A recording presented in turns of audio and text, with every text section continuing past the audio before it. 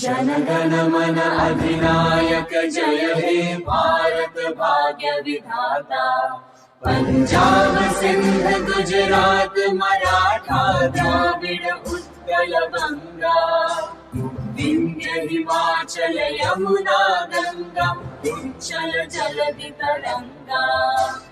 तब शुभ नामे जागे, तब शुभ आशीष मागे, गाहे तब जय गाथा। जनगण मंगलदायक जय हे भारत भाग्य विधाता।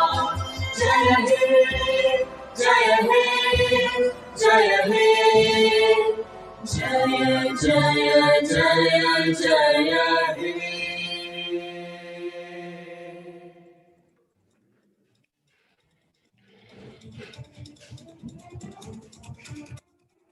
A very good morning and welcome to the Scotch Public Policy Forum, wherein we are going to be discussing through the day public policy post-COVID.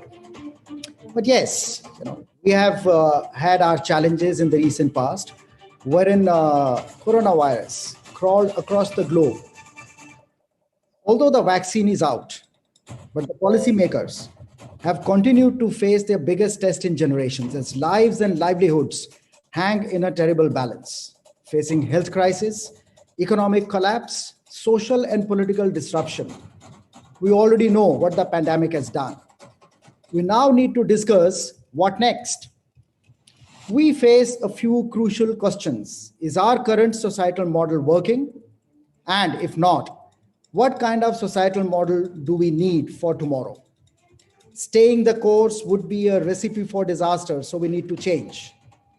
The current levels of social and economic inequality, both globally and locally, have become untenable. And in the current pandemic situation, this only further reinforces these inequalities. The single best way to strengthen the national economy right now is to help reboot local economies, which are reeling from the economic fallout of the pandemic. COVID-19 is changing global trends in foreign policy too. One view is that globalization is unlikely to stop. There's a debate. Another says there may be a retreat from globalization, raise new barriers to international trade, investment, and travel, and give both democratic and non-democratic governments greater power to track and monitor their citizens' lives. COVID-19 provides an opportunity to seriously examine the roles of business and government in a society, to figure out what each is best at doing, to figure out what each is not well suited to deliver, and what they must do more of together. All our vulnerabilities lay bare. This has, in fact, accelerated the pace of digitalization, and both the policy making and delivery of good already has or undergoing a huge transformation. Ladies and gentlemen, we have full day in front of us wherein we will put all of these issues on the anvil. That will include the education policy, democracy and data privacy, emerging global trade imperatives, moving beyond ease of doing business rankings, inclusive growth and duties in participatory democracy, public policy for health and tribals. The role of research ought to play an important role in policy making. So we have we are joined by, in this endeavor, by leading think tanks, which is the RIS, Research and International System for Developing Countries, ICRIER, as well as CUTS International. And our academic partners are Bharati Institute of Public Policy, ISB, National Law School of India, NLU, from Bangalore, as well as OP Jindal University. Our industry partners here are TCL, which is Tata Communications, ABM Knowledgeware, and supported by Scotch's think tank, industry think tank, which is the CEOs Association for Inclusive India. So with this, ladies and gentlemen, welcome to you all once again as we kick off the day with the announcement of Scotch Order of Merit.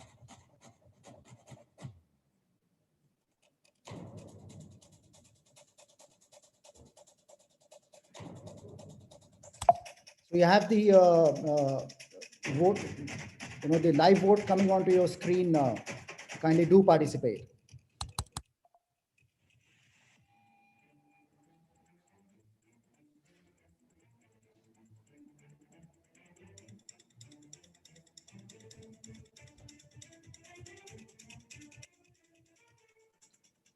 So the live vote is currently on your screens. And kindly switch on your videos so that whenever we make the announcement, our team will spotlight you and you will come on screen.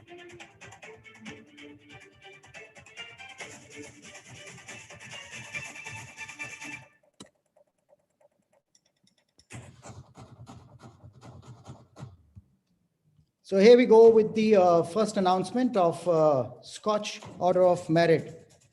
I invite Ms. Deepthi Verma, Director, Acouster Technologies Private Limited, for Project Portable Mobile Lab, Acouster Technologies.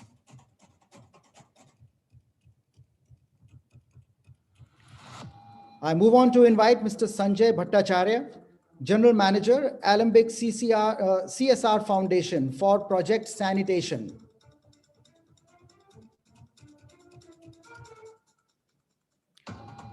Emergency support to community during COVID goes to Alembic Pharmaceuticals once again, Mr. Sanjay Bhattacharya, General Manager. Dr. Sundar Balakrishna, Vice Chairman, Andhra Pradesh Space Application Center for Integrated Irrigation and Agriculture Transformation.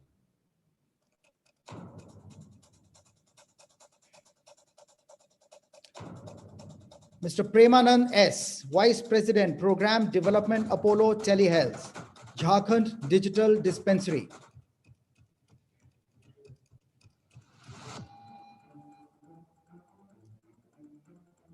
Please unmute yourself. Yeah. Can you hear me? Yes, please go ahead. Good morning to everybody, and thank you very much for giving us this opportunity. And very proud to be part of the Scotch Award. And most of our programs year on year, we have only applied for one particular recognition, which is Scotch. The Jharkhand Digital Dispensary program is 2 years plus. Of course, COVID definitely fluctuated. We never had it in our plan to fight a pandemic. 100 digital dispensaries were set up in remote parts of India. Jharkhand. And except for the first 2 months, then we were the only lifeline. Then we reactivated. Symptomatic based support was provided. Apart from the primary access for clinicians consult support, 13 super specialty teleconsultation services were extended. Over 4 lakh people have got benefit during these times when we still continue to operate. And today this particular program has won the trust in the public health system in the state for primary preventive and access to super specialty teleconsults, which includes pediatric consultation, gynecology consultation, and so on and so forth. So we are very happy to present our case for validating the impact which the program has created in the community.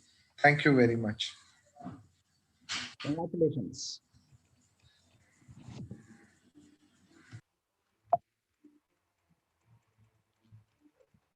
I now invite Dr. Ramesh Bharmal, Director MEMH, BYL Nair Hospital from Mumbai for Hospital Management Information System.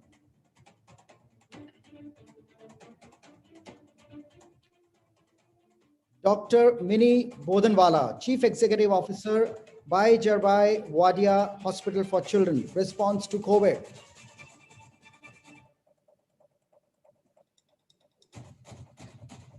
Ms. Shikha, Managing Director, Bengaluru Metropolitan Transport Corporation, for response to COVID.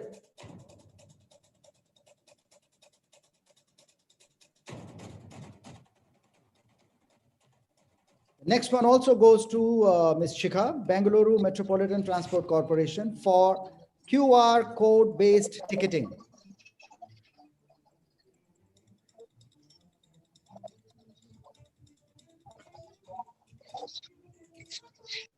We can see you and we can hear you. We have a representative from BMTC.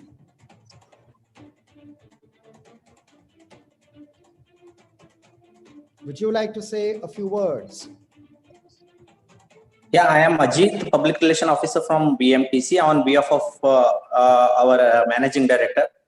During this pandemic time, it was very, win-win situation for the BMTC, to provide the public service or to, to reduce the losses. So it was a, think we are in a, dilemma starting. And then later on, the BMTC, we are under the guidance of our Managing Director. We planned operations really well in order to provide the service to the public. It was really a hard times during the COVID times to provide it was very tough challenge for the BMTC. However, we managed to do well and providing the services to the people of Bangalore city. So this QR code ticketing, it's really helped the people, in reducing the, money transactions. So I'm really thankful for the Scotch, recognizing the efforts put in by the BMTC and for the good and for the service of the public. Well, congratulations to you. Thank you. Thank you, sir. Eco Bricks goes to Cantonment Board, Dehradun. Mr. Tanu Jain, Chief Executive Officer.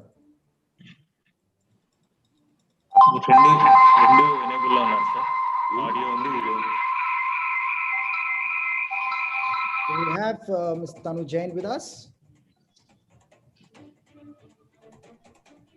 No bus to Mobus, Capital Region Urban Transport, Odisha. Ms. Deepthi Mahapatro, General Manager Administration.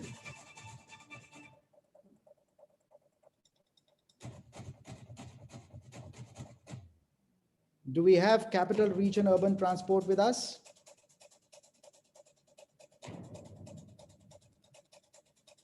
We move on to the next. The next one also goes to Crude for response to COVID.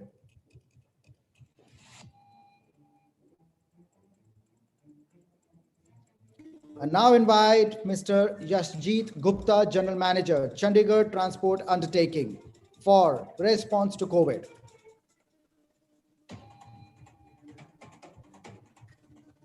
Yes. Mr. Gupta. Yeah, good morning. Good morning. Hello. We can hear you. Yes, good morning. Chandigarh Transport Undertaking moved an extra mile in the time of pandemic period, that is lockdown, to cater to the needs of citizens of Chandigarh for providing essential commodities at their end by mobilizing the bus fleet. So this was totally, kind of stuck up condition as people can't move outside. So it was a great help to the citizens to get the essential commodities like vegetables, grains, etc. at their place. So about 400 people were involved in this particular drive, and this was done very much successfully. So that's all what I can say. Excellent.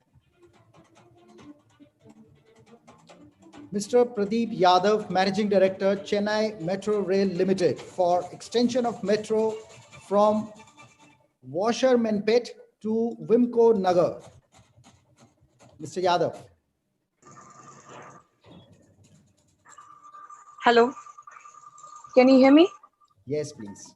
Yeah, this is Archana from Chennai Metro Rail. On behalf of our MD, I'm speaking. So, thank you. Thanks a lot for your support. Thanks a lot for your support from the public also.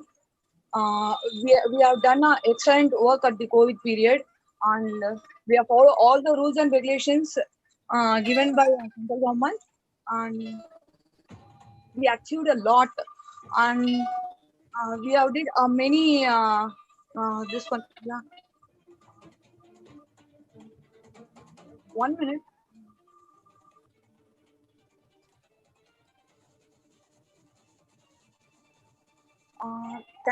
Thank you all, sir. Thanks for your support, people. Please vote for us. Yeah. Well, thank you so much. Now invite Mr. Charanjit Singh, Joint Secretary, Ministry of Rural Development, Deen Dayal Antyodaya Yojana, National Rural Livelihood Mission, DAY NRLM.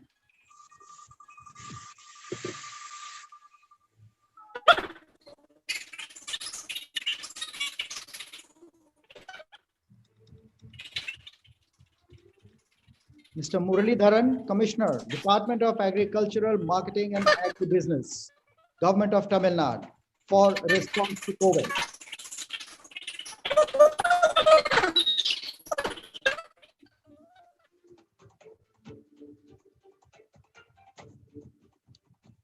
Mr. Anthony Maria Emmanuel, Additional Director of Agriculture, Department of Agriculture, Government of Karnataka, for crop survey.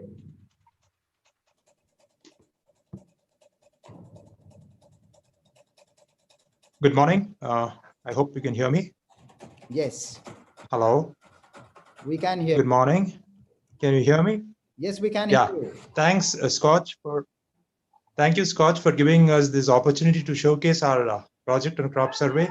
As you know, during the pandemic, all the other sectors came to a standstill except for agriculture.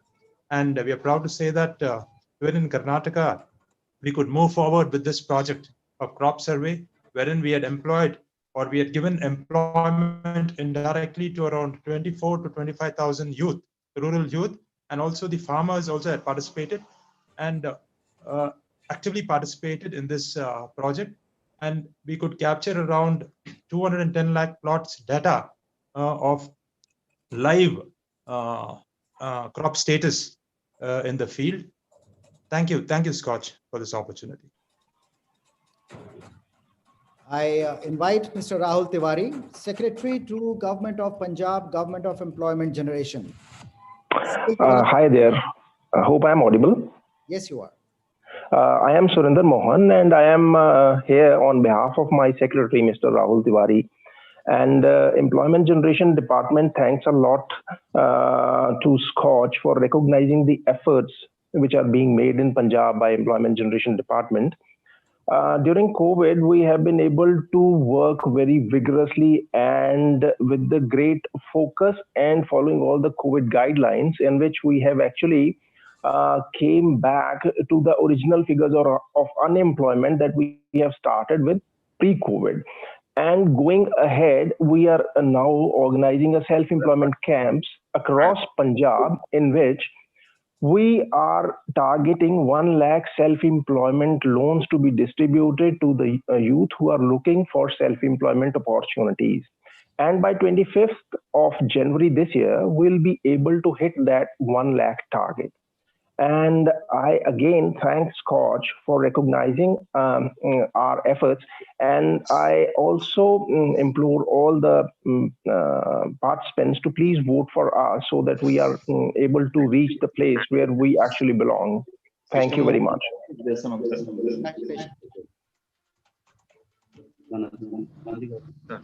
I now invite Chief Secretary Ms. Vinny Mahajan, Department of Governance, Reforms and Public Grievances, Seva,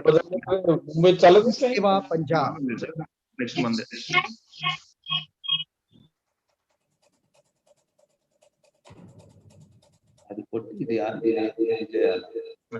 Mr. Gandham Chandrudu, Collector and District Magistrate from Anantapuramu District, Kisan Rail.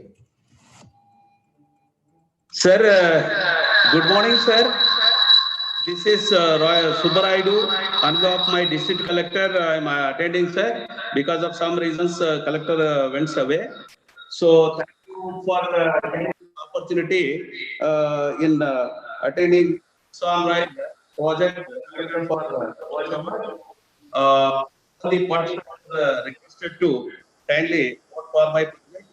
Sir, actually, the Kisan Rail is introduced during September 2020, sir, to transport the horticulture produce to other distance markets like Delhi, especially Delhi and Nagpur. We have sent, sir, around 871 metric tons of horticulture produce sent from Anantapur to these two markets, sir. Around 321 farmers have benefited, and 3 trains have been run, sir. The 4th train is also planned on 28th of this month, sir. So kindly vote for my project and giving me this opportunity in participating in Scotch Award. Thank you. Thank you very much, sir. Congratulations to you. Thank you, sir. Mr. Ramesh Kumar Sudhanshu, Secretary, Department of Information Science and Technology, Uttarakhand, Drone Application and Research Center.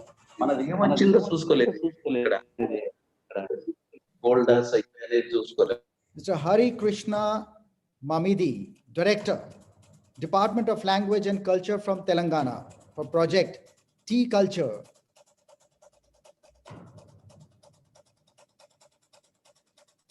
Dr. Savita Hyanki, Chief Medical Officer, Department of Medical Health and Family Welfare, District Almora.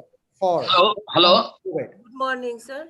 मैं doctor Savita Yankee, chief medical officer Almora. मैं आप scotch को thank you करना चाहूँगी कि जो हमें और मेरी टीम को ये अपॉर्चुनिटी दी कि मैं इतने हिली रीजन में, जो इतना टफ एरिया है मेरा उत्तराखंड का, वहाँ पर मैंने कोविड के अगेंस्ट जो अपने टीम के साथ फाइट किया है और जो मैनेज किया है, उसको शोकेस करने का मौका मिला। मैं आप लोगों के इस सपोर्ट को मैं थैंक्स करना चाहूँगी। Thank you. So, बहुत बहुत शुभकामनाएं आपका। So it's me, Hari Krishna. I would like to speak, sir. Just a moment. Let me go back to yes. Yeah, it's me, Hari Krishna, sir. Just I would like to speak. Please go ahead. Sir, good morning, Scotch, and it's very happy to say our project, and thank you for selecting up to semi-final. So Tea Culture app is the first of its kind app in the entire nation, so that it is meant for providing ID cards through online to all the artists of Telangana, sir. Telangana is a land of different sorts of art forms, starting from folk arts to the fusion style of arts. And Hyderabad and Telangana is the connecting link between North and South cultures and traditions. So that is the reason here different sorts of art forms have been developed since many centuries. So after the formation of Telangana state, what we have done is that to extend the ID card facility, the identity card facility through online by digital media platform through Me Seva centers, through the Me Seva centers. So we have developed this Tea Culture app for the benefit of all the artists, sir.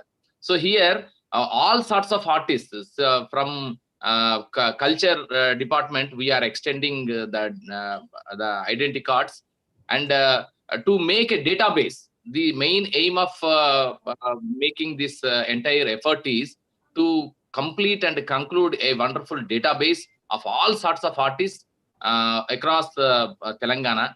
So by that, the government will extend different sorts of benefits and plans and projects for the upliftment, encouragement, and support of the artists in the days to come. So the other thing is that even the government of India is extending and trying very hard to find the complete the database. But the Telangana is the first state to take a step towards that goal, and we have so far. After this launching of this app, we have given around 8,000 plus artist identity cards through this culture app, sir. And we have a complete projection of extending this facility of ID cards through T Culture app up to an extent of 1.5 lakh artists of all sorts, sir. So this is a first of its kind effort from our Department of Language and Culture, Government of Telangana. And I thank Scotch Committee for selecting us for the semi-final slot. And I request all the technocrats and all the important persons to vote for us and appreciate whatever the new novel, first of its kind effort that has been extended by the Department of Language and Culture, Government of Telangana. Thank you, Scotch. Thank you very much. Congratulations and wish you all the best. Thank you.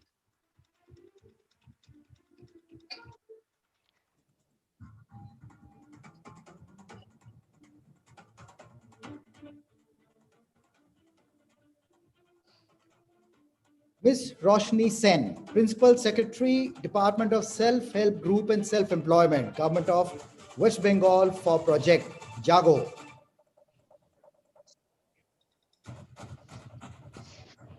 Please unmute yourself. Yeah. Please go ahead. We can hear you. Yes. I'd like to thank Scotch for the stellar role they're playing in encouraging state governments and other entities and appreciating the commendable work done by different organizations. We submitted 2 projects, one for the self-help group. Self-help groups in West Bengal, in fact, are making a silent revolution in the grassroots.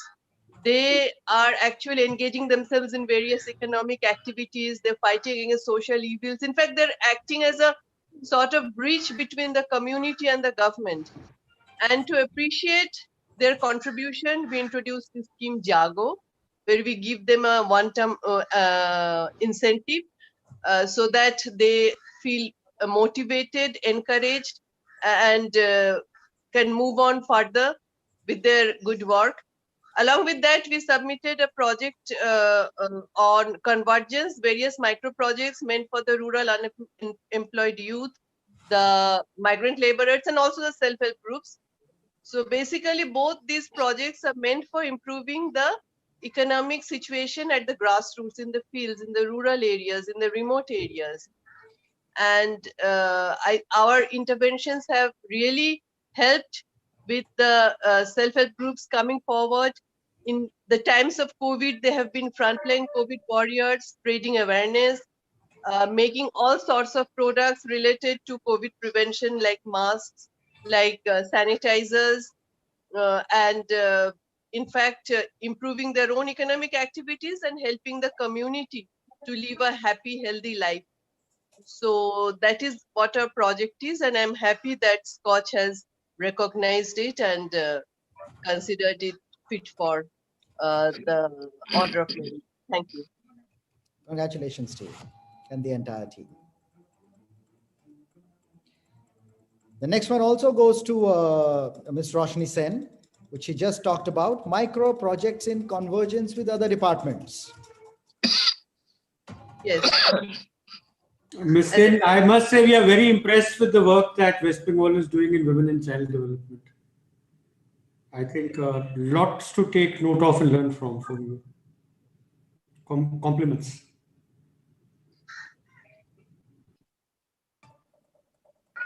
Thank you so much. Thank you. From the Department of Water Supply and Sanitation, Government of Punjab, I invite Mr. J.S. Chahal for transforming rural lives by providing safe drinking water.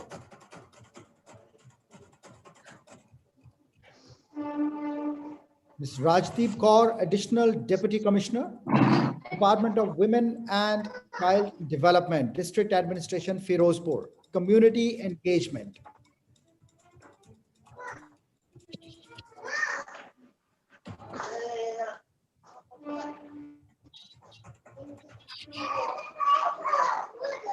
Would you like to say a few words, Rajiv ji? You're on screen. Sir, I would like to receive the award on behalf of ma'am. I am District Program Officer, Department of Women and Child Development, District Administration, Firozpur. So my special thanks to the Scotch team for this appreciation and recognizing the work of the frontline workers that they have done during the COVID-19 period, taking care of small children, women and migrant population, sir. Thank you so much. Congratulations. Ms. Shraddha Joshi, Managing Director, Department of Women and Child Development, Government of Maharashtra, for Project Mavim e-Business.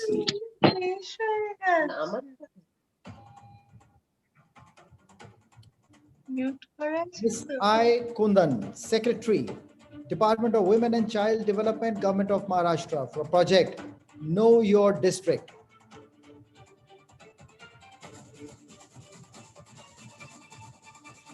Ms. Ratandeep Kaur Sandhu, District Program Officer, Department of Women and Child Development, District Administration, Sri Muktsar Sahib, for Social Security and Women and Child Development.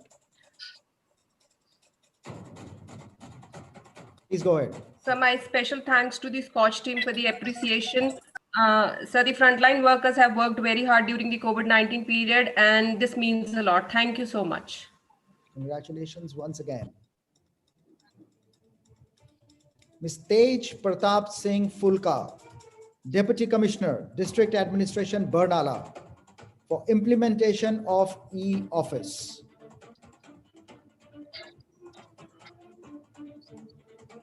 Mr. Vishal Chauhan, Commissioner, Devas Municipal Corporation, for dry waste management by SHGs.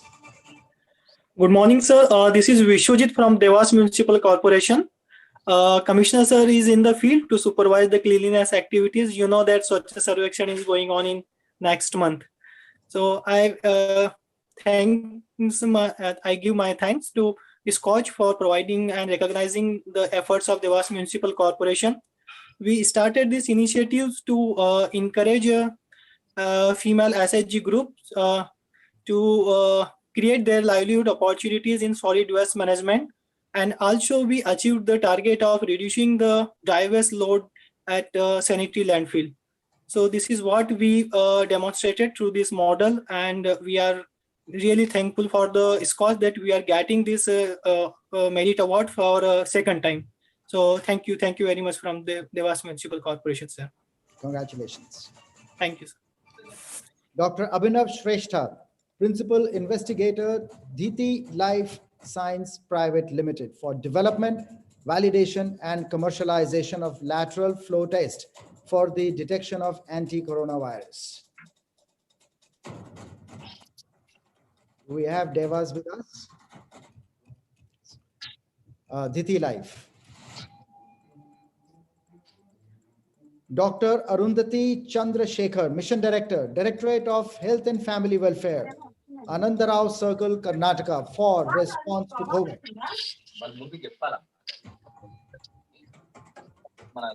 Next one also goes to Anandarao Circle, Karnataka, Directorate of Health and Family Welfare, for laboratory services for SARS-CoV-2 COVID-19 testing. Get another one. Delhi ICU facilities for critical care management. Director, Directorate of Health and Family Welfare, Dr. Arundhati. A fourth one, crowdsourcing monitoring tool for proactive reporting of ILI and SARI cases.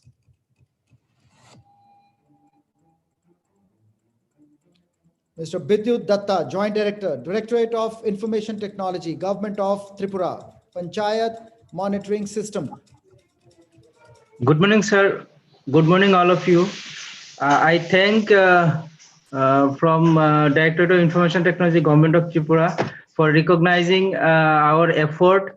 And this Panchayat monitoring system has given us a very good opportunity in this COVID-19 situation to get the data from the field from each Panchayat. We got the data whether how the benefits reach to the Panchayats. Thank you very much for again for giving us this opportunity to showcase our project. Thank you so much, sir. Congratulations. The next one, the task monitoring system, also for Director of Information Technology, Tripura.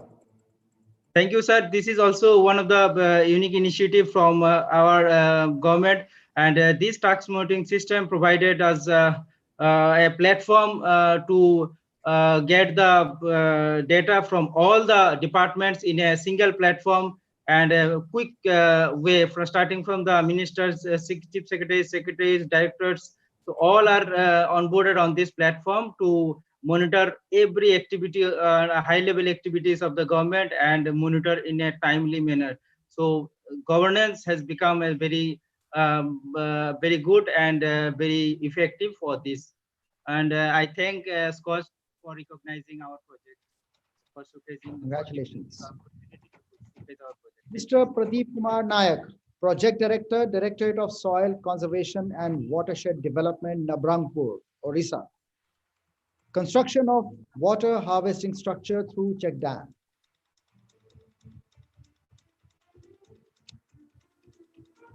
Water impounding structures as farm ponds, duck wells, and check dams. Directorate of Soil Conservation and Watershed Development. Mr. Siva Prasad Padi. Good morning. Good morning, sir. Good morning to everyone. Yeah. Sir, good morning, sir. Yes, sir, good sir. I am Siva Prasad Padi. I am very much thankful to this cause for appreciation of this, for selection of this project, our project. And our project is based on the soil and water conservation project, sir. And we have constructed a lot of large number of dog wells and farm ponds under this scheme MGNRGS for the for judicious use of water and better and doubling the income of the farmers, sir. So we hope we will construct more number of dog wells and farm ponds for in future for improving the agricultural productions and improving the livelihood of the farmers of the vicinity of their areas. This is our main motto, and recharging of groundwater is also the main part of our main goal of our project, sir. Congratulations. Thank you, sir. Mr. Suvendu Kumar Das, Project Director from Directorate of Soil Conservation and Watershed Development, Mayurbhanj, Odisha. Good morning, sir. Intercropping. Good morning, sir. This is Subhendu Kumar Das, Project Director, Watershed, Mayurbhanj. This project we have done for the livelihood maintenance of our poor farmers. You know, Mayurbhanj is mostly dominated by the very SC and ST populations. Mostly 90% of the population are dominated by ST, and they are very small land holdings with a very meager livelihood status.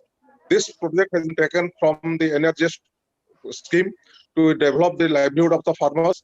By doing this, we are taking up mango plantation, including intercultural operations, so that all the beneficiaries will select, all the beneficiaries selected will get their livelihood through for a long term. This is one of the unique program under MGNRGS to boost up the livelihood of the poor farmers. Thank you, sir. Thank you for selecting this as the semi-finalist. Thank you, sir. Congratulations. Mr. Vichitra Narayan Mantri, Project Director from Directorate of Soil Conservation and Watershed Development, Balasore, Odisha, for farm pond and integrated farming system.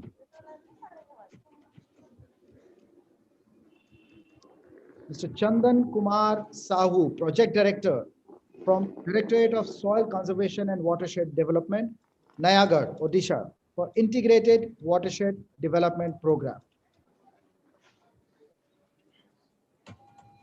Tamsa River Rejuvenation Project, Mr. Ghanshyam Meena, Chief Development Officer from District Administration, Ambedkar Nagar. Good morning, sir. Am I audible? Yes. Good morning, sir. Basically, thank you. First of all, I would like to thanks whole Scotch team for recognizing our efforts. The project is whole about the river rejuvenation of Tamsa River. Basically, this river flows from Ayodhya district of Uttar Pradesh and finally converges with Ganga near Balia. And the whole team of Ambedkar Nagar did a great job by did the river rejuvenation. Basically, river was almost dead, but now it's flowing with a continuous flow. And I'm so proud of being the part of the team. Thank you again. Thank you, sir. Congratulations. Thank you, sir. The next one also goes to Mr. Ghanshyam Meena, mask manufacturing by self-help groups. This project is about the manufacturing of masks by the self-help group women of Ambedkar Nagar. Basically, during the initial outrage of COVID, there was like a huge shortage of masks in all across the state. So what we did was we formulate the strategy and finally able to produce the lot of masks at district level only. We produce around 6.5 lakh masks that cater the need of the district, as well as we were also able to support other districts. So through it, we were able to tackle the pandemic at a great level. So it was cool about the project. Thank you, sir. Congratulations. Ms. Kirti Jali, Deputy Commissioner, District Administration Kachar for Project Astha.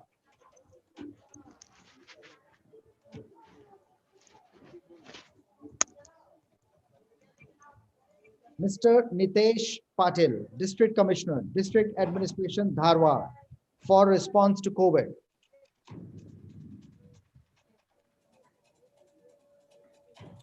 Ms. Apneet Riaya, Deputy Commissioner, District Bureau of Employment Generation, Skill Development and Training, District Administration, Hoshiarpur for Saksham Nari Viksit Samaj. Good morning all. This side Aditya, I will be receiving this award on behalf of our Deputy Commissioner. So I would like to thank all the panelists and all the jury members who are sitting here and who have made this project into the list of semi-finalists. So briefly, I would like to share few things about this project. This is a very unique project, and this is one project which is giving us happiness every day, because this has provided means of livelihood to those women who were not able to earn even a single penny before giving them these e-rickshaws. So what we did is we provided these e-rickshaws to the weaker section of the society, especially those women who are widows, who are physically challenged, who are not able to earn even a single penny. Now they are running these e-rickshaws in our Hoshiarpur town, and they are earning very handsome income. So, and this project has got huge potential of replicability in all the parts of the India. So I would like this project to be implemented everywhere in India, so that we can provide means of livelihood to these ladies who are not able to earn their livelihood. Thanks, Scotch, for recognizing our efforts in this project. Wonderful. Great effort. The next one also goes to Hoshiarpur, Ghar Ghar Rozgar. Good morning, sir. This side Mangesh Sood, Placement Officer from District Bureau of Employment Generation, Hoshiarpur. I'm going to receive this award on the behalf of Deputy Commissioner ma'am. So first of all, I would like to thank Scotch team for creating such a wonderful platform where the extraordinary work done by the different people and organization is recognized. And I would like to thank to our Deputy Commissioner ma'am, under whose able guidance and leadership we have been able to launch these two projects in the Corona. So during the Corona, what we have done when the unemployed youth or other youth were not able to move to the employment offices, we didn't close our office even for a single day. We continued the employment services through the digital platform. So we devised so many ways to give the employment with the help of technology, such as e-employment news, then e-self-employment link, then e-library, and the virtual placement camps. And with the help of technology in Hoshiarpur, we have been able to provide employment to 17,000 migrant labor during the during 4 months of the lockdown period, and the 5,000 conventional placement to the educated youth. So once again, I thanks to Scotch team for creating such a wonderful platform for the recognizing of the work. Thank you very much.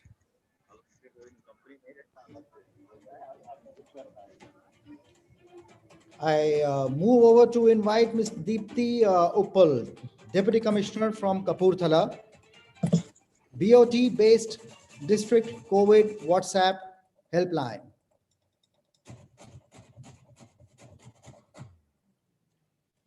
Mr. Amit Singh, District Magistrate from Kaushambi, Garib Kalyan Rozgar Abhiyan.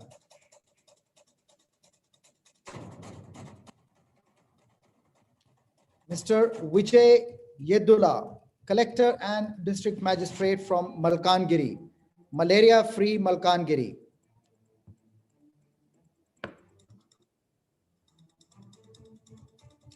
Girish Dayalan, District Commissioner from Mohali, Walk of Pride.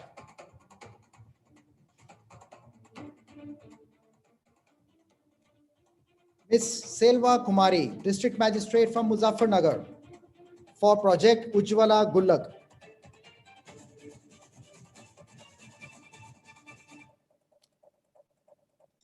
Mr. Shri Ramveer, Deputy Commissioner from Sangrur, Project Rainwater Harvesting.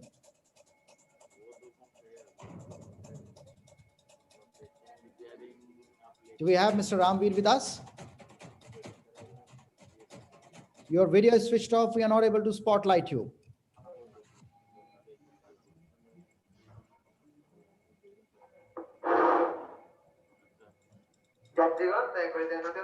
We move on to the next and invite Ms. Sheena Agarwal, District Collector from Shaheed Bhagat Singh Nagar, response to COVID.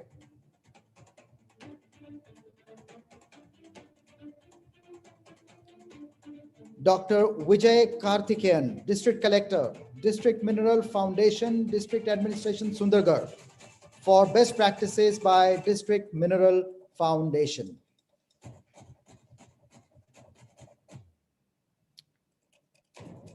Ladies and gentlemen, this brings us to the end of the morning round of the announcement of Scotch Orders of Merit. May I now request Deepak to kindly share a PPT. Our distinguished jurors whom you have interacted over the last 6 months, they are also joined. They've also joined us this morning to facilitate, to also to clap for your successes along with everybody else. We got 592 delegates online right now who are here to celebrate all your successes. So Deepak, can we have the presentation, please?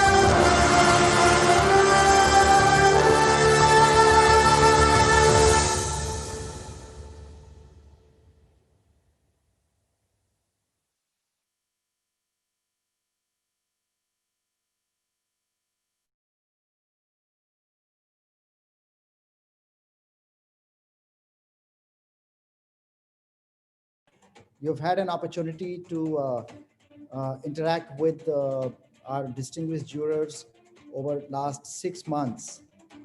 They have not only evaluated your project, they've also made certain recommendations while during the time when you were making the presentation. Some expert views were shared with you. Your live voting is on your screens. Do participate. As I request Deepak to run the video once again, just to refresh everyone's memories as to what is the process that we follow on Scotch Award. The voting is going on. The poll is live on your screen. You must participate. Many of you have earlier also at various stages supported all these projects which have actually come up for the exhibition, which is also live at this moment. If you would like to view the exhibition simultaneously, it is there at exhibition.scotch.in. These are our various beacons of hope. So the country has done well because of the consolidated efforts of a whole lot of such initiatives, such as yourselves, that have been taken, in addition to many more who haven't had an opportunity to showcase on the Scotch platform. Deepak, can we have the video?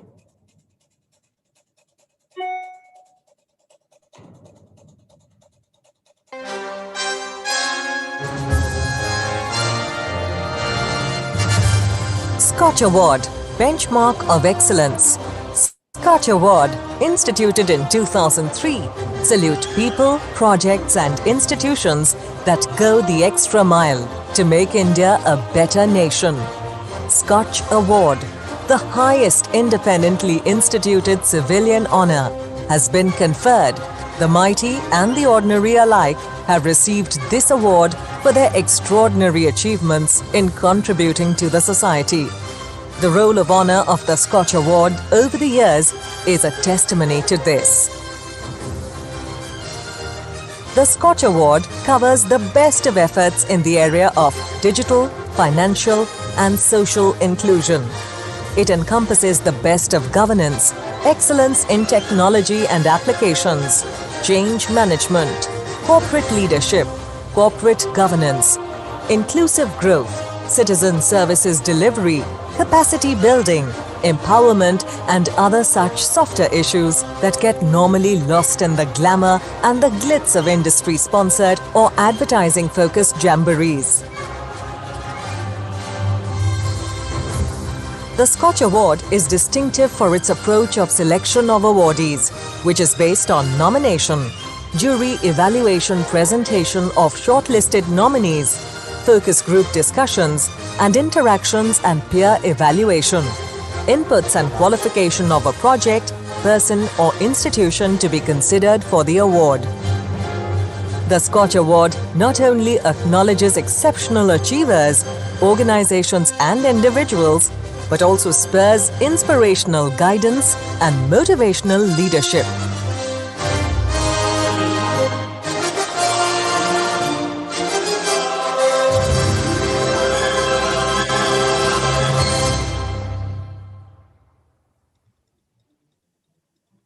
So there has been, in fact, a very interesting journey to Scotch Awards. Not only that, it emanates from doing desk research. A whole lot of primary research is done.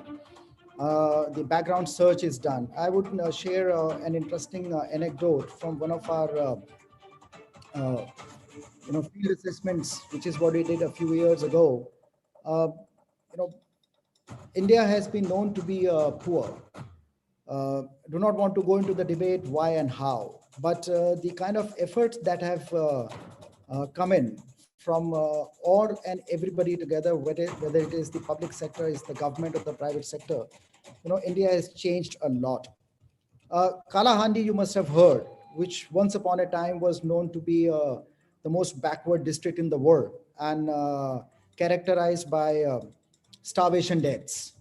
And during one of our trips to Kalahandi to see as to what kind of transformation that has been unleashed due to the intervention of financial inclusion, wherein encouraged by the state government, the SHGs were formed, because at the end of the day, it's all about livelihood linkages. If you don't have money in your pocket, you are poor.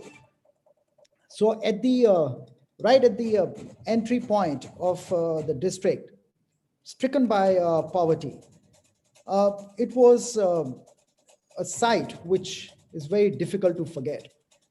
From a vessel with leftover food, a woman as well as a dog were sharing it. That was something which brought tears to my eyes, and the entire team felt that this is not really what we are cut for. During our next trip, we found that things have changed. With the intervention of banks, state government, district administration, SHGs which were formed over the last 3 years before we went the second time, lots of livelihood linkages were created. The local handicraft, women were trained. Men were chiseling, the pieces of wood and carving. And there were no site ever which was seen by us initially was to be found anywhere. So that's the kind of change early on that was brought about. And I'm sure we have gone miles and miles ever since to make India better. We continue to perform, we continue to do well, and we continue to encourage others. And at Scotch, we make an effort to bring these beacons of hope on the national forefront. Celebrate it, talk about it, and these are the champions which are putting the process in shape, in place, so that the change becomes process-driven rather than champion-driven.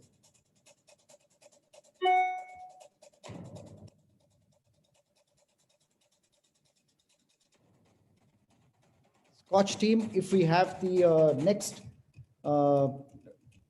panel participants with us, we can start the proceedings accordingly.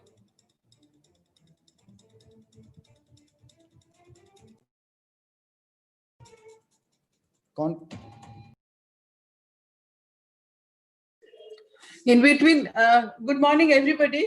Gulsharan, I'm very, touched by your remarks. I come from undivided Kalahandi district, so I know what poverty was and how the situation has changed now. I can endorse your view fully, 100%.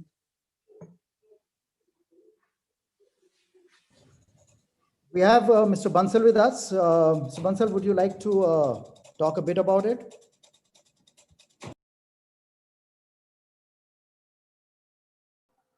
Yeah, good morning to everybody. Thanks, Dr. Gulshan Dhanjal. It's really my privilege to be associated with Scotch for a long time and to be a part of this today's discussion and today's summit. All the best wishes for this today's summit and awards, which is much awaited. And I know that throughout the day is a packed day with the powerful and impactful, formidable panels on various issues. And what you recently described is very much in lines of the thought of today. And I'm really pleased that I'm a part of this panel. And I wish all the success to all the participants, all the would-be awardees today, and all the panelists. Thank you very much. Well, thank you, Mr. Bansal. Do we have Mr. Bhushan Mohan with us? Good morning, all of you. I'm really delighted to be here in this August gathering. I'm really impressed by the work which has been done at the various places, in the various districts, in the various organizations during the COVID time and otherwise also. The way Scotch has been encouraging all these this good work, appreciating this good work, and really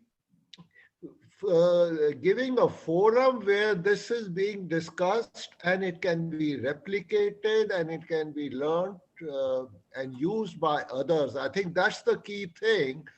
Good work is one thing, and then getting it replicated and getting it seen by others so that they can also get the best practices out of it. I think that's one of the best thing what is being achieved through these Scotch Awards. I wish you all the best. Thank you. Thank you so much, Mr. Bhushan, and thank you all members of the distinguished panel of experts. During the day, we will have more opportunities to interact with you, and I think this is time when we have the panel complete. I would like to invite Mr. Kocher, Chairman and Founder of Scotch, for his opening remarks.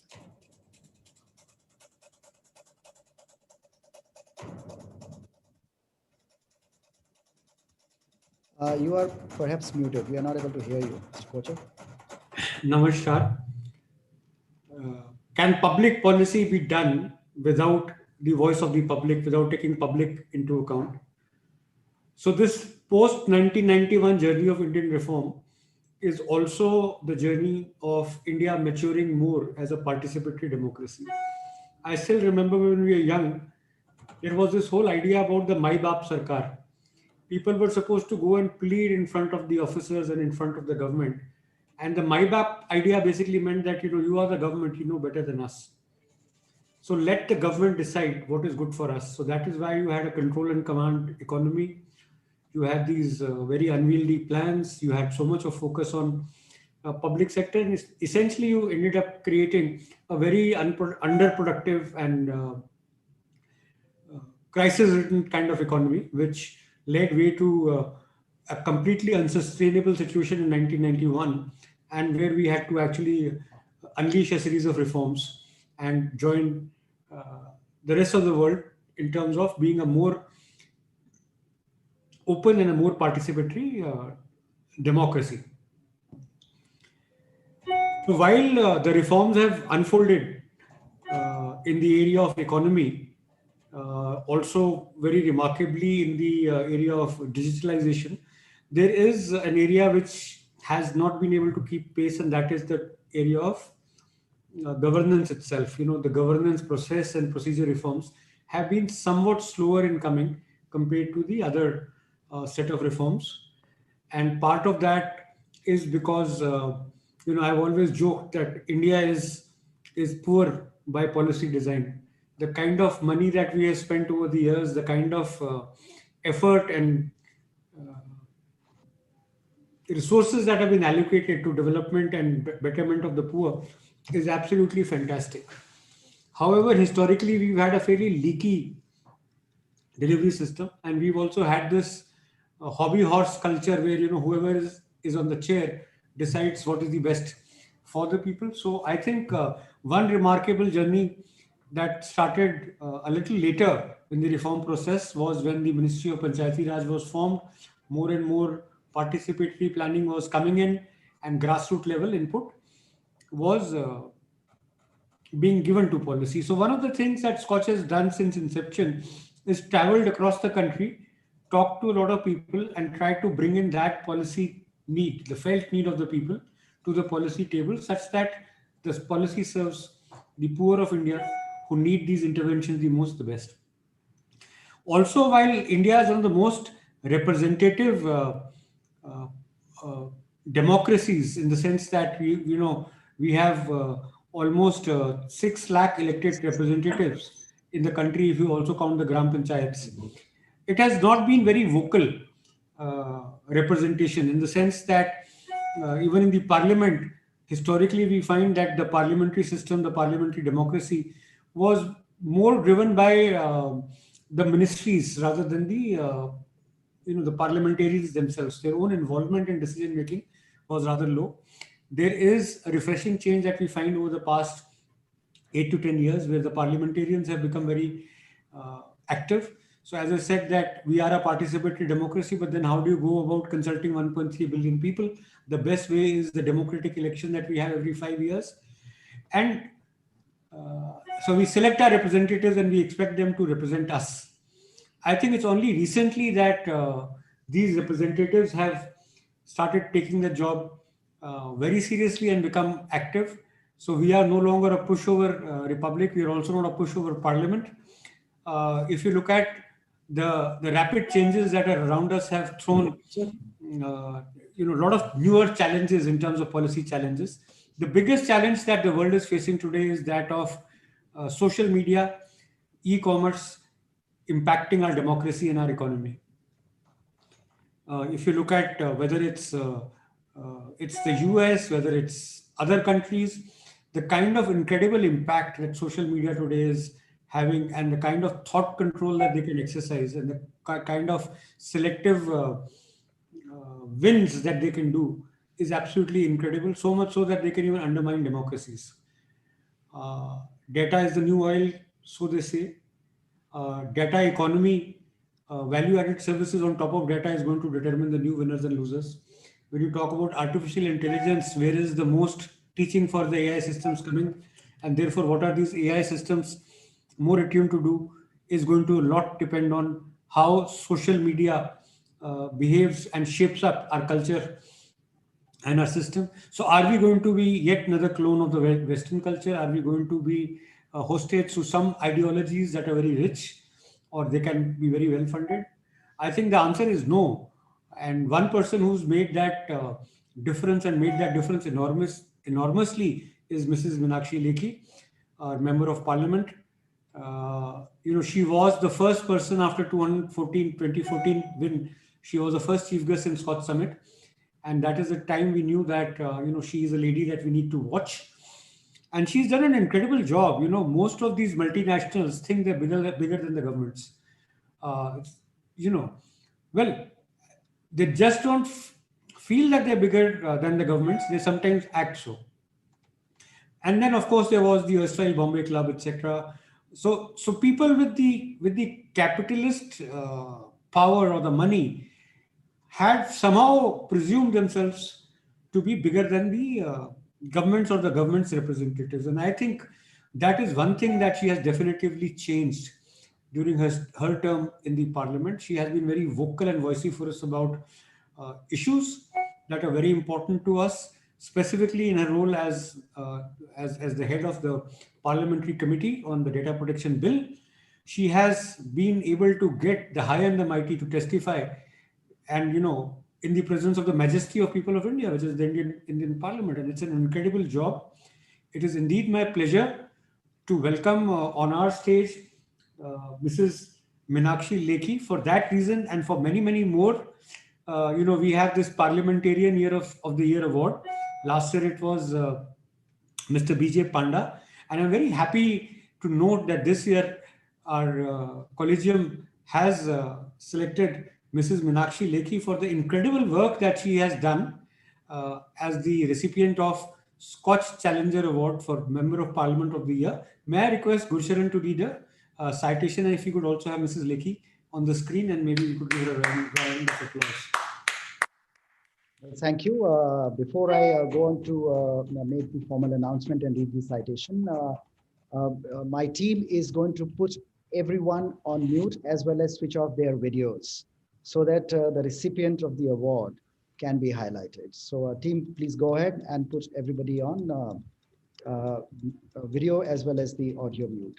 And here we go. As I announced, the Parliamentarian of the Year 2021, the second term elected parliamentarian, distinguished Supreme Court lawyer, socio-political activist, and most recently chairperson, Joint Parliamentary Committee on Personal Data Protection Bill 2019, Meenakshi Lekhi is a woman on the move, being an active and committed participant in the parliamentary process. She has been entrusted with various responsibilities, including ideating on a legislation that has the potential to protect the privacy and personal dignity of India's citizens. There's another side of her. She has been actively involved in women empowerment and took up several cases, including of the permanent commissioning of women in the Indian Armed Forces with the Supreme Court. This paved the way for women officers to hold command posts. Ladies and gentlemen, let's put our hands together as we celebrate the parliamentary MSME.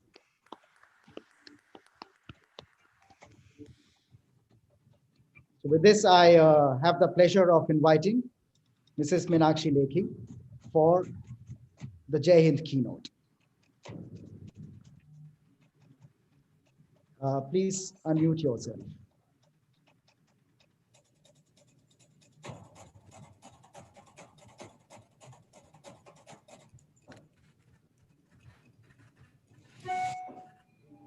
Please go ahead.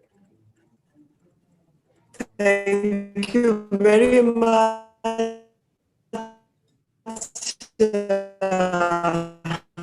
Gulsharanji, Samir, Mr. Rohan, and everyone else who has joined in today to cause online. I mean, we would have loved to meet each other, but this aberration is because when there are unnatural circumstances, the unnatural methodology needs to be adopted, and that is the normal. And happy that the new normal, where we all have adopted new ways of staying connected, being known to each other in a different way, and communicating whatever we think about various subjects. So let me first begin by saying that a lot of apprehensions being expressed by many corners, especially from outside the country. So far as our potential as a country is concerned, I think I could just think about what would have been the condition in 1947. I mean, I'm not comparing the freedom movement, but as a new nation, as a country which dedicated itself to democracy, principles of democracy and republic, and building a republic, so many naysayers, and it's a matter of history and record, expressed doubts, suspicion, whether this country is going to survive, not survive, survive on what terms, will not survive, and can we have an independent existence, especially from commentators from West, were very, very apprehensive that this country probably will not be able to see the next decade. And with all the might of our ancestors and people who love this country, who fought for the freedom, we proved all those naysayers wrong. And I am sure when I compare all this, I think we as a country are destined to do very, very big things. And we are the flag bearers of democracy. It's a different matter that Confucius centers run all across Europe and America. And those Confucius centers portray that the centrum of civilization has been China.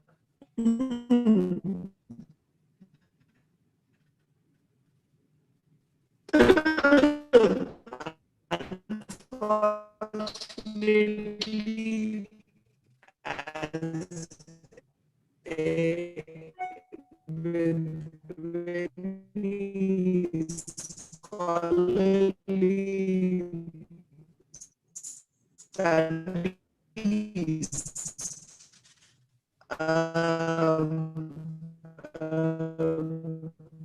the kind of funding, finance, and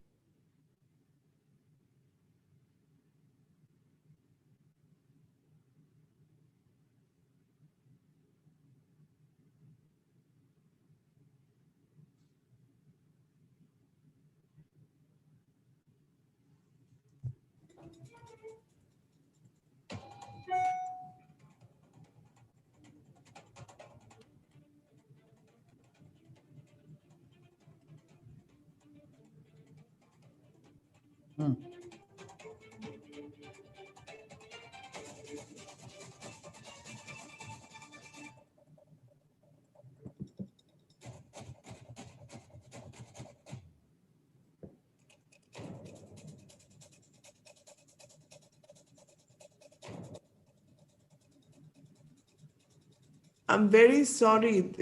We never had problem with electricity. All of us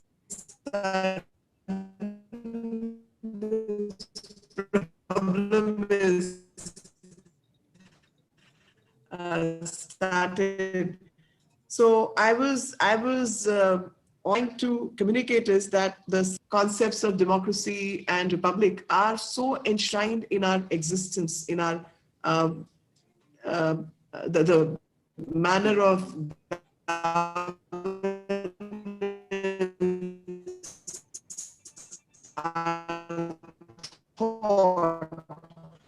which actually surpasses the age which they give to democracy, which is about 480, Rome and Greece, Greco-Roman civilization.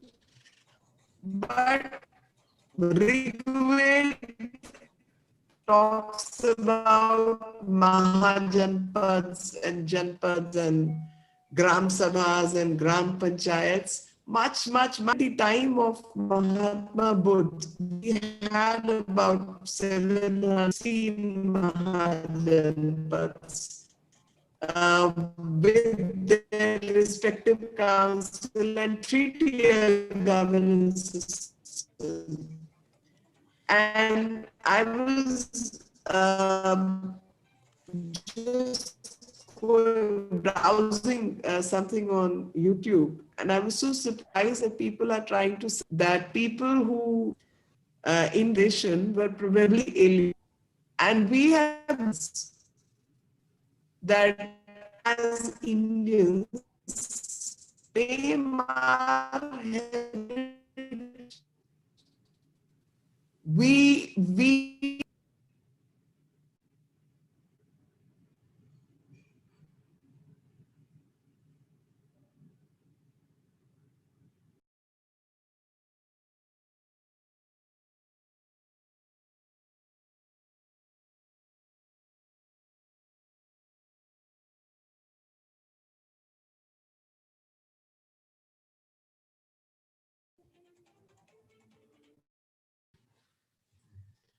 so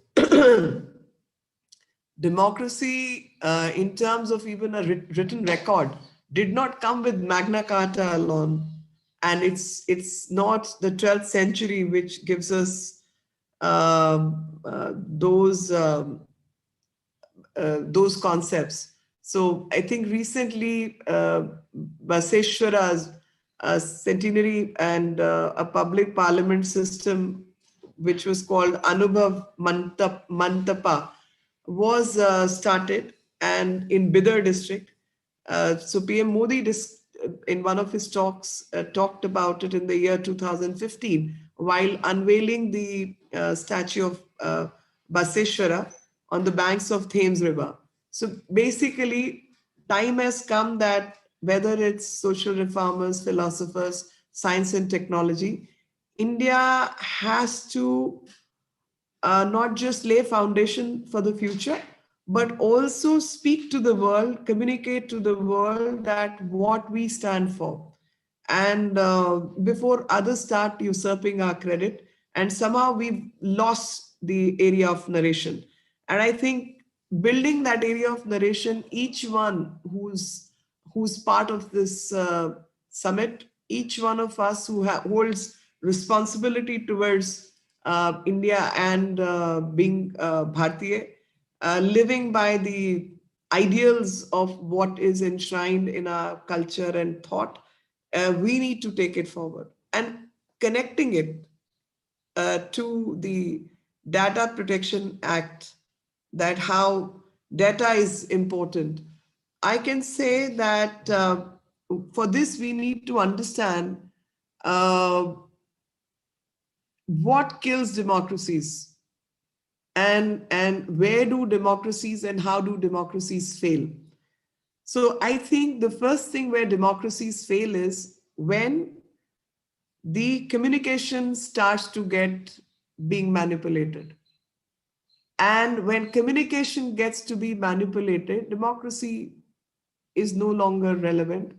And that's what we are seeing all around. So one can be shadow banned without one knowing about it.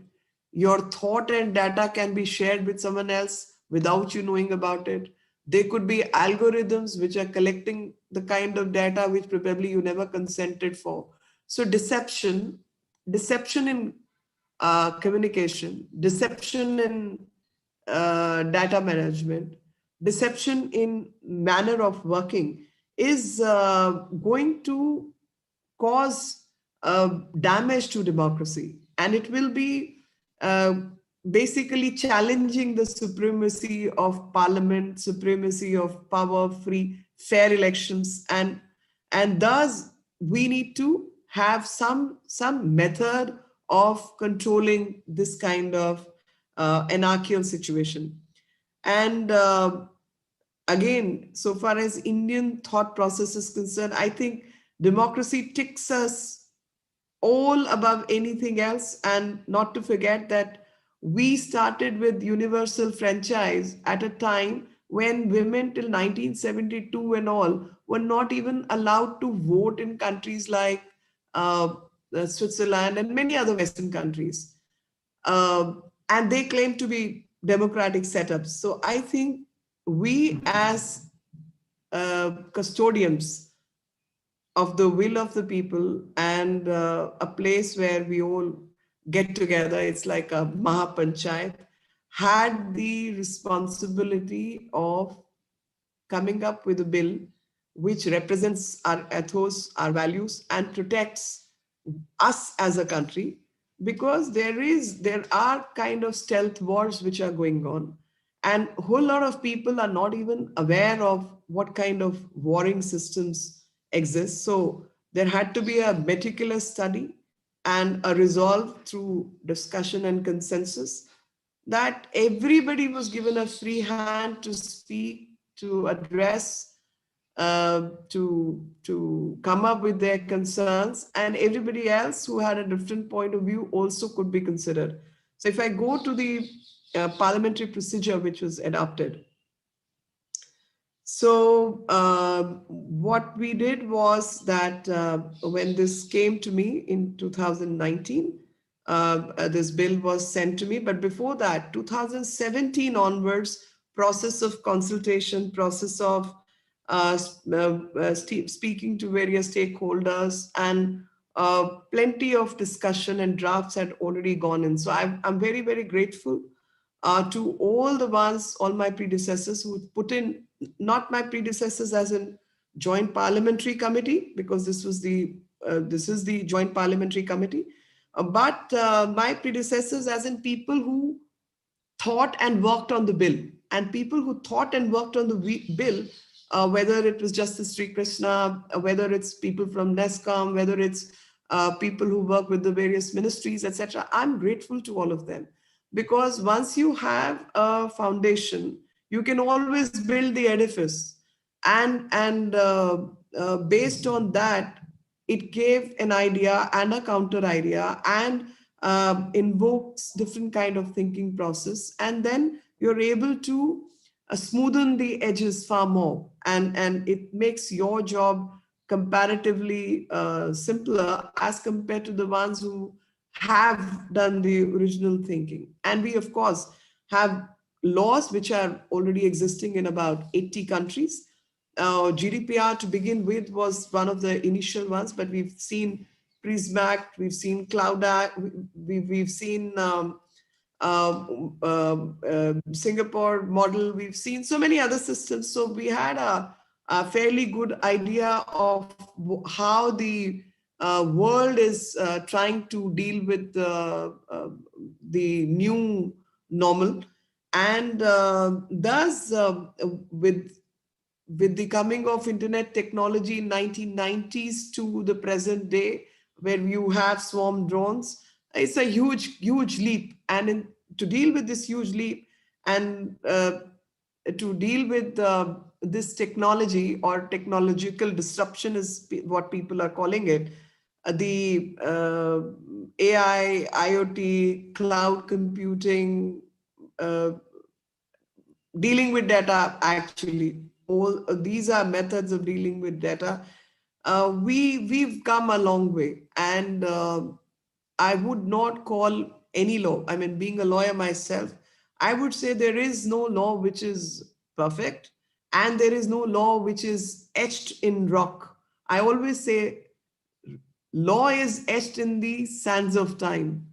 So with the wind, with the change in circumstances and situations, these contours of the sand will change. And there is nothing called perfect, and it's end of the day, it's law. It's not my baby who's going to be the most beautiful one for me all the time.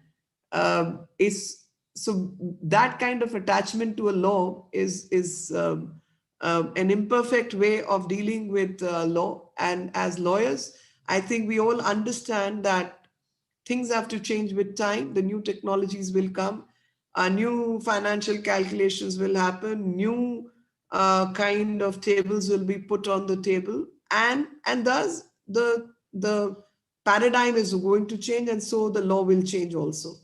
And data is simply, the more you think, the data is not simply restricted to collection of statistics that we used to have at census time, a class register, absent, present, work management.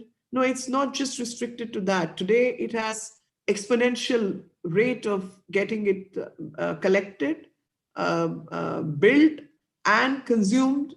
And you need algorithmic setups to gain the minutest insight which one could never ever imagine before. It's like if I'm sitting on a chair, which particular limb I put more pressure on, how do I sit in a particular position, how is the body movement happening, can determine who I am. It's as minute as that. And it is in that context that we needed to deal with situations, and the data universe had to be brought together. And this was an urgent need and a legislative rigor which was sought to be created. And again, at a different level, the definition of data, definition of personal data, carving out of sensitive data, carving out of critical data, carving out of non-personal data, and all these to be determined by an agency where which has to deal with all the propositions at the same time, and a whole lot of pitfalls which were possibility. We've tried to plug in all that. Also deal with data economy, e-commerce, education, entertainment. So I would say there are various steps, and the key stakeholders, that one is the data principle, which is primary. A person who's creating data is the data principle. Then comes data custodian, the method through which the data is getting entry into, custodian, trustee, and businesses also. Then the businesses have a certain responsibility and they become data fiduciaries. So data principle, data fiduciary, and the entire system which has to work around these two systems, connecting and interconnecting, that was the simple job assigned to us. And I am sure that this ensemble, when it comes out, you will be all very pleased to see that how we have tried to put everything together and harness social, public, and economic value through data management, and in present times, to stay anonymous, not to stay anonymous, how one has to go forward. So I go back to my original thought that legislation is dynamic and hence changes with time, changes with technology, and managing digital footprints is going to be a challenge, but these are all laws etched in the sand and not the rock. And we are left with a Hobson's choice to stay put in the continuous state space. Hence, updation, amendments, course corrections have to be a continuous process to meet the unforeseen challenges. With these words, I want to thank everyone, Jai Hind, because I can't speak more than this about the intricacies of the law as it is made, because the report is yet to be submitted to the Parliament, to keep it very general. And I hope everyone will appreciate. Thank you very much. Jai Hind. Thank you very much, Meenakshi ji. That was a pretty good and deep insight indeed, and we are all anxiously awaiting the PDP bill to become an act. Hopefully, it may be happening sooner than later. We look forward. I mean, we're hoping that it happens in this budget session itself. But that is going to, also throw a very big challenge on all of us, because privacy and data protection has been a fairly hazy notion in India. You travel in the train and you end up telling your co-passengers the story of your life. So coming from that kind of a cultural and anthropological backdrop, how is it that India will wake up to the digital age and the privacy age and implement all these things? It's going to be difficult enough for the government. It's going to be difficult enough for the corporations, and God help the smaller MSMEs or individuals who also have to comply to all this, but comply we must. So therefore, how do you, this big vision that Meenakshi ji has laid out in front of us of personal data protection, and why is it important to protect our democracy and our basic rights?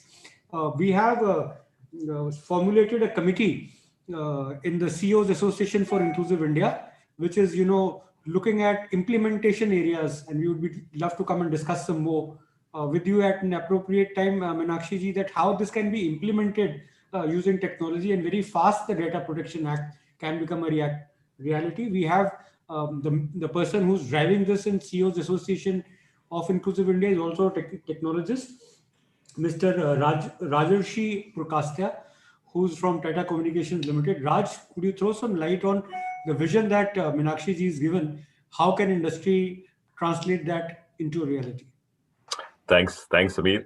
Meenakshi ji, it was an honor and pleasure listening to you.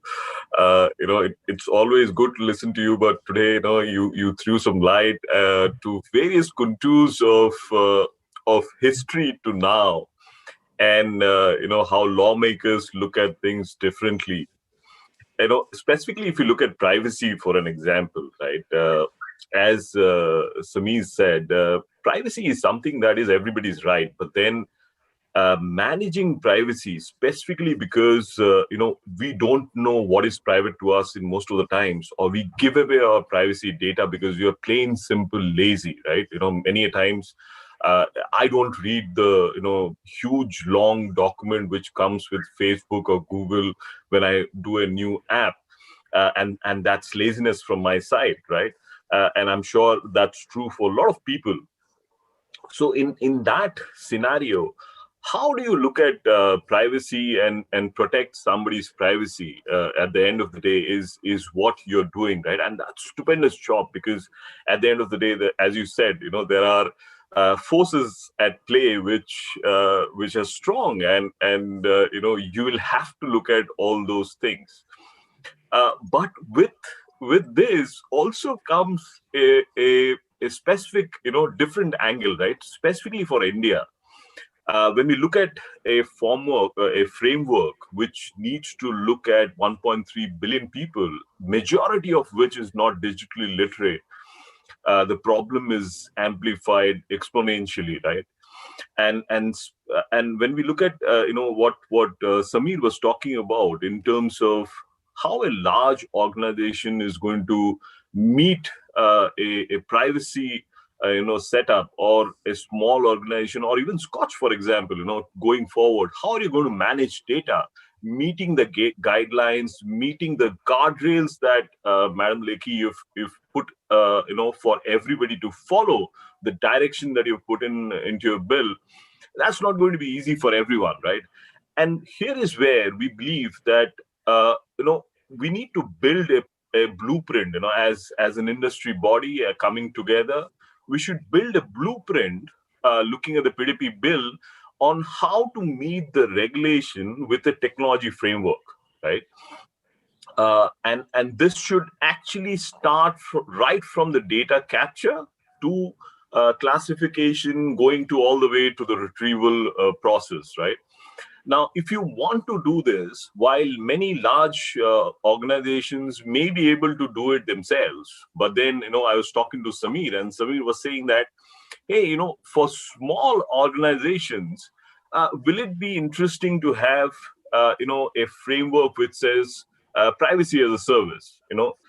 Can an MSME, for example, take privacy as a service? Because otherwise they'll struggle. They can't hire a lawyer. And lawyers are costly. I'm sure that you know. So what do you do in a situation like this? And the point is that it's not about one time. It's about managing the life cycle.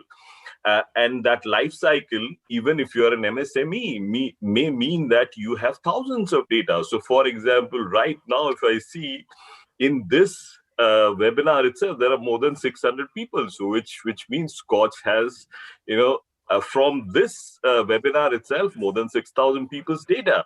And this can be amplified because, Samir has been in this for a long time, which means that he has tens and thousands of data. Tomorrow, your bill will ask him that, Samir, what are you doing about them? So the point is, what's the technology stack, right? What's the rules of engagement? Since this is extremely critical, how do you ensure that this is disaster ready? How do you ensure that this is foolproof? All these things put together, we believe that, if you can think about Privacy Operations Center as a concept, right, which will review the entire bill and also connect it back to the enterprise architecture for that specific enterprise to ensure that the relationship between the venues of PII data generation and the different entities, including the subjects, because here, obviously it's very complex in terms of who is the subject, who are the organizations who are taking the data, and those organizations can be government, authorities, private organizations, hospitals, individuals, etc.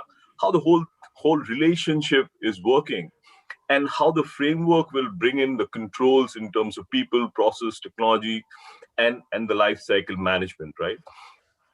So at the end of the day, we really believe that, while you are trying to do something which is extremely important, and that's a right of the people of India. To meet that, basic right, obviously every company has to do its part. While doing that, they need some help. And that's where a Privacy Operations Center or Privacy as a Service will come in. And we as an industry body, I believe it's extremely important that, we kind of make a blueprint, make it easier for everybody to take it forward in a manner which is better for, as you said, right? It's something that will take India to the next level. And as a citizen, as an individual, it's my duty to look at things like that. So back to you, Samir. I hope that was useful. Thank you so much. And if you set that up, you got your first customer in Scotch, because I'd be damned who consented for what, which conference, which newsletter, which email. And, if it's going to complicate my life this much, then, I really, really need help and support on that. And I cherish the democracy that we have, but I also like the money that I make off this data. So I have to do, fine balancing act within that. And, Meenakshi ji and me are, she may be a little younger than me, but I think about her children should be around the same age bracket. So, my children are now of age. Rohan is now 20, almost 27, 28 years old. And he asks a lot of difficult questions and sometimes difficult to answer even for me. So we started this whole thing called Chat with Rohan, which is aspiration meets experience, where aspiring youth can ask from the experienced leaders. And we are delighted to bring you the second episode of it. The first episode was last year. which he did with Mr. Amitabh Kant. And I invite Rohan to chat up Meenakshi ji and ask some questions that normally only the youth would ask.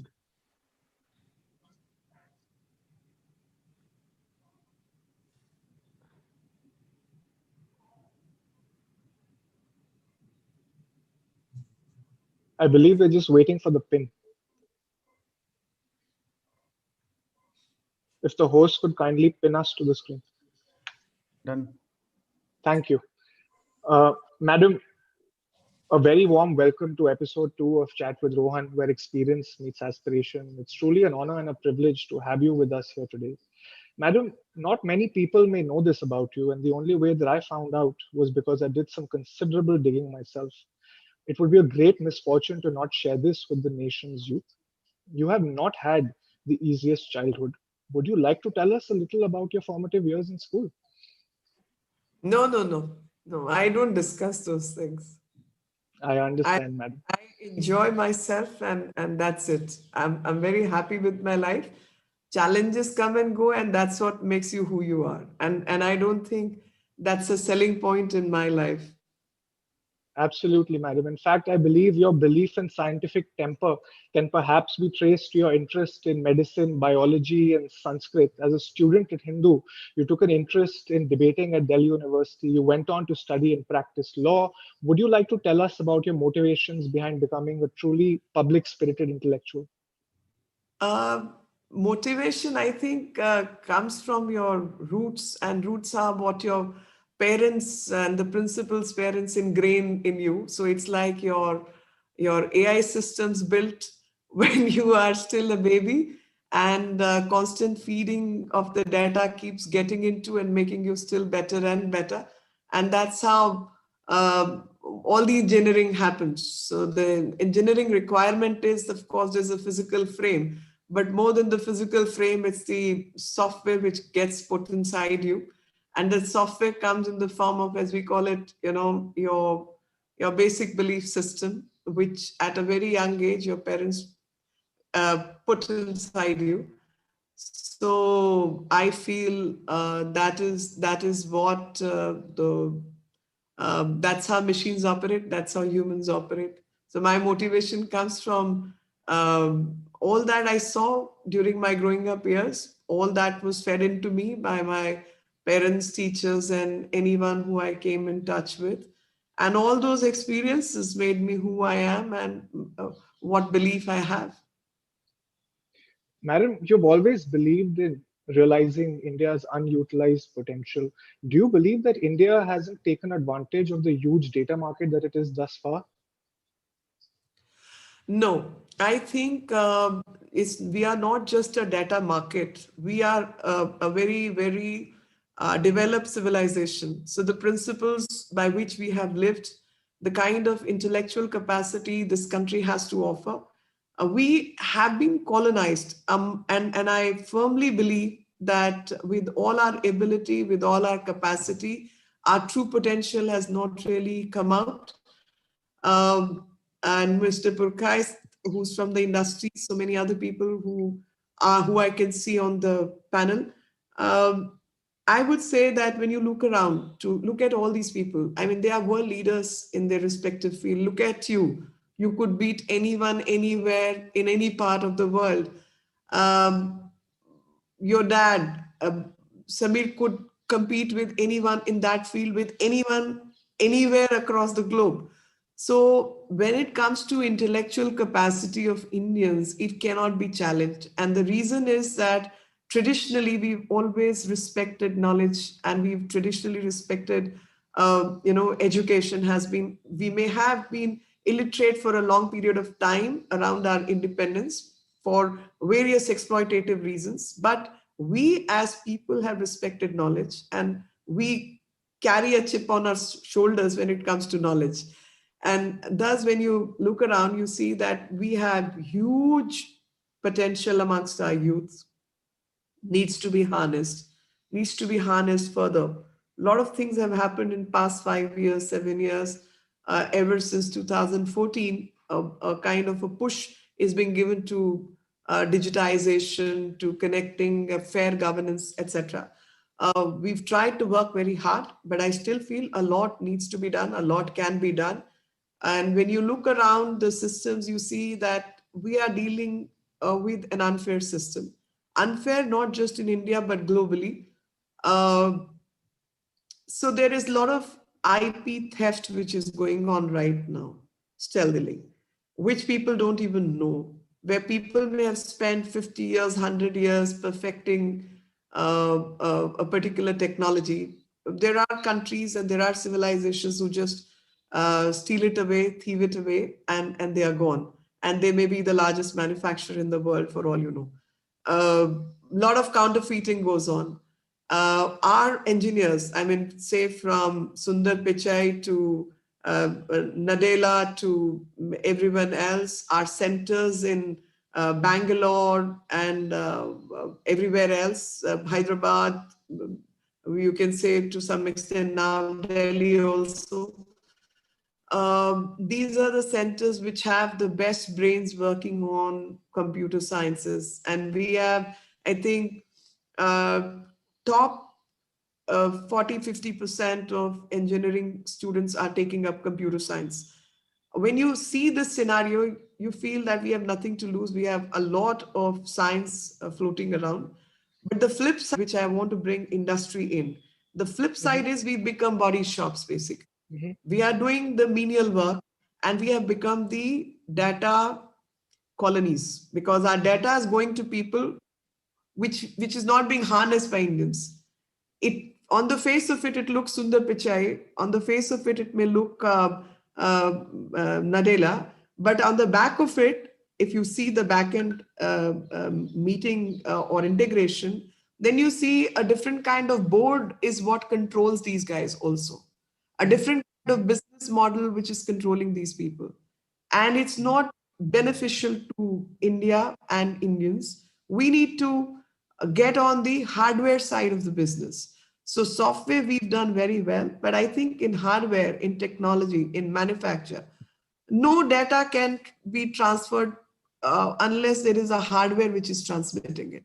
And there we are missing out. Whether it's cameras, it's cell phones, it's computers, 70% of the world computers produced by one country and all kind of stealth technologies getting used.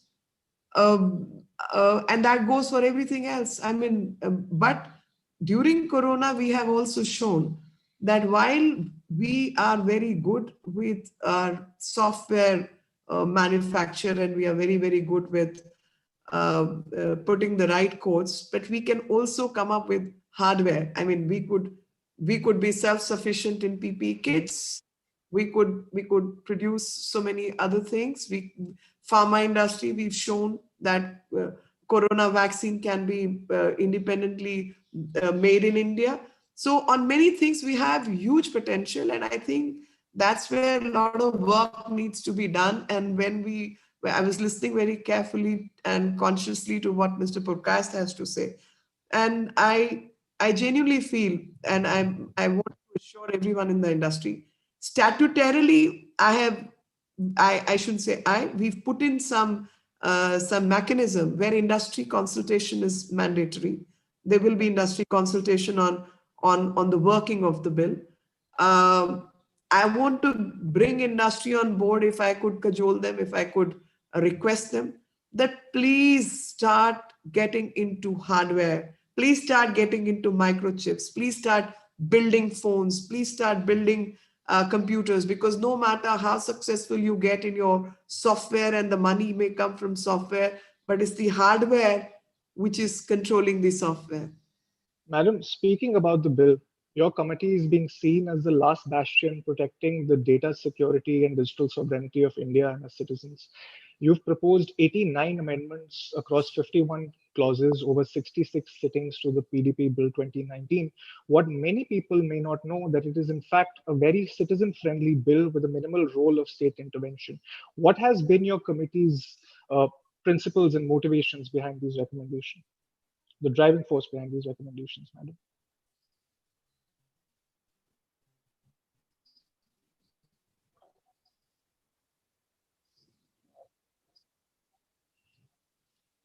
So So principle has been, as I said, when the Constitution was written of the people, right? That was the motivation. So when we are writing, the motivation has to be balancing of various interests.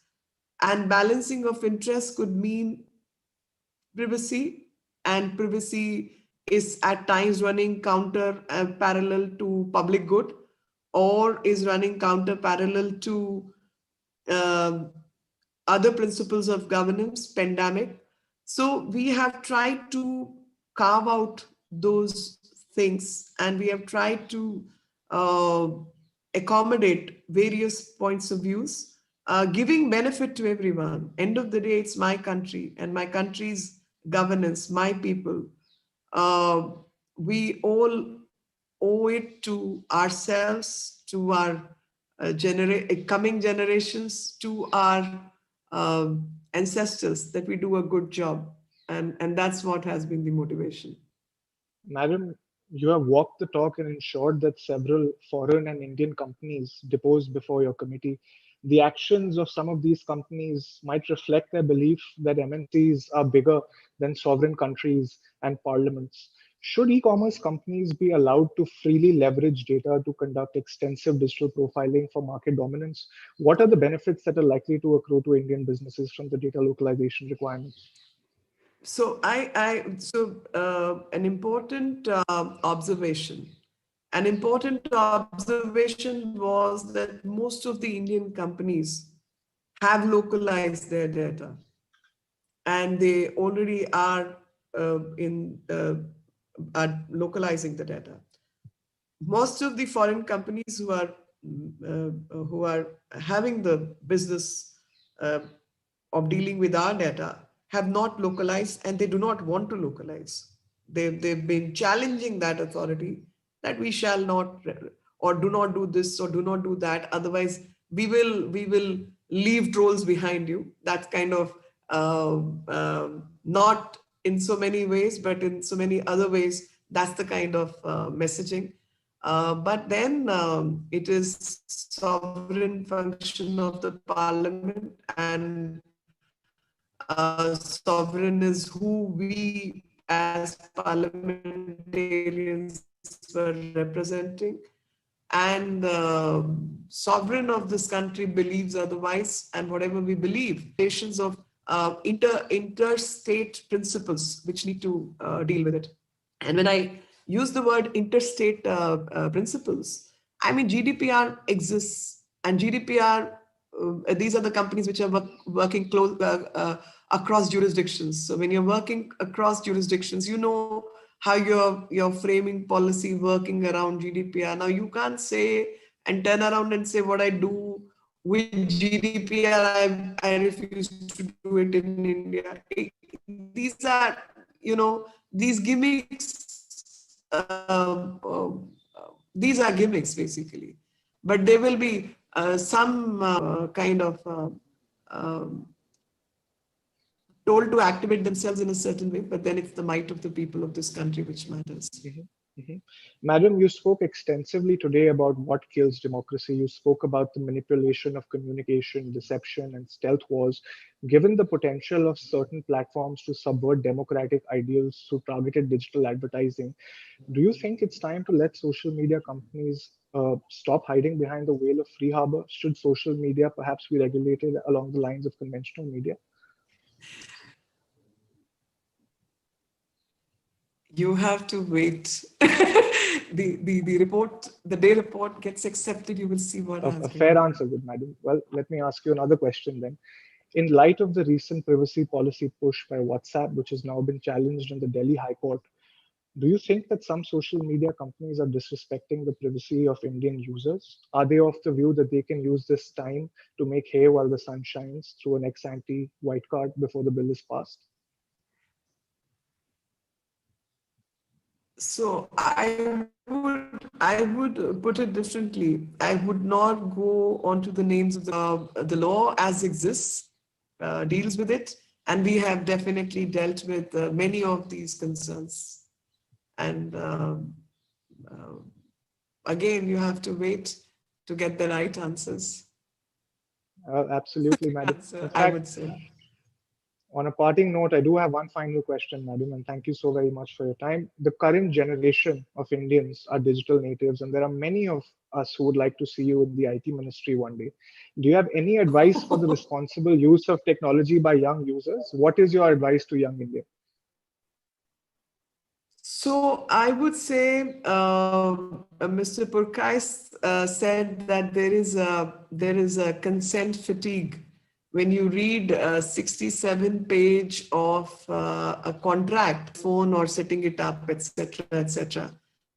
And then it says the jurisdiction will be based out of California. And every equipment that any of us buys in the market says designed in California, manufactured in China. I think the youth of this country, especially the ones who are into computer sciences and understand data management and statistical analysis, etc., better, need to educate everybody else. Youth needs to reach out to people and thinking power behind the campaigns which go on. Earlier with media, I used to say that. I say it's not what gets printed is relevant. I used to read 11 newspapers only to come to the conclusion what must be the truth. Because between the lines you read, end of the day, this is what is being shown, but what is behind this? We know, and at least all of us, I have personally experimented this. That I would say something which a person my age probably will never do or cannot do. I would say that, I want to buy red shoes. You know it, I'll never wear red shoes. In my life, I won't wear red shoes or would never be seen wearing red shoes. But I'll purposely say those things and say, wearing a black dress with red shoes and a red clutch will look very nice, etc., etc. And suddenly within 2 hours, I'm flooded with red shoes ads here, there, wherever, and everywhere. So it's very clear that I am being eavesdropped and I'm being listened into. Now, I do not think either wearing red shoes or being heard speaking those lines is an act of criminality. But definitely without my permission, listening in is a definite criminality. It is definitely, I can say this, I can stand on the city square and announce I want to wear red shoes. As Samir was saying that we are in the habit of chatting and giving our life history on a train travel. We all love to, we are very open people, but is as long as I want to tell this. Now I wear red, white, black. It's nobody's business to know and listen into the conversation I'm having in the privacy of my office or in my room at home. And that is where one needs to understand technology. And that is where what happens with the technology is again something which all of you should carry that message, that how artificial intelligence gets built, the data is Indian, it's taken out of India. AIs are built, sold to us, built by Indians, and the IP is getting out of India. That's the funniest things. It's not as if this is getting developed by others. It's getting developed in India by Indians, but stored in a third country, IP going to a fourth country. So I think we all as country need to be a bit more centered around our interests as a country. And sometimes even if we have to give up a little bit of, say, extra money in purchasing an equipment, a little bit of extra money in, or a little bit of extra freedom that we've learned to so much enjoy, or convenience, so be it. Every country had to pass through those phases to reach the developmental level all of them have reached. We should also do that. You have to go through the rough and tough of life. And I just pray that I have a lot of hopes and a lot of expectations from my younger generation, like our seniors had from us. We have the same aspirational India. We have the same aspirations and expectations from everyone around us, and we tend to, the elders and seniors tend to pass on their responsibility to the next generation, which I would gladly pass on to my next generation, because I am very, very sure this is the brightest of the world exists in Indians, and they are the most knowledgeable and most cultured, hardworking people, and let's carry that flag forward. Thank you very much for that inspirational note on Young India, Madam. Namaskar and Jai Hind. Thank you. Well, thank you so much, Rohan, for that very interesting chat, and thank you, Meenakshi ji. You so aptly described the process of colonization that's kind of going on currently, how our own stuff is being sold back to us. The Britishers did quite the same. Fortunately, they were, they all had white faces. So we know that, they were not Indians, they were foreigners. Unfortunately, most of our colonizers today come wearing Indian faces. So it's very difficult to differentiate. And while the poll is going on, I would like to pose one question that we've got from Professor NVC Menon. Professor Menon was a Minister of State rank member of NDMA during the previous government, which is the UPA government. I can actually have Professor Menon ask the question live. Would you like to ask the question live? You can unmute yourself and ask. You're allowed.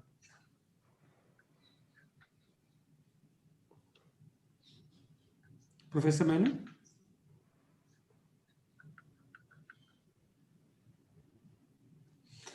Okay, anyway, so his question was, good morning, how does the government of India respond to the concerns of social media platforms like WhatsApp, Facebook, and even Zoom, allegedly compromising the privacy of citizens who have been utilizing these services?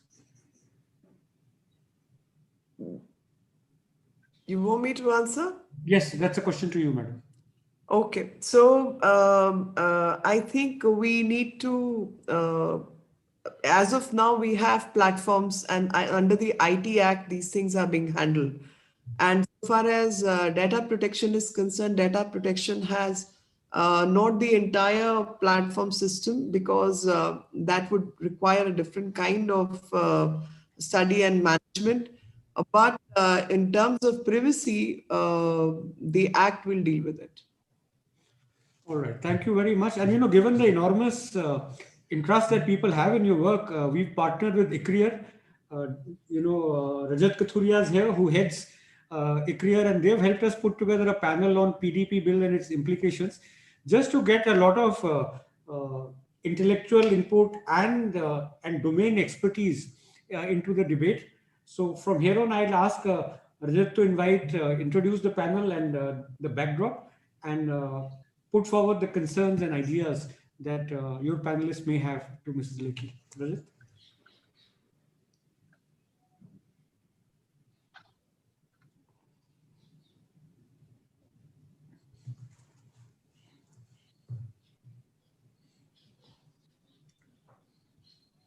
Yeah. Can we pin Rajat? Hi, can you hear me? Yes. Yes, I can hear you. Thank you. Thank you, Samir, introduction and Scotch for inviting ICRIER to participate, collaborate in the crucial discussion on data protection bill. Ashiji was saying, I think going to be a policy as we've been doing work, and it's going to be is how does privacy and respect for individual integrity of the data, how does that trade off with the economics of growth digital economy? Now the question is there a trade-off? Is the implication on privacy and integrity going to have any implication for the economic might of the nation, or is it going to affect GDP? and even if you have to promise a little bit the economic value, it's important to put privacy at the forefront.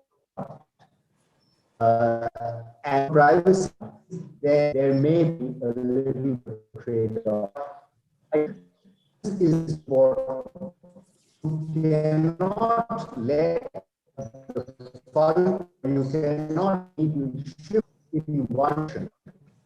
And you've been part of many, and our team has been a part of many which very extreme position. And those extreme positions sometimes you will see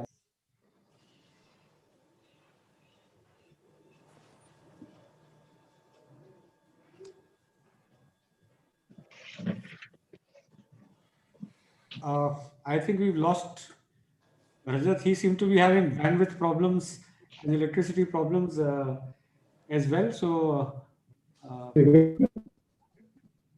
is Rajat back? Otherwise, maybe move on to the panelists.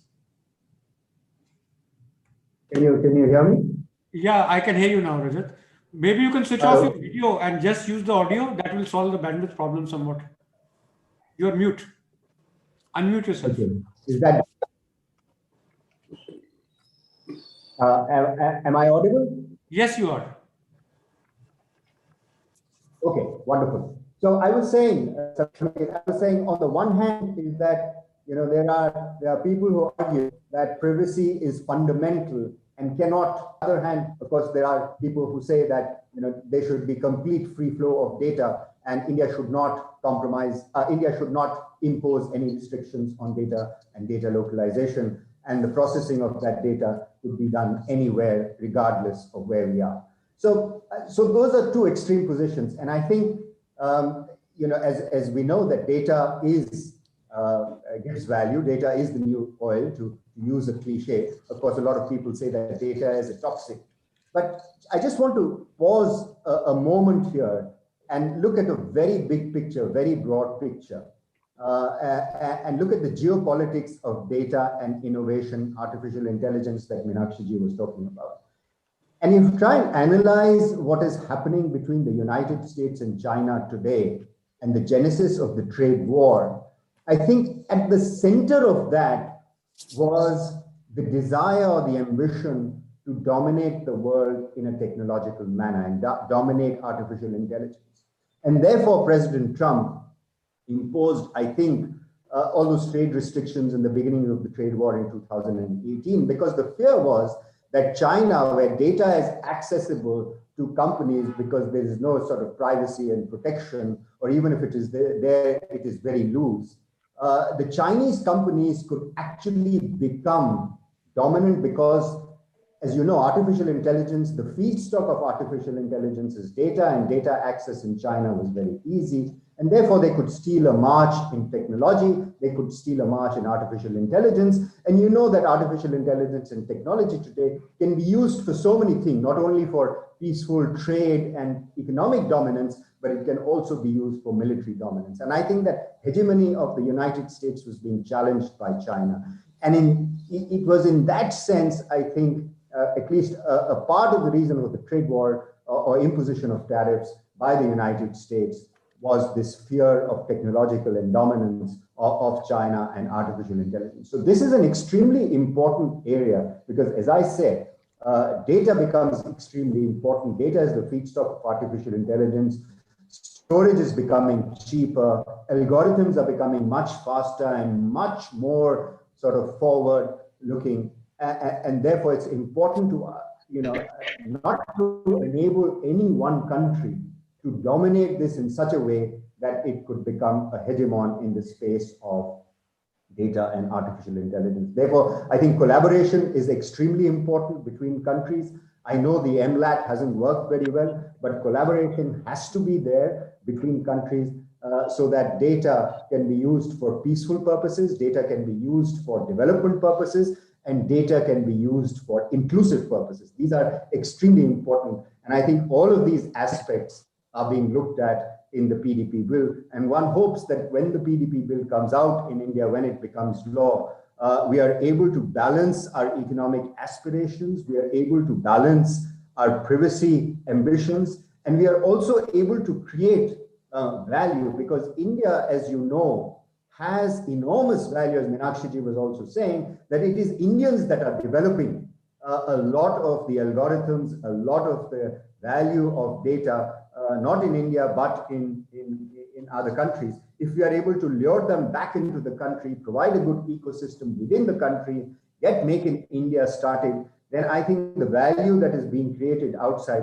can be created in India. I don't want to go on and talk about all the weaknesses that we have as an economy in being able to attract the NRIs into the country, but the government is doing things, is trying to improve the regime so that what people do outside the country, they can also do within the country. It is the development model of China. China attracted a lot of non-resident Chinese to come into the country. It is the development model of Taiwan, a smaller country, but they attracted a lot of expatriates to come back. And I think India has been trying to do that. And if we are able to do that, especially in the IT space, we'll have several more Bangalores, we'll have several more Punes and Trivandrums and Gurgaons that can come in to India and leverage what I think we have as a comparative advantage, which is our people, our demographics. Meenakshi spoke about it. And we are producing so much data in the country. 12 GB of data per day is what we are using. And this is going to become much, much larger in the future. If we can utilize all of this, then I think India is well positioned to be a digital economy, which is not only $1 trillion, as the Prime Minister has said, but it could be much more than $1 trillion. But as we know in India, that it's important to get the policy right.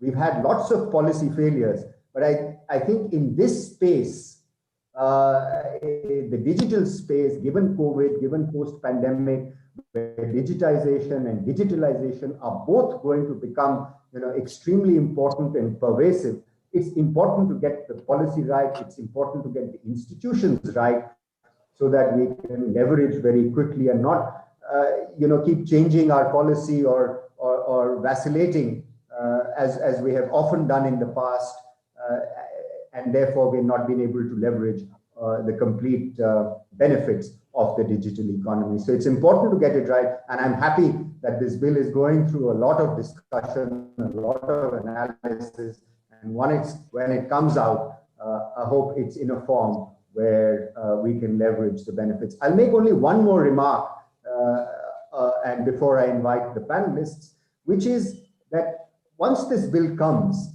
and we recognize the trade-offs and we recognize the competition issues that big companies already have because of their network effects, the United States has already come hard on one of the bigger companies and wanting to break them up. This is a throwback to what happened to Microsoft in 1998. These big companies, structural remedies for big companies that have data and often don't respect the privacy, structural remedies of breaking them up are one part of the story. The other part of the story is quick and efficient enforcement. And I say that because structural remedies for in the digital space where network effects are important, it's just a matter of time when they become big again. So for all means, look at structural remedies, but also it is extremely important to have an enforcement mechanism that is swift, that is efficient, and that comes down very hard on companies. Often people say in India that I can get by the law. India is a soft state. Let that in the digital space. If there is an errant company, then come down on it hard. And therefore, when we create a data protection authority, and if we have a data protection authority that is all encompassing rather than sector based, we have to think about whether that data protection authority is going to be, how is it going to be staffed? How is it going to be manned? But the fundamental question there is, do we need a data protection authority, or can we let sector regulators have a mechanism that achieve the same? I mean, these are questions. What the whether or not, but this question that we must have seen, given the institutional in the 1991. We've created so many regulatory institutions. Pre-91, we had the RBI, we had, and they've done a fantastic. Post-91, we've created many regulatory institutions in the country. There have been issues raised around staffing, around capacity building, around credibility of these institutions. Naturally, there is evolution of institutions. Nobody, not even the United States, created good institutions. And today you would say, post-Trump, they are not the institutions that you want to emulate, because there's so much of leadership issues there. But the question is, if we have a DPA, how is it going to be staffed? How is it going to be managed? How is it going to be funded? And if we don't have it, how are you going to then staff the existing regulator? And how is it a collaborative mechanism going to be created among the existing regulatory authorities? So I think with those initial remarks and thanking Samir and of course Meenakshi ji for those wonderful remarks that I heard when I came into this discussion, I'm delighted to say that we have an extremely erudite panel and thank you Samir and of course ICRIER, the team at ICRIER for putting this together. We have Dr. Gulshan Rai, not needing any introduction. We have Ms. Seema Purushottam, founder and chairman, the Science, Indigenous Technology and Advanced Research Accelerator. We have Parminder Jeet Singh, executive director, IT for Change. Of course, also not needing any introduction, Shivangi Nadkarni, co-founder and CEO of ARCA. And we have Astha Kapoor, co-founder of APDI Institute. All of these are eminent people, and you would see their CVs online, I'm sure. But let me start, Samir, if you permit me, let me start with Dr. Gulshan Rai, who's been an old friend and such an erudite person, always a pleasure to talk to him. Of course, as you know, he was India's chief security officer. Dr. Rai, I mean, you can talk about anything, but one of the questions that I wish to put to you is, how has the nature of threats to data protection changed over time? Because this is something that you've been involved in. And how do you see the impact of regulation developed or being developed in India? Over to you, Dr. Rai. Thank you, Dr. Kathuria. I'm so grateful to you for introducing me, and I feel honored to share the panel with you. Honorable Member of Parliament, Ms. Meenakshi Lekhi, and the Chairperson of JPC, Dr. Rajat Kathuria, Ms. Seema Purushottam, Mr. Paramjeet, Ms. Shivangi Nadkarni, Ms. Astha Kapoor, and of course, above all, our own Samir Kochar. Good morning to all of you. Friends, I have the pleasure to listen to the interview which Rohan had with the Honorable Member of Parliament, and what the great introduction made by Mr. Rajat Kathuria. Let me say that the scenario in the last more or less in decade had changed a lot, and that's why we have so much issues regarding the data.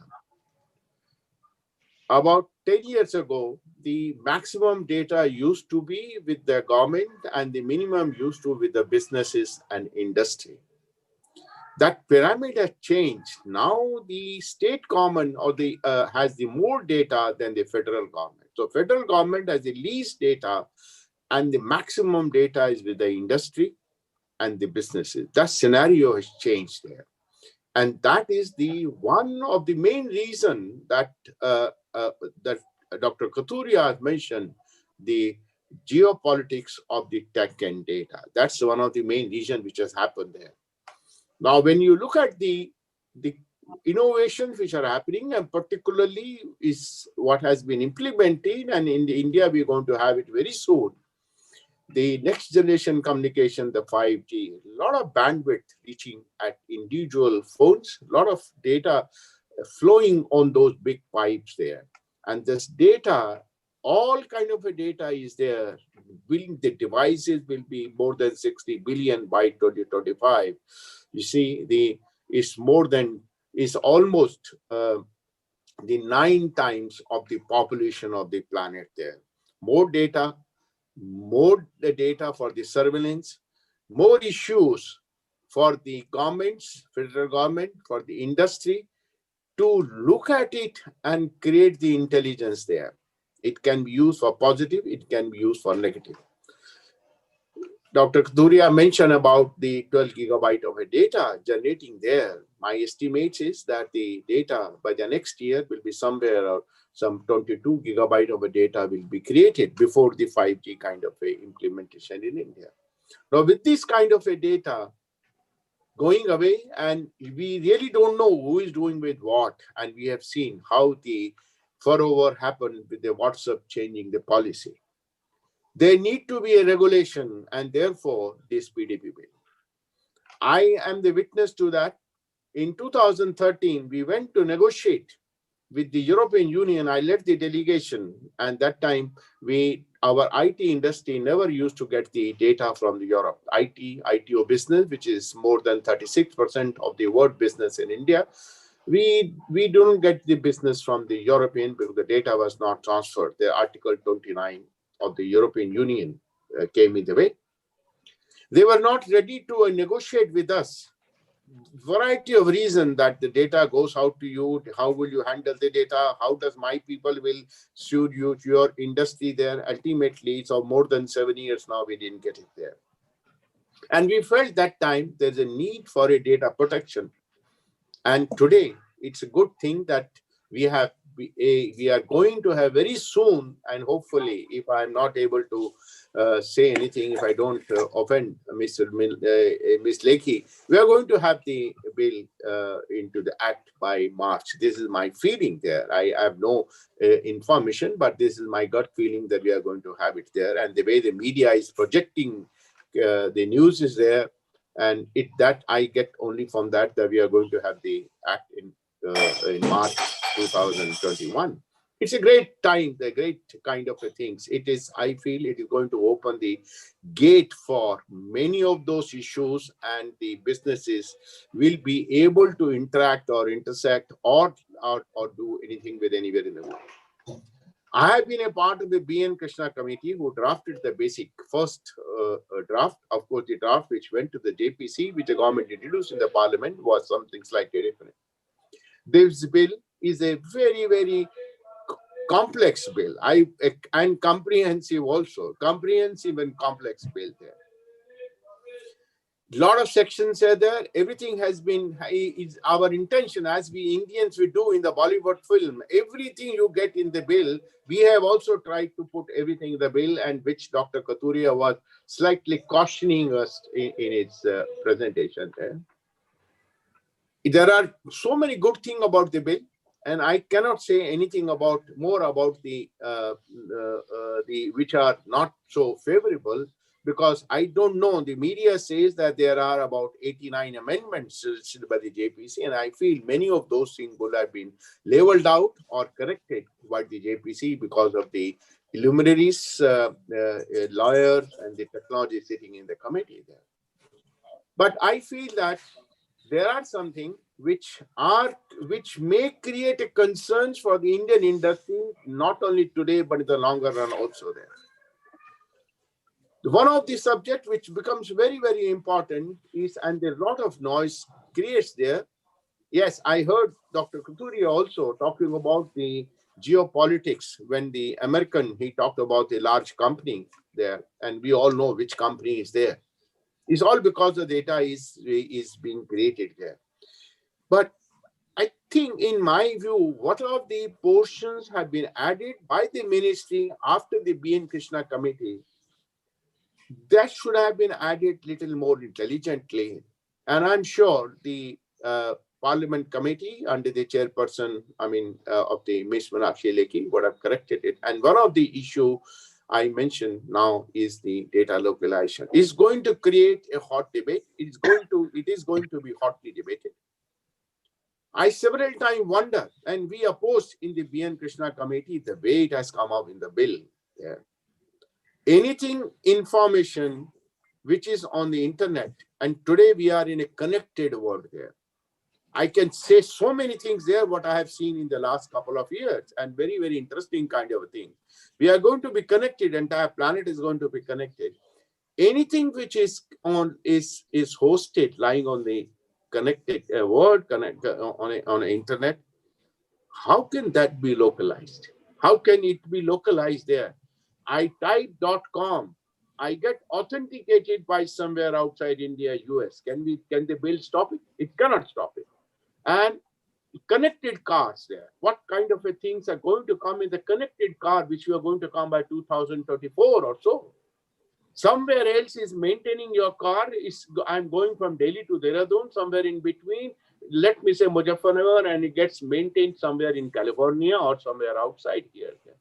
It's going to be a challenging job when we talk about data localization. And I feel the clauses which has been mentioned in the bill, that I'm sure the committee would have certainly looked at it very seriously, and I am aware of that the hard work, intelligent work, and the enlightening work which the committee has done that and is doing also that.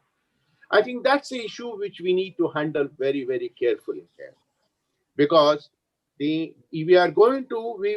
have dealt that negotiation, that we are going to negotiate even after the PDB bill. We are going to negotiate with different countries.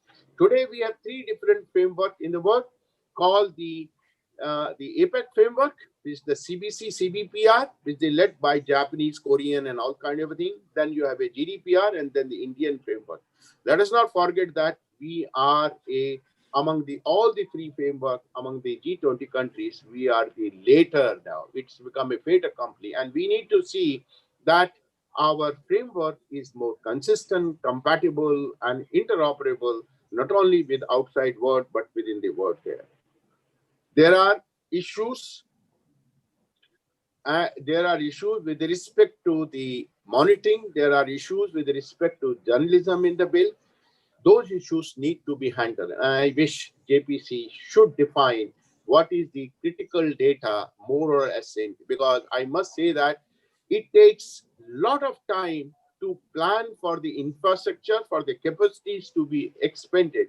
We should, as far as possible, bring certain certainty in the various clauses in the bill that will help us. And this is what I get the feeling, I'm correct, from Dr. Ajit Kuturia, which I entirely agree that as far as possible, we need to be a little more consistent, we need to be a little more transparent, so that there is no ambiguity in terms of interpretation and the businesses are able to proceed smoothly. I feel that is going to be a very important kind of a bill, landmark kind of a thing in the Indian scenario, in the Indian entire history. It's going to be a great kind of a thing which will open a lot of factors. But the real meat will come when we frame the rules. Out of so many sections, 80% sections has a rule-making power there. And we certainly have a lot of, gaps in terms of understanding those aspects. One of the main other factor which is going to be hotly contested and is the consent manager. Second factor is going to be the Section 91, if it remains if it is kept by the JPC, the non-personal data bill. These are all very complex legalistic issues there, and I think we should be very, very careful when we look at it.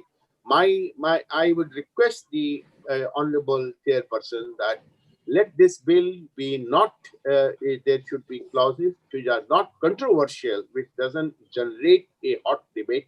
Let us implement some basic structure, and we must evolve a mechanism to amend it as we learn more. And we are learning more. Look at, I think Paramjit will be talking about the NPD report. The NPD report are projected altogether different than what PDP bill has. They have gone more on technology and different kind of issues there. So let us make this bill as simple as possible so that it should be implementable. The ministries are able to provide the rules as quickly as possible and as clearly as possible. And by the time we gain experience, we must go for amendment, and those amendments should be quickly there. Let us see that. That's with these things. I thank once again Scotch and the ICRIA for inviting me. It's a very, very important things, and I think their task will be more important once it becomes an act there. Then the real fight will start in terms of rule-making power there, and it is going to be the great kind of I think that will greatly influence what Dr. Kathuria said. We let us have a good law, good framework, and it should not be like what we have done in the past. Thank you very much, Dr. Kathuria, for giving me opportunity. And I will be very happy to answer any question. I'm sure I'm not antagonized Miss Lekhi by saying anything. I'm only putting a word of cautioning here. The technology is changing very fast, and we need to be very, very cautious. Thank you, Dr. Gulshan Rai. Always very candid remarks and very insightful and very intelligent. That was a stimulating talk, and I think there will be questions later on. I wanted to pick up on a couple of things you said and hand them over.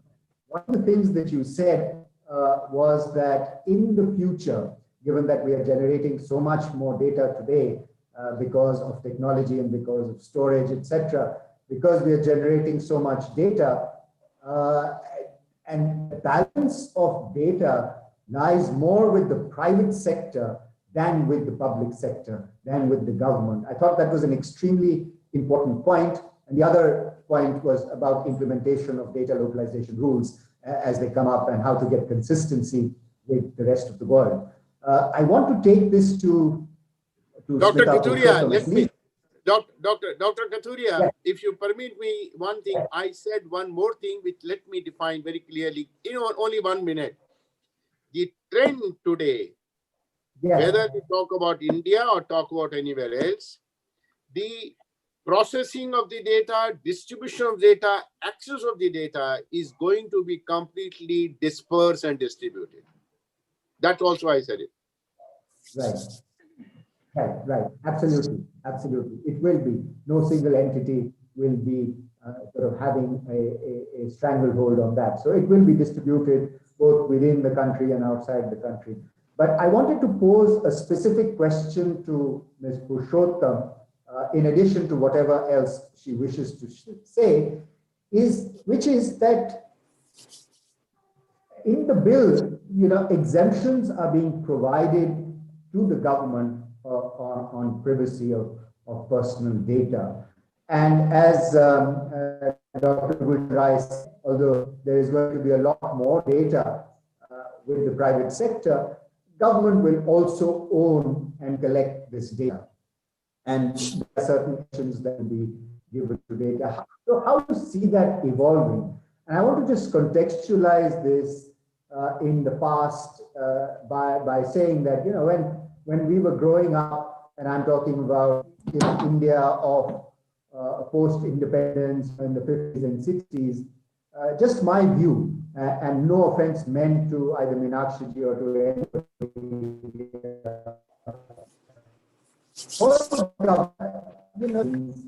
and trust was on very good footing. I didn't care about data, as Meenakshi ji was saying a little while ago. We are so fond of giving up our data, but that doesn't mean the other person can abuse that data. Now, is there a worry that the government has access to data and there are exemptions given to the government, there would be some threats or some possibilities of vulnerability of citizens of the use of that data? Could you address that issue and any other issue that you wish to? Thank you, Smita. Thank you so much.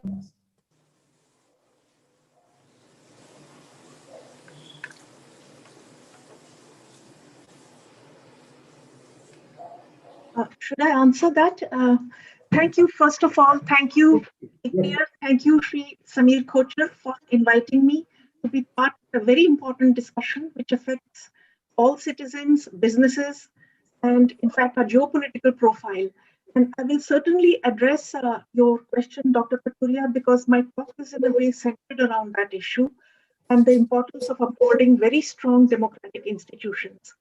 In this context, I wish to thank Mrs. Lekhi because she has made a very strong case for upholding democracy, which is in fact in our blood. It dates back thousands of years, and we have a commitment, and that's why democracy has prospered in our country.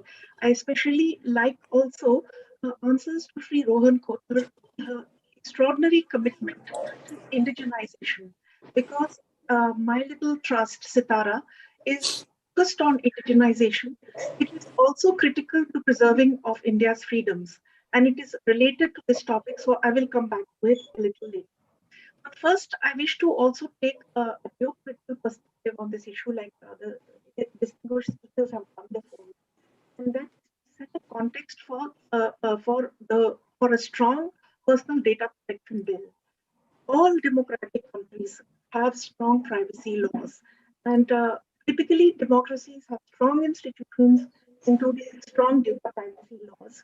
And the other side of data privacy is really protection of human dignity and liberty. In such a system, rights cannot be usurped arbitrarily. There are limitations on the powers of a surveillance state, and businesses are enjoined to handle data responsibly. And I do understand the concerns of SMEs in this regard, and I'm sure that in the amendment, some provision must have been made for addressing concerns. So on the one hand, we have the democracies and the EU, which has the general data protection. The US also has very strong privacy laws strewn across its ecosystem. And on the other, we have China, which has developed the most technologically advanced surveillance state that this world has ever seen. And we have also seen that democracy is quite a in the attack on the Capitol, and what has allowed the Americans to fight this off is strong institutions, strong laws, and their implementation. At the same time, eminent speakers before me have referred to the struggle between China in technological and political spheres. I don't think anyone in India doubts where we are. We are firmly in the democratic camp. We are proud of our traditions. We are proud of our democracy. And therefore, the bill in question must adhere to the strongest and most, sorry, something else has come up on my screen. Let me just,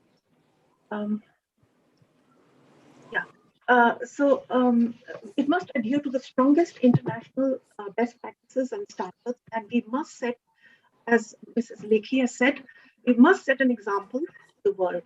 Now, I'm quite confident that this bill is safe in her hands. The ideals she has professed, the commitment to indigenization, and her tremendous love for the country has shown through. So I feel safe that she will pilot this to the right conclusion. Now, the Supreme Court judgment, of course, in 2017 has set a very high bar, and we hope that that will be embodied in the text of the bill. The draft has many positive elements, but also some omissions, which have been referred to by previous speakers. For example, there is, at least I don't know whether this has been incorporated. I'm going by media reports and the text of the draft. There doesn't seem to be any reference to cybersecurity. Now, cyber attacks constitute not just a threat to data sovereignty and privacy, but also to national security. And here I would just like to state that Sitara has in fact tackled this issue, my little trust, and we have taken up the issue of what Ms. Lekhi mentioned, the need for indigenous production and indigenous R&D. In fact, we're going to take up R&D as the next area where we're going to take it up with the government, and we would request if Mrs. Lekhi has the time to help us on this, because she's so clearly committed and she has such a great idea and overview, and she would be minister for all these subjects. So we were afraid really that with Chinese information warfare and its preponderance in 5G and artificial intelligence, their ownership of our telecom networks is going to be extremely deleterious to our national security. We took it up with PMO, we took it up with all the higher ups, and we have had tremendous success in effecting procurement reforms in telecom. You would have seen the overturning of the BSNL 4G tender recently, and the enjoyment that it should be indigenized as soon as possible. And then, of course, we also requested government to look at a Telecom Security Act, and a Telecom Security Directive has indeed come out. Legislation is still required, and again, we would appeal to the progressive members in government to support all these issues. Now, coming to data privacy and data flows, there are some other threats which are looming in our ecosystem. One is by the Big Four. The Big Four have encroached tremendously, and I hope the Competition Commission of India is consulted by the Joint Parliamentary Committee so that their reach is somewhat at least constrained. And I must mention here, at the risk of being extremely unpopular, that there is a government department which has been giving contracts to the Big Four very freely to take control of not just citizens' data, but sensitive government data. They have been offered offices in the premises of this particular organization, and Oracle Cloud has been given a huge contract to run a parallel e-government service, and so on and so forth. There are many such examples, and this, I think, should be in the purview of the Joint Parliamentary Committee, because this kind of encroachment goes right to the heart of data privacy. If they have control and access to such sensitive data, then no amount of legislation is going to stop its leakage and national security threat on top of it. So the other is, of course, the technological threat that people have mentioned. And here, I think the legislation must keep in touch with the technological advances. For example, China has now come through with facial reading technology, and it can actually read your expressions. It reminds us of pages in 1984 in John Lewis' book, in which the actions could be monitored and compliance with directives also. So now they have mind reading technology, which is the ultimate in data privacy invasion. So technology and legislation must keep pace with technology. I hope that is being taken into account. In terms of progress, it's very good with Chinese apps and creating a space for Indian apps to prosper. Apparently, an Atmanirbhar Foundation has also been created to protect our country, and those people should be consulted. Our recommendations are, of course, an endorsement of what we speakers and Mrs. Lekhi have said. That is to have strong institutions, strong laws, privacy, solid protections in the law, reduce state overreach, and therefore, of course, place a limit on the exemptions that have been proposed, if in fact already not done so. I'm going by media reports on this. Give judiciary greater oversight, and give the Data Protection Authority data independence, in fact, independence and autonomy, so that they are free to protect. Thank you very much, Smita ji. Sorry for intervening. You know, we have a hard stop at 10:55 for Mrs. I'm finished. Just, and also please references to cybersecurity and indigenization and technological advancement. Thank you so much. Very much. Thank you. Thank you so much. Rajat, please continue. So, thank you. Now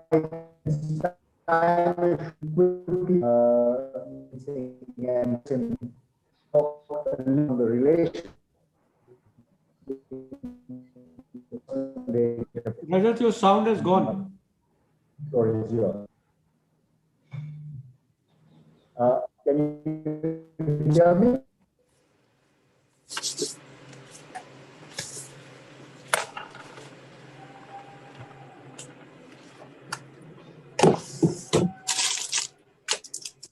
Yeah, I think there was an audio problem with Rajat. So may I request Mr. Parminderjeet Singh to give his comments in the meanwhile?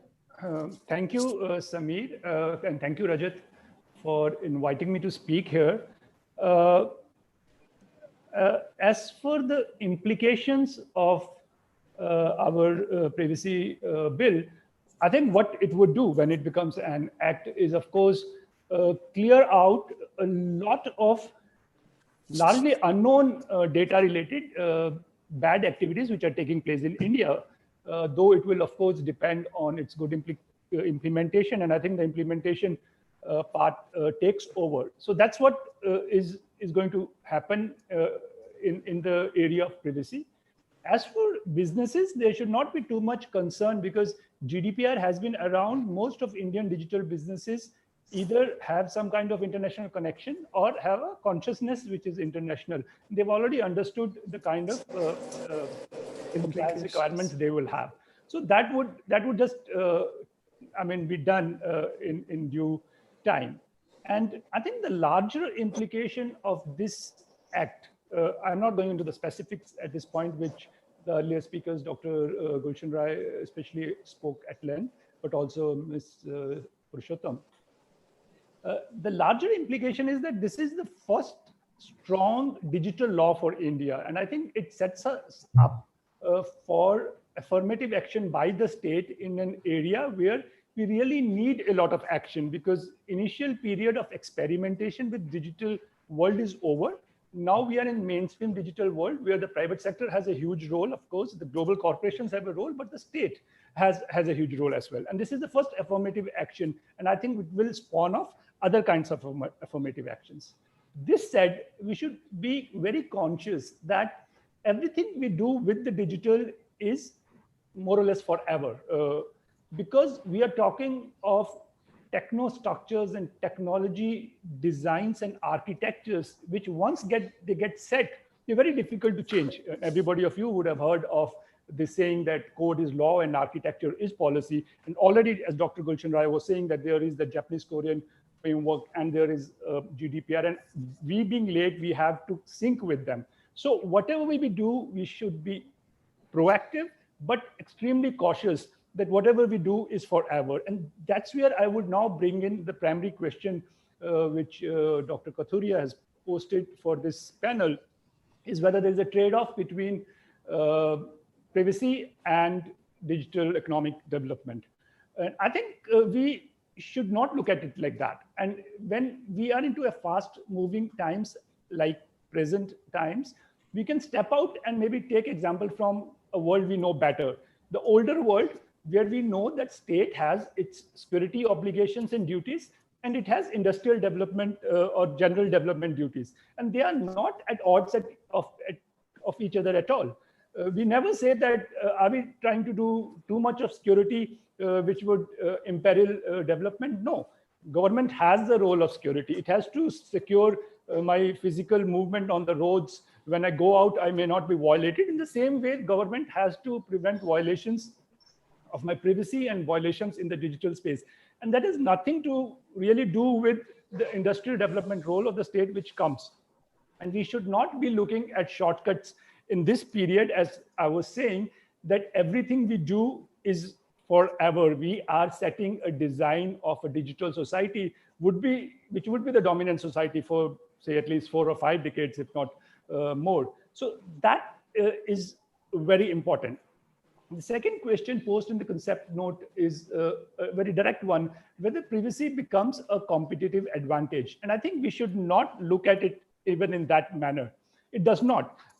Europe did the mistake where GDPR had a hidden, what I call as digital industrial objective. There was an objective that somehow by better privacy, European companies would be able to compete with the US companies. This has not happened. Actually, there are studies which show that in the EU, because of GDPR, Google and Facebooks of this world have entrenched themselves more at the expense of the smaller companies, which is not to say that we should not have privacy. As I've already said, the security role is paramount and we should have strong privacy. And I congratulate all those associated with the bill who have been taking it forward. I'm very sure we'll get a very good privacy act very soon, as Dr. Rai was saying, by March perhaps. What I'm saying is that if we have digital industrial policy objectives, we should be upfront with them. We shouldn't hide them behind a privacy law or such, which EU did. They realized their mistake, and now recently they have come up with a slew of projects and laws which are more clearly going towards the objective of digital industrialization. So we shouldn't be very bothered about whether privacy will badly affect our businesses. Digitalization is a very powerful force. Whatever security and whatever privacy we ensure, still everything will get digitalized. And when everything gets digitalized, there would be a huge number of businesses, almost as much and as many businesses as it would be with less privacy. The question is, who has these businesses, whether they are businesses or they are extractive industries from outside who are taking away all the profits. It's an issue of distribution rather than whether there would be industrial businesses or not. And that's where a digital industrial strategy comes to fore. And I would appeal to the policymakers that they should actually get very focused upfront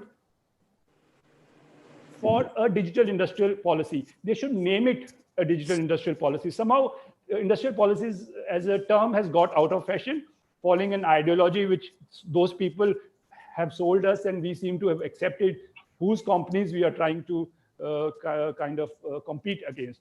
So once we get into this digital industrial policy mode, would like to move on to the speakers, because we have barely 2 minutes. Okay. What did you say, Samir? Sorry.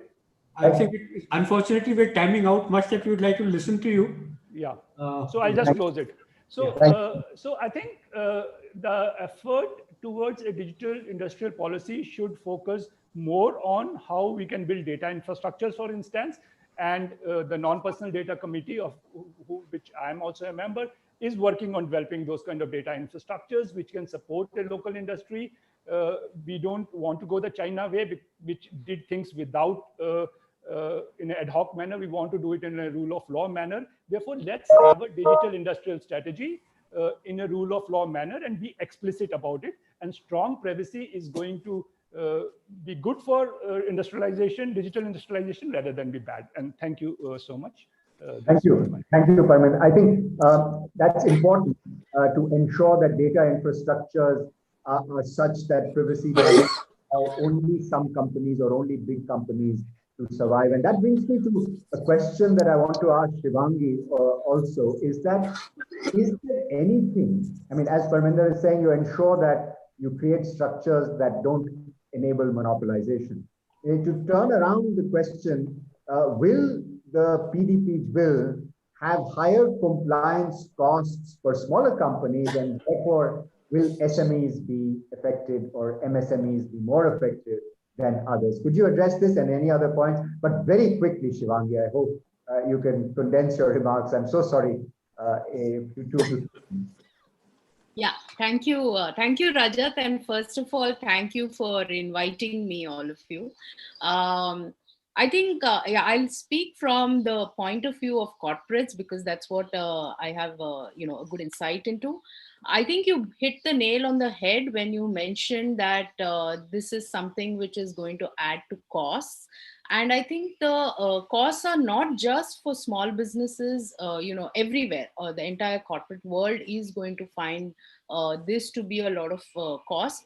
I'm going to actually take a step back and say that most people, while we have these discussions, while there is so much of user sort of feedback, incidents like the recent WhatsApp incident, etc., has created a lot of need within as individuals. But the same individuals, when they wear their enterprise or their company hats, suddenly seem to have like a disconnect, is what I sense. They don't seem, I don't think people are, companies are fully yet aware of the implications of this bill that is going to come on them. First of all, very few people really understand. It is still confused as a technology problem, as a security problem. I don't think too many people understand the implications of it as being a core business problem impacting them, first of all. Second, I think the amount of, I would say lack of awareness and comprehension is so large. We have a large gap to fill over there. And then therefore it comes to costs, so yes, there are costs with implementing, but it depends also on how the company treats it. Is it's still treated like a compliance problem, or is it something which is a core business problem? People look at it from that perspective. And I think the cost of implementation is definitely huge, and it's going to be further exacerbated by the problem of complete lack of available skills in the market. We talk about security and how we have lack of security skills. Privacy is just not there. And to imagine now, if you're stepping into a scenario where you have to implement a law for which there are no skill sets available in the market, so what are companies going to do? It is going to further lead to rise in cost. So in fact, I would like to use this forum to say, if the eminent people over here would look at maybe incentivizing companies in some way, maybe in terms of tax breaks, otherwise, to actually go out and take this seriously, implement it seriously, so that there is some sort of, the entire ecosystem sort of comes up. I don't know if that sort of answers your questions, and if there's time for covering a few more points, I would. Thank you, Shivangi, for being brief, and yes, it does. And the last panelist, but not the least, let me bring in Asta Kapoor, and a direct question to you, Asta, the founder of the Institute, and direct question to you is, according to recent reports, the PDP may also sort of expand its ambit to include sensitive, non-personal data in it.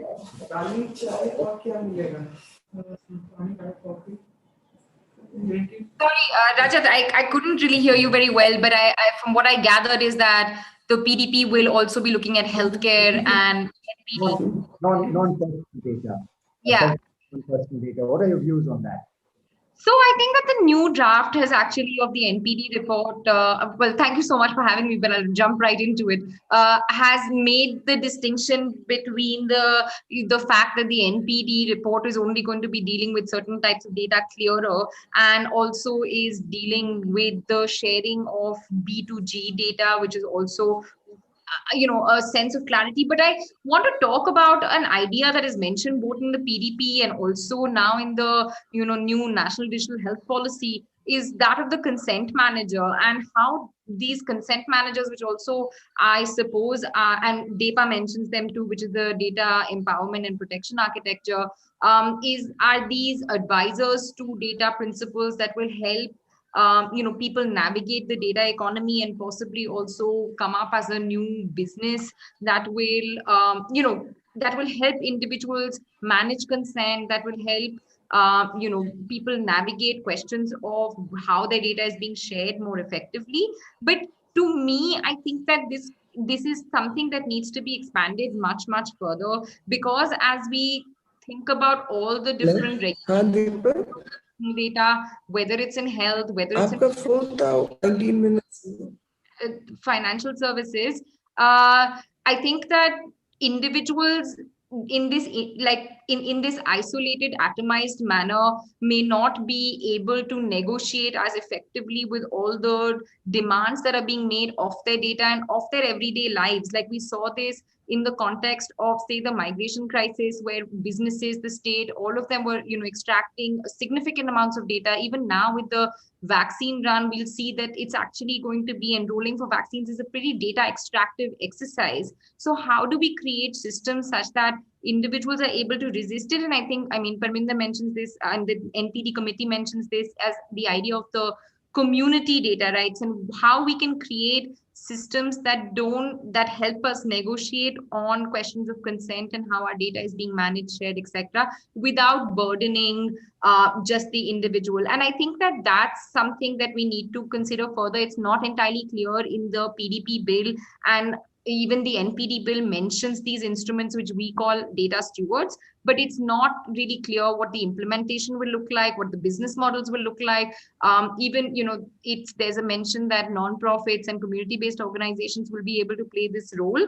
But again, the question that Shivangi also mentioned is that there's a huge capacity gap, a huge, cost to building new channels. for navigating the data economy, which remain unanswered at the moment. So I'll pause there.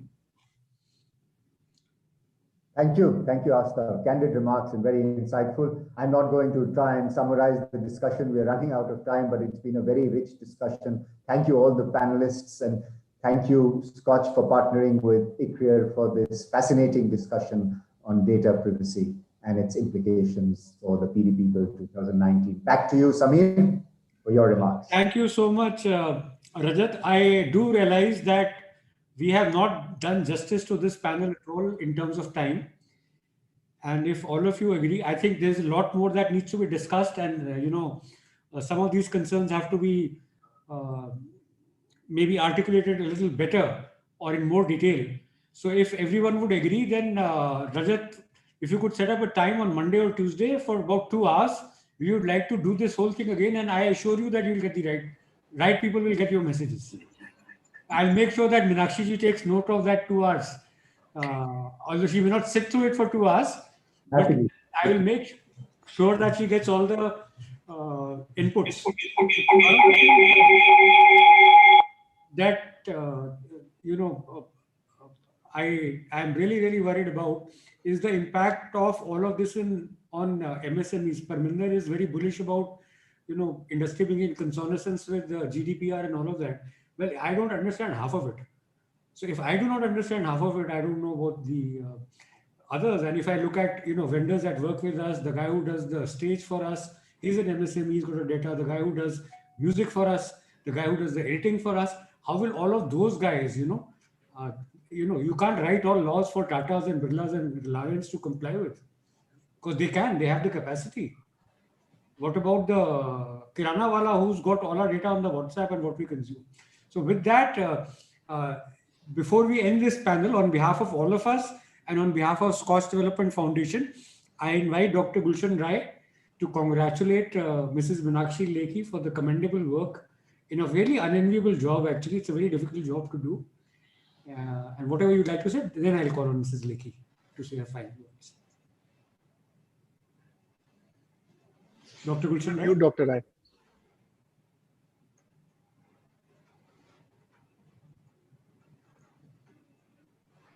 Dr. Rai, you're muted, sir. Yes. Thank you, Samir, for giving me the honor for congratulating Miss Meenakshi Lekhi. Miss Lekhi, I congratulate you from the core of my heart, very sincerely. The award which Samir Kochar and the Scotch Foundation has given to you, you deserve it. And I'm looking forward. I'm looking forward that the bill should be known as Miss Lekhi's bill, and people should feel proud of it there. And I'm very sure it will be done. And we will be certainly will be very happy to honor once again when you submit the report to the Parliament, and we look forward for that. Thank you. But I have a complaint also. I have requested you. I requested every member. I wanted to make a presentation, detailed presentation on the relating technology and the geopolitics. Somehow, I think the committee was short of time and didn't get it. That's a kind of a thing with me. But I'm looking for to call a bill, Miss Lekhi's bill. Thank you very much. With that, Mrs. Lekhi, if you'd like to respond, and then we'll close this session.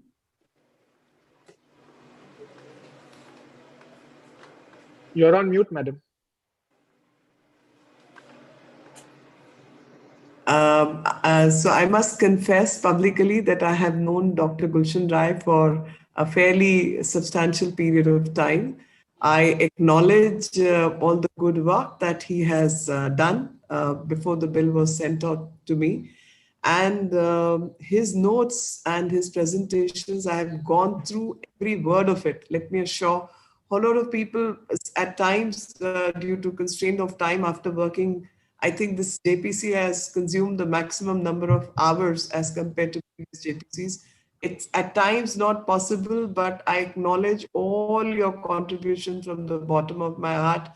And everyone else is also who's, who were in consultation earlier, who were part of Sri Krishna committee, who were in the administrative positions before that with government, who brought out all the previous drafts and engaged with the public at large. So I acknowledge everyone. And as I said in the beginning, with all humility at my disposal, I want to thank everyone for their contributions. But I also believe that none of us can be so attached to laws and legalese. End of the day, it's a law, and it will go through changes as and when more and more points are brought forward and more concerns which need to be addressed. And that's precisely what I have tried to do. I hope all of you will appreciate when it comes out the kind of detailing and depth, insight into various things that's gone into. Thank you very much. Thank you all. Thank you, panelists. Thank you. We now move on to the next panel. Would you change the panelists, please? And invite Manisha ji to welcome everybody. You're on mute, so you'll have to unmute.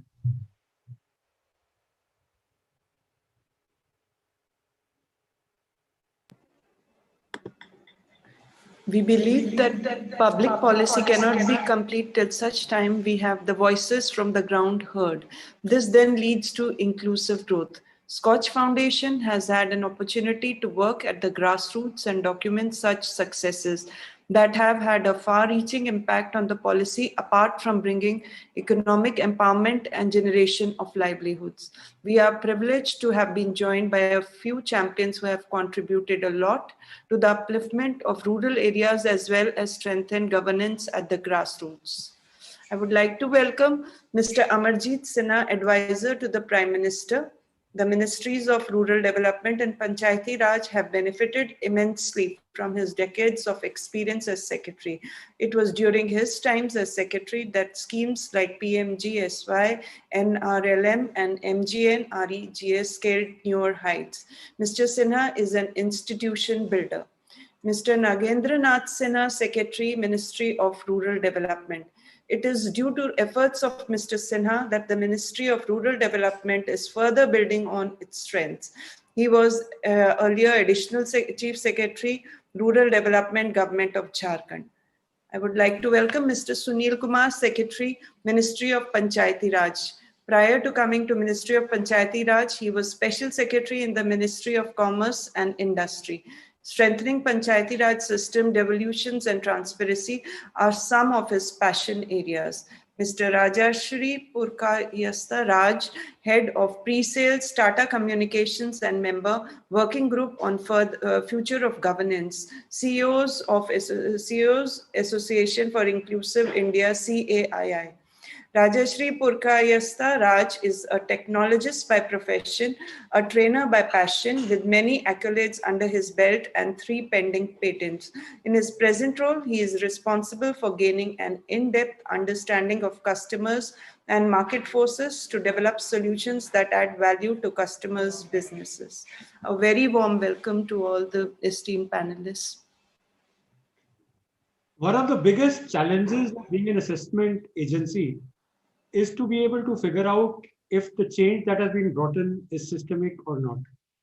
Given the history of Scotch Awards and the fact that we've been doing these assessments for over 20 years now, and we are possibly the largest knowledge repository on governance best practices in India, it is not very often that you come across an entire sector that has changed and changed for the good. Out of the very few examples that there are, the social sector, which is rural development and Panchayati Raj, stands out. It was none other than Mr. Amarjit Sinha, who was then Secretary of Ministry of Rural Development, thereafter also Secretary of Panchayati Raj, and now in the Prime Minister's office, he's playing an advisory role towards the social sector facing the Ministries of Government of India. Sir, it is absolutely commendable the kind of systemic change, because we find this is the 3rd or the 4th year in the running that Ministry of Rural Development has come up as one of the best performing ministries amongst all government ministries that there are. And that itself shows the kind of impetus that you have given and the lasting systemic change. You know, it's gone beyond champions, which has been the bane of governance reform in India, we were historically very good with pilots and we were very good with champions. But anything that is population scale and systemic in nature is something which is, really has to be applauded and appreciated. So first of all, a big round of applause for you and your commendable work and the beautiful legacy that you've left behind. Obviously, following in your footsteps are very competent, very good officers who have not only picked up from where you left these institutions, but built them enormously. I do recall Mr. N.N. Sinha, who is now Secretary Rural Development. He did such an enormously good job when he was in the state of Jharkhand. I mean, I have known him since he was IT Secretary there. Very, very savvy, very competent person. And he did have, if I am not, if my memory doesn't fail me, he was also looking partially after Panchayati Raj at some time. Very commendable work that he had done there. And we are pleased that under his leadership, such a phenomenal work has been done. Every year we assess central government ministries. And this year we have ranked some of the social sector ministries. Again, they have come up on the tops. And the first one amongst them, of course, is the Ministry of Rural Development. The Scotch Challenger Award this year is to be conferred for the best in governance on Ministry of Rural Development. We are pleased that Mr. N.N. Sinha is himself there. May I request Mr. Amarjit Sinha to confer it. I mean, virtually, that's how you confer it. So you put your picture and Gursharan will read a citation when Mr. N.N. Sinha, you are on the screen, and then after that you can share your thoughts. Welcome, sir. Gursharan, will you read the citation? And greetings and namaskar to everyone. And it's really heartwarming to have all the champions in the devolution as well as the rural development on one platform with us. Thank you very much for joining us. And here we go with the announcement of Scotch Challenger Award for Ministry of Rural Development in Governance, received by Mr. N.N. Sinha, Secretary. Connecting rural India and rural roads, improving access, promoting institutions for the poor, forming SHGs, building capacities at the grassroots, skills for youth, engaging with communities, creating resource pool, and creating infrastructure, promoting livelihoods are some efforts that have reduced the haters between the rural and urban India. At Ministry of Rural Development, the change is process-driven and has been scaling year on year, whether it is PMGSY, DAY NRLM, or MGNREGM. There have been incremental improvements each year. Congratulations, Mr. Sinha. Thank you. So, Mr. Amarjit Sinha, sir, now if you'll have to formally say, I confer the Scotch Challenger Award for Best Governance on you, and then you can move on to your speech. I confer the Scotch Challenger Award for Good Governance to Ministry of Rural Development, and congratulations to NN and the entire team. Thank you, sir. Thank you very much, and I accept on behalf of the Rural Development Ministry, and I thank you, sir, because it is you who was in the hot seat for 3/4 of the year, and you laid the foundations and the tracks on which this ministry continues to move. And thank you, Samir, and thank you, Co-Chair Development Foundation, for conferring this award. Thank you. Pleasure, Mr. Sinha. In the same breath, I would also like to talk about a ministry that I had personally given up on, which is Ministry of Panchayati Raj. The ministry was formed much late in the history of ministries in 2004. I think there was some activity in 2004 and 2006 when we were having these enormous roundtables of Panchayati Raj ministers. Central was consulting the state governments on how to do. And we had the pleasure of being co-organizers for the 7th roundtable of Panchayati Raj ministers, which focused on e-governance. And thereafter, a committee was formed called the Garola Committee, which was looking at introduction of e-governance in Panchayati Raj institutions. When I was a member of that committee, one of the role models that we had was the Gujarat model of E-Gram Vishwagram. They had done a formidable job, commendable job of computerization of Panchayati Raj institutions in Gujarat way back in 2003 itself, while the committee at the central level was formed only at around 2004, 2005. By the time it was 2008, it was practically a dead ministry. They had no schemes. They had only one scheme called BRGF, which was also discontinued thereafter. And the claim to fame was of BRGF was possibly the worst possible design scheme in the history of India. It was gap funding for 10% for projects for which, the states were short of funds, Panchayati Raj institutions short of funds, and for getting the 90% money, they had to do practically nothing. And the amount of paperwork that they had to do to get the 10% balance from BRGF was so enormous that no one really, they said, no, thank you, we don't really want your money. That has now, I think, re-emerged something like aspirational districts program, which was also Mr. Amarjit Sinha's baby. And I'm telling you that is yet another program to be watched, and they're doing exceedingly well. So by the time it was 2008, I had kind of completely given up on e-governance ever happening in Panchayati Raj institutions. I was extremely pleasantly surprised when I came across Ministry of Panchayati Raj in its current avatar. Well, Mr. Amarjit Sinha was there, and after that, I think Mr. Bhatnagar was there, and now, of course, Mr. Sunil Kumar. The amount of IT enablement and transparency that they brought in Panchayati Raj and the kind of ground that they've covered in such a short time period is enormous. So, heartfelt thank you to you from Scotch Foundation, and on behalf of the 250,000 Gram Panchayat that there are and 600,000 elected representatives. I think you've done a yeoman's service, sir. And with that, I invite Gulshan to read the citation for Panchayati Raj, and then I invite Mr. Amarjit Sinha to confer the award to Mr. Sunil Kumar, Secretary Panchayati Raj, who's with us. Gulshan. Thank you, Samir. The Ministry of Panchayati Raj for Scotch Challenger Award in Transparency in Governance, received by Mr. Sunil Kumar, Secretary. Finances as well as service deliveries through the Panchayati Raj system were historically considered opaque and leaky.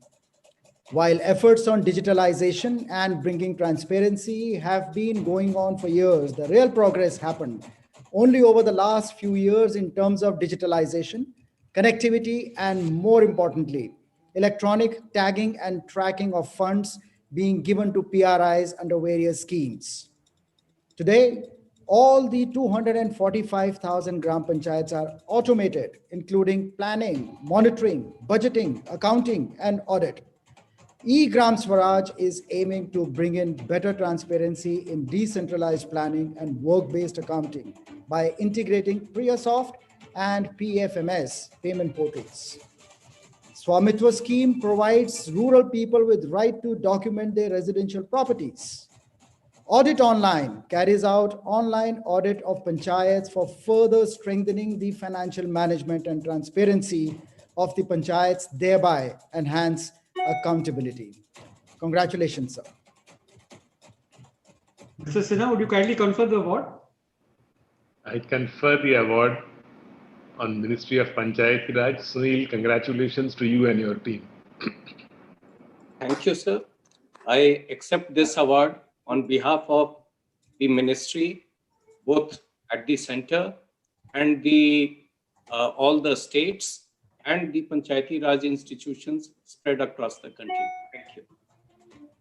Well, thank you very much. With that, I invite Mr. Sinha. We've had a very, very difficult year behind us, and rural India social sector has been is proven its mettle. It's been very resilient. So, what are the policy imperatives we'd love you to have you share the direction from you, sir?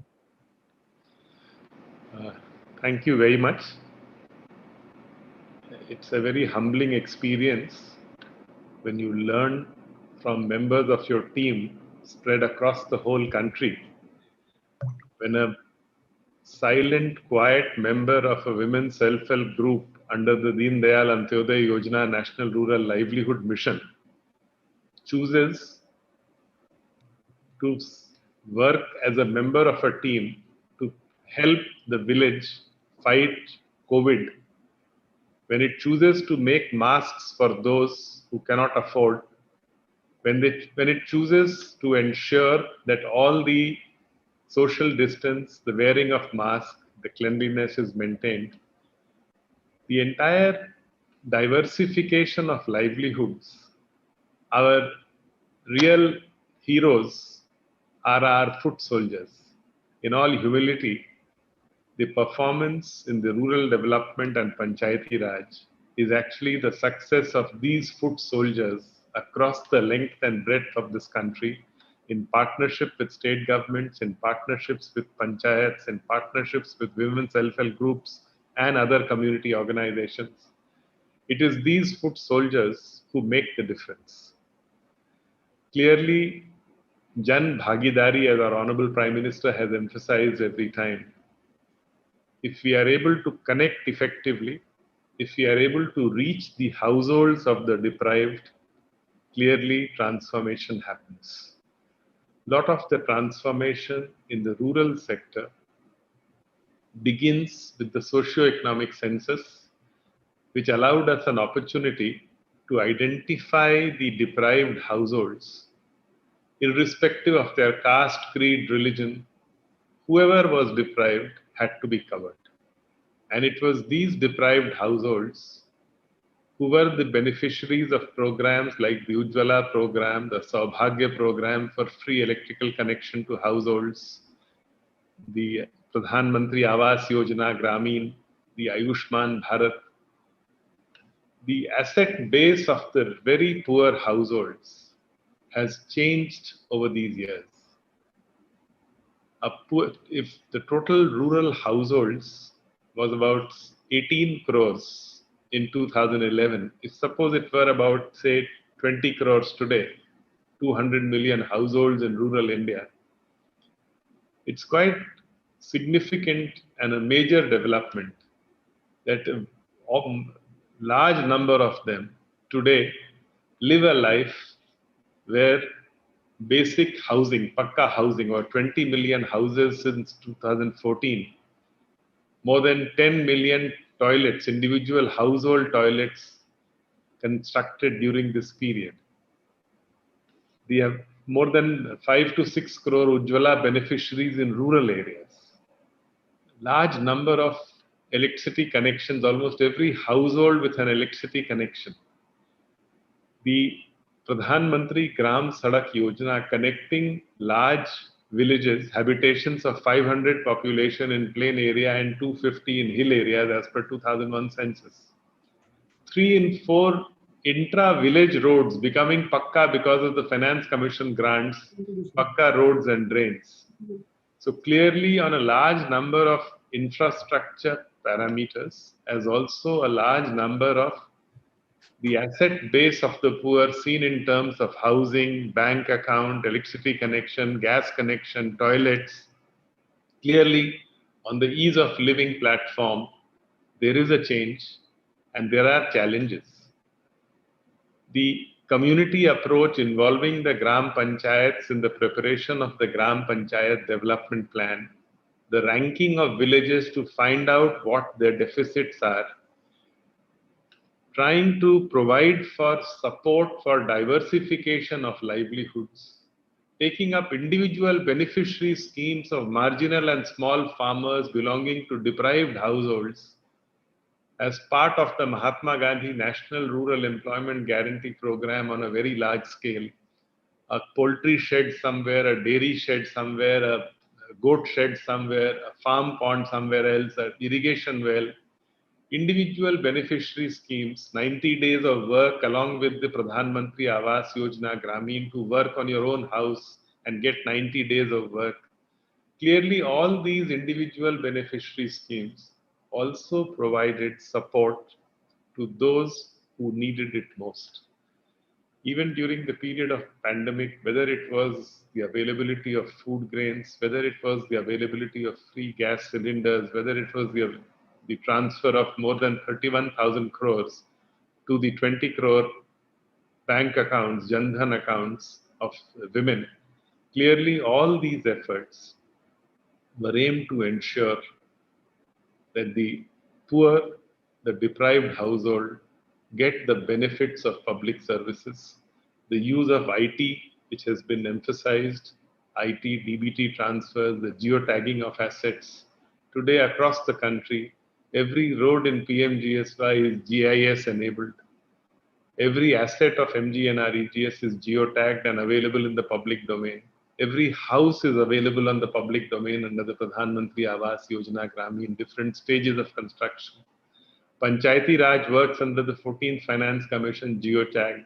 The PFMSUs, clearly all these efforts, the social audit, technology is a means, but along with the means, the efforts made by Panchayati Raj and Rural Development Department, a true example of federalism, the center-state partnership, the center-state and local government partnerships, the community ownership, the various apps which allow citizens to connect with whatever programs are on.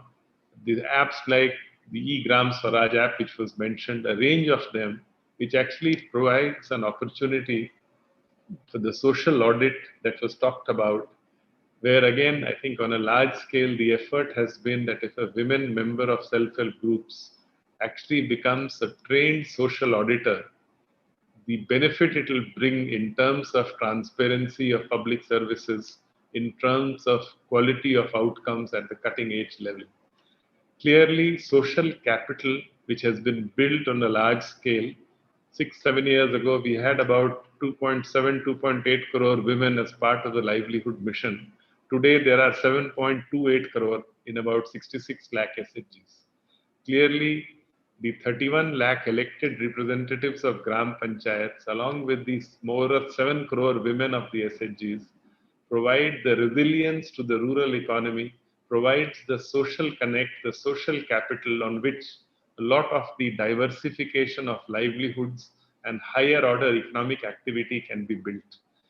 The lessons for public policy clearly are that wherever we follow a whole of government approach, the 11th schedule of the constitution, the 29 sectors where panchayats have a role, the 12th schedule for urban areas where in 18 sectors where urban local bodies have a role, clearly building capacity for local governance as a way forward.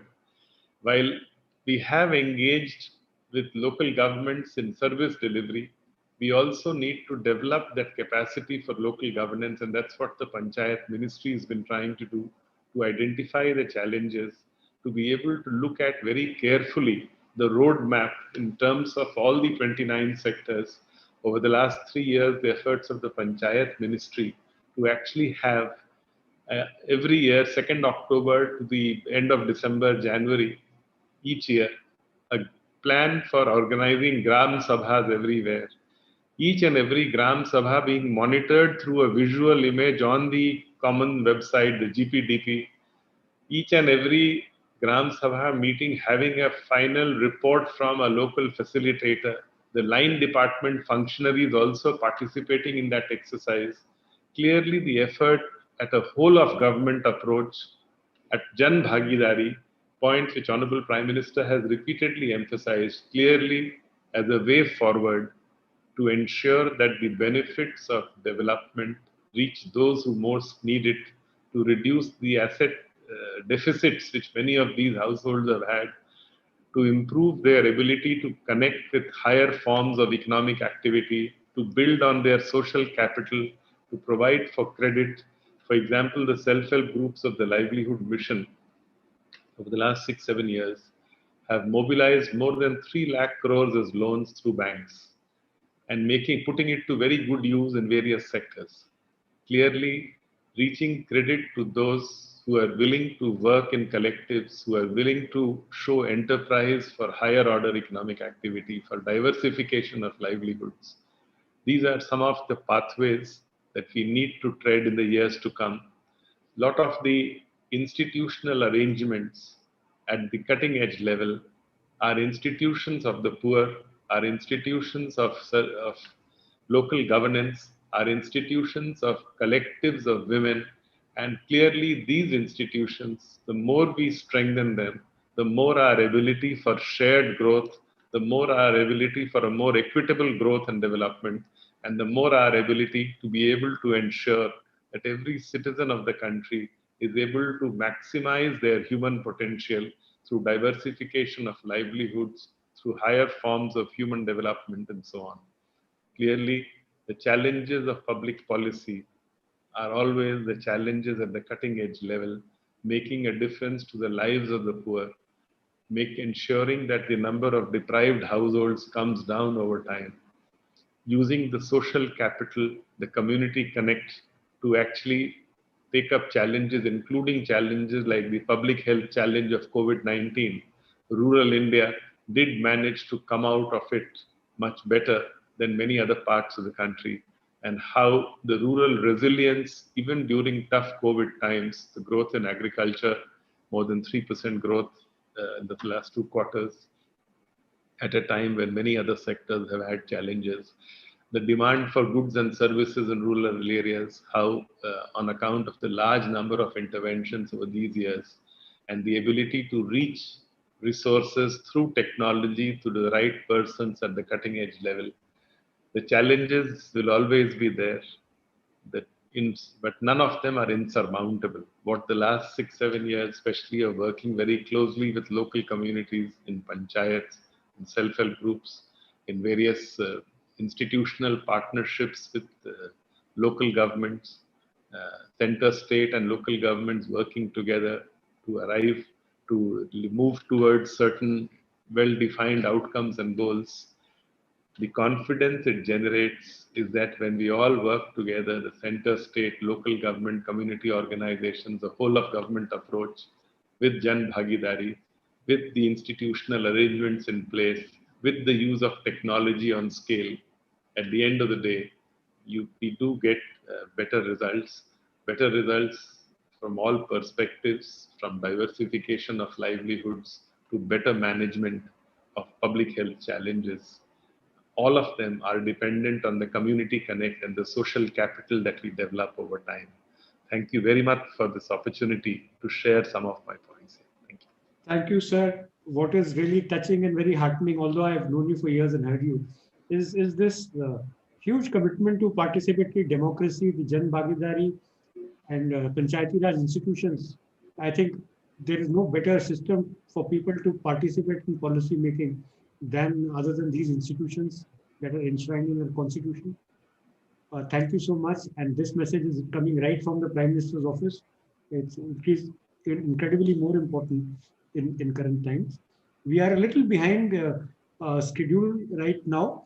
So may I request Mr. N.N. Sinha and then thereafter Mr. Sunil Kumar, if very briefly you could share your vision. I know you have a lot to say.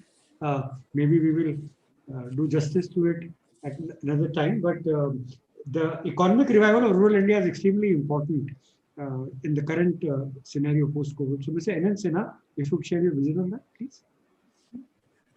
Thank you very much, Mr. Co-Chair, and Mr. Amarjit Sinha, the advisor to the Prime Minister, has spoken very eloquently on the factors which have led to the rural resilience and which kind of prime it for the higher level of growth and which is equitable, which is participatory. So I will briefly touch upon the various factors which have led to rural resilience and which kind of lay down the path for economic revival and the role that the rural sector will play. We know that the economy has been worst affected by the COVID pandemic and the measures taken to control it. However, that was unavoidable as it prevented much higher level of casualties if this had not been taken. Generally, there is a tendency to conflate rural with agriculture. However, there is a major difference between rural and the agriculture. Half of the GDP, 2/3 of the employment, one half of the manufacturing and construction activities, 1/4 of the service delivery comes from the rural areas, while 61% of the employment in the rural areas come from non-farm jobs. We take the agriculture sector, only about 15 to 17% of the gross value added comes from the agriculture. Although there may be some further spread of COVID in the rural areas, and recently there have been some concerns regarding higher rates of growth of COVID incidence in the rural areas, we all appreciate the fact that the rural areas had not had as much impact of COVID as the urban and semi-urban areas, despite lower level of health infrastructure and services, as well as lower paying capacities. It is logical as the population densities in the rural areas are lower, people work outdoors, and therefore the conditions for spread of COVID are not as favorable as it was and is in the urban areas. It would then be logical to assume that the pattern of economic activity wouldn't have changed much in the rural areas, and certainly better than urban areas. This find reflection in the patterns of unemployment, sale of fertilizers, tractors, motorbikes, and fast-moving consumer goods. If we take the rural unemployment trends in this financial year, except for the month of December 2020, the rural unemployment rates have been consistently lower than the urban unemployment rates. If we take tractor sales, except for the month of April, year over year, month-wise sales have been consistently more, ranging from 4% to 75%. August and December have been standout months in which these figures were 75% and 42% more than those of corresponding months last year. If we take sale of fertilizers in the months of April to July, year over year, there was an increase of 57%. For the year as a whole, overall fertilizer sales have been approximately 20% more than that of last year. There are similar trends. I won't mention them for the sake of time. It may be inferred from those buoyant trends that this is so from the mere fact that the rural areas have not been impacted as much by the COVID. However, the factual matrix is otherwise. The government has taken a comprehensive set of measures for ensuring not only minimum impact of COVID, but also prime rural areas for a higher level of growth. The country also received good monsoon for the second running year.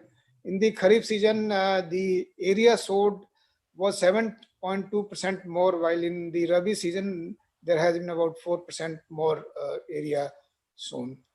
To recount some of the measures, the government exempted agriculture operations from the lockdown restriction in the lockdown restrictions. In the Pradhan Mantri Kisan Yojana, there were transfers of over 53,000 crore in this financial year itself. Wheat and paddy procurement infused approximately 1.75 lakh crore additional liquidity in the rural areas. First quarter of the financial year saw about 1.25 lakh crore released to the rural areas on account of public programs, procurement payments, and other transfers. For the Mahatma Gandhi National Rural Employment Guarantee Scheme, the outlay was raised by 50% to 1.01 lakh crore, never previously achieved in this financial year, while it has promised to provide another rupees 10,000 crore more this year. The Finance Commission provided grants worth rupees 30,000 crore as the first installment, while another installment would go or may have gone. To women PM Jan Dhan Yojana beneficiaries and National Social Assistance Program beneficiaries who come largely from the rural areas, a sum of about over 33,000 crores were released under Pradhan Mantri Garib Kalyan Yojana. Similarly, the KCC has a target of 15 lakh crore. It sought to cover 2.4 crore more beneficiaries, infusing a liquidity of about 2 lakh crores more. One must not forget that a target program for migrants and similarly affected villages was launched in 116 districts, which received a large number of returning migrants in the rural areas, and a sum of over rupees 39,000 crores were spent, and over 50 crore percentage of employment was generated. One can go on and on. However, I would like to comment on some reform measures which lay down a clear reform path for intense growth in the rural sectors. One District, One Product is an initiative of the government which focuses upon cluster-based development for the identified products, and thus ensure competitive advantage not only in the domestic sale but also export of those products. The scheme of formation of 10,000 FPOs is about developing value chains through aggregation of marketing surpluses of the small and marginal farmers. The scheme of Agriculture and Animal Husbandry Infrastructure Fund supports development of post-harvest infrastructure for complementing the value chains. Similar objectives have been laid for schemes known as Pradhan Mantri Matsya Sampada Yojana, Pradhan Mantri Formalization of Micro Food processing enterprises, schemes for providing financial, technical, and business support for upgradation of existing enterprises and developing them. There's generally a consensus on the path of the development of the rural economy. These relate to linking production to processing through efficient value chains, raising productivity of farming through land pooling, contract farming, land consolidation, land leasing, etc., practicing integrated farming and adopting agroecological approaches, which include a number of agriculture measures such as diversification of crops, conservation tillage, etc. in the rural areas. Utilizing domestic and agriculture wastes as inputs for further economic activities such as cow dung for biofertilizers, organic pens, paddy straw for building construction materials, for use as energy pellets in the thermal power plants, etc. Developing economic clusters as has been done by the rural development ministries, urban programs, and so on. Production of more labor-intensive industries such as textiles, footwear, electronics, toys, etc. are also being pursued through some fundamental reforms, though some fundamental reforms may be required in this regard. However, developing industrial parks, permitting plug-and-play industrialization, streamlining the approval and enabling process is already being pursued. Rural tourism, broad-based real estate growth are some other sectors which can also push rural economy further if regulations are streamlined and higher credit is provided to the sector, and some of which are already being done and would be done. Although the central government has taken many policy steps in this regard, much would depend on the speed and rigorousness with which these decisions are implemented and support that these measures receive from the state and local governments. It's, however, very important to realize that this is not the program of central government alone, but a mission for India and especially rural India, and therefore all well-wishers of the country and rural citizens, including farmers, should put their heads and hands together to realize the same. Thank you very much for giving me this opportunity of sharing my thoughts on the rural areas and the economic revival. Pleasure, Mr. Sinha. As always, listening to you. Now I invite Mr. Sunil Kumar. I mean, if the Ministry of Panchayati Raj was in another race for an award, it would win the award for the ministry with the smallest budget. So with that smaller budget, how have you been able to, achieve so much, and what's the path forward, Mr. Sunil Kumar, if you kindly share? Thank you. I have been asked to speak on decentralization and transparency. Now, before this august audience, who are all research scholars, postgraduates, doctorates, and people who have tremendous experience in the field, I need not go in and explain in great detail that participation and transparency and accountability, these are two principal components of decentralization. As was mentioned initially right at the outset by Mr. Samir Kochhar, panchayats have come a long way over the last 23 years, that is since 27 years since 1993. There have been ups and downs, but now we are at a stage where elections are being held regularly for over 2.55 lakh gram panchayats, 6,700 odd block panchayats, and 654 district panchayats. There are some challenges, but by and large, this system has stabilized, and today we have over 31 lakh elected representatives, of which 45% are women, which is the largest body of elected representatives in the world. And here I would like to mention that today 21 states have reserved 50% of seats in the panchayats for women representatives. This is a huge sort of development, and the spin-off benefits of these sort of decisions which have been taken, these are now slowly beginning to be seen in the rural areas. The gender, age, educational profile of elected PRI functionaries is also changing over time. Increasingly, young, educated, technically skilled persons are getting elected and they are joining the Panchayati Raj institutions. The fund allocation to the PRIs has increased from rupees 20,000 crore by 12th Finance Commission to over rupees 2 lakh crore by 14th Finance Commission. And even the 15th Finance Commission in its interim recommendation has allocated rupees 60,750 crore during the current financial year. And we believe that when the full report is out, it will be substantially higher than the recommendation of the 14th Finance Commission.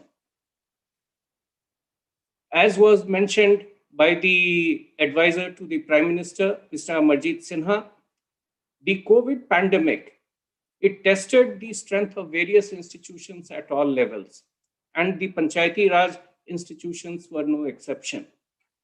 I'm happy to inform that Gram Panchayats played a stellar role in several states in enforcing lockdown, adoption of COVID appropriate behavior, running quarantine centers for the large number of migrants who were returning to the villages from the cities, and even in the national COVID vaccination drive, which has been launched by the Honorable Prime Minister today, they will be playing an important role of facilitator.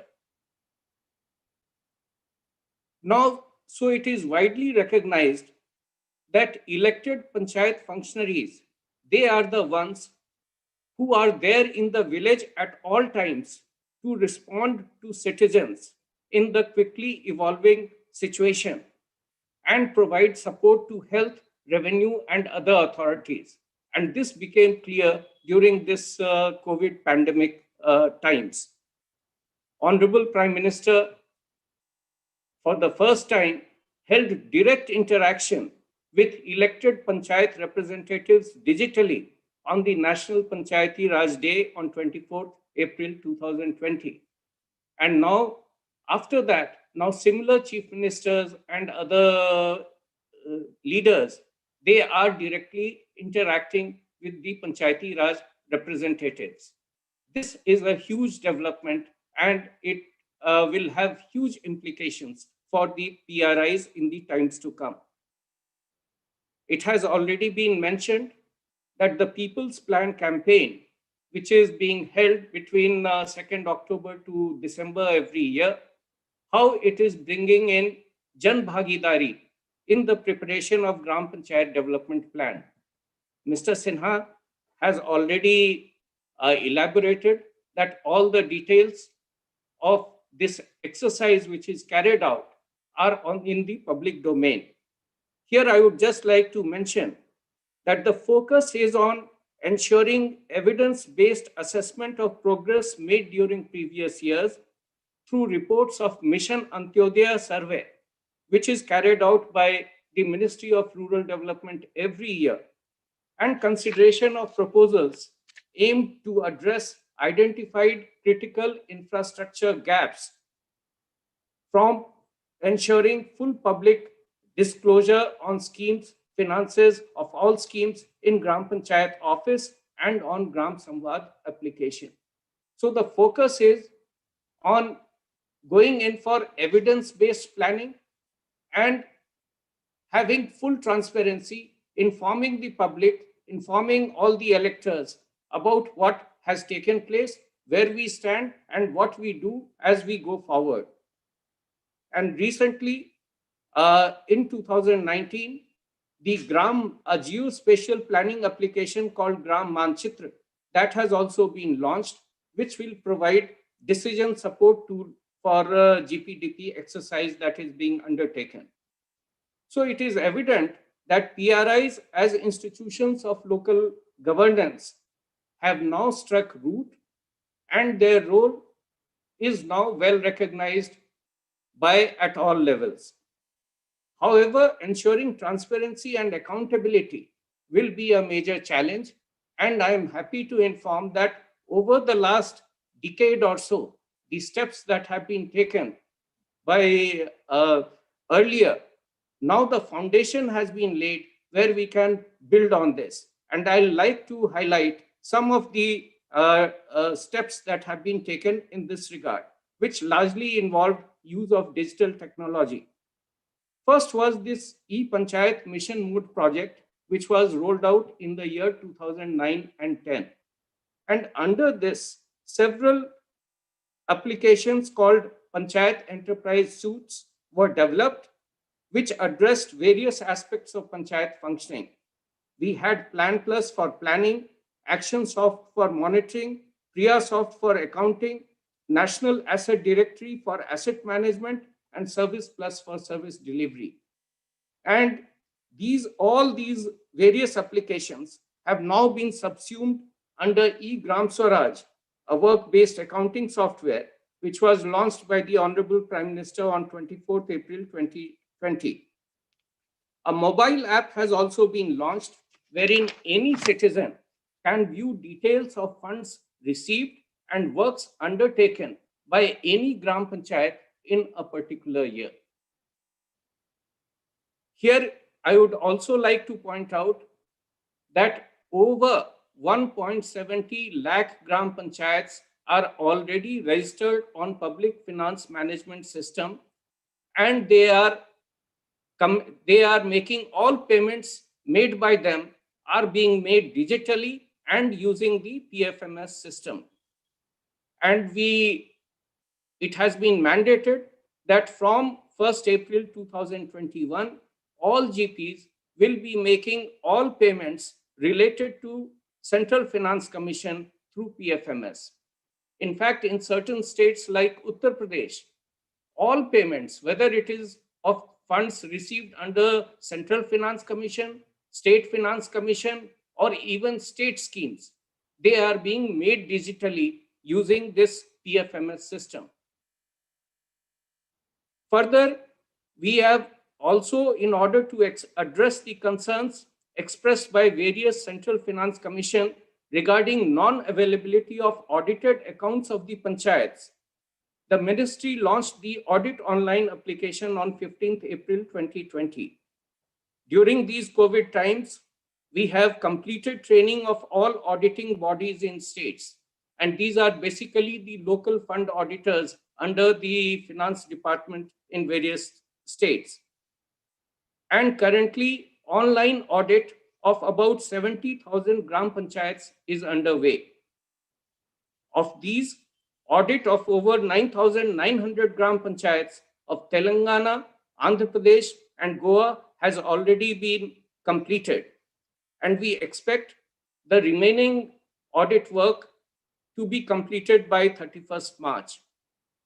And beginning next year, all 100% audit of all Gram Panchayats will be undertaken using this software.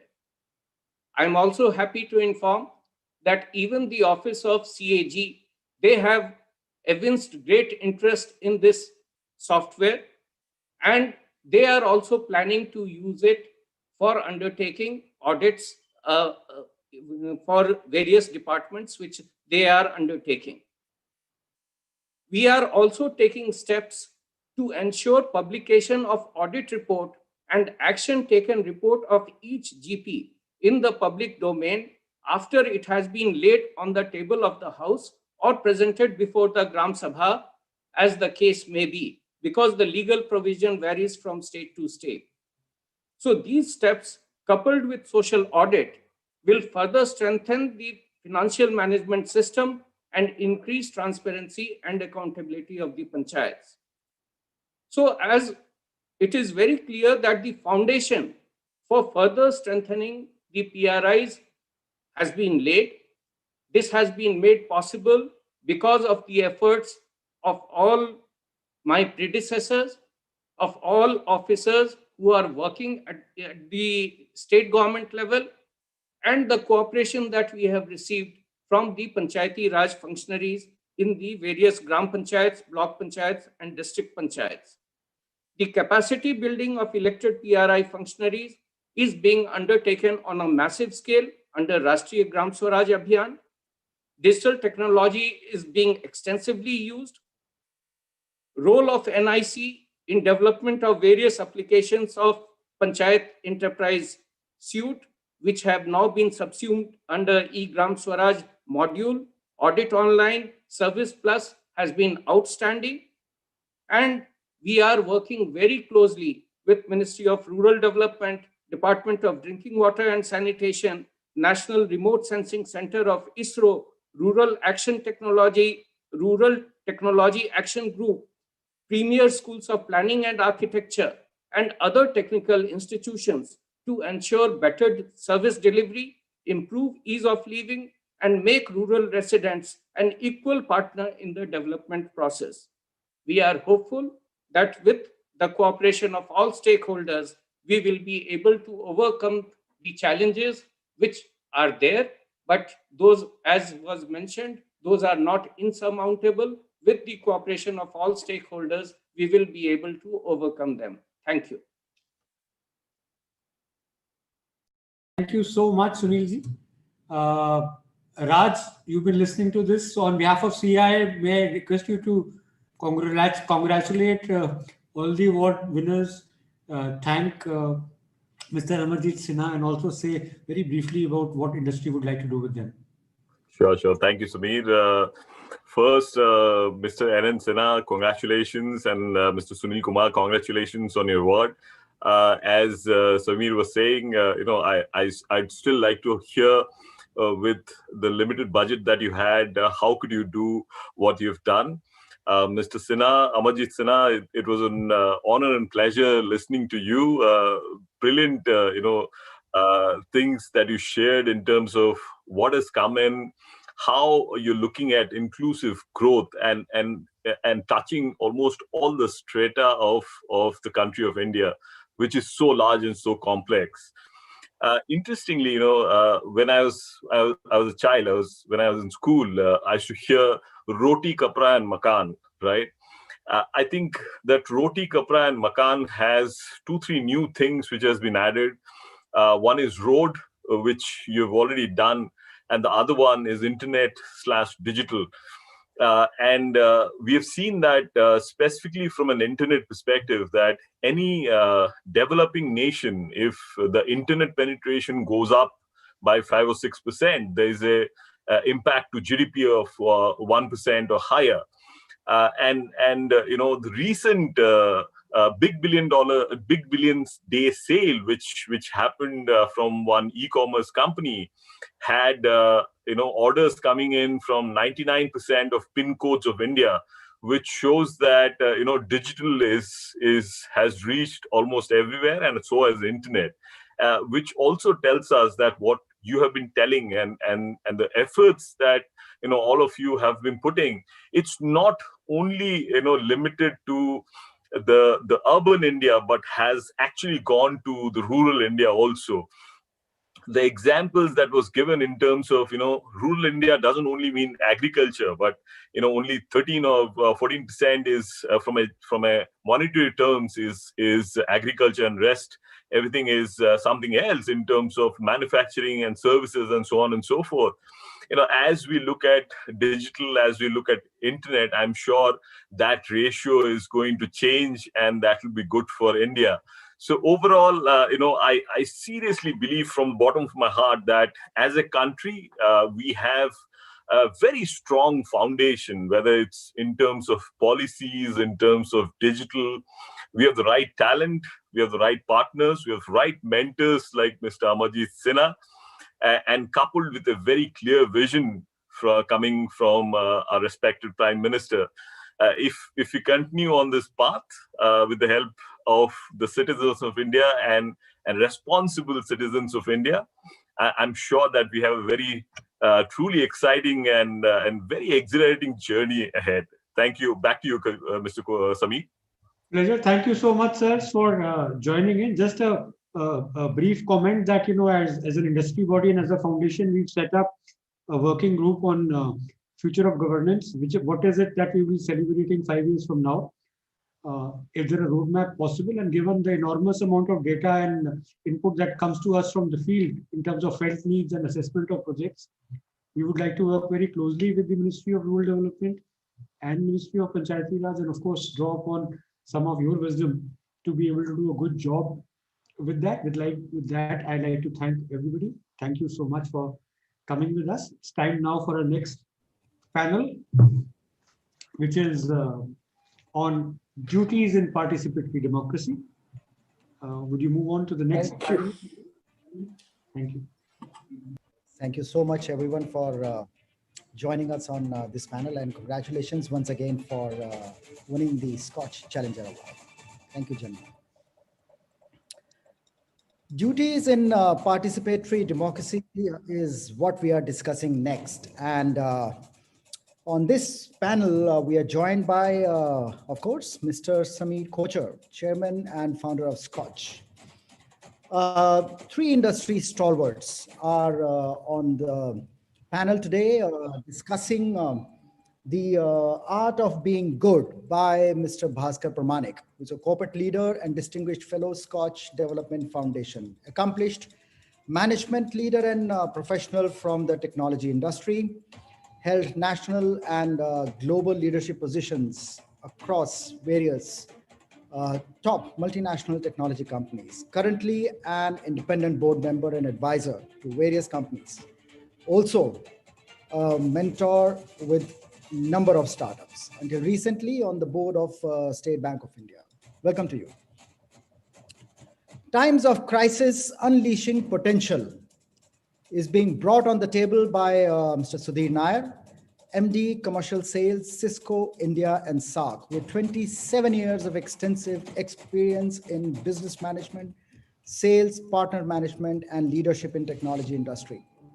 Responsible for transforming India's largest partner ecosystem to enable the digital transformation of Indian businesses.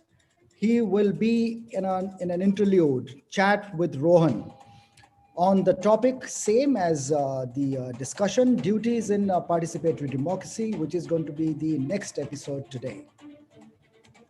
Bringing felt needs to public policy is what Karuna Gopal, President, Foundation for Futuristic Cities, is going to be talking about. She is a member BJP National Manifesto Subcommittee and has been a thought leader and a futurist who has influenced urban transformation in India for more than 1.5 decades. So with this, I invite Sameer to kindly take over from here and CEO with a heart, maybe an oxymoronic kind of a statement, but there are indeed CEOs amongst us who do go beyond the balance sheet and are driven by heart and are moved by the plight of fellow citizens and do have a sense of patriotism in them.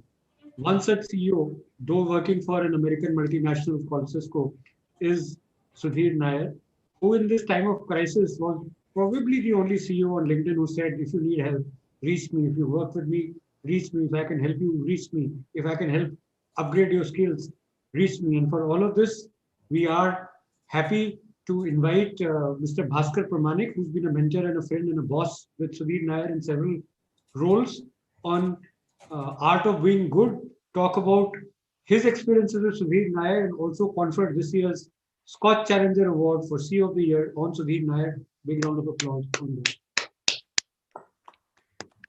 Bhaskar, tell us about art of being good and Sudhir Nair. Thank you for giving me this opportunity. I've known Sudhir and his family for, I think, upwards of nearly 2 decades, I think slightly short of 2 decades.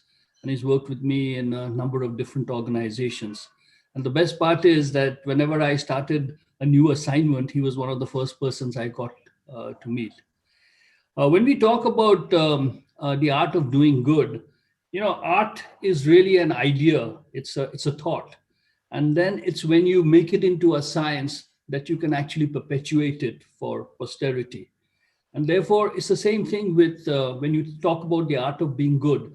Lots of companies, lots of organizations, lots of people and leaders have lots of ideas of what they mean by good.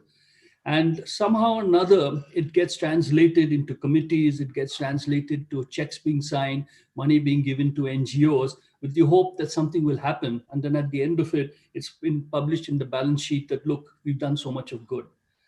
But, it has to go beyond that.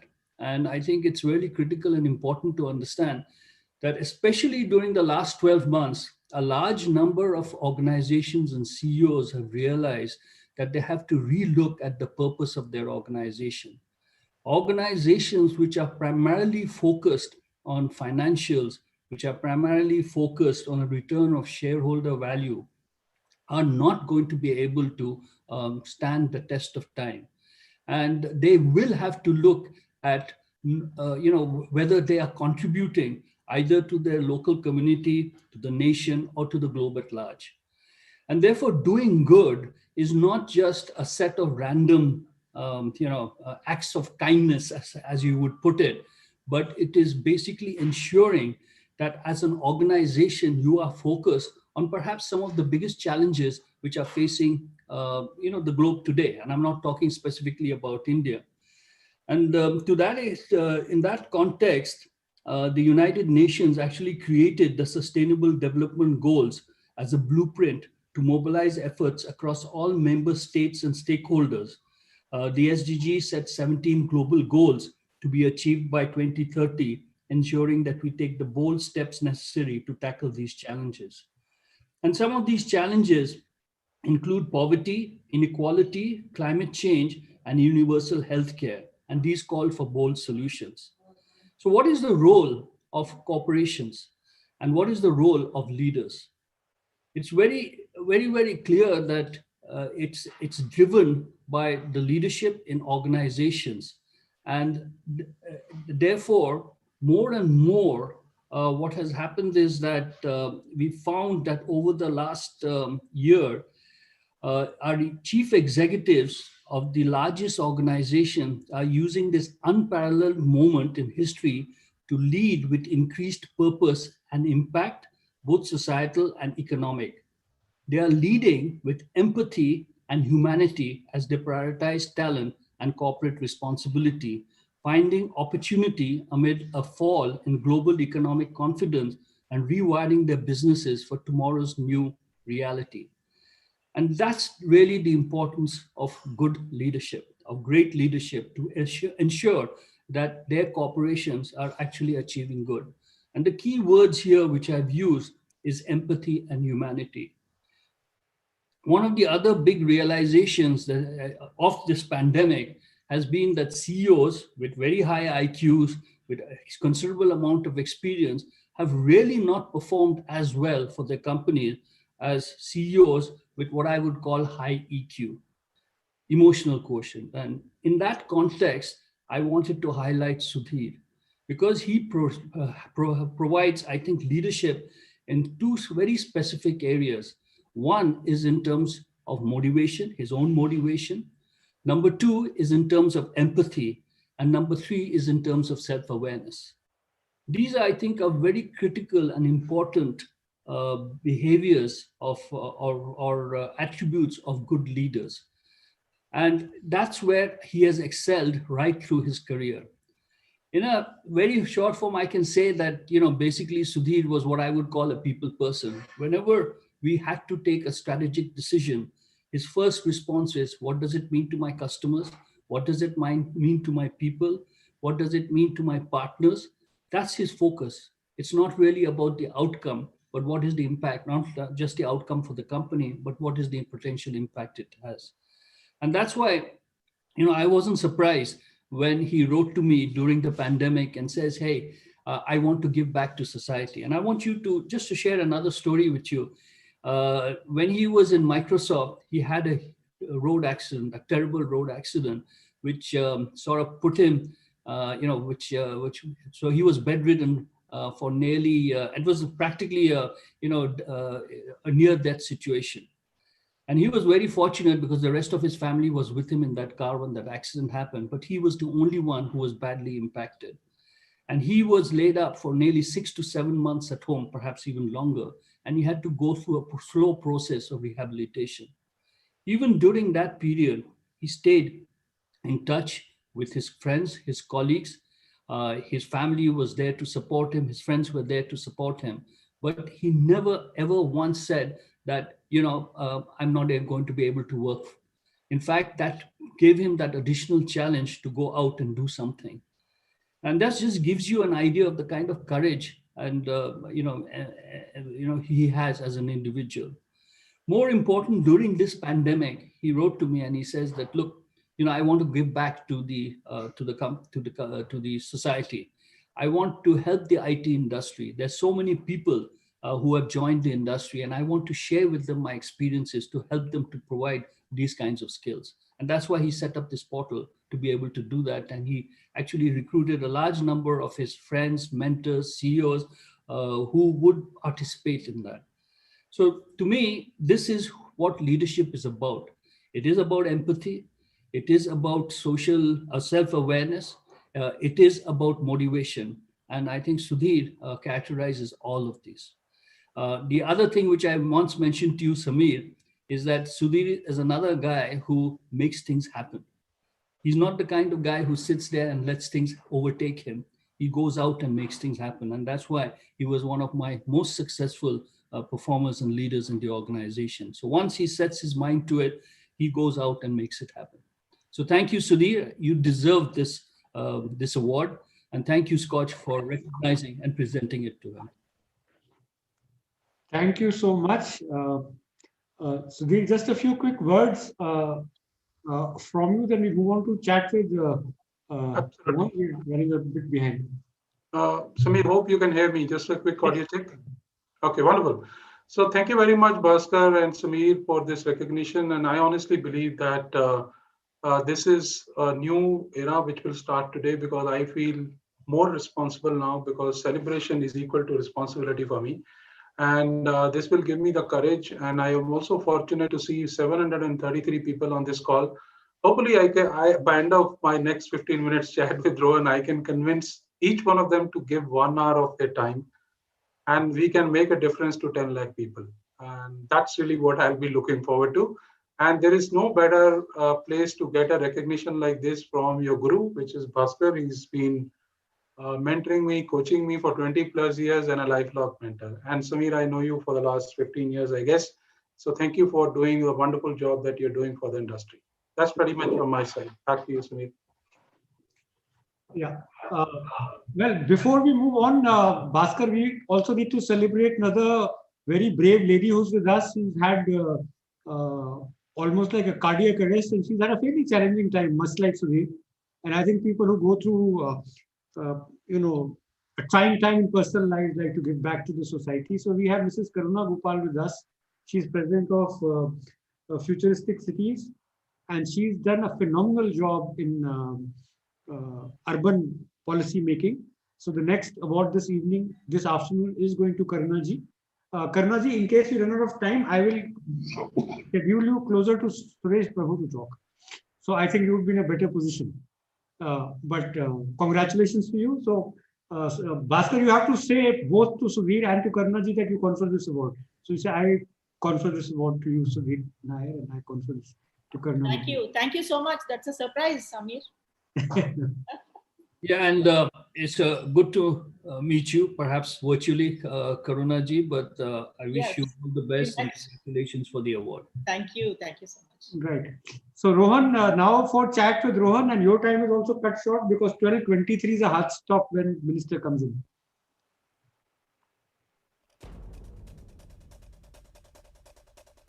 Are we pinned? Yeah.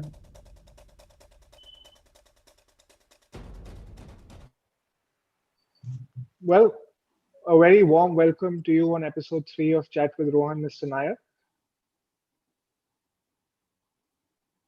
Mr. Nair, are you there, sir? Karuna, Yes, you have to switch off your video. Nair has to put it on.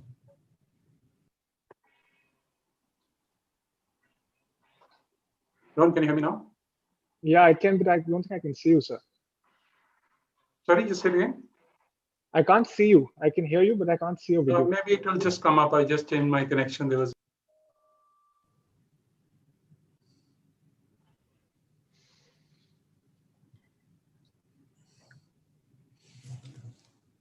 Yeah, I can see you. If you could kindly unmute yourself, sir.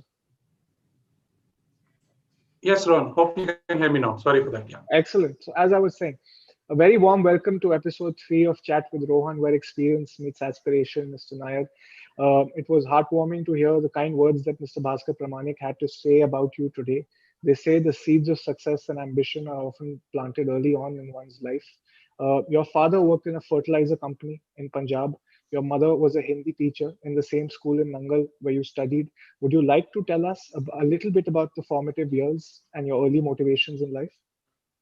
Yeah, thanks, Rohan. I think it was like a typical middle class family, and the only, I think, dream my parents had is that for me and my sister to get some good education, and they spend a fortune of the earnings that they had to make sure that we got to good colleges. And the second thing that my father always said is that, look, there's no point in actually running around things if you just can't have a simple meal and end of the day with your family and friends. So keeping the whole community together, I learned from him and also from my mother. And probably the third thing that I learned from my mother was people call it giving back. I call it giving forward. How do we give it to others so that we can take everybody forward along with us? So those were the three fundamental lessons my parents taught me. And I'm really grateful to them for that. Mr. Nayak, I believe your first job after NIT Warangal started from a one-room home office in Jaipur. In fact, I believe you'd missed the start date, which is why the company had to relocate you. You'd contracted typhoid. You then went on to single-handedly build this office out. Have you always been someone who's responded well in crisis and high-stress situations? Look, honestly, this is the learnings that I got from my father, and he used to say that in any crisis, if you sit down and plan with a peaceful mind and go and ask the right help, everything is possible. So the whole concept of planning I learned from him, and his favorite example used to be that if you're planning for a marriage, have you planned for that matchstick? Because in the end, when you want to lit the fire there, you won't find the matchstick. So if you're not planned for the matchstick, then you will be missing something somewhere. And I use that in my business as well. And I didn't start from a single room office. I started on the road. There was no office. It took me 6 months to convince my leadership that, look, we need to find at least one room. So my one room apartment that I rented was in a new city, Jaipur, where I never been, was where I started my work. And after that, things were nice to me and we kept on growing from one place to the other. Mr. Nayak, 4.5 million people work in the Indian IT sector, yet very few scale the heights that you have been able to achieve. You have always believed in giving back to those in need. Throughout the COVID pandemic, you were on the phone helping people you did not even know with advice and guidance. Has there ever been a time in your life where a stranger reached out to you when you needed help? Yes, and as Bhaskar spoke about this, look, 5 years back, when you have a road accident, and you know, in India, 911 and ambulance takes its own sweet time when you are on a highway, right? So some stranger whom we still don't know, my family still doesn't know, stopped this car and took a wounded person like me who had lost so much of blood and just made sure that he dropped me to the nearest hospital, which was probably 15 kilometers from that place. And that 15 minutes saved my life. And, so great was the gentleman that he didn't even stop to give his name or number to my wife, and everybody was in a state of panic. But somebody stopped unknowingly, did something good and saved my life. And that sort of got me to think that, what am I doing about it? For all the learnings that and earnings that I had in my career, I'm going to give part of that back or forward to the society. So that was a changing moment for me. Mr. Nair, when the world was going through a crisis, professionals were losing their jobs, people were in financial distress, you were thinking of ways of helping out. Play to Potential provides 20,000 years of combined IT industry knowledge and expertise to those who are budding and future IT leaders. You've been trying to help out with a helping hand. What is the potential that you see in the Indian IT sector and the potential workforce over the next 10 years, sir? Look, it's already a very leading driver to our contributor to our GDP, and you all know the numbers, so I'll not get there. But I think the transformation in the industry will be probably 3x or 5x in the next 5 years for sure. I don't know about 10 years. That is too long a time to predict. And I think what 2, 3 trends very clearly I see that anything which you can put as a routine job can be taken over by machines and AI and algorithms. So we all need to bring in new skills in terms of whether it is emotionally connecting with our customers or understanding their needs better and breaking from our relationship with our customers and partner from being reactive to proactive. And that's something that robots can't do for us. So basically what I'm saying is there is a huge reskilling which is required. Take a simple part. When I was thinking about this whole idea of a portal, my 17-year-old son came and told me that, Dad, you can do that in 3 hours. You don't have to build it yourself. All these tools, technologies are there. You just have to put your thoughts together and the system builds it for you. So I think the skills of tomorrow will be how do you use various pieces of technology and analysis with us and put it into a meaningful form to absorb that and we're going to move from digital experience to digital decision making.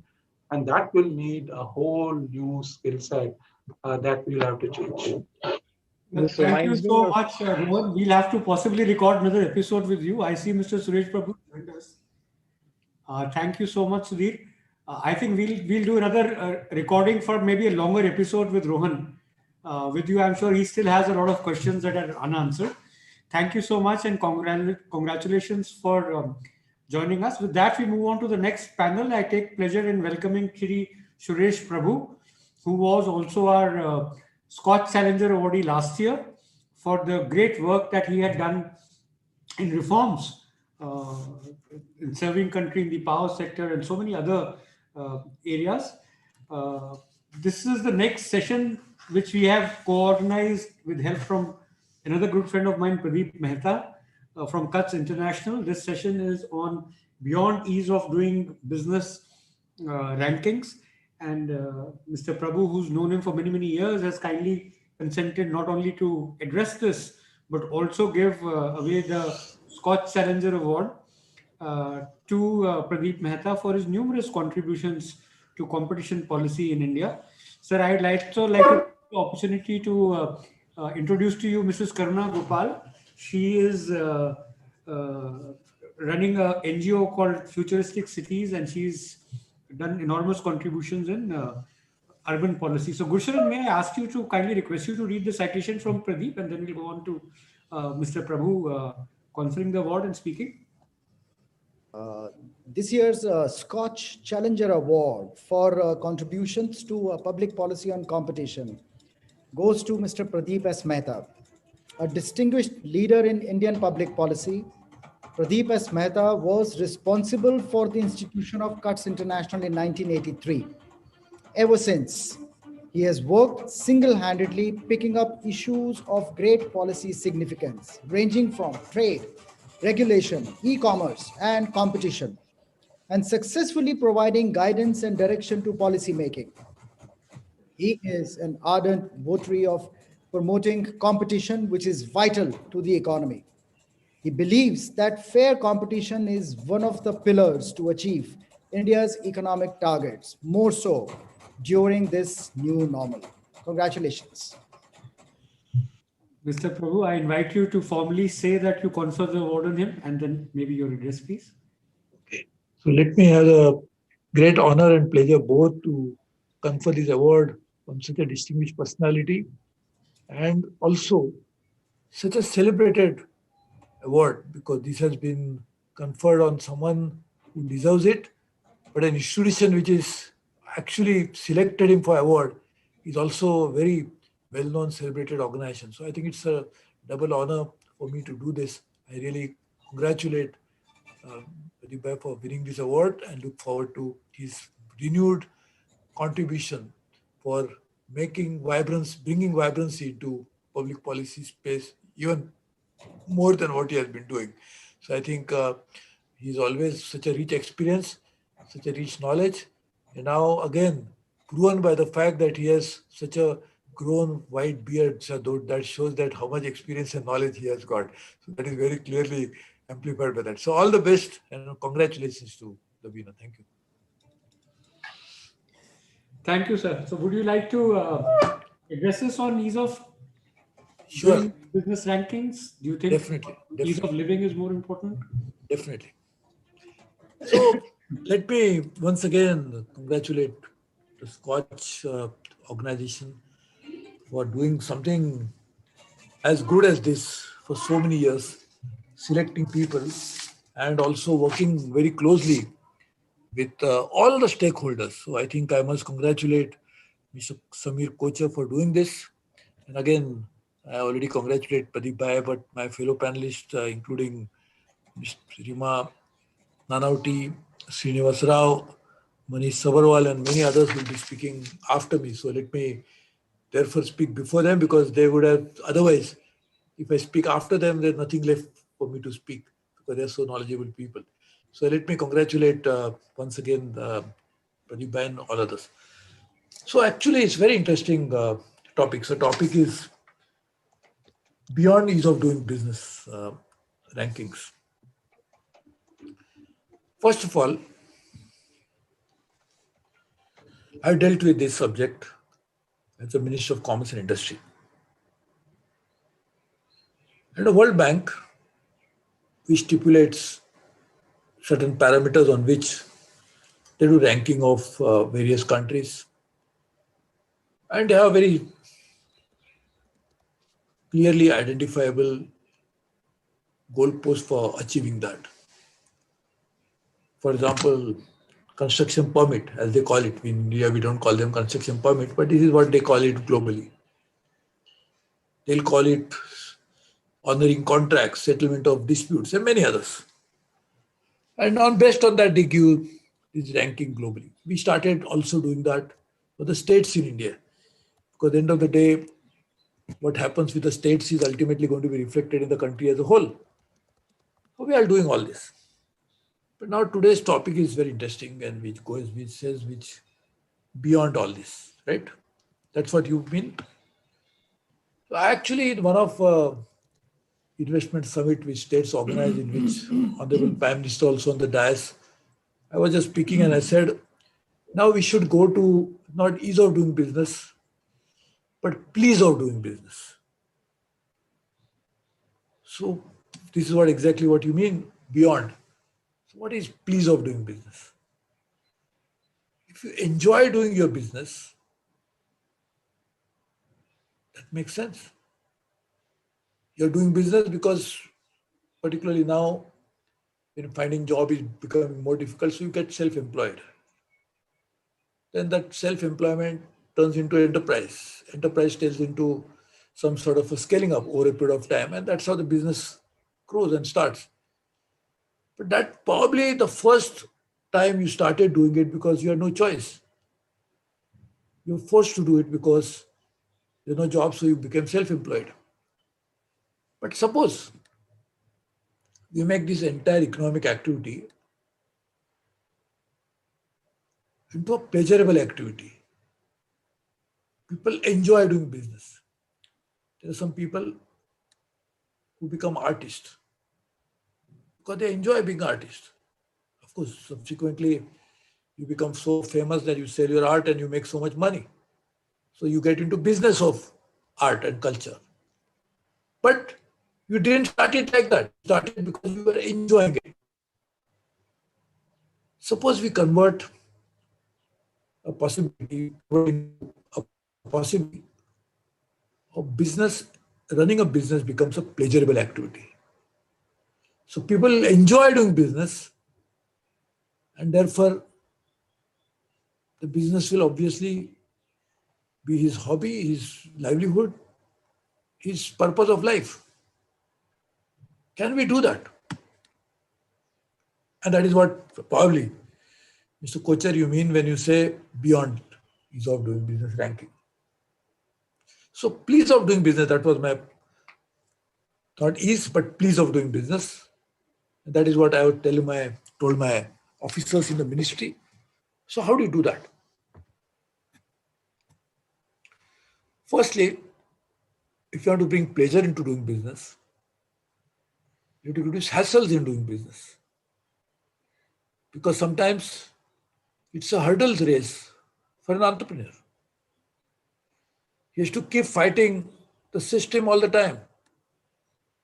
He has to keep warding off various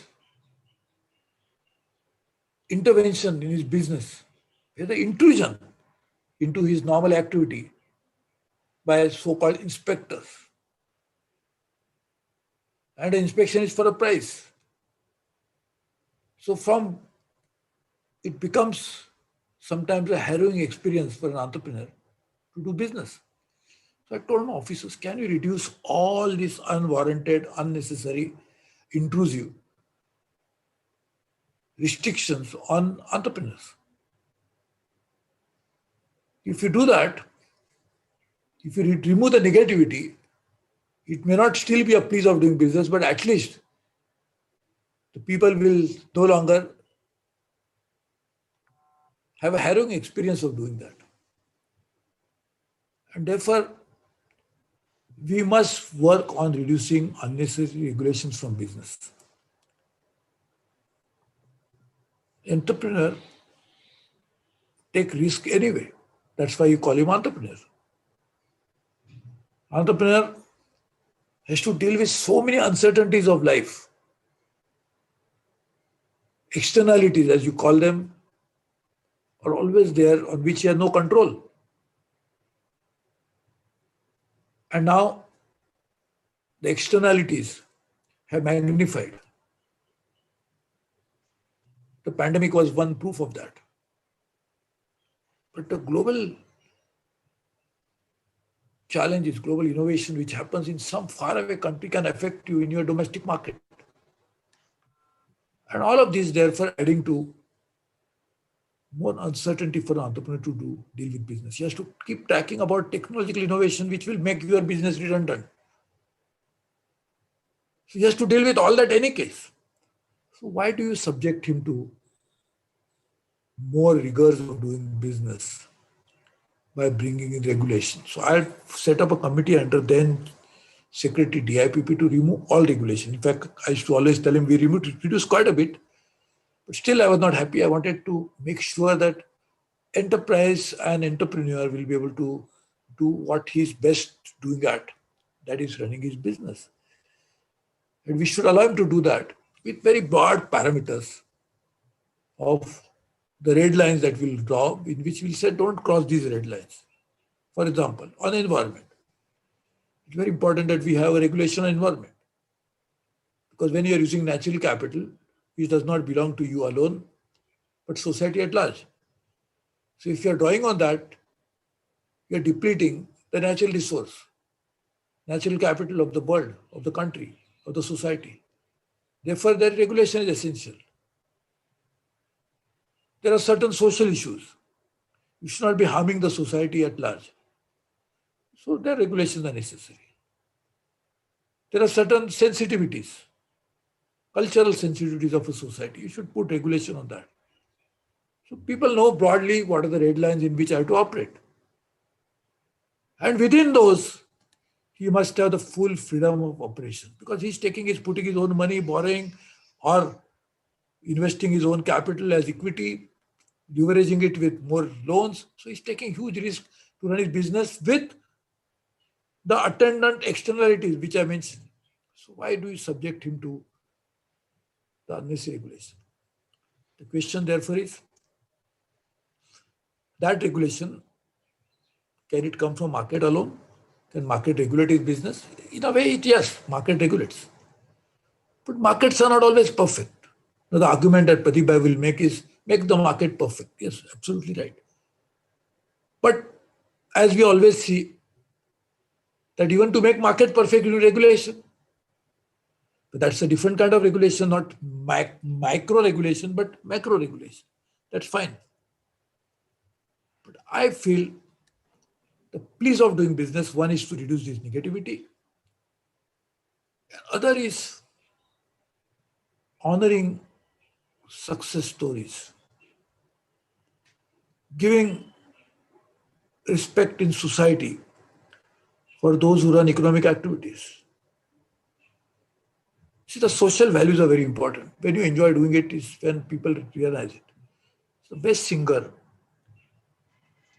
sings the best when there is an applause for his performance from those who are listening to him.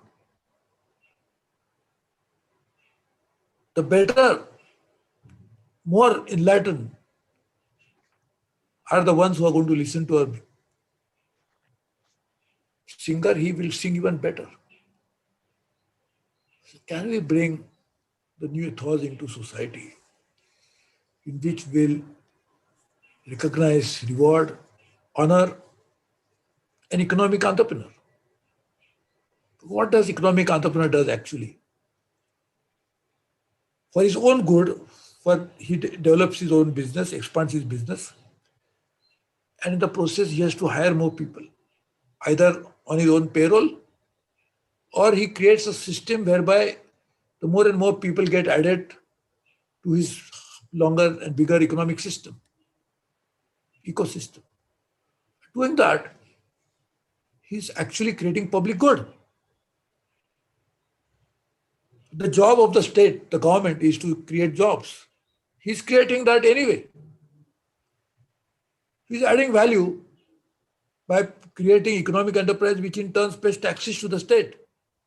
The tax in turn can even use that money, if done properly, for creating even higher public good. So why not we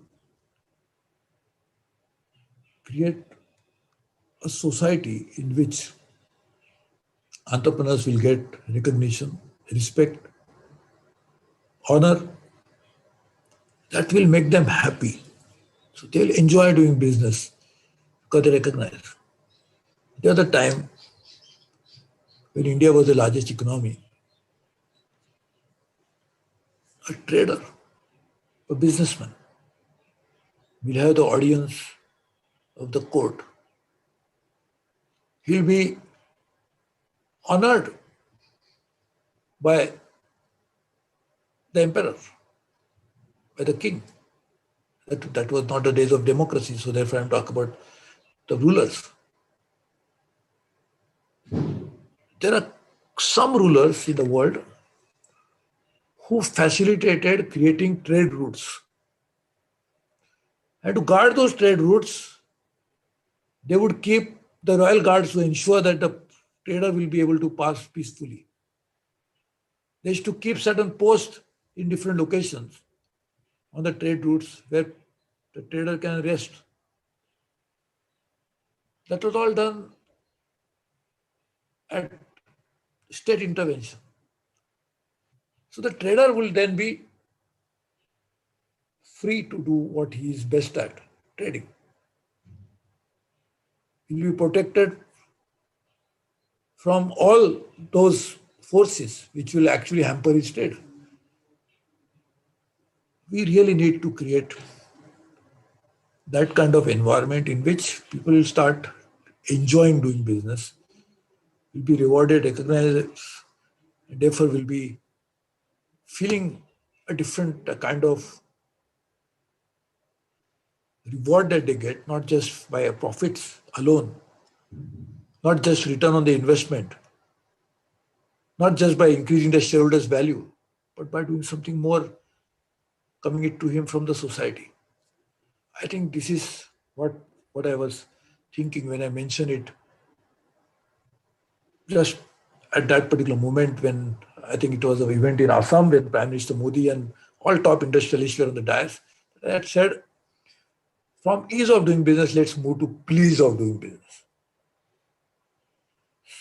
I think if you can bring that kind of a change, you can imagine the economic activity that will flourish in India. You can imagine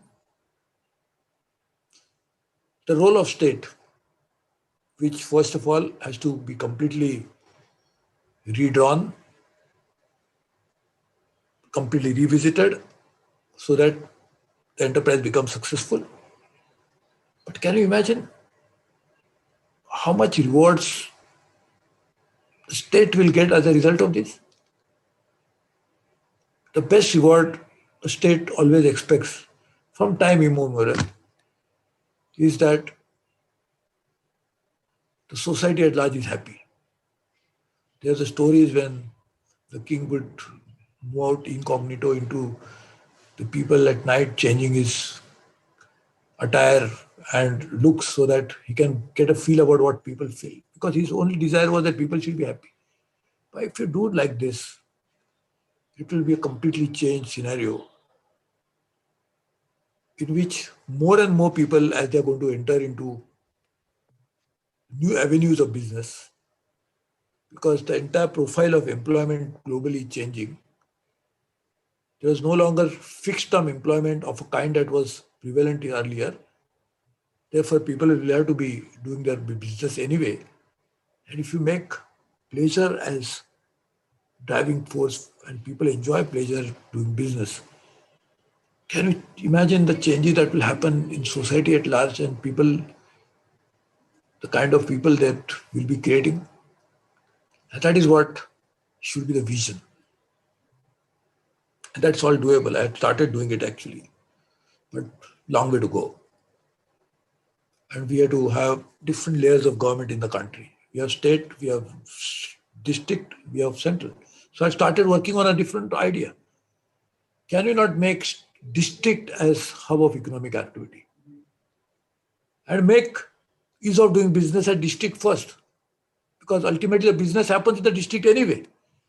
So if you make each district as best excellence of ease of doing business, people there, the district administration, state governments and central government all are aligned to this overall objective and support that enterprise and entrepreneur. Can you imagine the change that will happen in the country?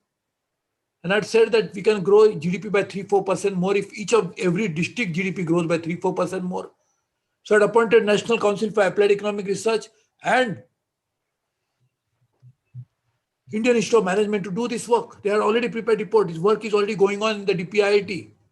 I just checked it the other way because we had selected 6 districts in all parts of India, east, west, north, south, and hilly district, for simple reason that this can happen a reality. I had also prepared a macro level plan at national level, $5 trillion, in which there was a sub-component, an important component was the district. So all that can happen. And each district has agriculture, services, and industry. So if you make for agriculture, ease of doing business, for services, for industry, it can really change the entire dynamics of India. I wish this happens soon. I offer my best wishes to Scotch again. I know when you talk about Scotch in the morning, it's different Scotch. We talk in the evening, it's a different Scotch. So I am sure we'll have the ease of doing business in the morning and please of doing business in the evening with a different kind of Scotch available to you. So thank you very much. All the best to you. Thank you so much, Sureshji. As always, such a witty and such an insightful speech that you made. Pradeepji, would you kindly accept the award? Say a few words. Well, thank you very much, and particularly to Suresh Bhai, my mentor, and somebody who I have admired since very long. One of our best possible ministers that we have had, and I hope that in the new cabinet, which might be reshuffled soon, you are taken back into the cabinet for doing what you are doing best, is to take your the country forward, which is what we hope to achieve. So this particular session is to continue with the narrative of making ease of business, as you said, to please of business. Thank you very much, Suresh Bhai and Sameer, for this recognition, which I gladly accept. Thank you. Thank you so much, Pradeepji. Actually, just one line, Sameer Bhai, just to add to this, is his contribution, Pradeep Bhai's contribution, as well as your own contribution to make please of doing business can never be underestimated. So you have done a great job, both of you. So I really feel that 2 pillars are here. So therefore, the please of doing business could become reality soon. Thank you very much. Thank you, Sureshji. We also have the pleasure of having with us under the radar lady, Karuna Gopalji, who's done a yeoman service. She's, I think, a part of BJP as well, but however, we don't celebrate political parties. We celebrate the work that she's been doing for public policy in urban affairs, Karunaji, would you accept the award and will you just kindly say a few words?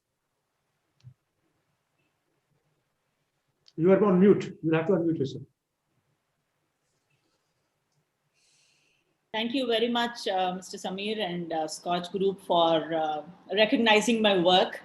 I have been working last 30 years, and when I created my Foundation for Futuristic Cities, a think tank almost 20 years ago, when the world was not even looking at urbanization, worked quite extensively all around the world. But this award really makes a lot of difference because it's given in India, and the brand that your award carries, recognition of true work and credibility attached to it.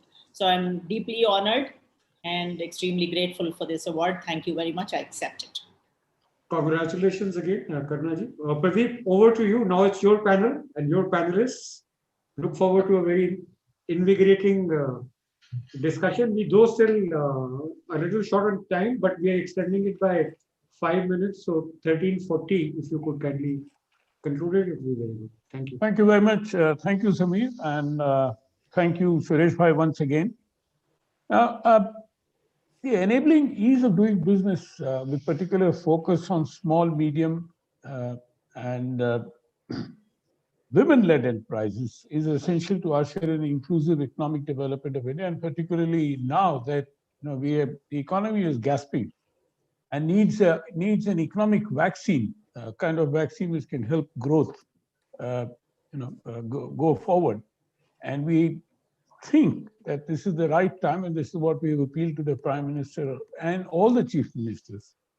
An important point, Suresh Bhai, is that this is something which has to be done as a concerted and a united effort across the country, and it cannot be done only from Delhi. So this is the appeal that we've made to all the chief ministers and as well as the Prime Minister is, how do we look at the opportunity which is available? I mean, you always look at changes to be done when you come across a crisis, and a crisis like this is an ideal opportunity to make ease of business as something which will help to create jobs, which is what we are doing.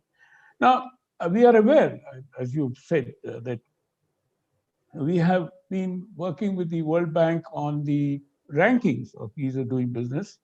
As a result, we moved to 63rd position from 142nd position in the last 6 years. And this exercise has been further filtered down to our states through the business reform action plan, under which different states are ranked in business reforms they claim to have implemented. The exercise, though commendable in spirit, falls short in inclusivity and representativeness. This is what our finding is. The end result is that climbing charts has become an end in itself, and the stated objective of making life easier for entrepreneurs appears to have taken a backseat. We still require a lot of effort to be done.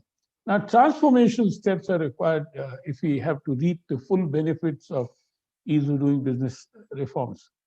First, there is a need to be cognizant of the limitations of doing business rankings. It appears that a top-down approach has hitherto been adopted to design the indicators and review progress. The indicators have traditionally measured ease of starting a business, while most challenges faced by businesses are in their day-to-day functioning, what we define as ease of running a business, which is becoming more and more difficult than starting a business. Now, consultation with the industry during the design of indicators is rare and insufficient. As a result, the focus is on whether the so-called reforms are felt and not on the challenges faced by businesses and measures required to address them. We have also realized that informal entrepreneurs, the thelawalas, etc., and the micro, small and medium enterprises and women entrepreneurs bear a disproportionate burden of regulatory compliance, which includes police hafta, for example. They are required to run from pillar to post to even obtain simple clearances and approvals. And that is where Samir pointed out in terms of ease of living. So when you look in terms of small and micro entrepreneurs, for them, their businesses are livelihoods. And therefore, ease of living is equally important as ease of doing business. Even after digitization, owing to their limited capacity, small industries and women-led enterprises often fall prey to intermediaries and are required to pay or incur significant cost in form of commission, quote unquote, to ensure compliance. Thus, dedicated efforts are required to make life easier for them. In addition, enterprises are often expected to do business in face of unpredictable, inconsistent, overlapping regulatory requirements, which my fellow panelist Manish Sabharwal has defined so well as regulatory cholesterol. You can well imagine what it means. It has been observed that information regarding EODB reforms is not effectively disseminated to the industries. The problem again then persists more at the lower level of MSMEs and women-led enterprises who lack information regarding relevant policies and regulations that are in place and thus resort to middlemen to fulfill even very simple procedures. I'll give you an example. The other day I went to get my driving license renewed, and you won't believe me that there was no way that I could go to the counter and get it done. I had to go through a middleman. It's become institutionalized, the whole system. And thus there is a need to recognize that the precious state capacity and resources needed to be spent judiciously to actually facilitate running of business and not merely on papers.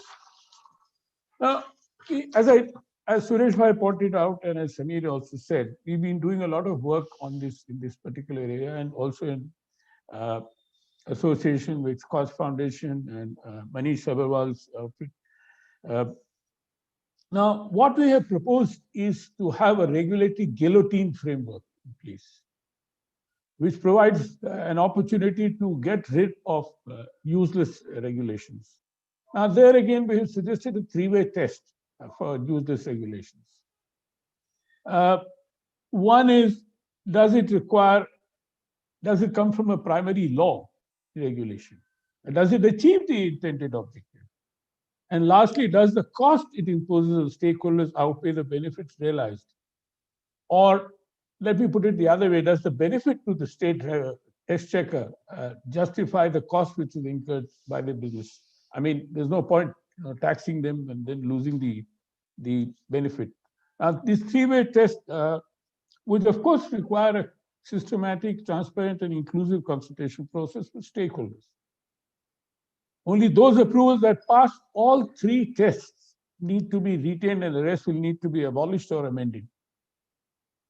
Several countries have been, and this is something what we are suggesting is not something out of our head, but this has been happening in many countries. For instance, in Kenya, 315 licenses have been eliminated and 379 licenses have been simplified using this framework in a recent effort. Countries like Moldova, which is the poorest European country, Ukraine, Serbia, Mexico, and Russia have also benefited from the regulatory guillotine framework. Annual savings of 188.7 million euros were estimated to the Serbian economy, a very small country. However, the regulatory guillotine framework will address the issue of existing regulatory stock by reducing the suboptimal regulations, approvals, and clearances. There is also a need to address the issue of regulatory flow, that is ensuring that suboptimal regulations, approvals, and clearances are not introduced in future. To this end, India needs to adopt a one-in, two-out policy. Tell the policymaker you want to bring in a regulation, fine. You bring in one regulation, get two out. Cut out two, if at all you want this to be done. Now, this would require institutionalizing what we call regulatory impact assessment. This is another area that we've been working upon for a long time, and we hope that Niti Aayog will take this forward soon. Several countries have adopted and benefited from the RIA. The one-in, two-out policy of UK, for example, which mandates removal of £2 of costs for imposition of £1 of cost via state-led intervention, has resulted in a net reduction of £836 million in cost to business between 2010 and 2014, within 5 years. A similar initiative was adopted in the US, which reportedly resulted in regulatory cost saving of $8.1 billion in 2017. It is my firm belief that adoption of regulatory guillotine and regulatory impact assessment framework can go a long way in taking the ease of business doing initiatives in India to the next level. It is in this context that we wish to discuss the potential ways to achieve the ease of doing business reforms, going beyond the ranking system, to get beyond the rankings. In today's discussion, we have with us three eminent personalities who are best suited to deliberate upon the next phase of reforms beyond ease of doing business ranking, and how could practices like RIA, regulatory impact assessment, be adopted in India.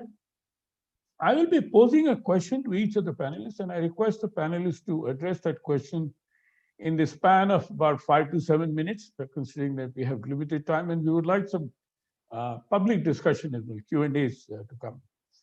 So let me start with Mr. Manish Sabharwal, the founder of TeamLease.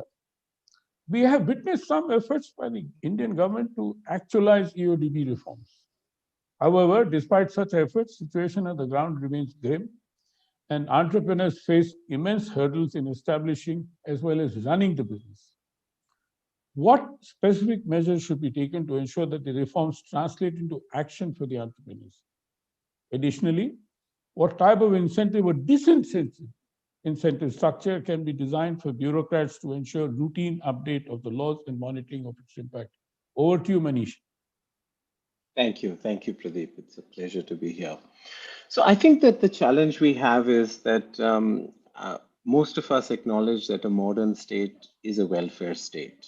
But people sort of confuse a welfare state with a place which is difficult to do business. So Sweden, Norway, Finland actually have a tax to GDP ratio which is twice of India. So they have a very large state, but they are also 4, 5, 6, 4, 5, and 9 in the ease of doing business ranking. So their freedom for entrepreneurs funds a very interesting welfare state. And I think that is where the legitimacy of ease of doing business has not taken off. I mean, we're finally fighting a battle for ideas, that the accounting of accountability, did you follow rules and process, is different from the account of accountability, is did you do the right thing?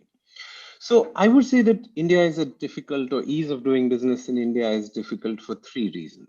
One is the thought world of civil servants. One is that, prohibited till permitted. Drunk driving is an argument against cars.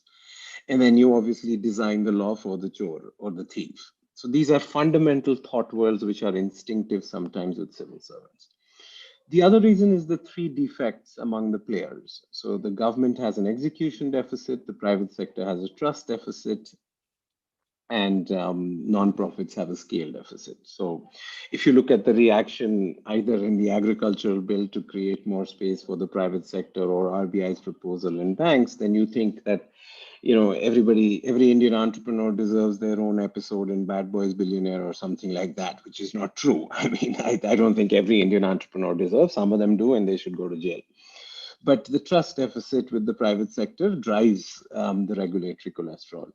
And the third one, which is really attention to detail, the decline of human capital in the civil services, the short tenures that people face. So basically the incentive system that they face.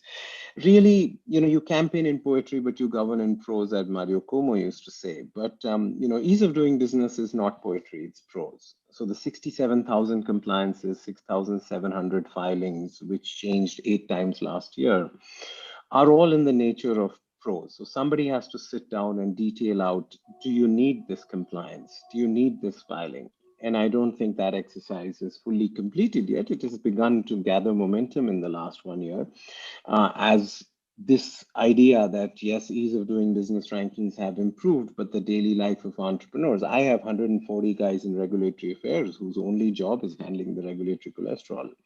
I mean, as a large company, I can probably afford it, but small companies can't. And everybody loves to idealize MSMEs, but they make life miserable for MSMEs. I mean, if every law needs to be interpreted. But more importantly, if there are transmission laws between how the law is written, interpreted, practiced, and enforced, which is really what India has. How the law is written, nobody gives a damn about. How it is interpreted, practiced, and enforced, then you are giving an unfair advantage to big companies like me, because we will know how to interpret and practice and enforce laws differently than how they are written, while MSMEs will not know that. So if you idealize MSMEs, ease of doing business is not a project for the Birlas, Tatas, or HDFC or Team Leads. They are a project for India's 63 million enterprises, or whatever way you want to measure enterprises in India. So I think there's one long-term solution. The actual only long-term solution is civil service reform. We don't, that is fundamentally, you will never get India to be a great place to do business unless you do civil service reform. So we don't need 52 ministries in Delhi. I mean, Japan only has 8, the US has 14, UK only has 22. So 52 ministries by definition reduces ease of doing business. And being so top heavy, we have 250 people in Delhi with the rank of Secretary to Government of India. We don't need 250 secretaries to Government of India in one city. India can't be run from Delhi. Indira Gandhi was wrong when she said that strong states lead to a weak nation.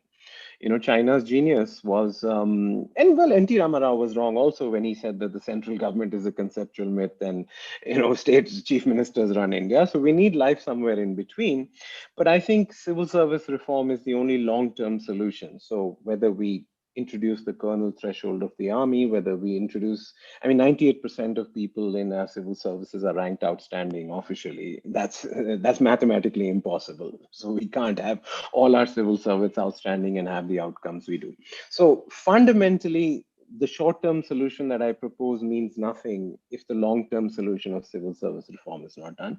But the short-term solution is just a compliance commission with the single 90-day, 180-day mandate to take an axe, rationalize, decriminalize, and digitize India's compliance infrastructure. So you need to take an axe, 50%, 70% of the compliances and filings need to go. You need to decriminalize them. The 18,000 ways that out of the 67,000 compliances, more than 18,000 of them prescribe jail. One of my favorite lines in the Vishnu Sahasranam says, ask, why did God create fear? So that he could take it away, right? The only reason to decriminalize something is to be able to take it away, because if you don't take it away, then you can be corrupt.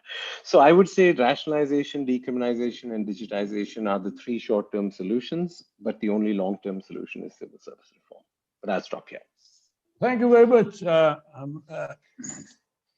Manish, this is something which is a root problem, which is what I have been also saying, that whatever you want to do, unless you have administrative reform, nothing is going to move forward. And it is only problem is that it is only getting worse now, administrative structure. I just to give you an example, a friend of mine in the IAS told me that now 90% of the IAS officers are corrupt. What used to be 10%, and the whole thing is shifted. Secondly, the important point which you raise and which requires a little more discussion is that how do you bring in trust? The problem is that there's a lack of trust, which is what we are witnessing even in the farm sector agitation, which is going on at a particular moment, because farmers just don't have any trust in the government, and it goes on and on. That we've been advocating the same reforms for a long time on the basis of research we've done. But let me move on now to Mr. Srinivas Rao, the Chief Executive Officer of the Global Alliance for Mass Entrepreneurship. Mr. Srinivas Rao, the question that I would like to ask you is, it's common knowledge that MSMEs are most vulnerable entities in an industrial ecosystem.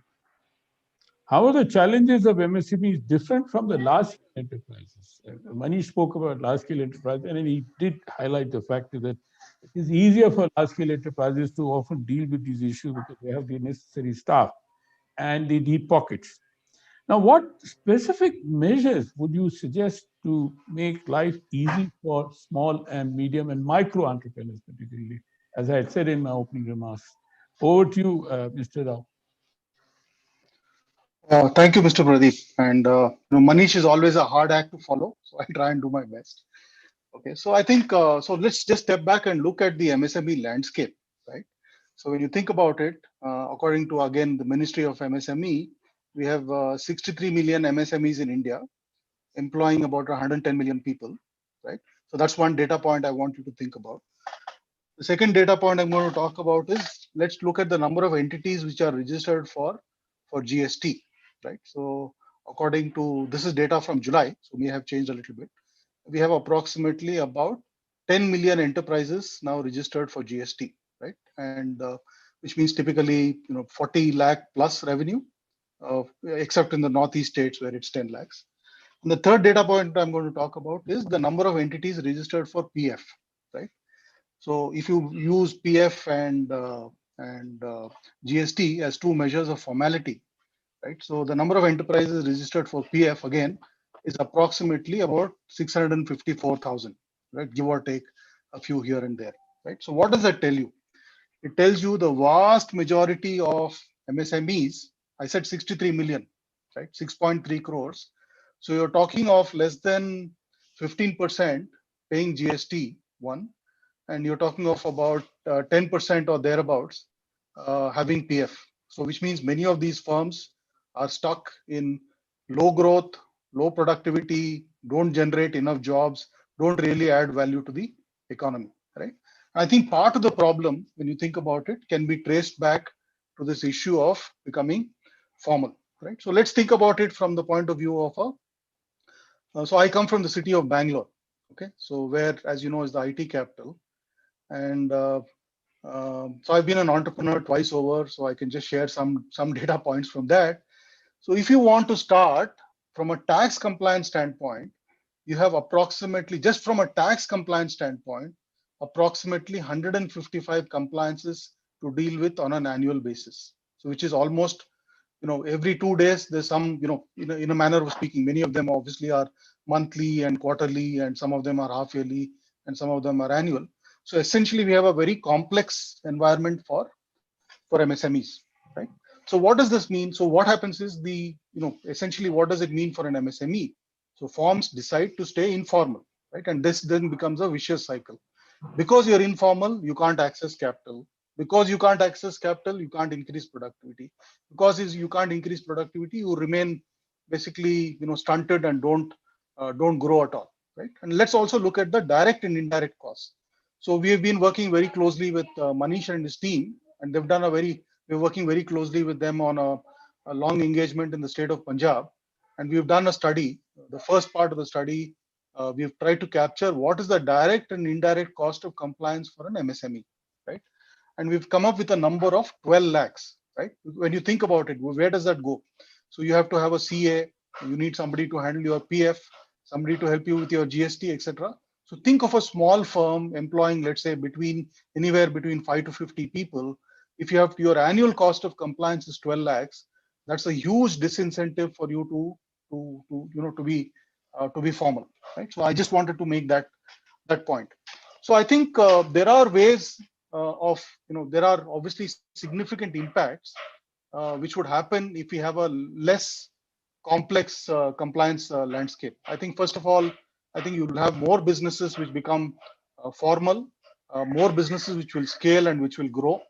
And I think from a measurement standpoint, and I just, because this is something you talked about RIA and so on, Mr. Mehta, but I think clearly one of the things I think, and a lot of these ease of doing business rankings, when you think about it from the entrepreneur standpoint, right? So first of all, how many compliances am I dealing with today? And is that number of compliances reducing year on year, right? I'm as an MSME, I'm time challenged, right? Because I'm obviously trying to just stay alive and, particularly in post-COVID times. So how much time do I spend on, this compliance part, right? And also ease of doing business, it also focus on other things. Like, for example, how long does it take for me to get my TDS refund? How long does it take to get my power permissions in place, etc. So I think if we look at it slightly differently, not just look at it from the point of view of perspective of large businesses. And for example, I think the BRAP is a good positive step in the right direction, but there's a lot of work to be done on the ground. And the last but not the least is focus on reducing the cost of compliance. So if we can do these 4 things, which is what is the overall compliance burden? What is the time taken today? How much is the time reducing year on year? Can we measure and reduce the time it takes for giving for an MSME to get the tangible inputs to be able to scale his business? And last is cost of compliance. So I'll stop here. Thank you very much, Mr. Rao. And I, in the 1970s, I was also a small-scale entrepreneur, and believe you me, it was a superman's job. I was the chairman of the company and the labor welfare officer, obviously. I had to handle 2 long strikes. So there were, one day I and my partner sat down and counted 52 inspectors. This includes where we were covered under a particular law, or even if we were not covered. So we used to get inspectors from departments with whom we were not concerned coming for Diwali bakshish and so on. Anyway, let me leave it at that. But I can well understand, you've been an entrepreneur, so have I been. So one can understand as to where the problems are. Let me now move on to Reema ji, Chief Executive Officer of SEWA, the Self-Employed Women's Entrepreneurs Organization. And we all have witnessed one of the worst COVID-19 crisis affected groups is women. And women entrepreneurs have traditionally faced immense challenges in running a business. Can you highlight some challenges and possible solutions which can be institutionalized to address the challenges? Over to you, Reema. Sure. Thank you so much. And congratulations, Pratibha, to you for the Scotch Award as well. And it was very fascinating to hear pleas of doing business to administrative or civil service reforms to Mr. Srinivas Rao talking about the compliances, the cost of compliances. And then I was just telling myself that if, large companies and strong entrepreneurs like Manish Bhai and Srinivas Bhai are having such a harrowing time, what would be the situation of women workers, women entrepreneurs, enterprises in the informal sector who are cooperatives or federations or social enterprises who are then trying to formalize themselves or going to scale? And I think COVID has really impacted them very badly. It is these enterprises or these women entrepreneurs are still struggling to have their feet grounded. Their businesses are still, not picking up the way one would. And I think one of the reasons and one of the major reasons is that the kind of relief packages that the government has announced, which are mainly, loans. And loans normally work when the economy of a nation is functioning and is strong. But we all know that, our country's economy is currently fractured. And in a fractured economy, women entrepreneurs are thrown to the margins or completely thrown out. And that's one of the major reasons why the women entrepreneurs or enterprises which are owned and managed by the women are really struggling hard to really come back to and get into the business. One of the major things that we find is also the banking system, having access to finance. If you really want your enterprise as a women entrepreneur, as a social enterprise owned by women, it is very quick and easy access to finance. If I want to take a debt from the bank, I have to fill up a form which is 30 long pages. It asks for so many different documents. And if you are talking about rural enterprises, I think it's just next to impossible. Similarly, even if you want to have a relief package and access to a relief package, you have to present so many different documents. It's an entitlement. You have announced a relief package, it's an entitlement. And why do you need so many different documents? And that's where, again, not just the trust deficit of the large private sector, but it's also the trust deficit between the government and the people who are entitled to those relief packages. The third and the most important, I think, is, what is needed is a kind of a recovery fund. And that is not a new kind of financing instrument. The governments really need to think out of the box. The financial institutions need to think out of the box. And our experience has shown that when it comes to women entrepreneurs, women enterprises, the recovery, the repayment rates are phenomenal, almost 99 to 100%. And therefore, there is a need for a new kind of financing instrument, and that ensures a minimum income to the household. And then only we would be able to have a thriving economy. And the most important is that how do you build local decentralized supply chains?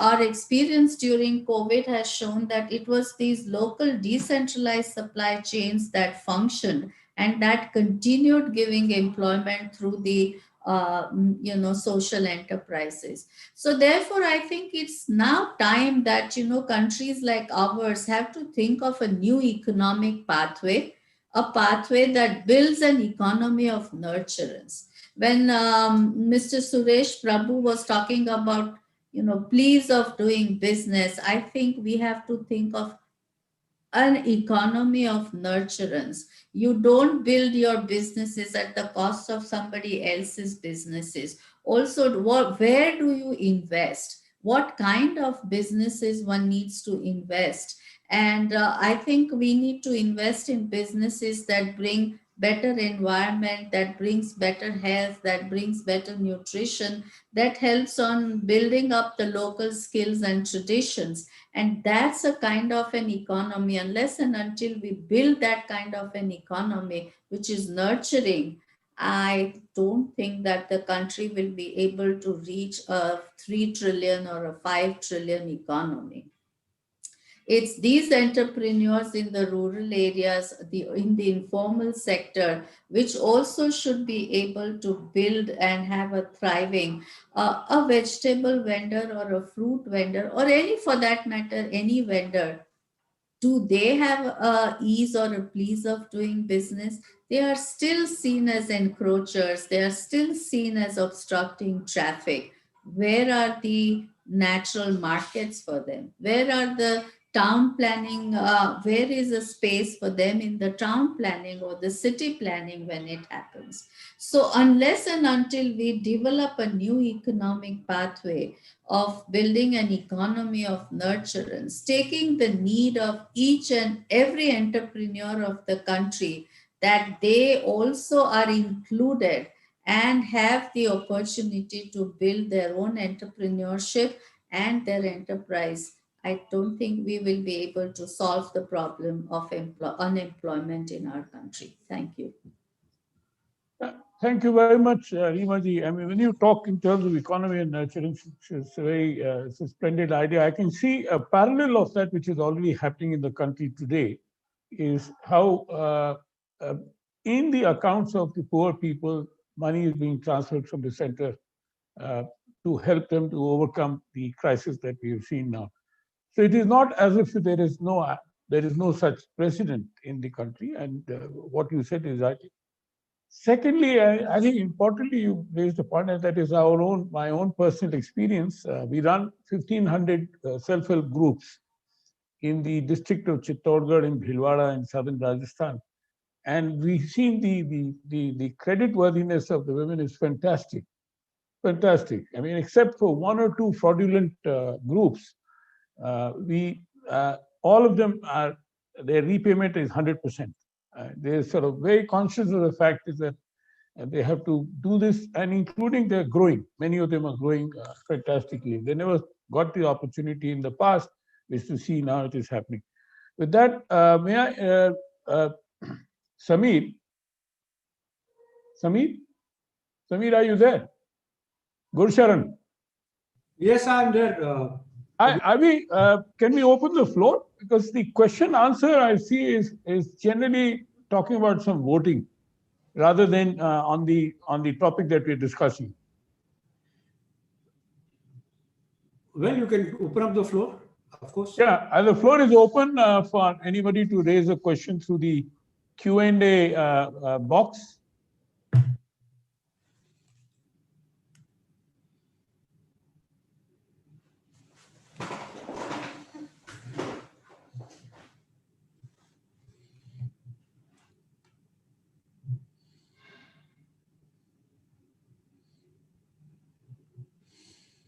Pradeep, looks like no questions for you. Okay, is there a poll, is it? Yeah, this is a poll on the panel. Oh, on the panel, right. What the people think. Good. So may I request the audience to please fill in the poll which is there in front of you.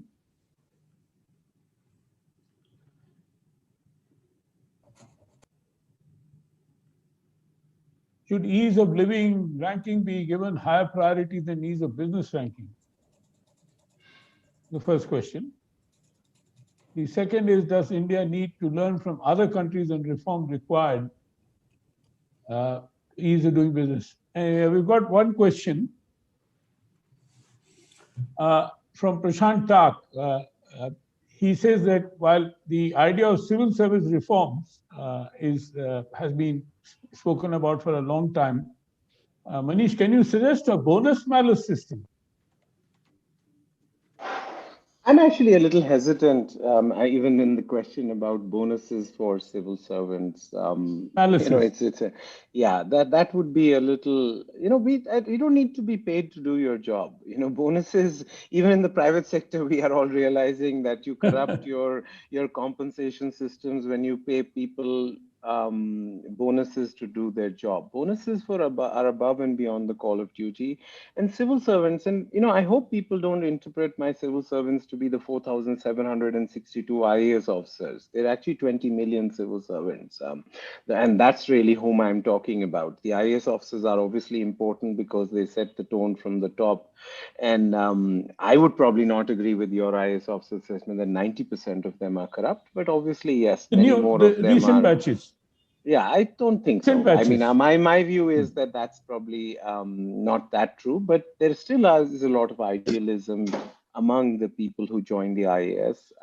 They do join for the civil services. I think we have to think about the culture of the civil servants. We have to think about the control. We have to think about performance management. So I don't think a bonus is a good idea for ease of doing business. I think creating a fear of falling and hope of rising.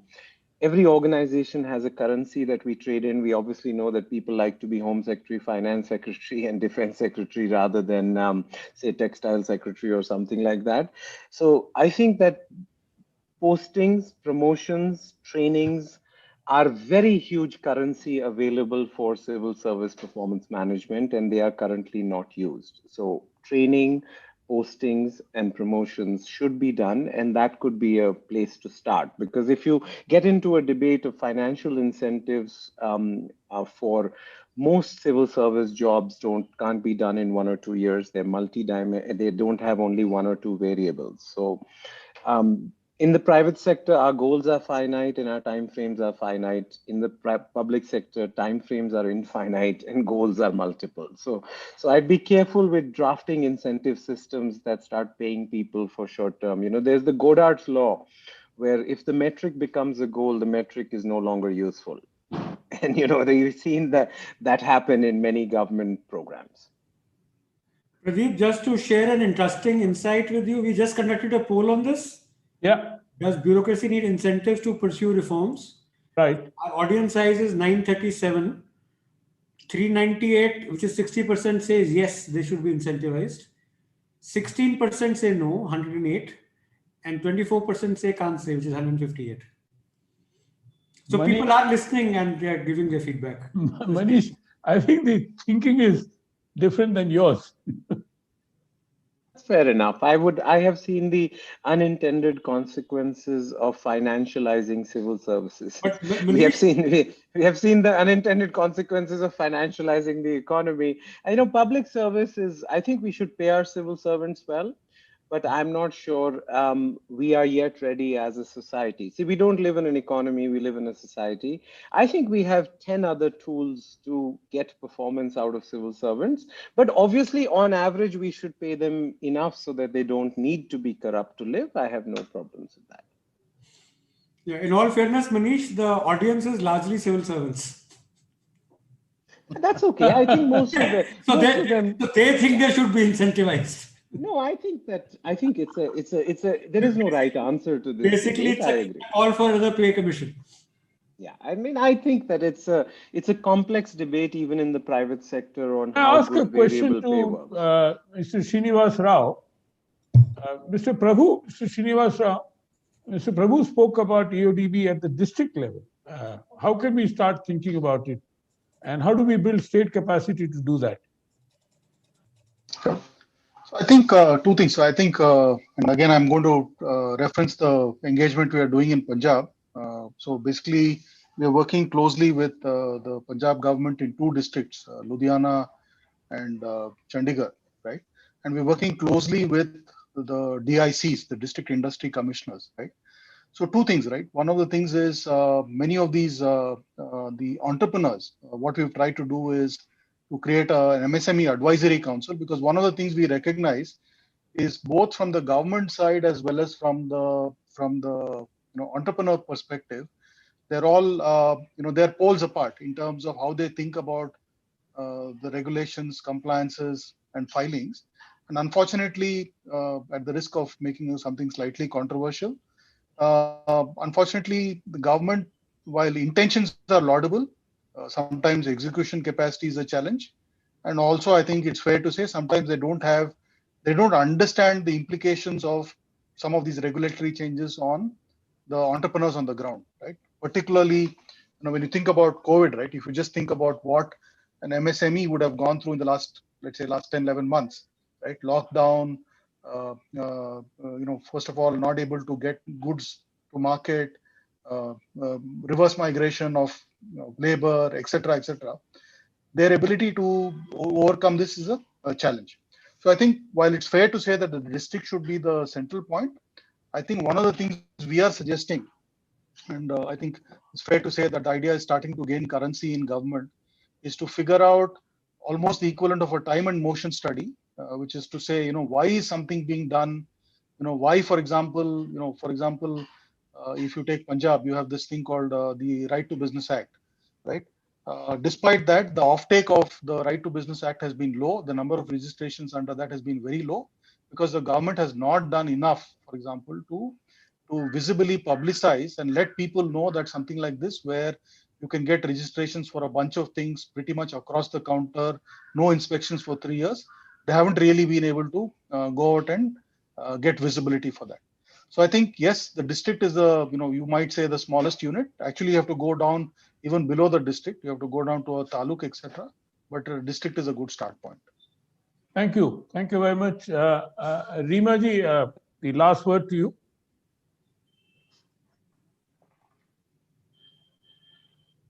Reema ji, are you there? I think since I'm getting the last word, let us hope that whether we go down up to the district level or to the block level, but I think what is needed is a whole new thinking that how do we prepare ourselves to make the future of work and future of for workers much more easier and much more conducive. So I hope that we are able to see an economy of nurturance in our country come live sooner and not later. Thank you. Thank you very much. With that, we come to an end of this session. And thank you so much, Pradeep. Thank you to all the panelists. Reema ji, so nice to see you virtually again. I know, after a long time. Thank you. I hope we correct that. Manish ji, I am very long-standing admirer of your work, and I'm thankful to Pradeep that he managed to get you on the panel. I hope to interact with you more. And Manish is an inspiration to me. He's an inspiration to a lot of people. So, maybe you could help me with and I'll pick his brains. So with that, we come to the conclusion of this session. Gursharan, maybe we could carry on with the order of merit. Yes. So, thank you so much. Thank you very much, everyone, for being with us and participating in the discussion. So, ladies and gentlemen, we move on to the announcement of our next round of Scotch Order of Merits. And I have the pleasure of inviting Dr. Shivani Nagpal, District Child Protection Officer, Child Protection Unit from Sri Muktsar Sahib, Project Street to School. Thanks, sir.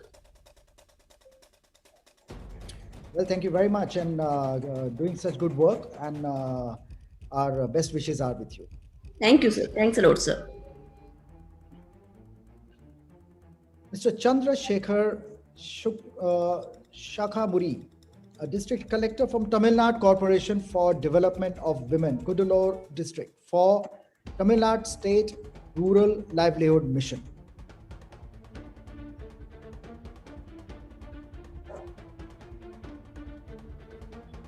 The gentleman is there with the video off. You cannot spotlight you till such time you switch your video off.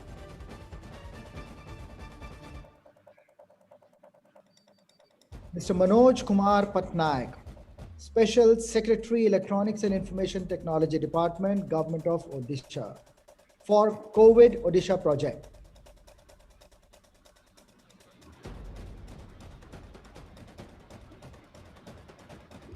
We have the Department of Electronics with us, but the video and the audio is switched off.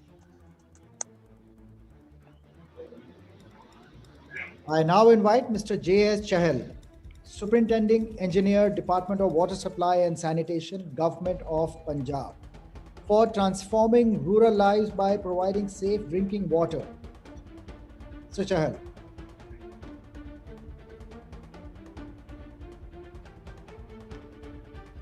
Mr. Chahal, you can see that you are present, but your video is off.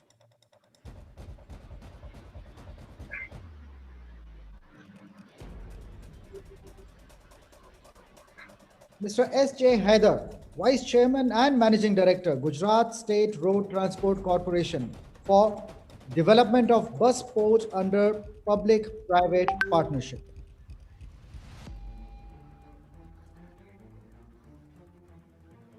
Mr. Haider, your video is switched off.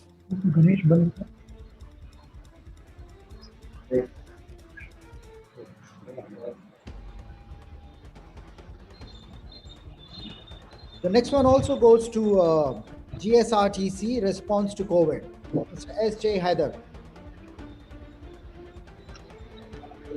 Mr. Pankaj Kumar Pandey, Commissioner, Health and Family Welfare Services, Government of Karnataka, for general health services during COVID under Ayushman Bharat, Arogya Karnataka.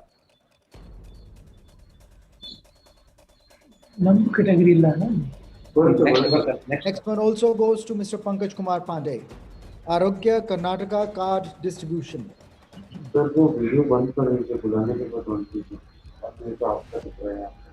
Ms. Radha Rangarajan, Chief Scientific Officer, Health Cube India Private Limited, for response to COVID. Ms. Kumud Singh, Managing Director, Himachal Pradesh Tourism Development Corporation, for response to COVID.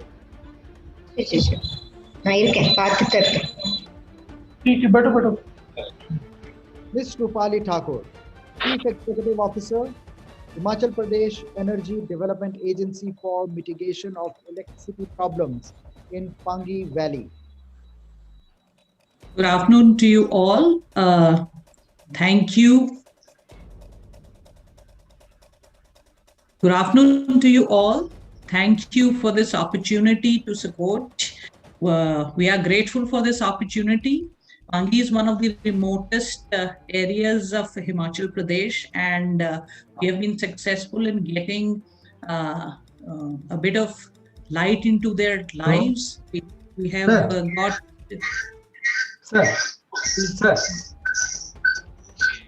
We have got solar energy powered houses in below poverty line families, and we appreciate your acknowledging this effort.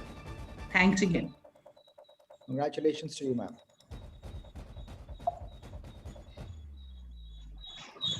Mr. Krishna Bajpai, Managing Director, Hubali Dharwad Bus Rapid Transit System Company Limited, for Hubali Dharwad Bus Rapid Transit System.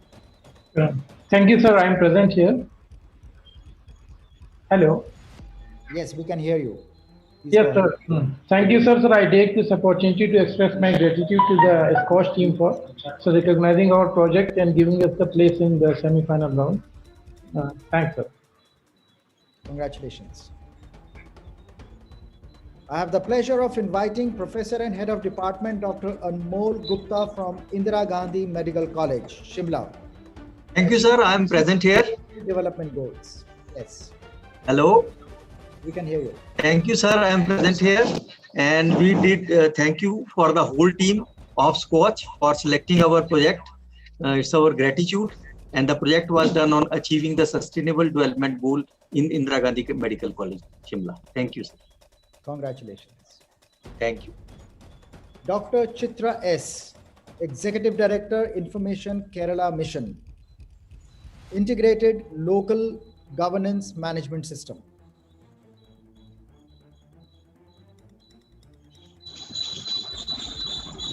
Ms. Ranjita Gautam, Additional Director, Department of Women and Child Development, Government of Rajasthan, for Early Childhood Education, ICDS. Yes, ma'am, we can see you.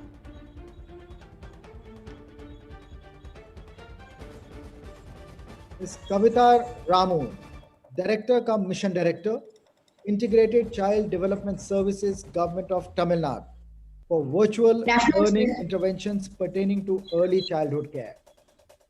Good afternoon, sir. I'm representing our director, respected director, ma'am, and thank you so much for the Scotch message and for encouraging us in the area of early childhood care and education. I want to speak from Rajasthan. Congratulations, Tamil Nadu. So let me go back to Rajasthan and invite Ms. Yes, please. Good afternoon, everyone. I am grateful towards Scotch Group, its partners, for acknowledging our innovations in early childhood education. Congratulations to all the participating organizations for their initiatives. We all are aware that the education was badly hit pandemic. ICDS Rajasthan, with its commitment towards children and other beneficiaries, developed a strategy to continue education and learning at home during pandemic. Digital EC materials, month, weekly calendar, audios and videos was developed based on the curriculum. These materials were then shared with the parents through mobile phones. Anganwadi workers continue to motivate to do these activities at home. So online trainings were also given to all the lady supervisors, that is around 100, and nursing teachers around 1100. The complete program was well monitored through Google formats. Approximately 12 lakh children enrolled for ECE have been benefiting from the program. I also would like to share that the revised ECE material, like appropriate workbooks, textbooks, are distributed to the children at home. With an aim to improve access for all to good EC materials, ICDS Rajasthan has developed a YouTube channel that is named Anganwadi EC ICDS Rajasthan. So ICDS Rajasthan is committed to holistic development and positive health for children. Out of 60,000 something Anganwadi centers in Rajasthan, approximately 40,000 Anganwadi centers are integrated. Thank you, everyone. Thank you so much. Congratulations.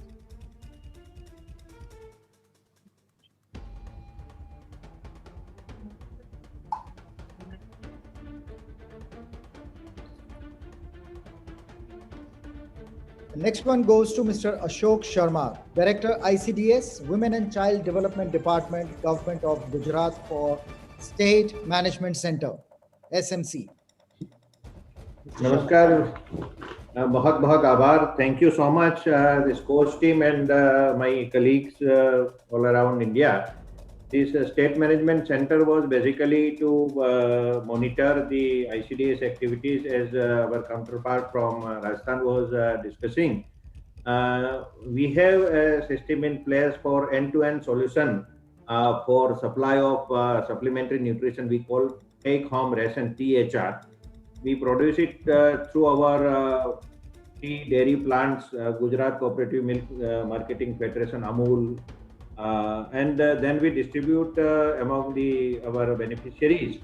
Now the beauty of the project is the entire supply chain management is on digital platform, where the demand is also uploaded from the bottom up in a bottom up approach, and it is approved by the system based on the number of actual beneficiaries, and then this actually digitally goes to the dairy plants, where it is produced, packaged, and then transported through a system, so that actually it is real-time tracking that we can do. Now these products are designed to suit the requirements of three sets of beneficiaries of our ICDS: children, 3 to 6 years children, 0 to 3 years children, then adolescent girls, and our pregnant and lactating mothers. We call them Bal Shakti, Matru Shakti, and Purna Shakti. So chain of this logistic management. So much for joining. SMC is helpful. Actually, SMC is. না না ঠিক আছে DLS এর কথা হলো, যদি উনি না বলেন আমি বলবো, আমি জানি। Please mute the other participants. Now the SMC is basically to carry out the monitoring. We have a system of say 16 call executives who continuously monitor the entire chain of logistic management, and then because machine can only give us the idea about how it is flowing, but our people actually go on speaking with the beneficiaries as well as our own people, whether the product has reached, how it is acceptable or not, and so human interface. So digital plus human interface, and we are making into a holistic management system. Thank you very much, Dr. Gursaran and the team of Scotch for giving this opportunity to share our ideas. And thanks very much on behalf of the WCD Gujarat for the Scotch Award. Thank you very much, sir. Congratulations once again, Mr. Chair. And here we are with Mr. Senthil Kumar Murugesan, CEO and co-founder of GeoVio Healthcare for Project Save Mom. Thank you so much, Merit team. This is our Rudraksh kind of a wearable device. Using this device, we are monitoring a lot of pregnant mother, especially living in a tribal remote village who don't have any form of health access. We have monitored almost 22,000 plus checkup with our innovative device. So this device has a sensor inside this beads, and it continuously monitors mother's health parameter, and it directly sends this data to the health provider, Anganwadi worker or health provider, and we could able to monitor high-risk mother at very early stage. And thank you so much for the team, such a recognition. And as a private startup company getting such a recognition, we are very proud for this. Thanks, team. Congratulations. Mr. Venancio Furtado, Managing Director, Kadamba Transport Corporation Limited, for response to COVID. You are on mute. Hello. We can hear you now. Hello. Yes, we can hear, but your video is frozen at this moment. Hello. Looks like Mr. Venancio is having Hello. connectivity issue. Hello. We'll move on to the next. We'll come back to you, Mr. Furtado. Mr. Sanjeev Bijur, Additional Principal Chief Conservator from Karnataka Forest Department, Project E-Parihara. Everyone.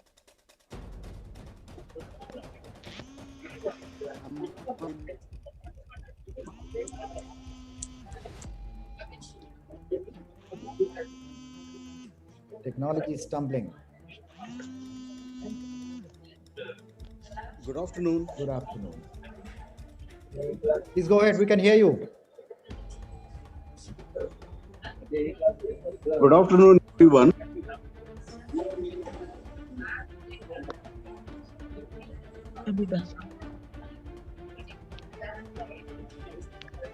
We move on to the next, and we will have an occasion to speak with you once again. Mr. Sanjay Bijul for e-evaluation of KFD works. Good afternoon, everyone. Good afternoon. At the outset, At the outset, let me thank, on behalf of the Karnataka Forest Department, to the jury and the Scotch group for giving us an opportunity to showcase our initiatives. And in fact, we had showcased two of our initiatives. One is e-Parihara and another one was e-evaluation. Both were towards ease of business, governance itself. So just I would like to bring to the kind notice of all the participants that Karnataka Forest Department has initiated several process reforms using the IT platforms.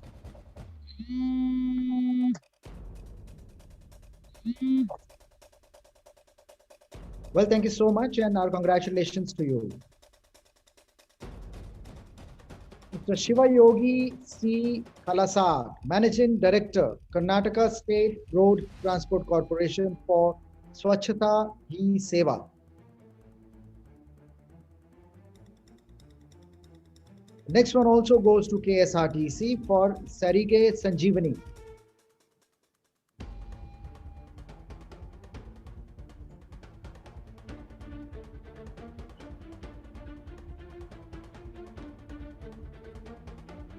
Response to COVID is the third one that goes to KSRTC.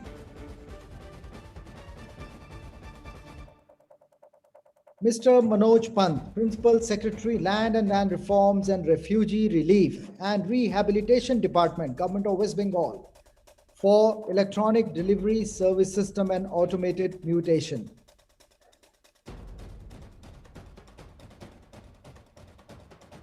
Sir, on behalf of Principal Secretary, I'm there, and I'm audible, sir.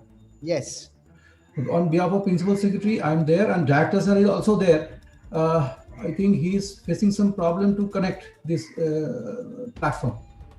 So still, thank you, sir. Thank all of you for selecting us in this platform and selecting our project and to be the best, one of our best thing. The best area, whatever we have been shown to you, and the best thing is this contactless mutation. Mutation is happening almost all the states of India, but our specialty is contactless mutation, where there is no need to go to the office and thing. Automatically, by governing the rules and all, mutation will be happening. And real-time record delivery as well as display of records. This is the specialty of our application, sir. And that the citizens are getting, in pandemic situations also, citizens are getting the services from our portal services and all. And whatever sir Suresh sir has told regarding, he mentioned EODB. We have a huge role in EODB, sir. Actually, in behalf of ease of doing business, we are also giving a lot of services to the EODB from land and land folks. And regarding this, regarding the services to the citizen, we can say around 53 crore services has been registered. It is possible. It is a huge service land and land reforms are presenting to the citizens. So this is basically a citizen-centric application, citizens services to the citizen. That is the beautification of our application, sir. Thank you, sir. Congratulations to the entire team. And we move on to invite Mr. Sanjay Kumar Sain, Superintendent of Police, District Police, Lower Dibang Valley, for response to COVID.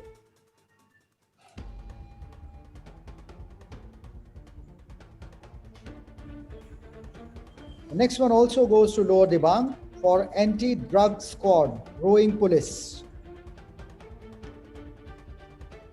Ms. Manisha Verma, Managing Director, Maharashtra Film, Stage and Cultural Development Corporation Limited for Maharashtra Film Cell. Yeah, good afternoon, everyone. This is Ritesh on behalf of Maharashtra Film, Stage and Cultural Development Corporation Limited. We thank you, the Scotch team, for choosing our project to showcase our capabilities which we have delivered. To give a little background to the people available here, as people were saying in the last session that there's high corruption in IAS and all those things. So the system which we have developed, which is for the majorly for the reforms of single window system in Bollywood. All of us know Mumbai is the hub of Bollywood, and through this system we have tried ease of doing business in the film and media entertainment sector. It's become a single platform where people can come and book shooting locations without any hassle. They would need to go to 10 departments for getting permissions and all those things. They just need to come to us, and it's a single window and they get the permissions. So I once again thanks the team for choosing our project and hope to win the same. Thank you. Congratulations. Let me now invite Mr. Dr. Yashpal Singh, Chief Medical Officer, District Administration, Badayun, for modification of 75 health sub-centers.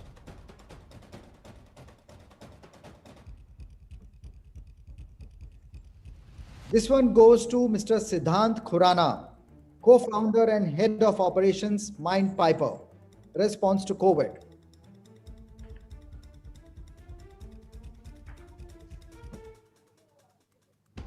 I have the pleasure of inviting Mr. Khushwant Sethi, Joint Secretary in the Ministry of Panchayati Raj for Audit Online. So Sethi, are you there? Sir. Scotch team. সেটাই sir বললাম যে technical আমি এদের সঙ্গে হোয়াটসঅ্যাপে ছিলাম, ওনার নামও পাঠিয়েছিলাম, এরা বলছে ইয়েস ইট ইজ অ্যাভেলেবল, ওই জন্য ওয়েট করছিলাম শুরুতে। তারপর যদি স্যার আমি বললাম যে আমাদের director sir is facing some technical. Brings us to the end of this round of the announcement of Scotch Order of Merit. Kindly stay back since we have already overshot the previous session. We are constrained not to go into break. So the people who have already received, if they wish to break for lunch, they may go ahead. But we already have the next round of Scotch Order of Merit recipients present with us. So without any further delay, we will go into the announcement of the next round. Kindly allow me a moment.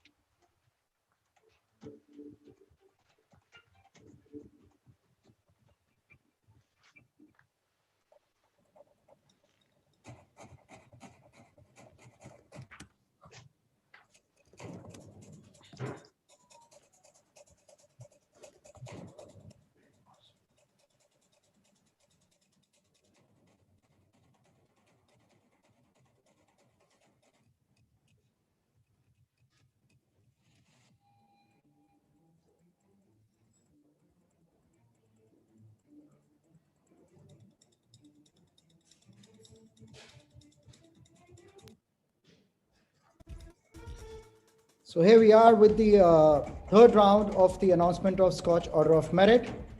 The first one goes to Mr. Atul Tiwari, Additional Secretary, Ministry of Skill Development and Entrepreneurship for Pradhan Mantri Kaushal Vikas Yojana.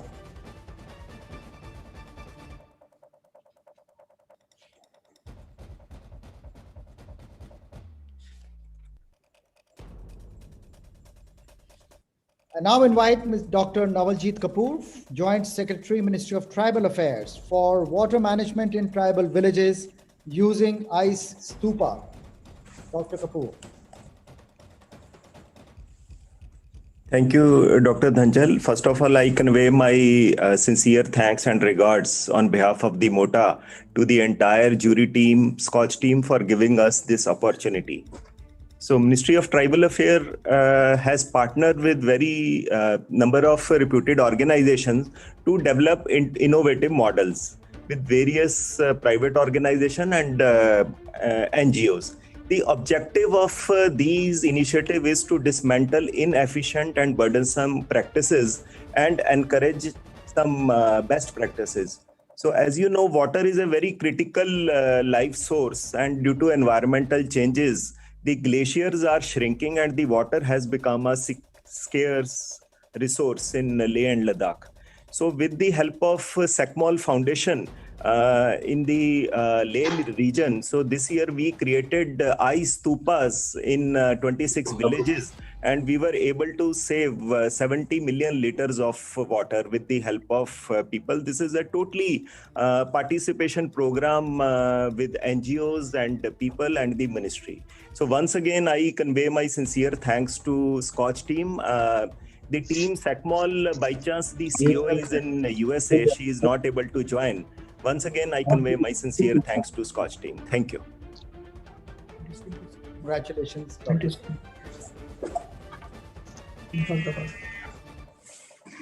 next one also goes to Dr. Kapoor, Ministry of Tribal Affairs, for Tribal Health and Nutrition Portal, Swasthya. Thank you once again. As everybody knows that the tribal health issues are totally different from general population, and there was lack of authenticated and scientific data on tribal health and nutrition. So ministry has partnered with Piramal Foundation, who has developed this Swasthya Health and Nutrition Portal, which is a single point source for presenting the health and nutrition related data. And it captures health and nutrition data for 177 tribal dominated districts. So with me is Piramal Foundation, Dinesh Jagtap also. I will request him to say a few words because they have partnered with us in this initiative. Dinesh, are you there? Yes, sir. Thank you, sir, giving me this opportunity. And we are really thankful to jury and dignitaries over here for recognizing us and encouraging with the award. And this Swasthya portal will help us to make policy towards tribal issues and tribal health particularly, and nutrition aspects also. So this is a very unique platform where we have developed the dashboard for the tribal communities and how their performance over a period of time with the link, with having link with Ministry of Health and Family Welfare and Ministry of WCD. Thank you very much to her. And congratulations. Yeah, guys.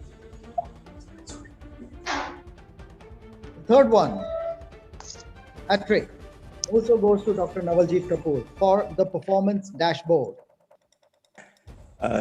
Thank you once again. Ministry of Tribal Affairs has developed a data-driven governance model in which all schemes and initiatives of the ministries are end-to-end digitalized. So we have developed 20 dedicated portals, website and mobile apps which are linked to the mother website on one hand and on the other hand with the performance dashboard. So through this, it is being ensured that every penny which is being spent on the welfare of the tribal is monitored and can be viewed by the public. So this initiative we have taken with the help of Center of Excellence for Data Analysis, monitored and can be viewed by the public. So this initiative we have taken with the help of Center of Excellence for Data Analytics, NIXI. So once again, I thank Scotch team and our partners who have developed these initiatives with us for this award. Thank you. Congratulations.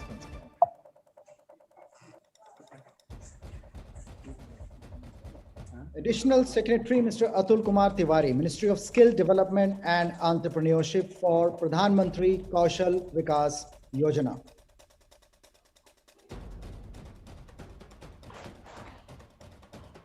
Good afternoon. On behalf of MSD, myself Devorshi Chakravarti, Manager PMKBI PMU is here. Along with me, Ms. Shruti Pandey is also here. I'll request to allow Shruti to share his views and inputs for this award.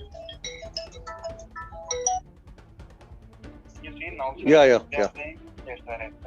I think they are coming in sequence, sir. Okay. Right now, 6 or 7 it is or 36, sir. Okay. I'll inform you, sir, when we are approaching. Yeah, I'm watching it. Please allow Ms. Shruti to share her view. Yeah, please go ahead. Yeah, am I audible and visible? Yes. Yeah, this is Shruti Pandey, Deputy Director, Ministry of Skill Development and Entrepreneurship. नमस्कार आप सभी को। Regarding prime minister कौशल विकास योजना, प्रधानमंत्री कौशल विकास योजना 2016-2020, this is the flagship scheme, outcome-based skill training scheme of the Ministry of Skill Development and Entrepreneurship, Government of India. Understanding the need to take up skill training to increase productivity and align training and certification with industry requirements, PM, through its various verticals, aimed at skilling 10 million youth. Since its inception, PMKVY has been able to enroll 97 lakh plus candidates and has been able to spread across 36 states and UTs, 700 plus districts, 117 aspirational districts, and has built up 800 plus PMKKs, Pradhan Mantri Kaushal Kendra, with over 55 lakh 49,000 square feet cumulative build-up area. Apart from the PMKKs, over 37 SSCs used 8,000 training centers registered on the smart portal to conduct trainings and assessments of the candidates. I would invite Devushree to speak regarding Pradhan Mantri Kaushal Vikas Yojana and add into it. So thank you, Shruti. So the thing is that we have created a huge impact covering more than 1 crore youth in last 4 years, and we have gave training in more than 300 job roles across India. And with our able leadership of Mr. Atul Kumar Tiwari and PMKVY division, we could able to reach this milestone. I'm thanking to Scotch team to nominate us as a semi-finalist for this award. Thank you very much to all. Congratulations to the entire team. Mr. Bikramjeet Singh Shergill, Commissioner from Municipal Corporation Bathinda, rejuvenation of water bodies.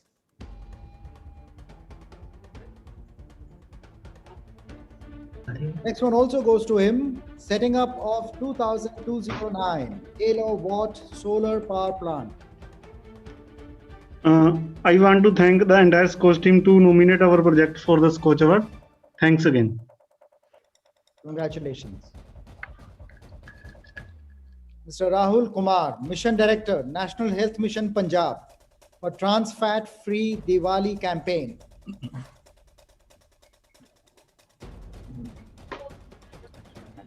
Next one also goes to him. Screening, detection and management of diabetic retinopathy.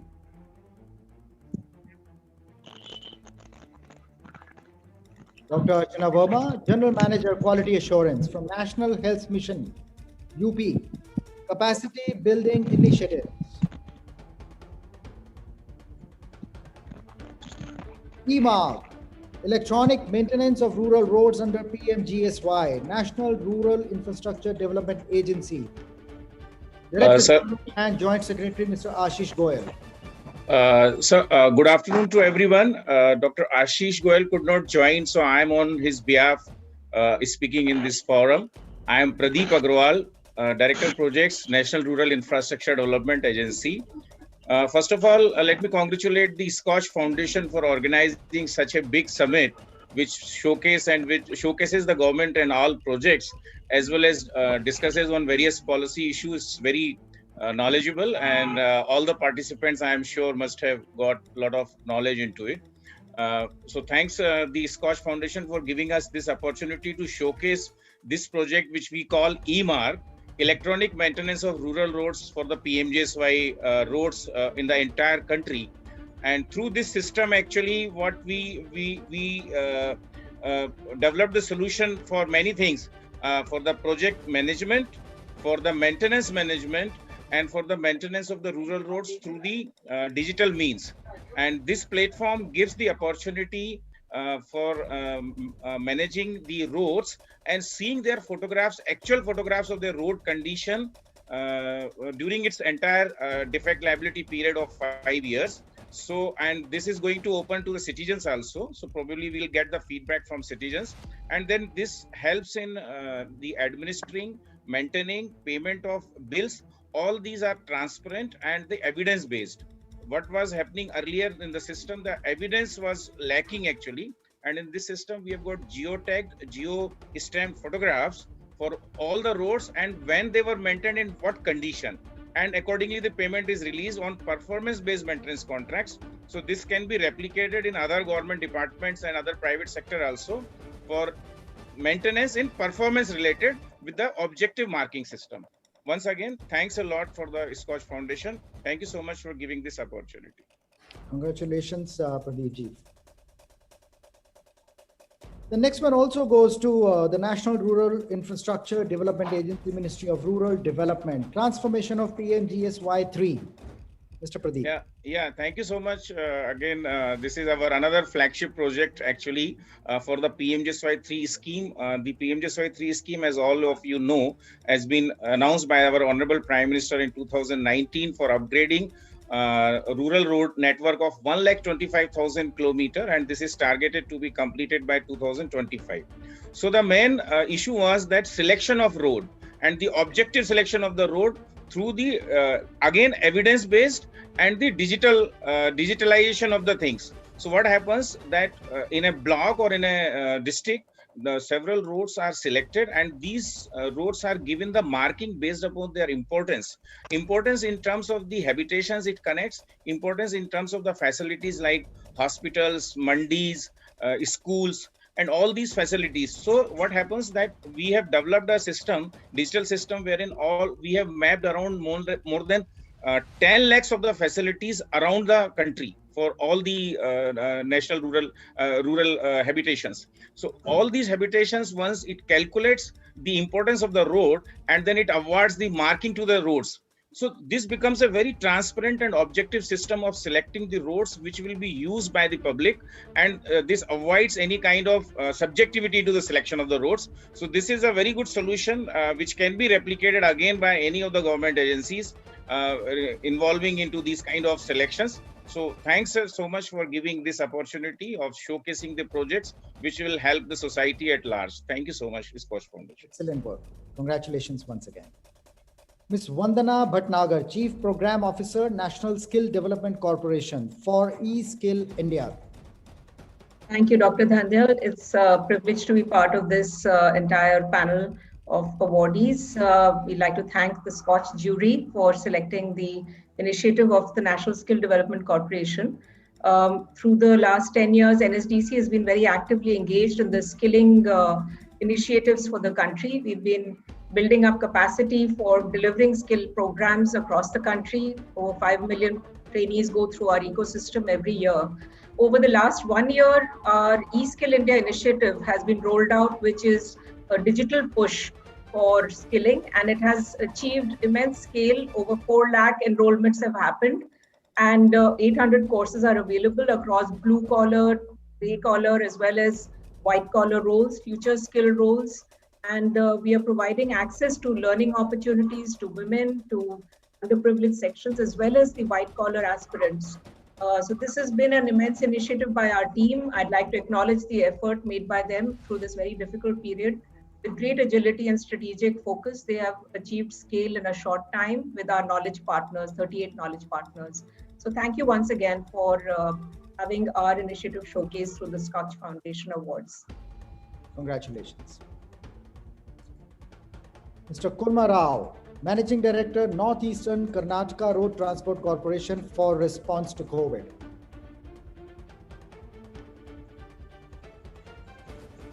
Mr. Manoj Kumar Patnaik, Special Secretary, Ministry of Electronics and Information Technology, Odisha, for Mo Sarkar. Ms. Deepthi Mahapatro, OSD, Odisha State Road Transport Corporation, for Depot Management System. Mr. Bhagwati Prasad Gopalika, Additional Chief Secretary, Personnel and Administrative Reforms Department, Government of West Bengal, for Annadatri mobile app. Good afternoon all. Myself Shunit Sinha, representing Mr. D.P. Gopalika, Additional Chief Secretary for the Governance Department, Government of West Bengal. I thank Scotch Group to provide opportunity in the semi-final As e-governance wing of the government of West Bengal, we did implementation of information technology to fight against COVID-19. We have developed inventory management software system with stock maintenance for tracking of goods like masks, PPE, sanitizer used by health professional and patients, delivered to the various hospitals by transport for health and family welfare department. It ensured it ensured no leakage in the transportation. Thank you once again. Congratulations. The next one also goes to the Government of West Bengal, Department of Personnel and Administrative Reforms. Response to COVID. Hi, myself again, Shunit Sinha.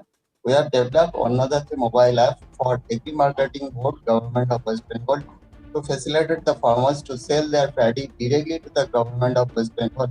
And also, it facilitated the vegetable transporter to get permit instantly to initiate transport without delay during COVID-19 period. It reduced the number of intermediaries between the farmers and buyers, direct payment of farmers through the bank checks. Thank you once again.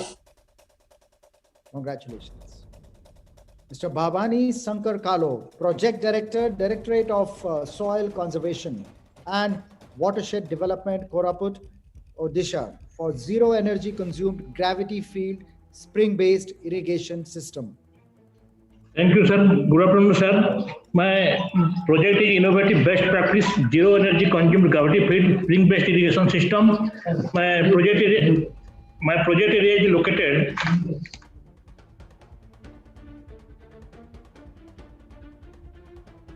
You have to unmute yourself. The area portrayed is totally tribal dominated LWE affected area. By the intervention of spring-based irrigation system, 47 acres cultivated wasteland brought under irrigation. Now they are taking intercrop, high-value cash crop, vegetables, and the 47 acres land has been converted, and they are taking different vegetables and fruits, and the sustainable development is now noticed in that area. Congratulations. Dr. Rajendra Jagtap, Chairman and Managing Director, Pune Mahanagar Parivahan Mahamandal Limited, or from city waste to city bus. Yes, Dr. Dhananjay. It's Dr. Chetana Kerure, Joint MD, MPL Limited. And thanks for notifying our work in transport area. The post-COVID and city waste to city bus management system we have developed in PMPL, and that is first in India. So thanks for recognizing our efforts, and thank you everyone, and congratulations to all the semi-finalists in the program. Thank you. Congratulations to you.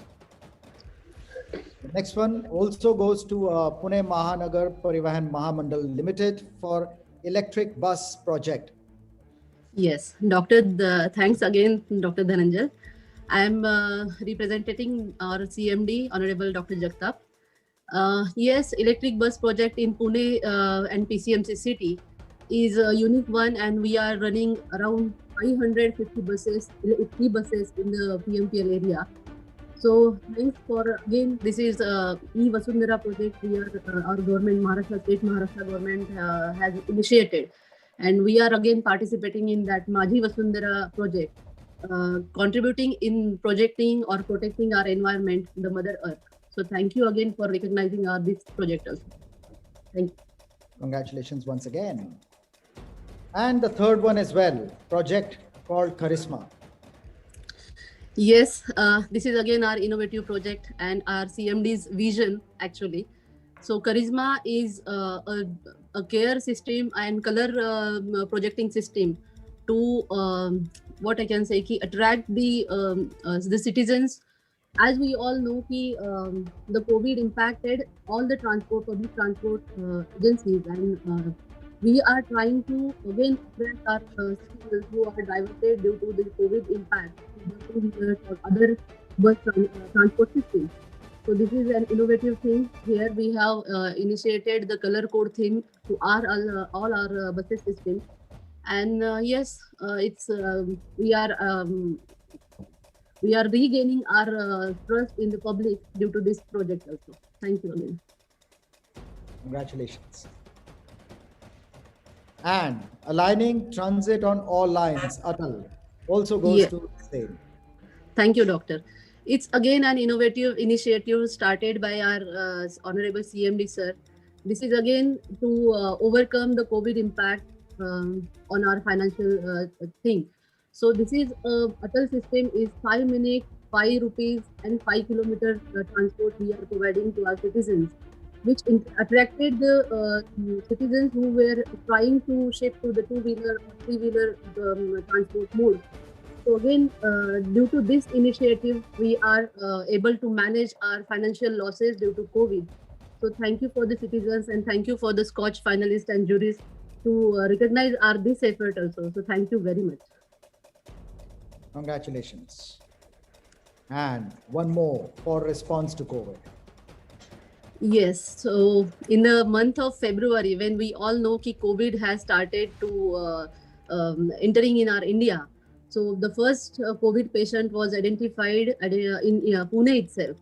So due to that impact, we took very much efforts at that time also. We have done social distancing at that time when nobody was aware of the things, so how to do the things. And then the Mahakasam, the maintenance mask, then hands distance and washing of hands regularly. Those all initiatives we have initiated on our bus stops and in our buses. We have started this sanitizer installation in all our buses. Our driver and our staff was masked and using our mask, and what we can say is the ticket-free system we were trying to impact on that time. So it is again a response to COVID and it is resulted in a good way. So thank you for recognizing this effort also. Thanks. Thank you very much for joining us. I now invite Dr. Chavi Gupta, Public Grievance Officer, Media Spokesperson, Rajiv Gandhi Super Speciality Hospital for Public Grievance Management. Mr. Lalit Jain, Director RD and PR, Government of Himachal Pradesh for Gram Kaushal Yojana.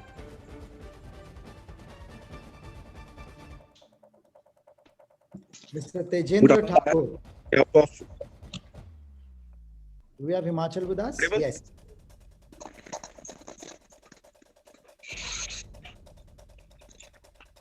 Hello Yes, we can hear you.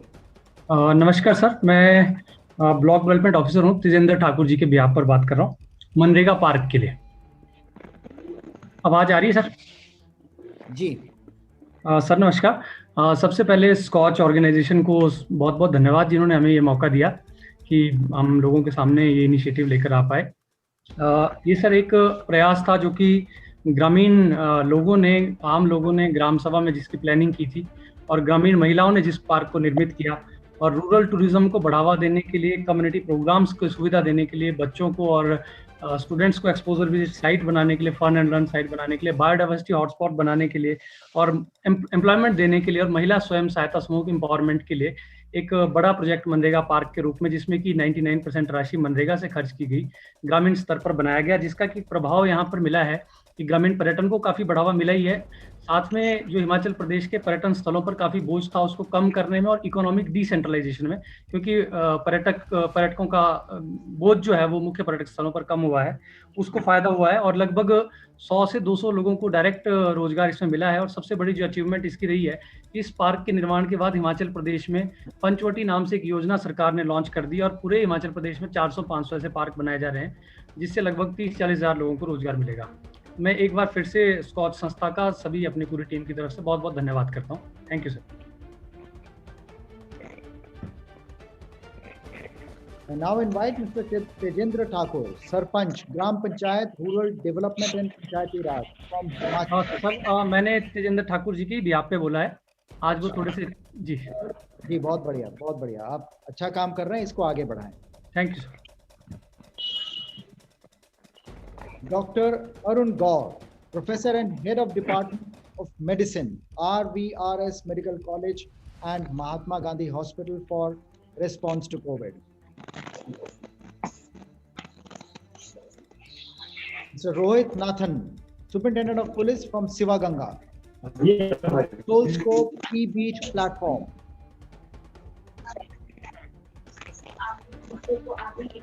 Pawan Verma, General Manager HR from SJV Limited for response to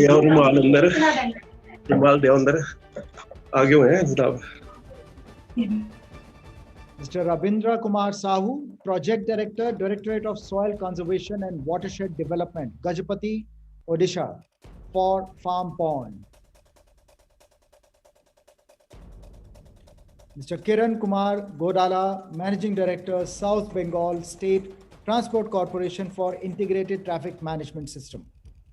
Good afternoon. Myself, I am Kiran Kumar. I am Managing Director of South Bengal State Transport Corporation.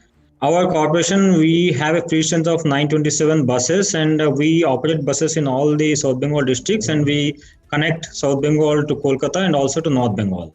In the last few years, a tremendous improvement has taken place as far as the services of our corporation is concerned because of the various steps taken by Government of West Bengal, like giving new buses and also starting of new depots and terminals. And for this Scotch Award, we have submitted 2 nominations. One is Integrated Traffic Management System of our corporation, and another is Response to COVID. Our Integrated Traffic Management System is a software which we have developed for integrating all the functions of our corporation so that we can improve the efficiency of the organization, and also we can manage our inventories better, and we can manage all our functions in a better and in an efficient manner. And it has yielded positive results to us. And our inventory management, our booking, and our grievance redressal now has improved a lot because of this ITMS. And also, we have submitted one more nomination for our COVID response. Once this lockdown has been imposed, we all know that a lot of hardship has been imposed upon the general public, and especially the migrant laborers who are stuck in other parts of the country. They were finding it very difficult to come to their destinations, and the Government of West Bengal, especially Honorable Chief Minister of West Bengal, she has instructed that the fleet of our corporation should be utilized for transporting these migrant laborers to their destinations. And accordingly, we have transported around 4.5 lakhs of migrant laborers from different parts of the state to their destinations. And our crew and our officers, they have voluntarily participated in this task. And we thank Scotch for recognizing our work and also for giving us this Scotch Order of Merit. And this will definitely help us in improving our commitment to the people, and also it will definitely improve our efficiency. Thank you so much. Congratulations. Thank you.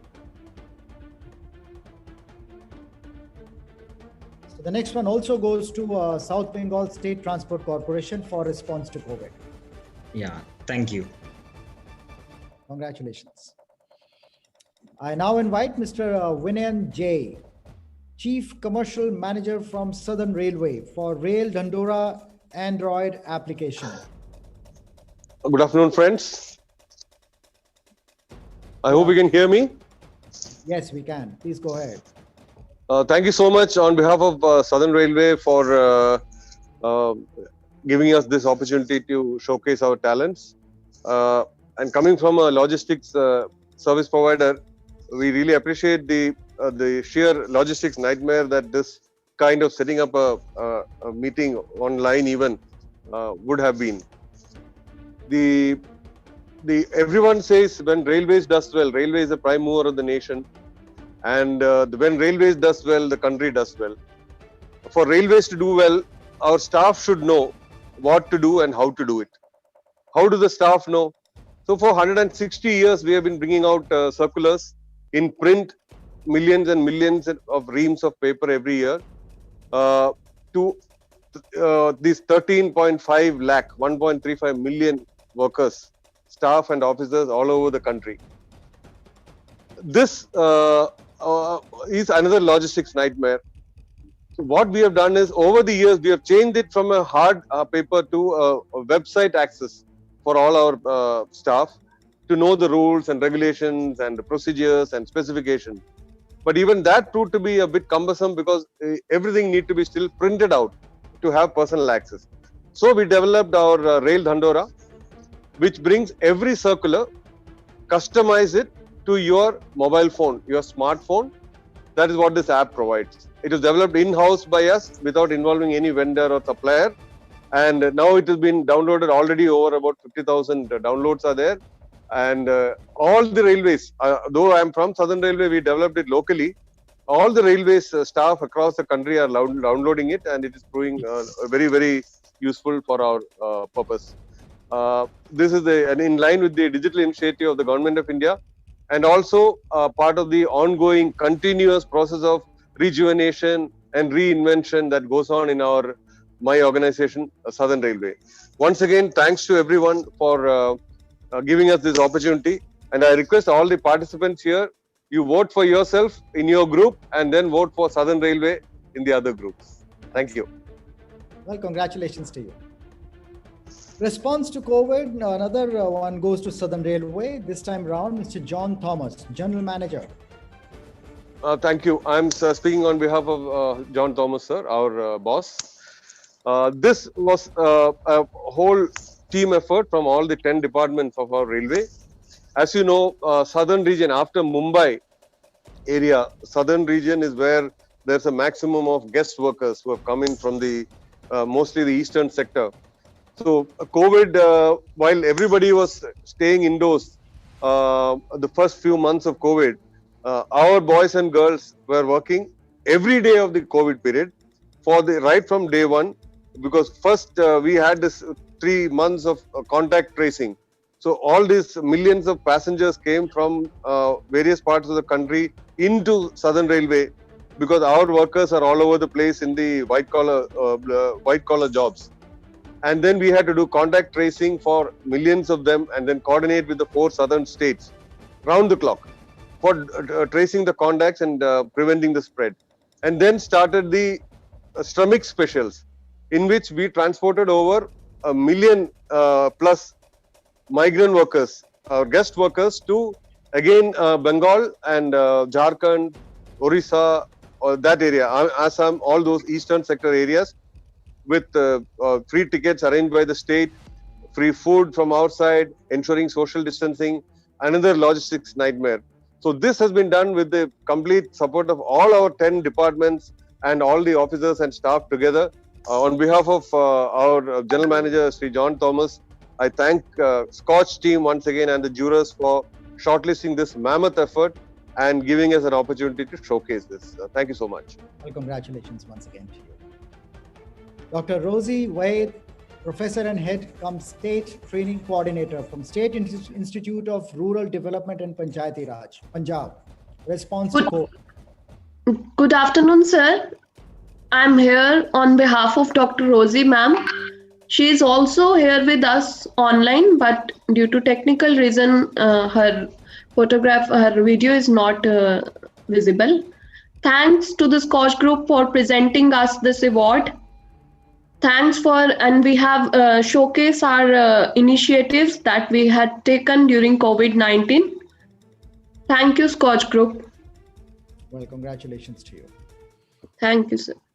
Mr. Anurag Verma, Principal Secretary, Technical Education and Industrial Training Department, Punjab, for DST, Developing Core Competencies in Synergy with Industry.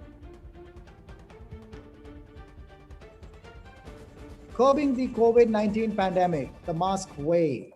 Another one goes to the Technical Education and Industrial Training Department, Punjab.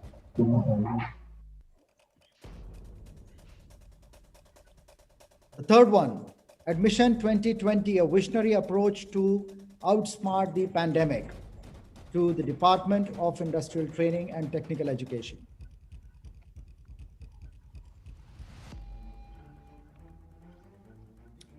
COVID-19 embarking upon a new era of digital literacy, yet another one for Punjab Industrial Training Department and Technical Education.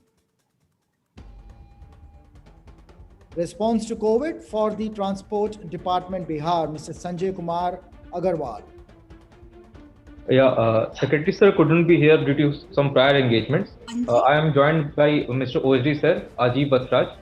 I thank the entire Scotch team on behalf of Transport Department for recognizing our efforts undertaken during the COVID-19 lockdown for evacuation of more than 25 lakh migrant workers. Thank you. Thanks again. Hello. Mr. Vinod Kumar Suman, Director, Urban Development Directorate from Uttarakhand for e-commerce. Thank you very much. I am Kamlesh Mehta, Joint Director. I am speaking on behalf of our Director, sir. Thank you very much, Scotch Group. And we are thankful to you for providing this platform to showcase our efforts.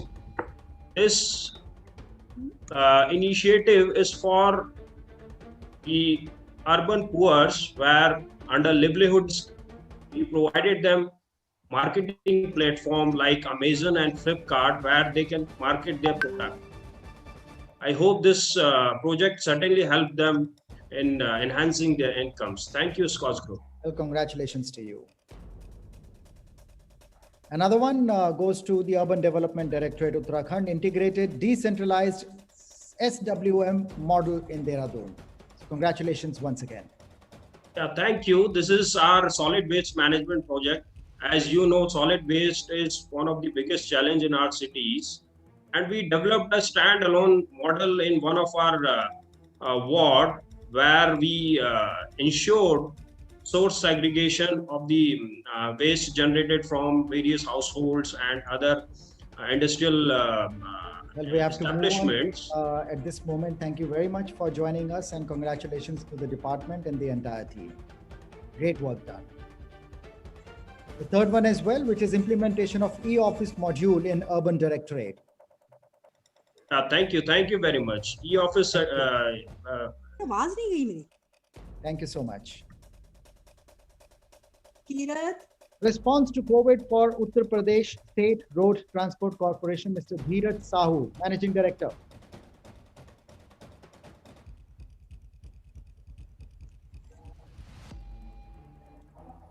And Mr. Kunal Silku, Mission Director, Uttar Pradesh Skill Development Mission. नमस्कार, मैं Rajiv Yadav Kunal Silku MD साहब से behalf पर आप सबके साथ मुखातिब हूँ। मैं सबसे पहले थैंक्स कहना चाहूँगा स्कॉच फाउंडेशन की टीम को। इन्होंने स्किल के क्षेत्र में Uttar Pradesh skill development mission द्वारा किए गए कार्यों को देश के साथ शेयर करने का मौका दिया, जिससे कि देश जान सके कि किस तरह के नए initiative Uttar Pradesh skill development mission ले रहा है। मैं सबसे पहले ये बताना चाहूँगा कि उत्तर प्रदेश स्किल मिशन इस समय तकरीबन 1200 ट्रेनिंग पार्टनर के साथ काम कर रहा है, जिसमें तकरीबन जिन्होंने तकरीबन 14 लाख लोगों को, 14 लाख ट्रेनर्स को या स्टूडेंट्स को कह लें, उनको ट्रेन किया है। और तकरीबन 80% जो है कि हमारे ट्रेंड वर्क फोर्स का कहते हैं कि ये प्लेस्ड हुए हैं। Uttar Pradesh skill development mission ने कि आप इतना अच्छा कर रहे हैं, हम तो ये चाहते हैं कि आप इसको और बुलंदियों पर ले जाएं और ऊंचाइयों पर ले जाएं। जी शुक्रिया साहब। मैं करने के लिए आपको एक चीज शेयर करने का मौका जरूर चाहूंगा कि स्किल डेवलपमेंट मिशन हिंदुस्तान में सबसे पहले फ्लैगशिप पार्टनर की मॉडल लाया, जिसमें उन्होंने इंडस्ट्री, सर्विस इंडस्ट्री और मैन्युफैक्चरिंग इंडस्ट्री को जोड़ा अपनी ट्रेनिंग के। इसमें इंडिया की बेस्ट जो बड़ी कंपनीज हैं वो हमारे साथ एज ए ट्रेनिंग पार्टनर जुड़ी हुई है और वो स्किल का काम बहुत बेहतरीन तरीके से और प्लेसमेंट का काम कर रही है। बहुत बढ़िया, आपको जी शुक्रिया। Thank you very much. Thank you, sir. Yes, we come to the end of this round of announcement of Scotch Order of Merit. The next panel with us, we have been joined by Mr. Amitabh Kant, CEO Niti Aayog, and I invite Mr. Kocher to kindly take over from here. I cannot see Amitabh. Is his video on? Mr. Kant is there? Let me check.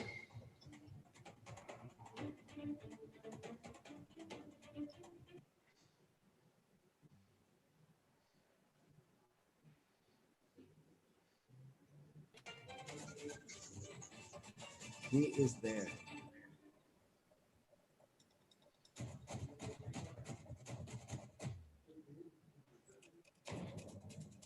He's logged in, but his video is switched off.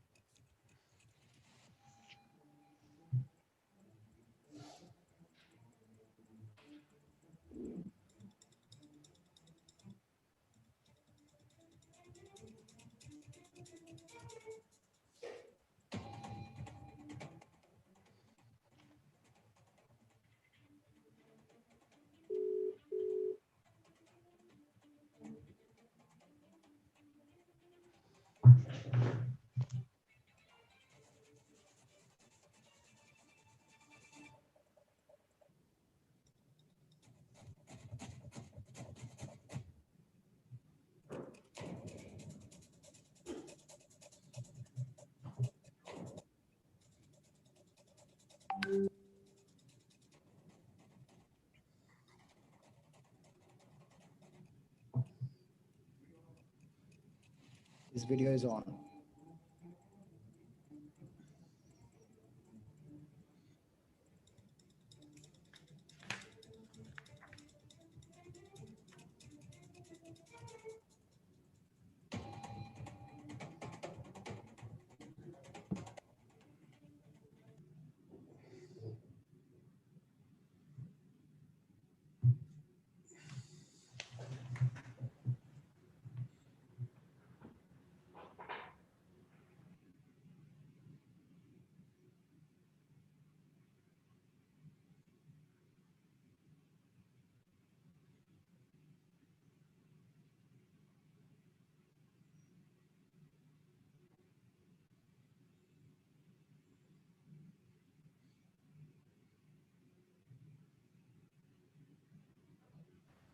Hello.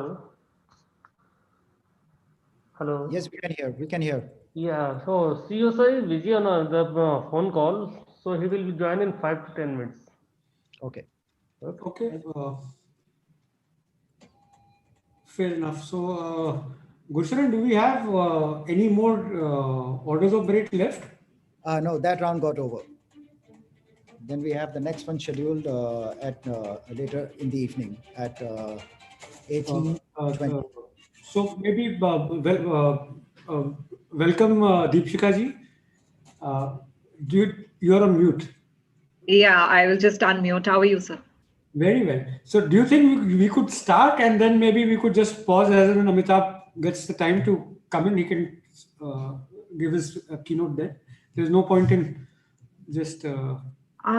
They said he's joining in 5 minutes, so we won't, I mean, whatever suits. Okay, fair enough. So... is everyone here from the panel? Gushan, I don't see Dr. Rajat is there? I don't see Dr. Kathuria. Dr. Palit is here. Hi, sir. Let me find out. Let me call up Rajat. So anyway, in the meanwhile, let me take the opportunity to tell you, this is the second public policy forum that we're doing. It's the 70th summit, essentially. It was exactly a year and a week back that we had the first public policy summit, and boy, has the world changed. While the world has changed because of COVID and a lot of other things, the sum and substance of what was being discussed as public policy forum 1 year back, specifically in terms of global trade, has not substantially changed. In the sense that, from our platform, we were already, the consensus last time was that we have to relook at things like WTO. We have to look at, stop looking at multilateral trade agreements and, revisit some of these regional agreements that we have. And, this economic nationalism seems to have gained currency very, very substantially during COVID. And the situation there is getting more polarized. Similarly, the debate on personal data protection is shriller than ever. The threat to democracy and with the PDB bill coming in. So what we have done is we partnered with some of the best think tanks, and it has become like an annual jamboree of all the think tanks in public policy and all the educational institutions that are leading in public policy to come together and chart the path forward. And we are really glad that RIS has organized this particular panel with us. There Rajat is. Rajat had organized a personal data protection panel for us. In the morning, we had a panel organized with cuts. We had the Prime Minister's office, Mr. Amajit Sinha, advisor to PM, talking about inclusive growth and the agenda moving forward and how rural India has fared during COVID. Immediately after this, we also have a panel on health, which is the biggest issue, whether we should go private sector, whether we should go public sector. So there's a pretty rich smorgasbord of let's say options that we have in terms of public policy, and it's been very exciting. Rajat, I was giving the background on the public policy forum itself, while we wait for Mr. Amitabh Kant. So would you like to share your experience? This is the second year you partnered with us, and how's it been? And I was mentioning that I was joking that the issues we were discussing on global trade are exactly the same. All other policies issues may have changed, but global trade is still the same, what it was 1 year back. Yes, thanks, Samir. Indeed. I think, first of all, it's been a privilege to interact with you. I think the convening power, I used to think that the convening power of ICRIER is very good and very strong, but I think the convening power of Scotch is equally, if not more profound. And I found the engagements at the Scotch Forum extremely good, stimulating, and rich, and you managed to get all the stalwarts in one place. And I remember last year at the Constitution Club when I spoke, also there were a number of stalwarts and key policy makers on those platforms, and the discussions have always been well attended.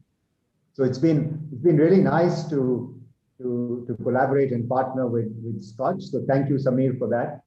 And one note about public policy in India, and I think Amitabh Kant will talk about this much more. And I see Amitendu, my old friend who used to be at ICRIER, he's also there. And of course, Sachin. A thing about public policy in India and my experience with public policy in ICRIER especially has been that the issues don't change.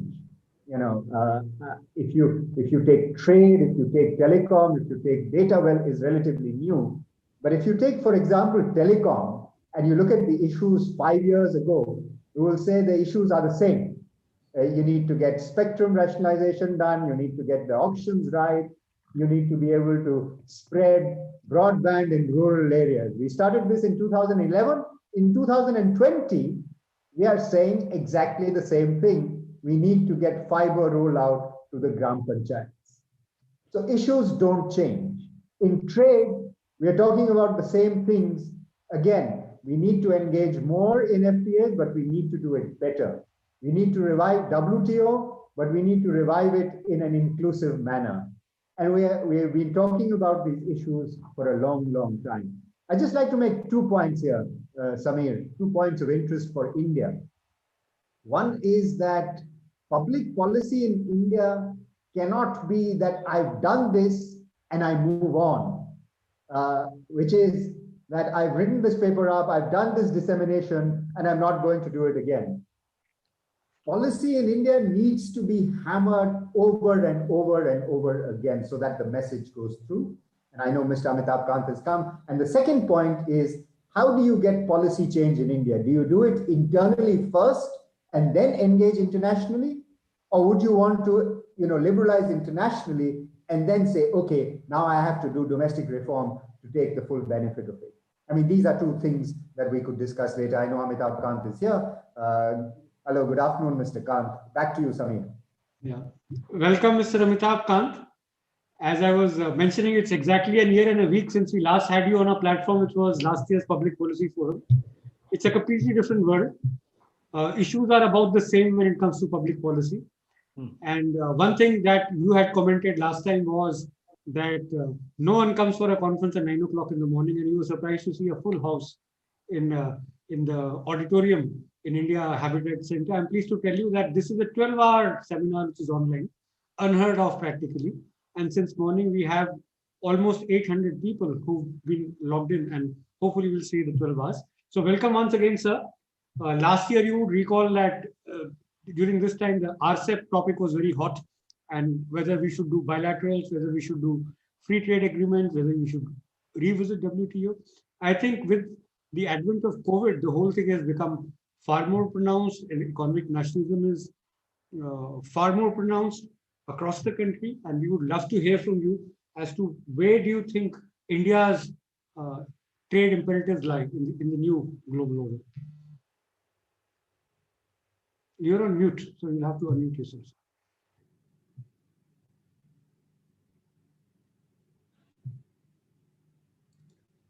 Sir, you're still on mute. Mr. Kant, you're on mute, sir. Thank you, Samir. It's a pleasure being with you. So The global economy still faces the looming uncertainty. Global growth is estimated to be around minus 4.4 in 2020 and expected to bounce back to 5.5% in 2021. While the world is still grappling with the unique coronavirus, we've managed to remove restrictions on the economic activity, thereby giving a head start to global growth early on. And now with vaccination drive on and India having launched its vaccination today, in due course, we should see a full impetus to economic activity.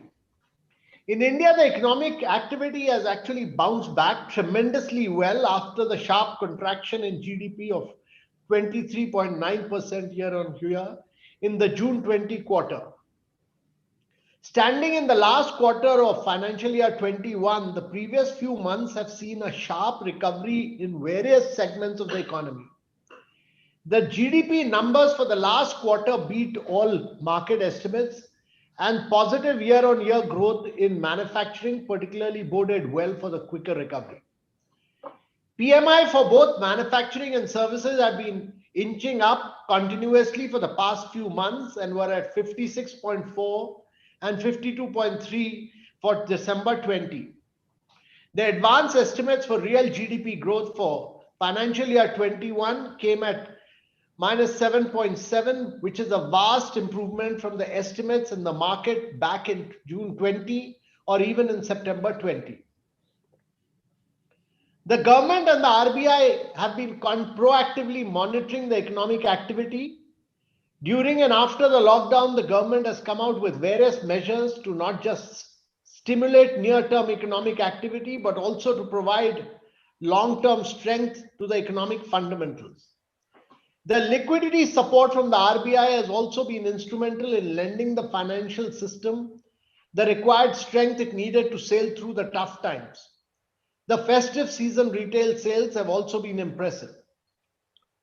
According to the market estimates, India's real GDP growth could very well be at 10 to 12% in financial year 22, but that will be primarily because of the low base.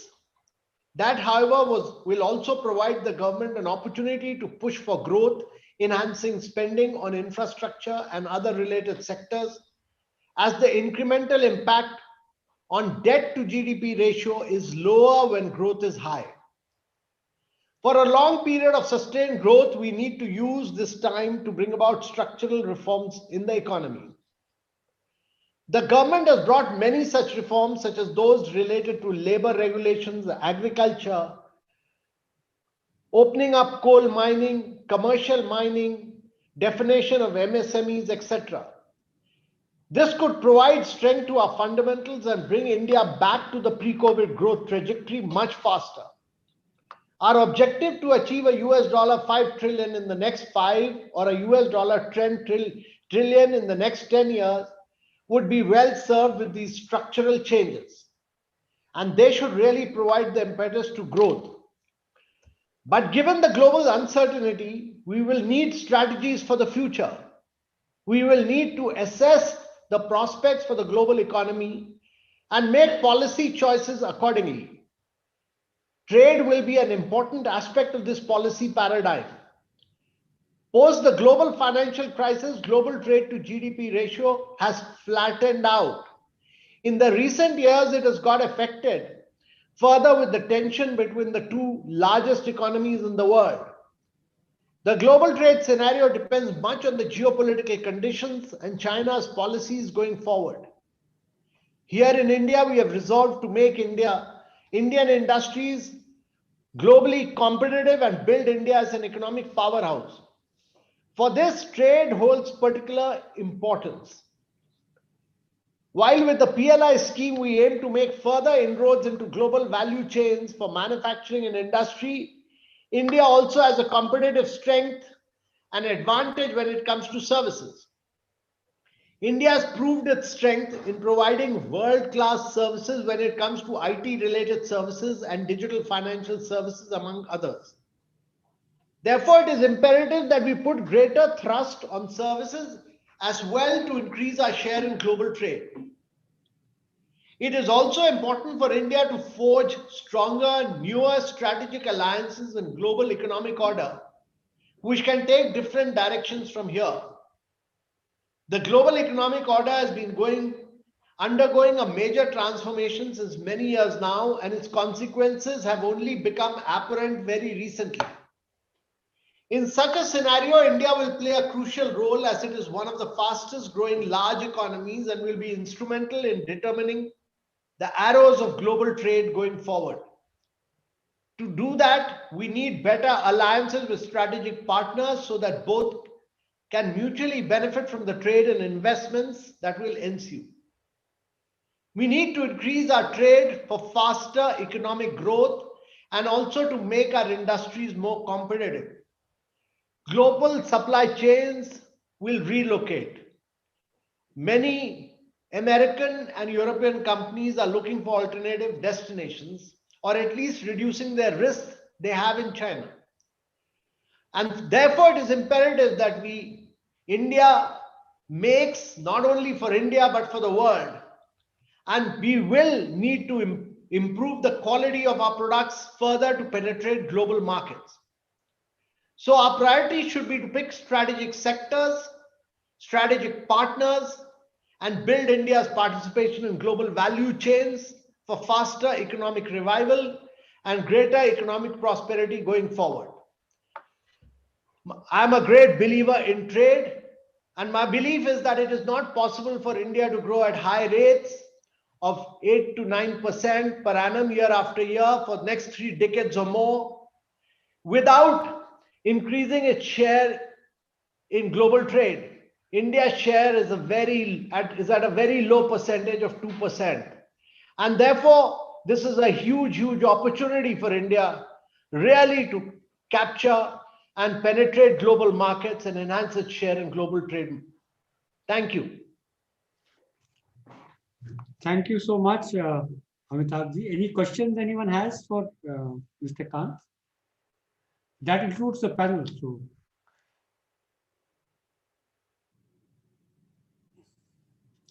So well, I suppose we move on with the panel. Thank you so much, Amitabh-ji. We have Deepshika. I think Subhamoy was asking a question. Yeah, Shubhamoy, you're asking a question?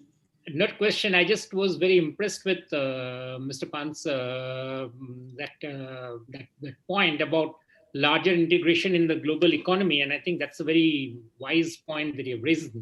So I was just looking at like what is the, as you say, that there's a global economy is at an inflection point, and there's a reason to rework our alliances and look at what are the issues that we need to look at. So if you could just elaborate a bit on that.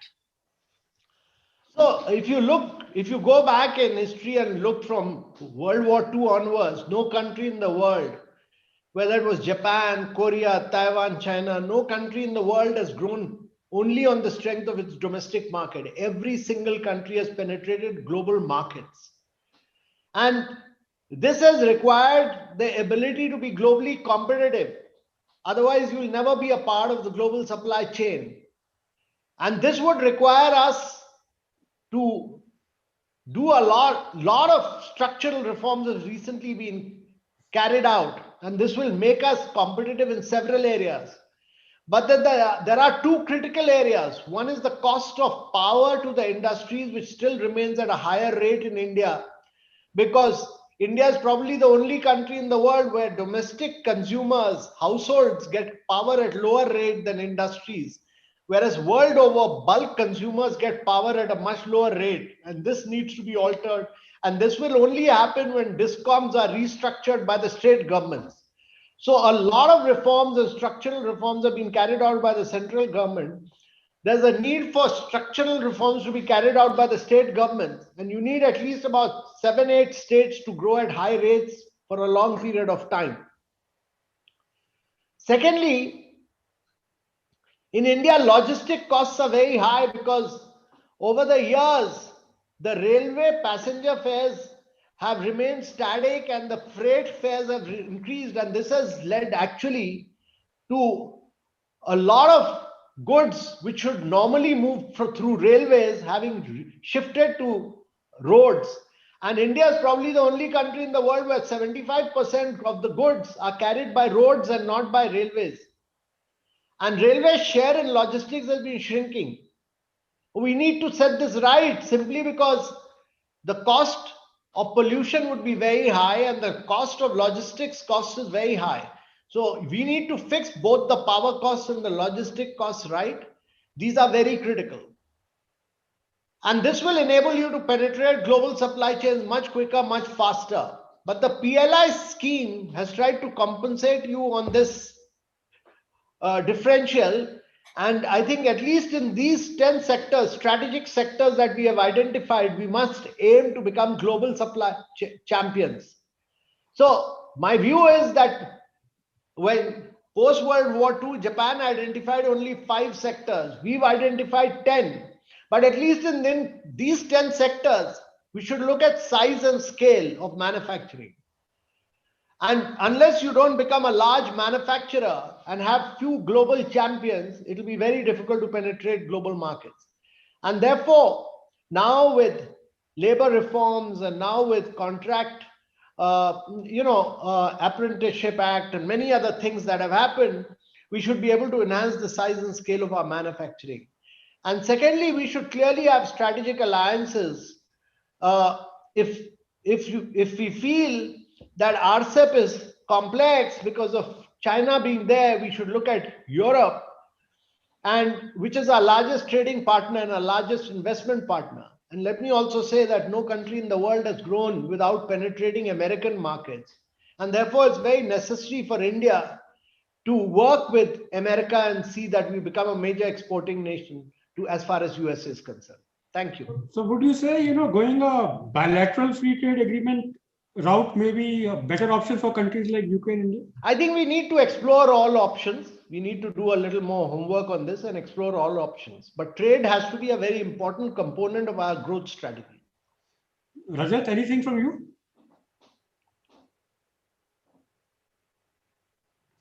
No, I couldn't agree with Mr. Amitabh Khan more. Absolutely. Trade has to be an integral part of our growth strategy. And he said it, that no country has become globally competitive relying only on the domestic market alone. And I think this rhetoric we hear so much in India, that we have such a large domestic market and therefore we can grow on the back of a domestic market, it's just not going to be possible. Not only are we not going to be competitive, we just go back to 1970s and 80s.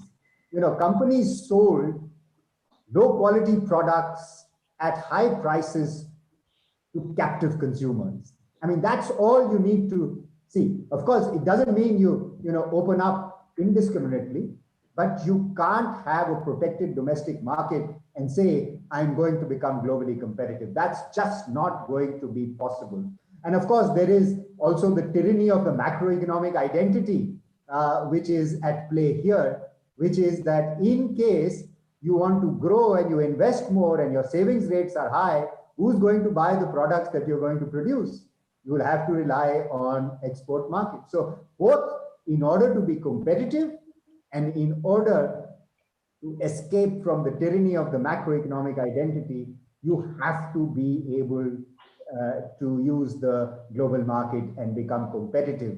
And of course, finally, I mean, what are the instruments to do that? What are the instruments to be able to become globally competitive? I mean, we know Japan used industrial policy. We know China used exchange rate policy really well to become globally competitive. We have to probably use a combination of all of these. But, power, the PLI scheme, look at exchange rates. Also, although exchange rates have a trade-off in terms of import prices, etc., but we have to look at all these strategies to be able to become globally competitive. But this is our time. This is India's time to engage globally. There is no other country that is ready to use globalization more than India is. Cambodia, Vietnam, etc., are small. Africa could be the next region, but this is India's opportunity, and we must use this opportunity to become globalized. Thank you so much, Rajat. Deepshika ji, would you like to share your perspective and then lead us into a structured discussion on this, as was the plan? You have to unmute. So we can start with the discussion. Mr. Kant has sort of really laid the backdrop for this discussion. It is very clear that without trade we cannot grow. But this whole apprehension which has been there within India and to engage with the world in terms of trade, we've seen that.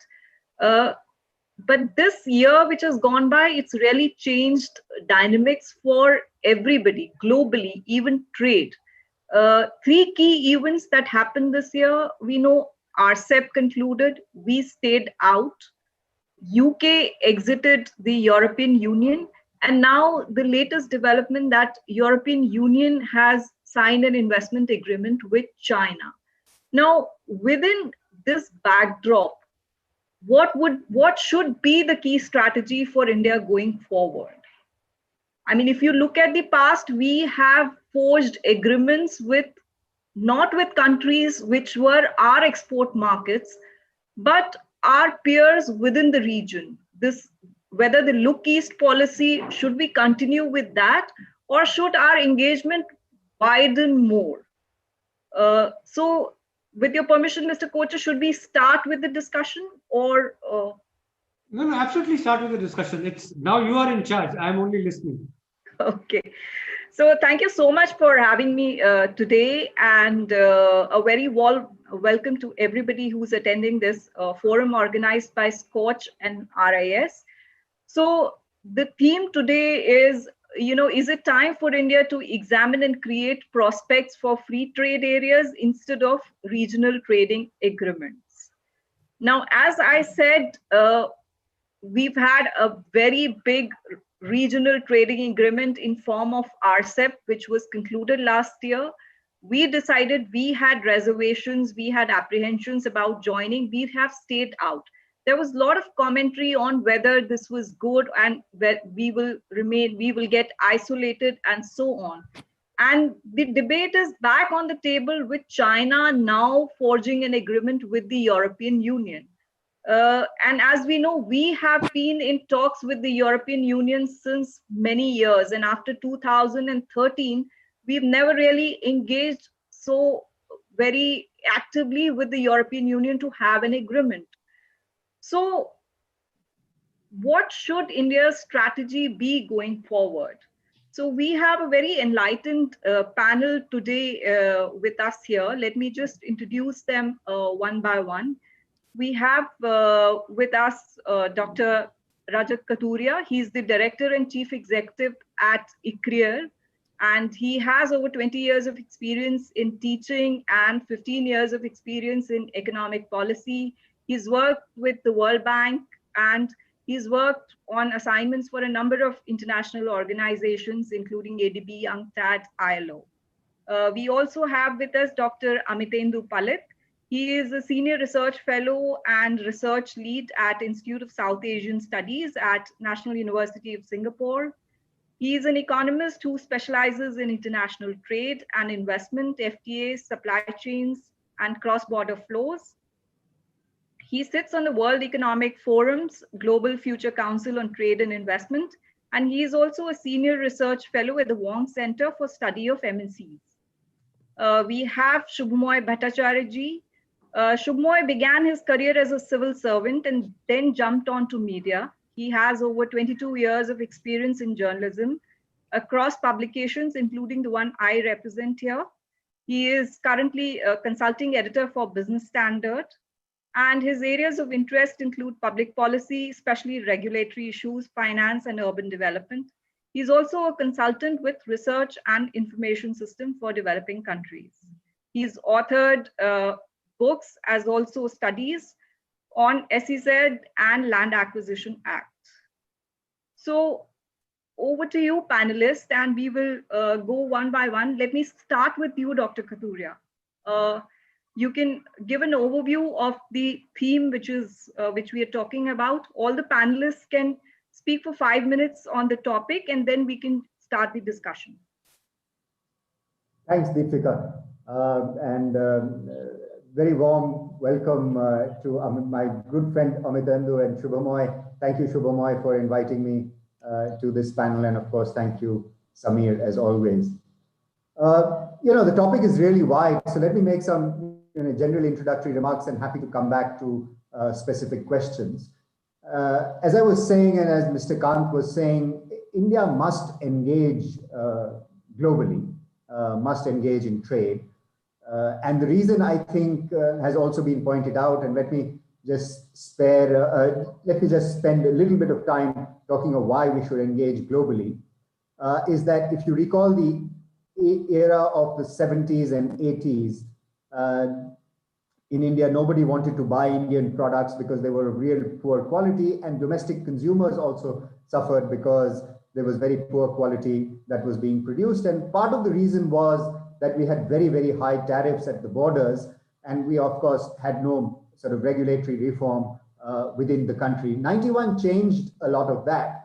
But one of the things that happened post 91, which is quite visible for everybody to see, whether it is in the automobile sector, whether it is in the telecommunications sector, pharmaceutical sector, and chemical sector, a lot of sectors that you see is there was a lot of competition that was introduced. We became a part of some of the global supply chains, not all, or at least some of the regional supply chains.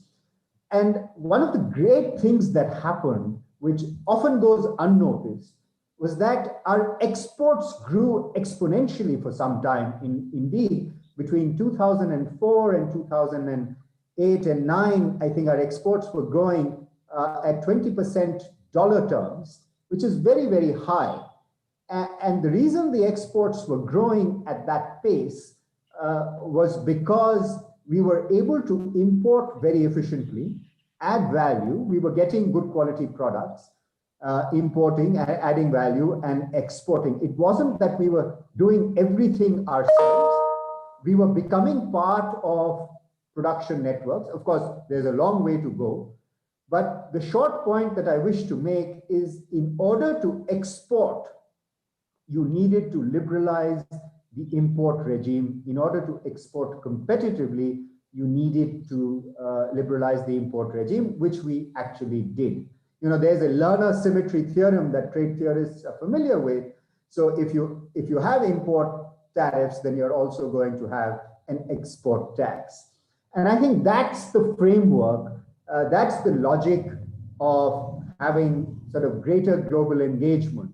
It's not that we don't have comparative advantage. I mean, every country has comparative advantage in something or the other. And Paul Samuelson used to say jokingly sometimes that the only non-trivial yet true thing about international economics and about economics in general is the law of comparative advantage. Even if you are a country which is seemingly dominated by another country in everything, that is, we have absolute advantage in nothing, we will have comparative advantage in something. And by using that comparative advantage, we can begin to export more. And I think we have to do that. We have to get our sort of idea about our vision of how we engage in international trade absolutely right if we want to go forward in the next 10 years. And the reason I'm saying that statement is often the policy discourse gets confounded as follows. We say that I'm running a current account deficit with Japan, I'm running a current account deficit with Korea, and I'm running a current account deficit, and the countries that you mentioned, Deepshika, we have trade agreements with our competitors, and therefore I must have done something wrong or not got enough market access. Maybe that's right, but to sort of condemn the agreements because we are running a current account deficit with one country, I think it needs a little more of analysis. We are not going to run current account surplus with the whole world or with every country. We are going to run current account surpluses with some, and we are going to run current account deficits with some other countries. But for the trajectory of growth that India is on today, running a current account deficit is not a sign of weakness.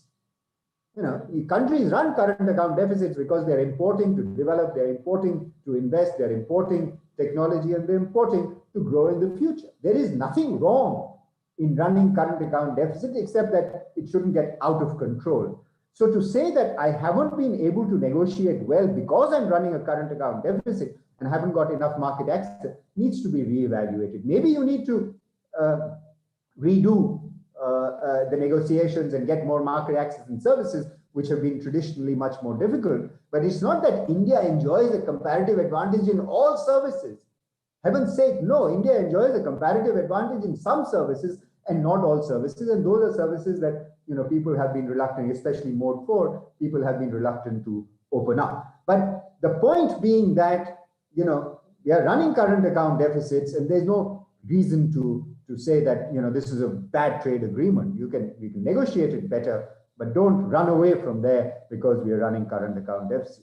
The second point I want to make is that we will be able to engage much better internationally if we reform domestically. And I'm glad Mr. Khan talked about labor reform, electricity reform, and logistics reforms, etc. And I think we will be much more confident about being able to engage in international trade, provided we have domestic reform. But there's not just one route to success. It's not either or. You can't say, India is a multilateralist at heart, but given that where multilateralism is growing, we need to be a part of as many, you know, regional agreements. We are not part of any, you know, meaningful regional agreement. We need to be a part, we need to do bilateral agreements. And it is a point that Deepshika, you've raised, and I think Samir was raising as well, is that, you know, we haven't done trade agreements with countries that we enjoy comparative advantage with in the traditional sense. Like, as Paul Krugman will say, you know, the old idea of comparative advantage, countries like United States and India would, you know, export, let's say, to use a crude analogy, labor-intensive products, and US would export technology-intensive products or capital-intensive products, and both countries would gain. And now we can sort of negotiate how much gain we would be able to get. That's, you know, the traditional theory of comparative advantage that countries would gain from trading with one another. And those are the sort of trade agreements, I mean, we haven't had with East Asia, but those are the sort of trade agreements that we could have with the United States, and we could have with the European Union, and we could have with the UK, etc. And we are negotiating 18 trade agreements with so many countries, with Peru, with Israel, with Sri Lanka, etc. And I think we should not shy away from trade agreements, whether they are bilateral or regional. And of course, we should try and push multilateral. The focus has to be on trying to engage more, trying to become more international. Of course, these are difficult times, and we should do it sort of across the board. And two last points, Deepshika, if you would permit me, broad points, and happy to come back. One is that we have to increase capacity, institutional capacity in India to be able to do many bilateral agreements, many regional agreements simultaneously at the same time.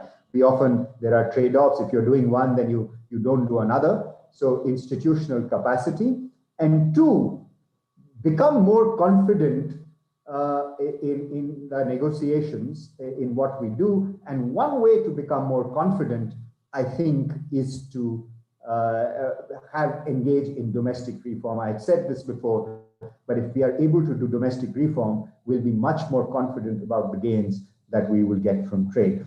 But I don't think there is any shying away from international engagement. In the 21st century, you will have some blips, but the secular path will be towards more openness, more liberalization, and we have to be more confident in engaging even at the WTO. Don't shy away from getting into plurilateral agreements, at least negotiating. In e-commerce, we've come away from the e-commerce agreement. At least go in there, be in the tent. Even if you don't want to sign it, be in the tent and voice your objections rather than say, I don't want to be a part of it. So I would say engage more at all levels, local, bilateral, regional, multilateral.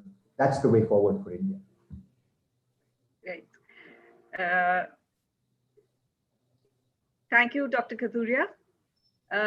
Can I now come to you, Dr. Palak? Is it time for a reset for India, you know, between free trade areas and RTAs? You know, what should it look at? Thank you so much. And let me first begin by thanking the Scotch Group for enabling me to participate in this fascinating conversation, something which I've really been learning from the time it began. Wonderful to see you, Rajat. Wonderful to see you, Shugumoy, and Happy New Year to all of you and to you as well, Ms. Sikalwan. I think we have covered a substantial amount of ground so far in the discussion between what we heard from Mr. Kant and what Rajat has eloquently illustrated. Now, on the back of what we have already heard, let me try to bring in three aspects to this conversation, which I think squarely addresses the core question: what kind of agreements? I think one of the things that we realize from the agreements that are being worked out across the world in terms of trade is that trade agreements are really not just trade agreements anymore. I think that's a very important point that we should note, because we have talked about preferential trade agreements, we have talked about free trade agreements, but today's free trade agreements, and when the term is used generically, actually cover a whole range of issues which go much, much beyond the pure question of goods crossing border or services crossing border, and they move into areas of very comprehensive domestic regulation. Like, say, for example, they deal with competition policy. They deal with how state-owned enterprises should procure. They deal with how the amount of data should be controlled, regulated across spaces. And in a large number of cases, they deal with labor and environment standards. To me, India's choice is not with respect to bilaterals or regionals. India's choice is with respect to what it should negotiate and with whom. Let me give an example. When it comes to a free trade agreement that's signed between Japan and the United Kingdom, that agreement is a comprehensive partnership agreement covering practically everything that can figure within the space of economic exchange between two countries. When we look at something like the Trans-Pacific Partnership, which has now become the Comprehensive and Progressive Trans-Pacific Partnership, let's note that it is not called an FTA. It's called a partnership. Even if we look at the RCEP, RCEP is popularly referred to as an FTA, but the RCEP has 36 chapters, out of which more than 70% of the chapters are dealing with issues which, to a traditional trade economist and the trade theories that we have learned as trade students, would look alien. For example, a subject like e-commerce, investment, non-tariff barriers, they all feature prominently in trade agreements. I think the choice for India has to be very specific with respect to the kind of issues that it wants to take up when it negotiates with other countries, and how much is it prepared to go in that regard. Let's say, for example, when one negotiates with the United States, or say, for example, with the European Union, the United States and EU have set templates for negotiation. They're not going to deviate from those structures under any circumstances. The choice is for India to note how much of that template are they prepared or it is comfortable negotiating with. Let's say, for example, when it comes to negotiations with the European Union, we would probably be under the assumption that bulk of it will be only with tariffs. Well, tariffs is the pattern of negotiations that India has been traditionally familiar and involved with. But when it comes to negotiating, let's say, for example, the environmental standards, when it comes to negotiating data security, India is on a different ground altogether. Now, is it prepared to take on this much? If it is not, then there is no point in wasting negotiating time and space in a negotiation which is not going to move anywhere. And it is always possible to work out trade deals on the basis of very limited scope. Let's say, for example, there are countries across the world, Singapore being one of them, which has got into a digital economic partnership agreement with a few other countries, which just involves the cross-border flow of data. Now, data is central and integral to practically all transactions that are happening across the border these days. And it's probably important to see whether India might want to visualize this kind of a template. Now, the difficulty that India faces in this regard is that it is possible for countries with broadly similar identical regulatory structures and institutional capacities to take on larger deals with larger scope. For India, it is not that easy. It is not that the emerging markets are not trying that. Let's say, for example, the European Union Free Trade Agreement with Vietnam represents a very comprehensive set of issues. But let's say, for example, when one looks at Japan's agreement with India, the one that exists on the paper today, or the agreement that India has with Korea, much, much limited in scope. Even when one looks at the intellectual property chapters, mostly on the surface, not going very deep into the issue simply because India is not comfortable with it. Now, in that case, let me move on to my second point.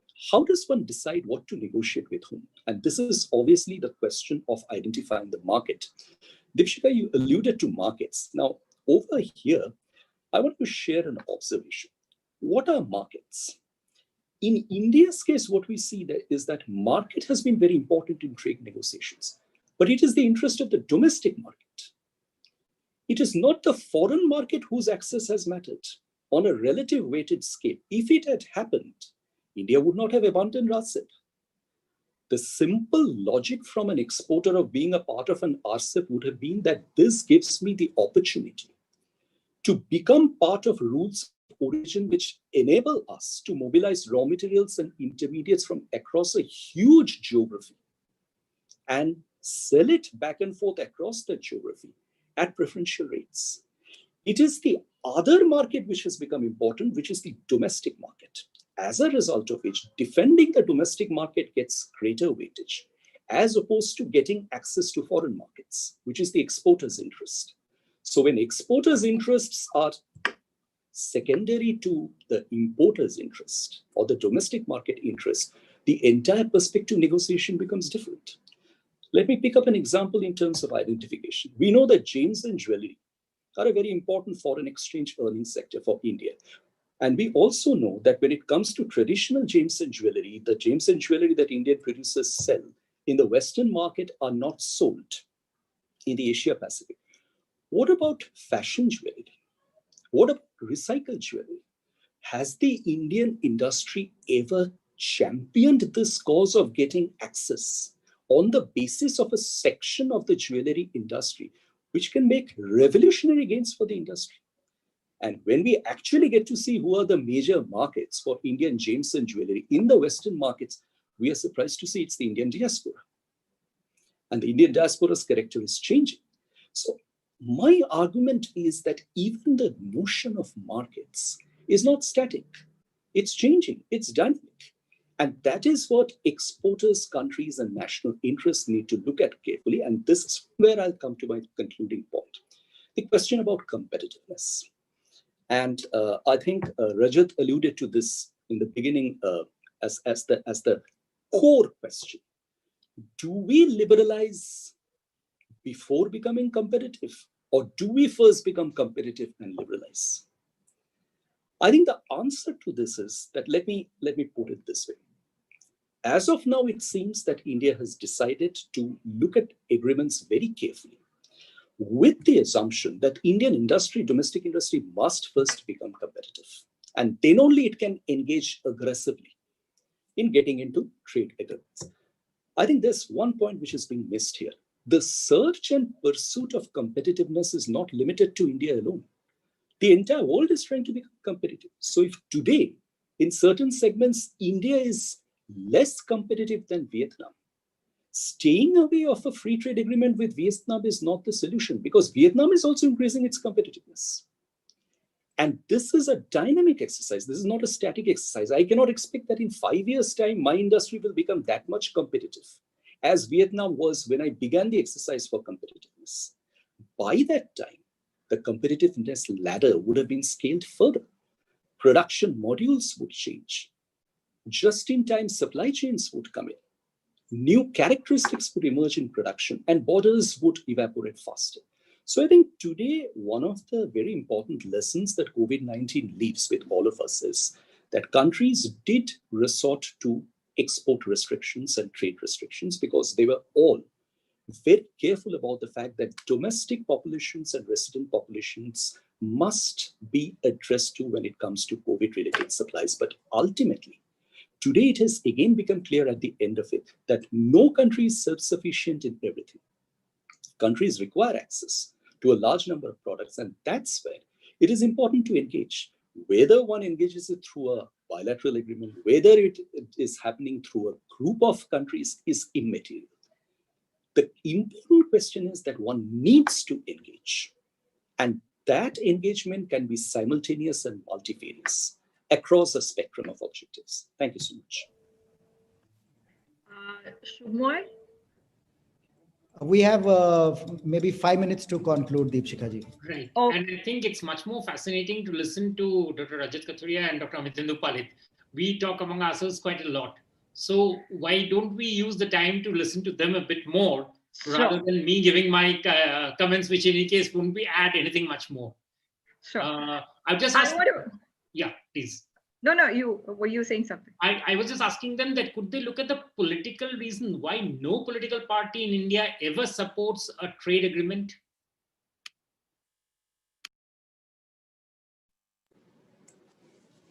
I always follow Rajat's example. So Rajat, you go first, I will come in later. No, I think, Shubhamay, that question, there is often, we say in India that you reform by either by stealth or you reform on the back of a crisis.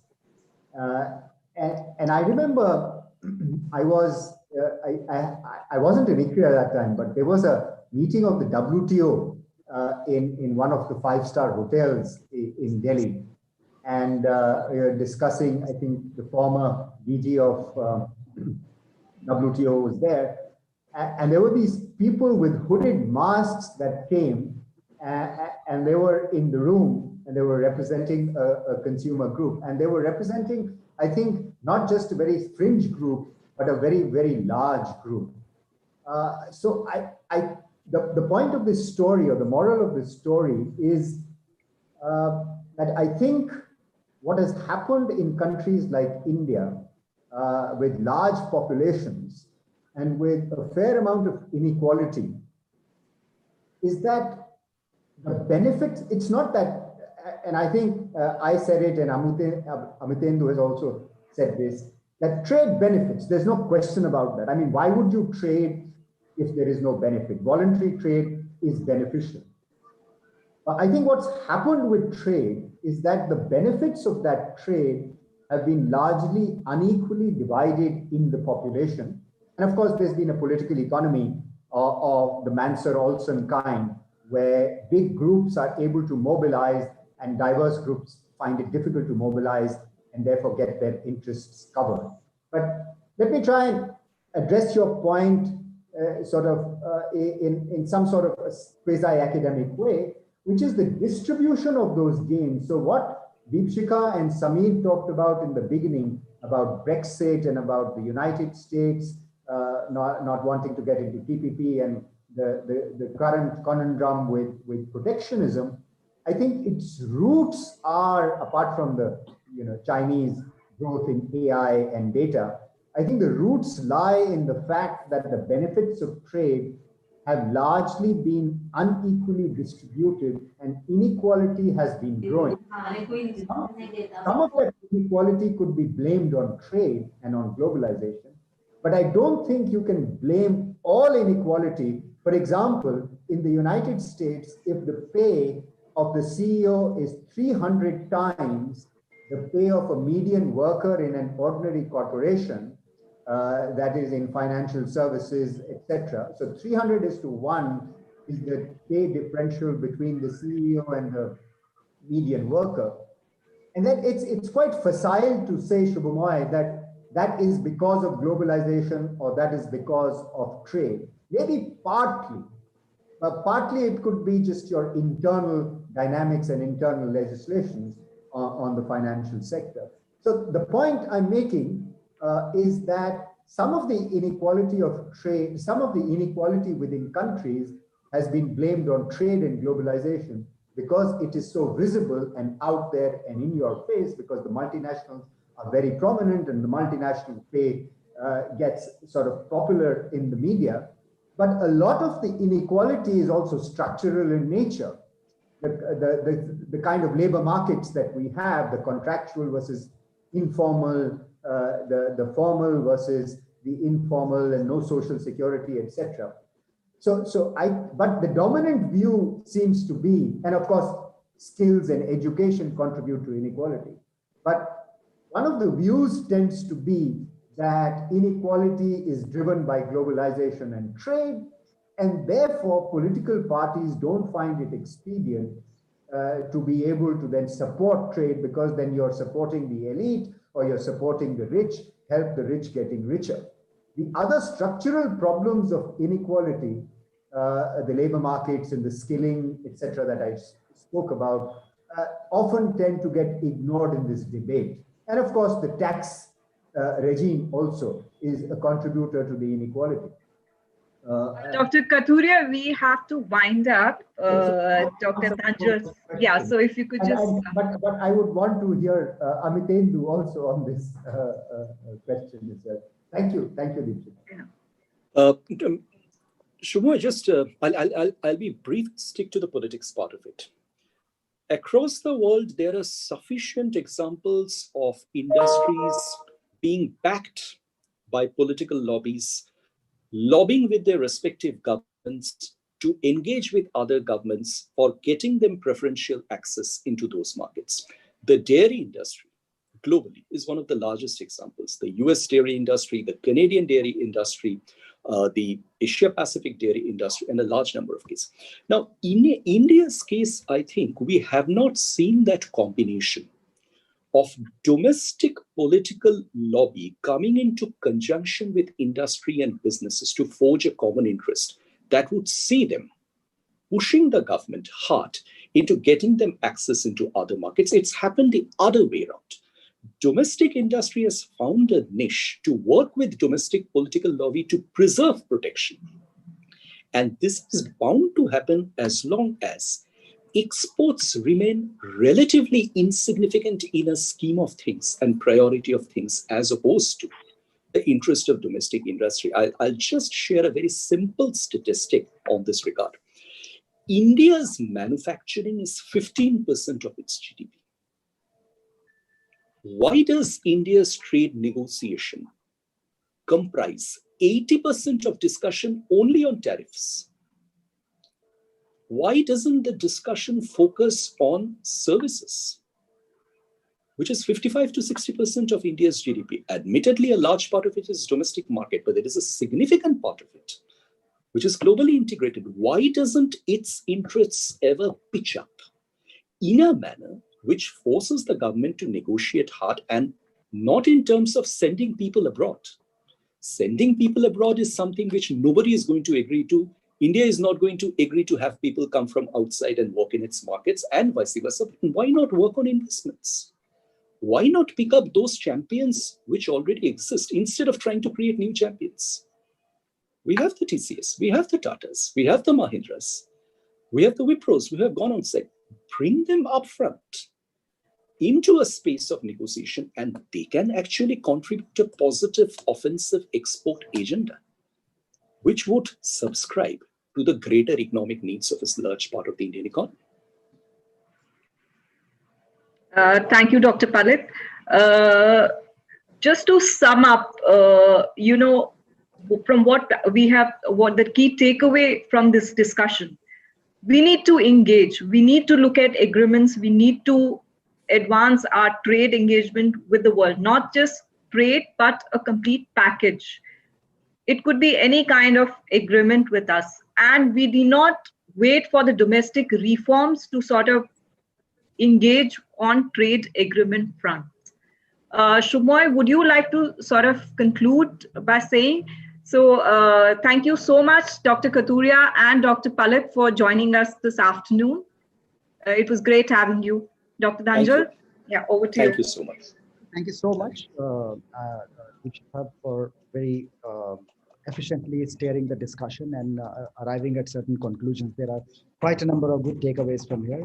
Thank you very much, Dr. Palit, Dr. Kathuria, as well as Shubhamar. for joining us. Deepthiraji, thank you so much. And with this, we move on to our next discussion, contextualizing new education policy. And on this panel, we are joined by Dr. C. Rajkumar, Vice Chancellor, Jindal Global University, who is a Rhodes Scholar and is the founding Vice Chancellor of Jindal Global University in India, appointed VC at the age of 34 in 2009 when the university was established. It's one of the only 20 universities in India and the only non-STEM, STEM university, which has been declared as an institution of eminence by the Government of India. We are joined by Professor N.V. Verghese, Vice Chancellor of National Institute of Educational Planning and Administration.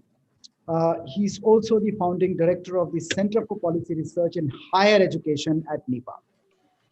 Professor Vimala Ramachandran, founder of ERU Consultants and former National Fellow with NIPA, is among the founders who was the first national project, which was the first national project director of Mahila Samakhya, a Government of India program on women's education based in the Department of Education, Ministry of HRD.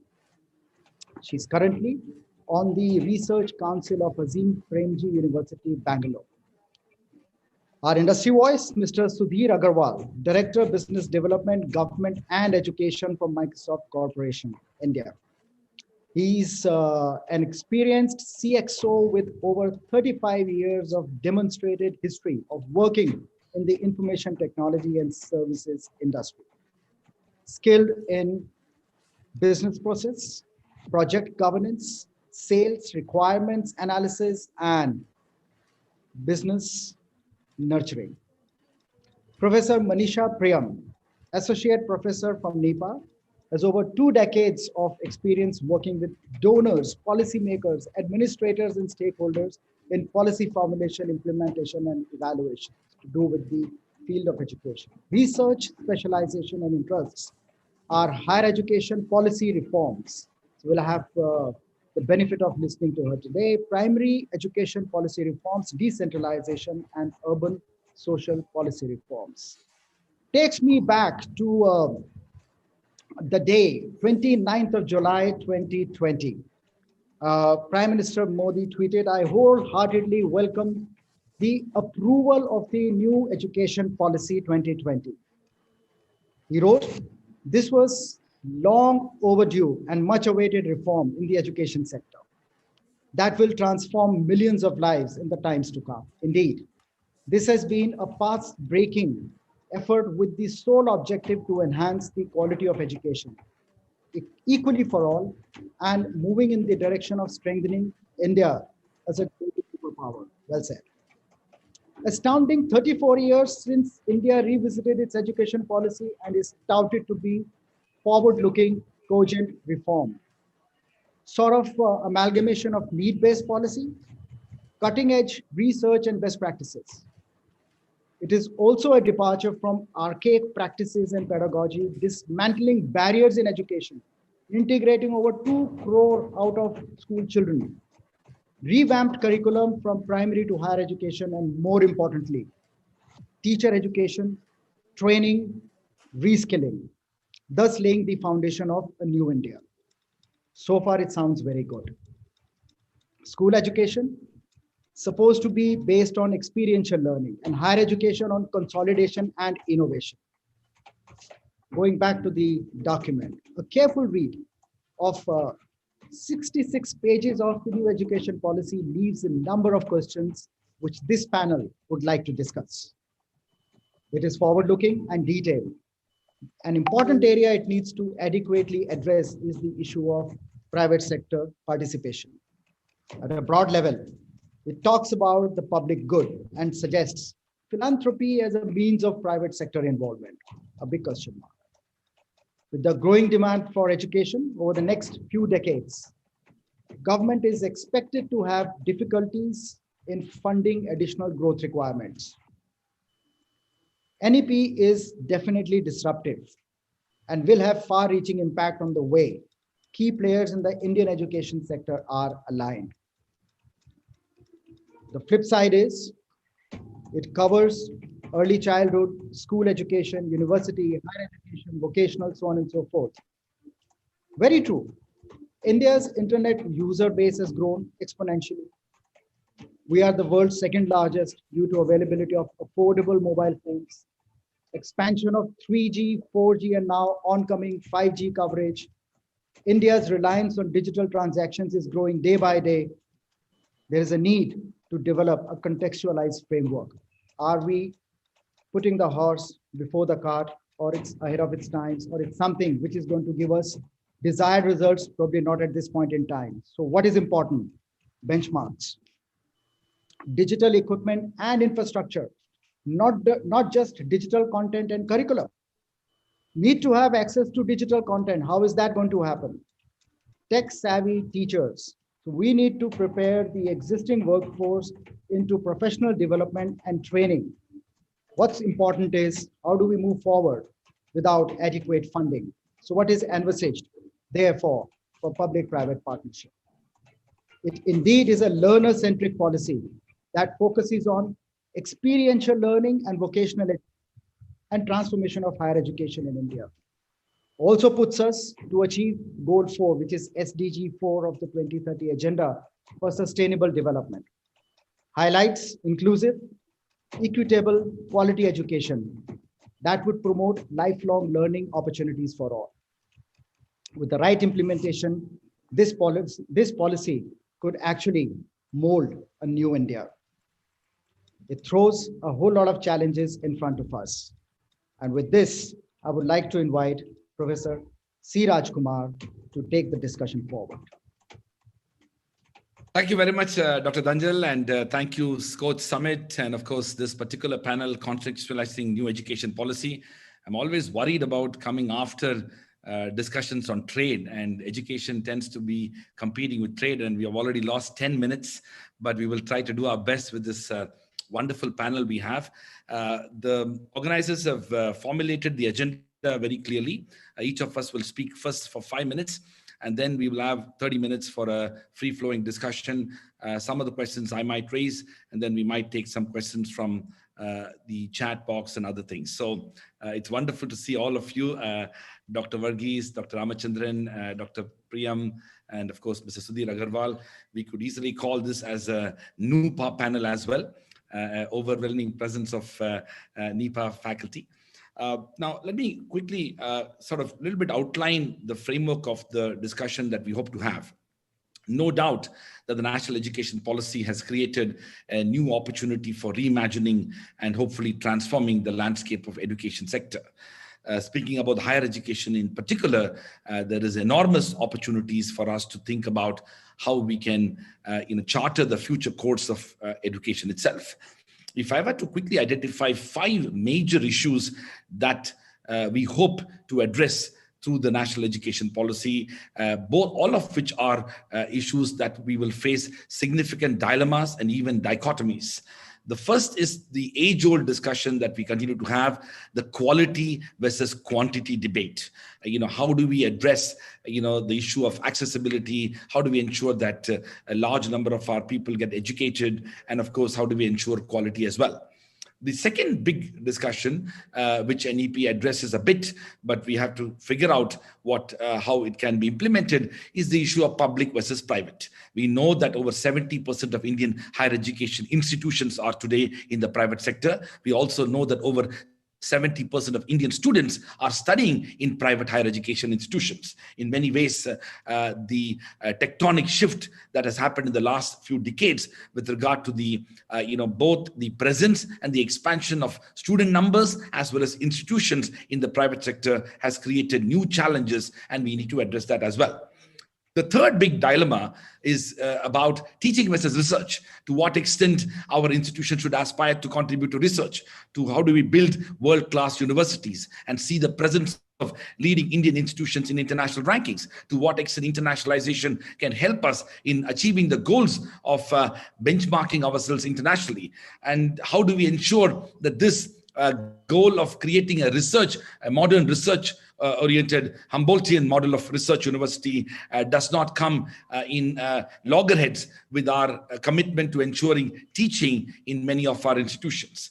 The fourth big aspect, which I think continues to haunt, is with regard to regulation and governance. To what extent more regulation can help us in creating greater governance, or for that matter, how do we ensure that the regulatory environment will create a better governance when it comes to education institutions? And the fifth big aspect, which I think the new education policy does address a bit, is how do we balance the values of accountability on one hand and autonomy on the other? To what extent institutions may be accountable for their own functions, and yet how do we ensure that there is autonomy and freedom within academic institutions? These 5 issues, I believe, are the central issues that the national education policy attempts to address, and we need to also discuss and debate about its future as well. I also want to say that one of the remarkable things about the national education policy, at least from the standpoint of its current discourse, is that there is a lot of impetus that has been generated within academic institutions to understand the policy, but also to take efforts to implement the policy as well. Of course, government itself is pushing the agenda for implementation of the national education policy, but it's important for us to understand that what are the kind of issues that we want to identify that deserves a higher degree of priority than some others, which requires a greater degree of consensus as well. With those words, I'm going to now invite Professor Varghese, Vice Chancellor of National Institute of Educational Planning and Administration, to speak for 5 minutes and give his comments. Dr. Varghese. Thank you, Professor Rajkumar. Thank you, Professor Gursharan Singh, and also Sudarshan for inviting me to this. I am in good company, as Professor Rajkumar pointed out, with my NIPA colleagues, Professor Vimala Ramachandran and Dr. Manisha Priyam. Thank you very much. Professor Rajkumar, you have very clearly indicated 3, 4, or 5 dilemmas. Let me start with responding to 2 of the dilemmas in 1 sentence each, because I don't have time to explain this, which I can do perhaps when the question answer session comes. You mentioned about the quantity versus quality. My response to this question is that in the till the year 2000, or till the turn of this century, quantity influences quality. Quantity decided quality. That was the argument. Today, it is quality decides quantity. Because if you see the decline in enrollment in the government schools, and if you see the closure of many of the private colleges in Tamil Nadu, Andhra Pradesh, and other places, especially in the professional technical areas, it's a clear indication that it is a quality that decides, that determines the quantity. So this has changed substantially in this century. In the last 70 years, 50 years, we saw one phenomenon, and then the remaining 20 years, we are seeing another phenomenon. The second dimension that you highlighted is the public versus private. I think India follows a pattern which is very interesting. We all want private sector institutions at the school level, and we want elite public institutions in the higher education level. So this is a very interesting phenomenon. Again, what it notifies or what it certifies is a trend towards quality. That's the point. Or in other words, what I mean to say is that the central focus of household choice today is quality. And this is also focus of the education policy. I'll come to it within a moment. Let me say that the context of education policy in 2020 is substantially different from the circumstances in which, or the context of education policy in 1968 or 1986, from these following points of view. One, we were experiencing an expanding system of education in 1968 and 86, both at the school level and at the higher education level. Today, we are experiencing a contracting system at the school level and an expanding system at the higher education level. And that is something which is very important. And secondly, the policy implicitly assumes a matured higher education system. And it assumes that India to play a global role in the world of education, in the educational landscape, we need to universalize higher education. And we have to be comparable with the developed world. I think that is one of the implicit understanding of putting a target of 50% of the gross enrollment, that is universalization of higher education by the year 2035. It is important to note that this is a target which can be easily achieved in some states and perhaps never achieved in other states. Say, for example, if you take a case of a state like Tamil Nadu, it is already 49% GER. They have already achieved before the policy is launched. And if you take a state like Kerala, it is 37%. It is only 1% addition every year, GER, to attain that. So it is very easily attainable. But if you go to states like Bihar, large states like Bihar, or small states like Goa and DU and Daman, etc., you find that it is 13%, 15%, 16%, and this target becomes very difficult to achieve. Also because of the reason that the transition rate is already very high from higher secondary education to school education, even when higher education is relatively underdeveloped and GR is very low. So the transition rate is very high, more than 80%, 60, 75%, etc. So where will you get in these states the children to be enrolled in higher education unless the secondary school system, unless the upper primary school system is universalized and expanded, you know. So this is a major challenge for many major parts of the states that you are talking about. The policy also talks about, perhaps it's in a dilemma that, you know, India wants to play a global role. So we want to produce global citizens and we want to produce global labor force with global skills rooted in Indian traditions and culture, you know. So although both are important dimensions, these, unless we plan it very well, it is very difficult to achieve or balance between these two dimensions, you know. So we have to be more open, because when we talk about internationalization policies that you're talking about in higher education, especially in the policy, when you're for the first time, when you are opening the economy or the education sector for the foreign institutions to come and open their branch campuses, it has a lot of implication for curriculum.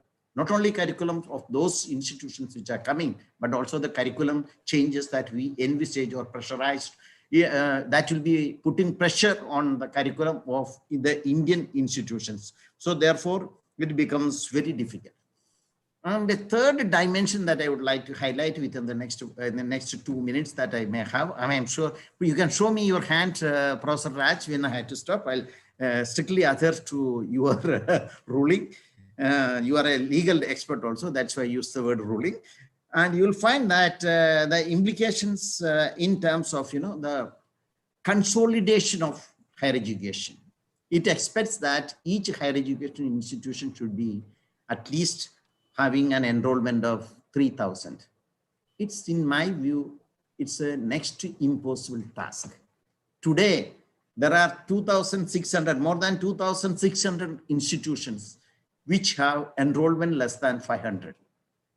And we have only 7 to 8% of the institutions which have an enrollment of 3,000, which means that what will happen to 92% or 90% of the institutions, you know. And moreover, the public policy of establishing in higher education institutions in the rural areas was an equity-oriented dimension.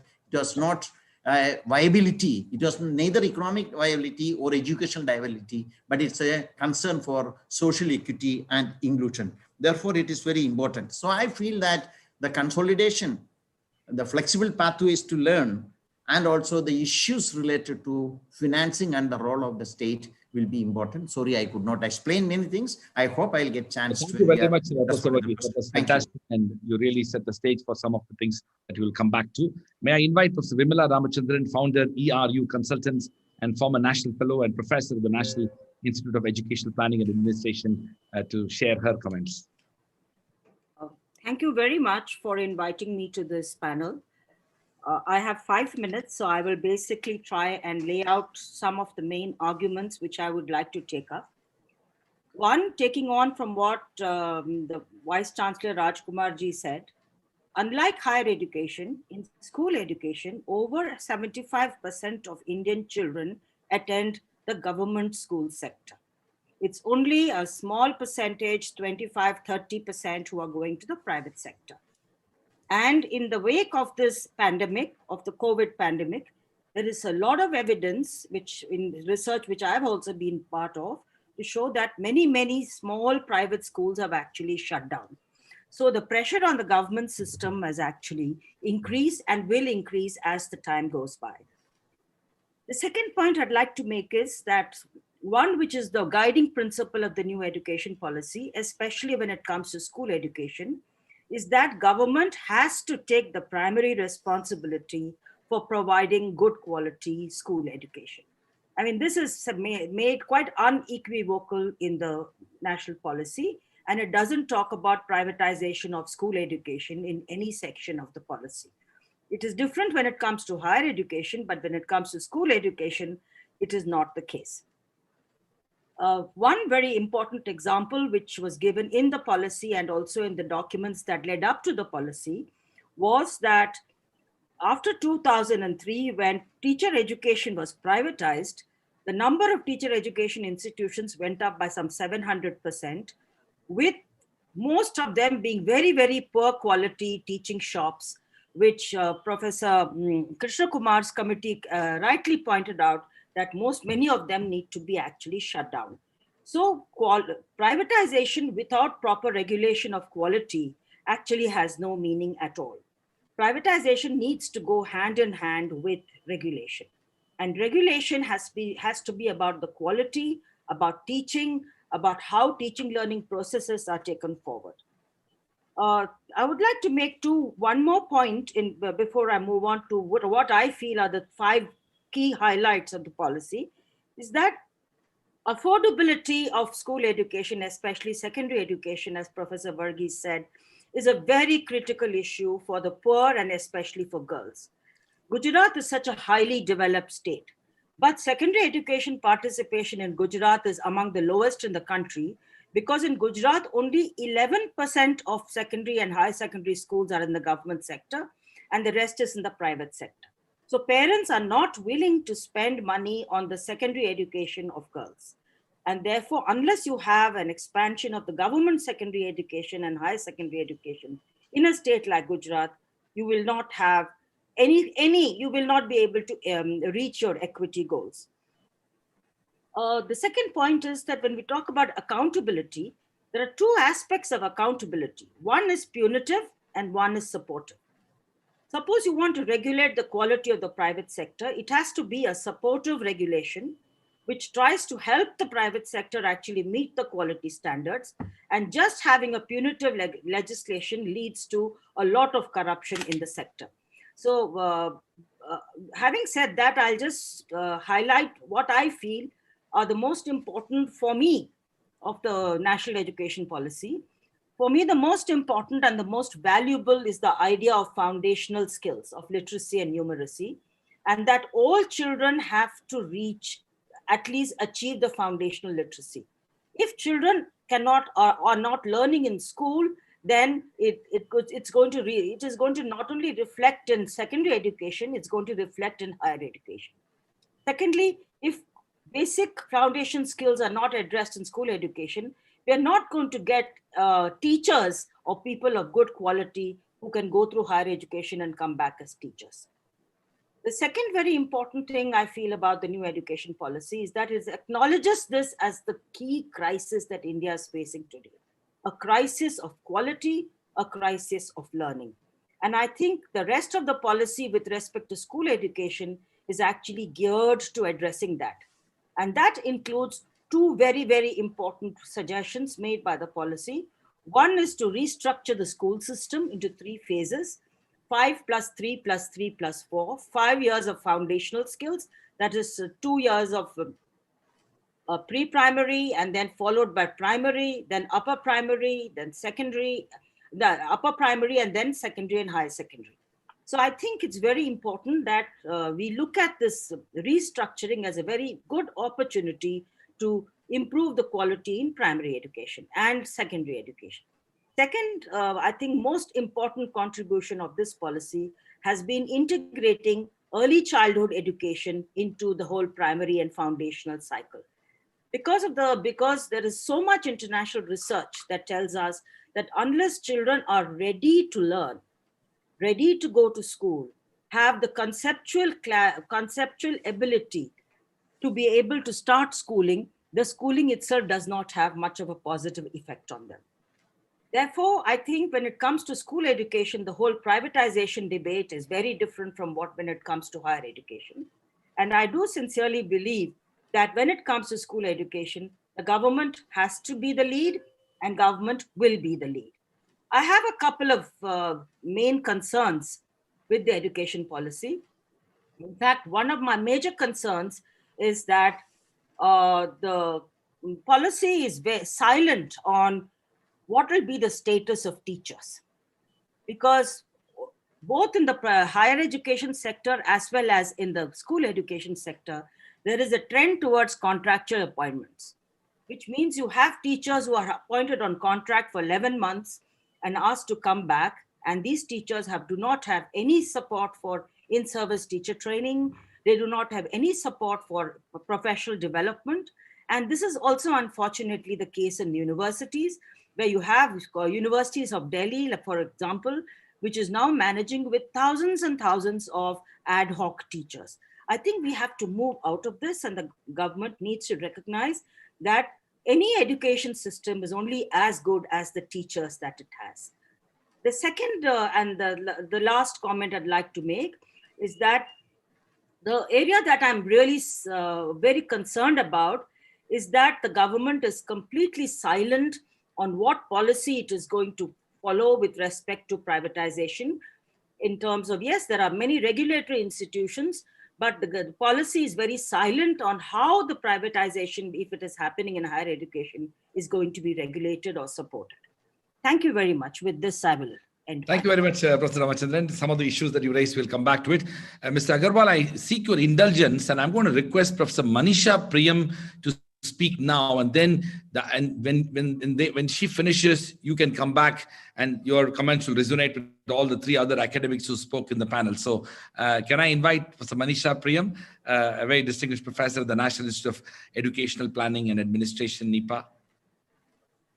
Thank you very much, Vice Chancellor Rajkumar. I am in August company, but I am in August company on very familiar grounds, because both Professor Varghese and Nimra Ramachandran are not only colleagues of the NUPA, but I think we've also been partners, and we've worked together for a long time, changing what this education policy describes as landscapes. And I would say that certain tectonic shifts happened in the policy scape, and that's a term I'm borrowing from the new education policy itself.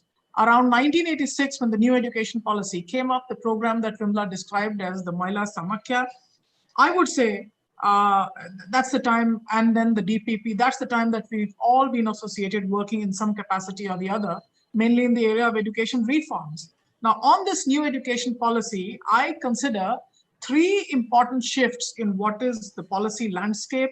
The first and most important, obviously, the context, that becomes very, very important. Nowhere in the new education policy of 1986 would you hear of the differences or the tectonic shifts in context. Now, you do see that as the fundamental premise on which this new education policy, this time around, the 2020 discussions that we see are premised on. Now, that context is definitely one of globalization, and this policy opens up with an open acknowledgement of the fact that the global knowledge landscape has undergone a dramatic shift. And if India needs to make a difference, it needs to catch up, so to say, not just on the Rostow's scales of economic growth and development. If it needs to catch up, it needs to be somewhere on the global landscape of knowledge. Now, the second important shift that I see is that of national policy intent. The national policy intent is very clear in that it looks at education as a strategic national asset in a globally economic competitive world. And how does that happen? It happens when you see that India's made a transition already from when in the early 1980s, we were still caught in the low income group conundrum. We were still a part of the ASAFLA. We were still a part of the low income developing countries. We are now punching our weight and saying that treat us along with the BRICS. Those are our collaborators. We are entering what is called a middle income syndrome. In the early 90s, we were eligible for soft aid from the World Bank. As we transition towards the new economic policy of 2020, we are no longer eligible for that category. However, the debates and discussions around the 1990s, the Jompian policy, where the world sat and saw what India was doing to its children, that dramatic terrain has shifted now, and the world is watching now as to what India is going to do with its youth. Remember, we are going to be that country is going to be punching above its weight with the world's largest population of youth. And therefore, I think nations around the world, global economic competitors in the education sphere, I would say education hemisphere, so to say, are looking to the fact that whether that competition that is never mentioned in our national policy document this time around, that competition, that silent China-India competition, will India punch above its weight and maintaining a democratic and a liberal regime politically, will it be able to outmaneuver whatever deficits exist and catch up with the China phenomena, which is punching above its weight? Now, let me catch up. Let me say this in another term and say that as far as China is concerned, India and China both began borrowing from the World Bank in the 1990s. For the first time, these lendings were made, and these lendings to India and China increase the bank's own profile of lending in education as amongst the most significant lending. Until then, these were in infrastructure sectors. Now, education increased the lending portfolio. China used the loans that it took for higher education in the 1990s. India used it for school education. Now, having used those loans, India dramatically shifted its participation rates in school education. Now, those are things that Professor Varghese has made very, in a very competent sort of way. He's given you the figures of the dramatic shifts that have happened. But those shifts were also one where we made a transition at the base from an elite to a mass-oriented system. Now, of those transitions, we see the knockings at the door of a whole generation of youth who are going to be first generation university or higher education or skill seekers, and they will make a knock at the door of what this new education policy talks about. Another landscape, it talks about the employment landscape. So in a sense, you've got the knockings of the global economic competition. In a sense, you've got the knockings of a whole generation of new learners who've been through the school system, good, bad, whatever it gave, coming up now to the university sector or higher education sector or the skills sector. The shift from an elite to a mass system. Now, what we find in the new education policy is that there is a commitment now to say that they will or we will together define this whole sphere of education as one that is committed to quality learning outcomes in school education and quality variously defined in higher education. Now, I would say that this is the time, therefore, to reintroduce the great debates of Indian education. Now, where I part ways with my previous co-panelists and also from some of the framing questions that Professor Rajkumar put forward was that this great debate of Indian education and Indian higher education is not really the debate between public provision and private provision, because historically, some of the finest provisions that have been made in Indian education per se have been made by what, if we look from narrow confines, could be called private. For example, would you classify Rabindranath Tagore's intervention in the great educational debates as public or private? And I will give you three observations here that Tagore, when the great debates begin around the time of the partition of Bengal, questions the marketization and utilitarian impact of the British imperial project of control. And great debates happened between Tagore and the eminent historian Jadunath Sarkar at that point of time. And Jadunath Sarkar, the eminent historian, who is still arguing for the purposes of the university in utilitarian terms. Whereas Tagore said that what India needs is a much broader canvas. It needs a multilingual university. It needs a university that is embedded in its local conditions and in a rural landscape. And therefore, Shanti Niketan was set up in rural landscapes. Now, at that point of time, that's my second and second last observation. His own nephew put out a big cartoon, and that cartoon was labeled in Bengali. And let me use the opportunity that the new education policy seeks of us to be multilingual, to use a bit of Bengali and say that that cartoon was labeled, this was Abanindranath Tagore's famous cartoon, it labeled the university as Vidyar Karkhana. And you had dhoti-clad men with their fishing rods and their sticks in their hand. They are going through a giant machine and coming out as men who are suited, booted men, but they're atomistic and individualistic. So I think that cartoon summed up that great moment. The final point that I will make is also about eminent historian Jadunath Sarkar from Kolkata, around the same time that the British imperial project of partition of Bengal was happening.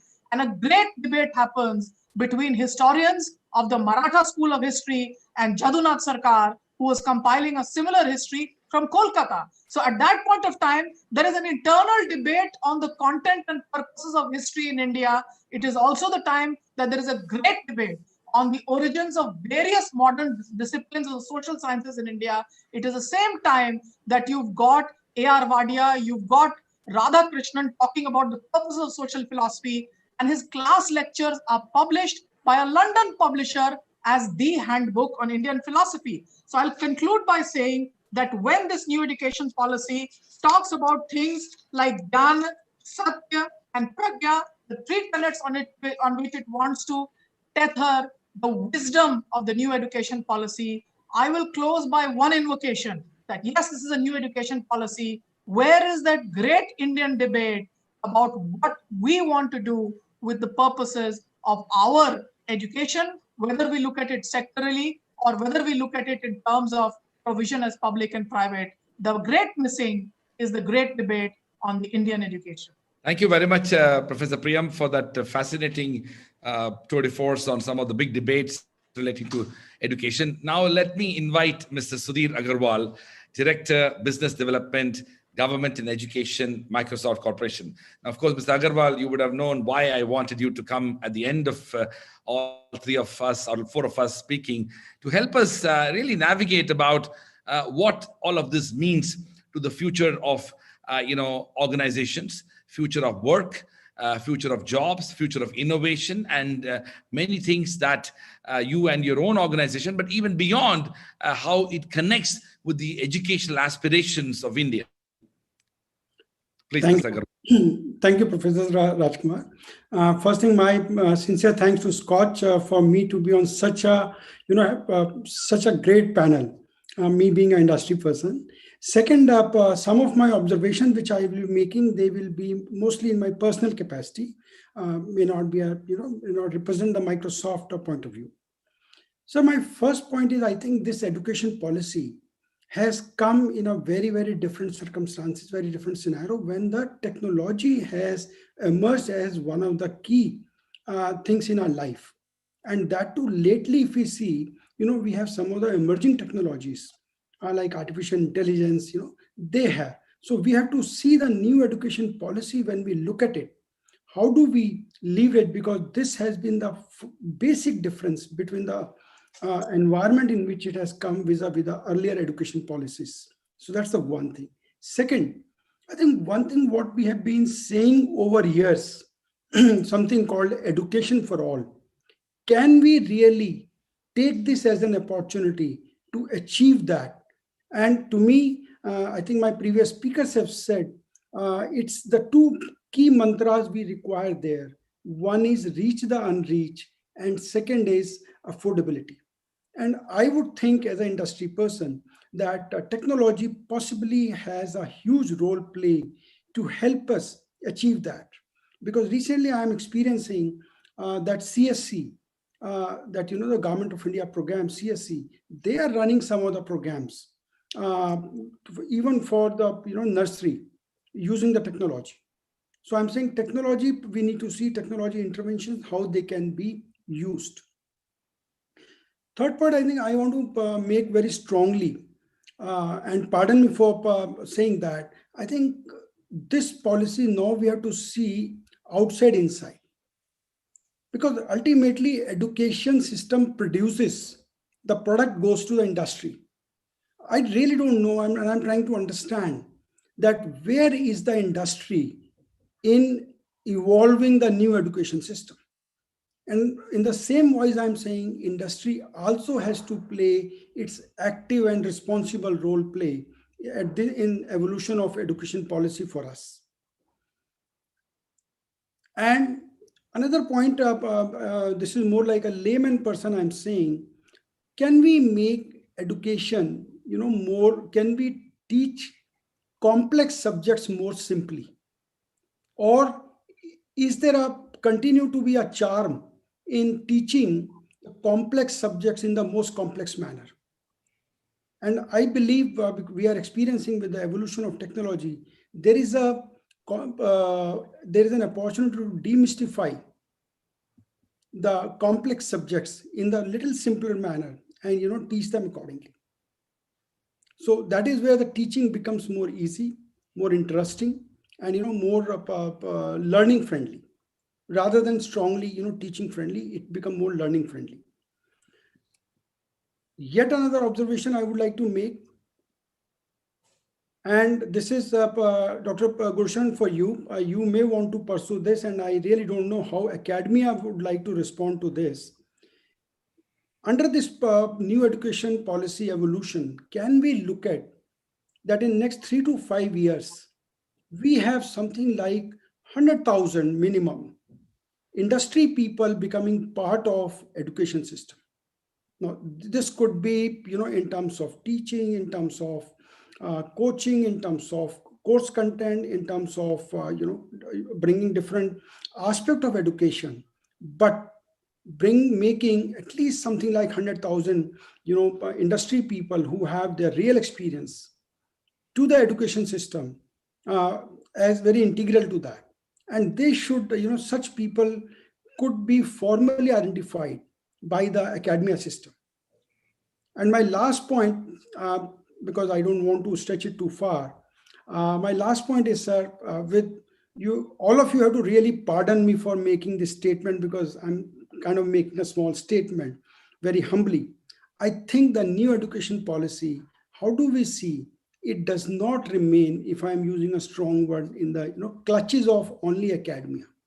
Because why I'm saying there is a reason for that, because we need disruptive change in the education system, 360 degree. Now, we may like it or not, with due respect to the academia, all respect to the academia, they have to come out of yesteryears into tomorrow, the future. Now, this is a huge transition. So if the new education policy is typically, do not bring in the other stakeholders in the midst of it, and my strong intervention there is industry. I don't know if we really be able to take this advantage of new education policy, converting into a transformational. And my very, very last point, I think also there has to be a focus on continuous, maybe every 5 years, reorientation of faculty. Of why I'm saying, because even today I believe the research is conducted by academia, various programs are done, but more aligned to the changing world. The faculty reorientation, to me, I think is one of the strong points which should go in the midst of the new education policy evolution. I think that's where I would like to stop, because they were more like some of you might have found them statements, but I'm sharing the industry aspirations, industry perspective. Thank you, sir. Well, thank you very much, Mr. Agarwal, for that very thoughtful set of reflections, many of which are a challenge to academia, but we will come back to some of which. Now, since SKOCH Summit's theme is part of the Public Policy Forum, what I thought we'll do in the next, say, 10, 12 minutes is that I would like, all of you to reflect on the fact that there are many aspects of the national education policy which many of us will like to be implemented. And there are parts in which we may disagree as well. My question is that, besides keeping that debate, one of the major challenges that we know in our country is that the significant gap between the well-intended policies that end up getting formulated on the one hand and the institutional mechanisms, including the will and the determination on the part of the stakeholders in actually implementing the policy itself. While we can have a longer discussions on many aspects of the policy itself, I know that all of us at different points of time in our life and career have lamented about the fact that the policies have not been effectively implemented. So I'm going to quickly ask all of you a general question as to what do you think that we should do? And when I say we, it's a broader we. It could include government, regulatory bodies, it could include institutions that will actually enable the implementation of the national education policy, and that it does not remain as an aspiration that is waiting for it to be implemented even after several years. So let me begin with Professor Varghese. Can you please unmute yourself, Professor Varghese? Side. Now it is unmuted from my side. Okay. Thank you very much. I think one of the important dimensions that needs to be taken into account is that in all policies, when you talk about policy and its implementation, some aspects of the policies are always taken up for implementation. And a major share of the policy, what policy contains, that major share is not implemented many a time. This has happened with the 1968 policy, this has happened with 86 policy, and I do not think that the situation will be different in the context of 2020 policy. Now, my point is something different. With or without the policy, there are a lot of things that can be done at the institutional level. That is not happening. We need not have to wait for a policy after 3 decades or 4 decades to bring out institutional changes. Let me say a little bit more clear on this issue. Say that Indian students are respected highly abroad and they do very well. Indian professors are also respected highly well and they do very well, both abroad and in India. But Indian institutions are not respected. And Indian institutions are not respected because the institutional response to increase or enhance quality is rather poor.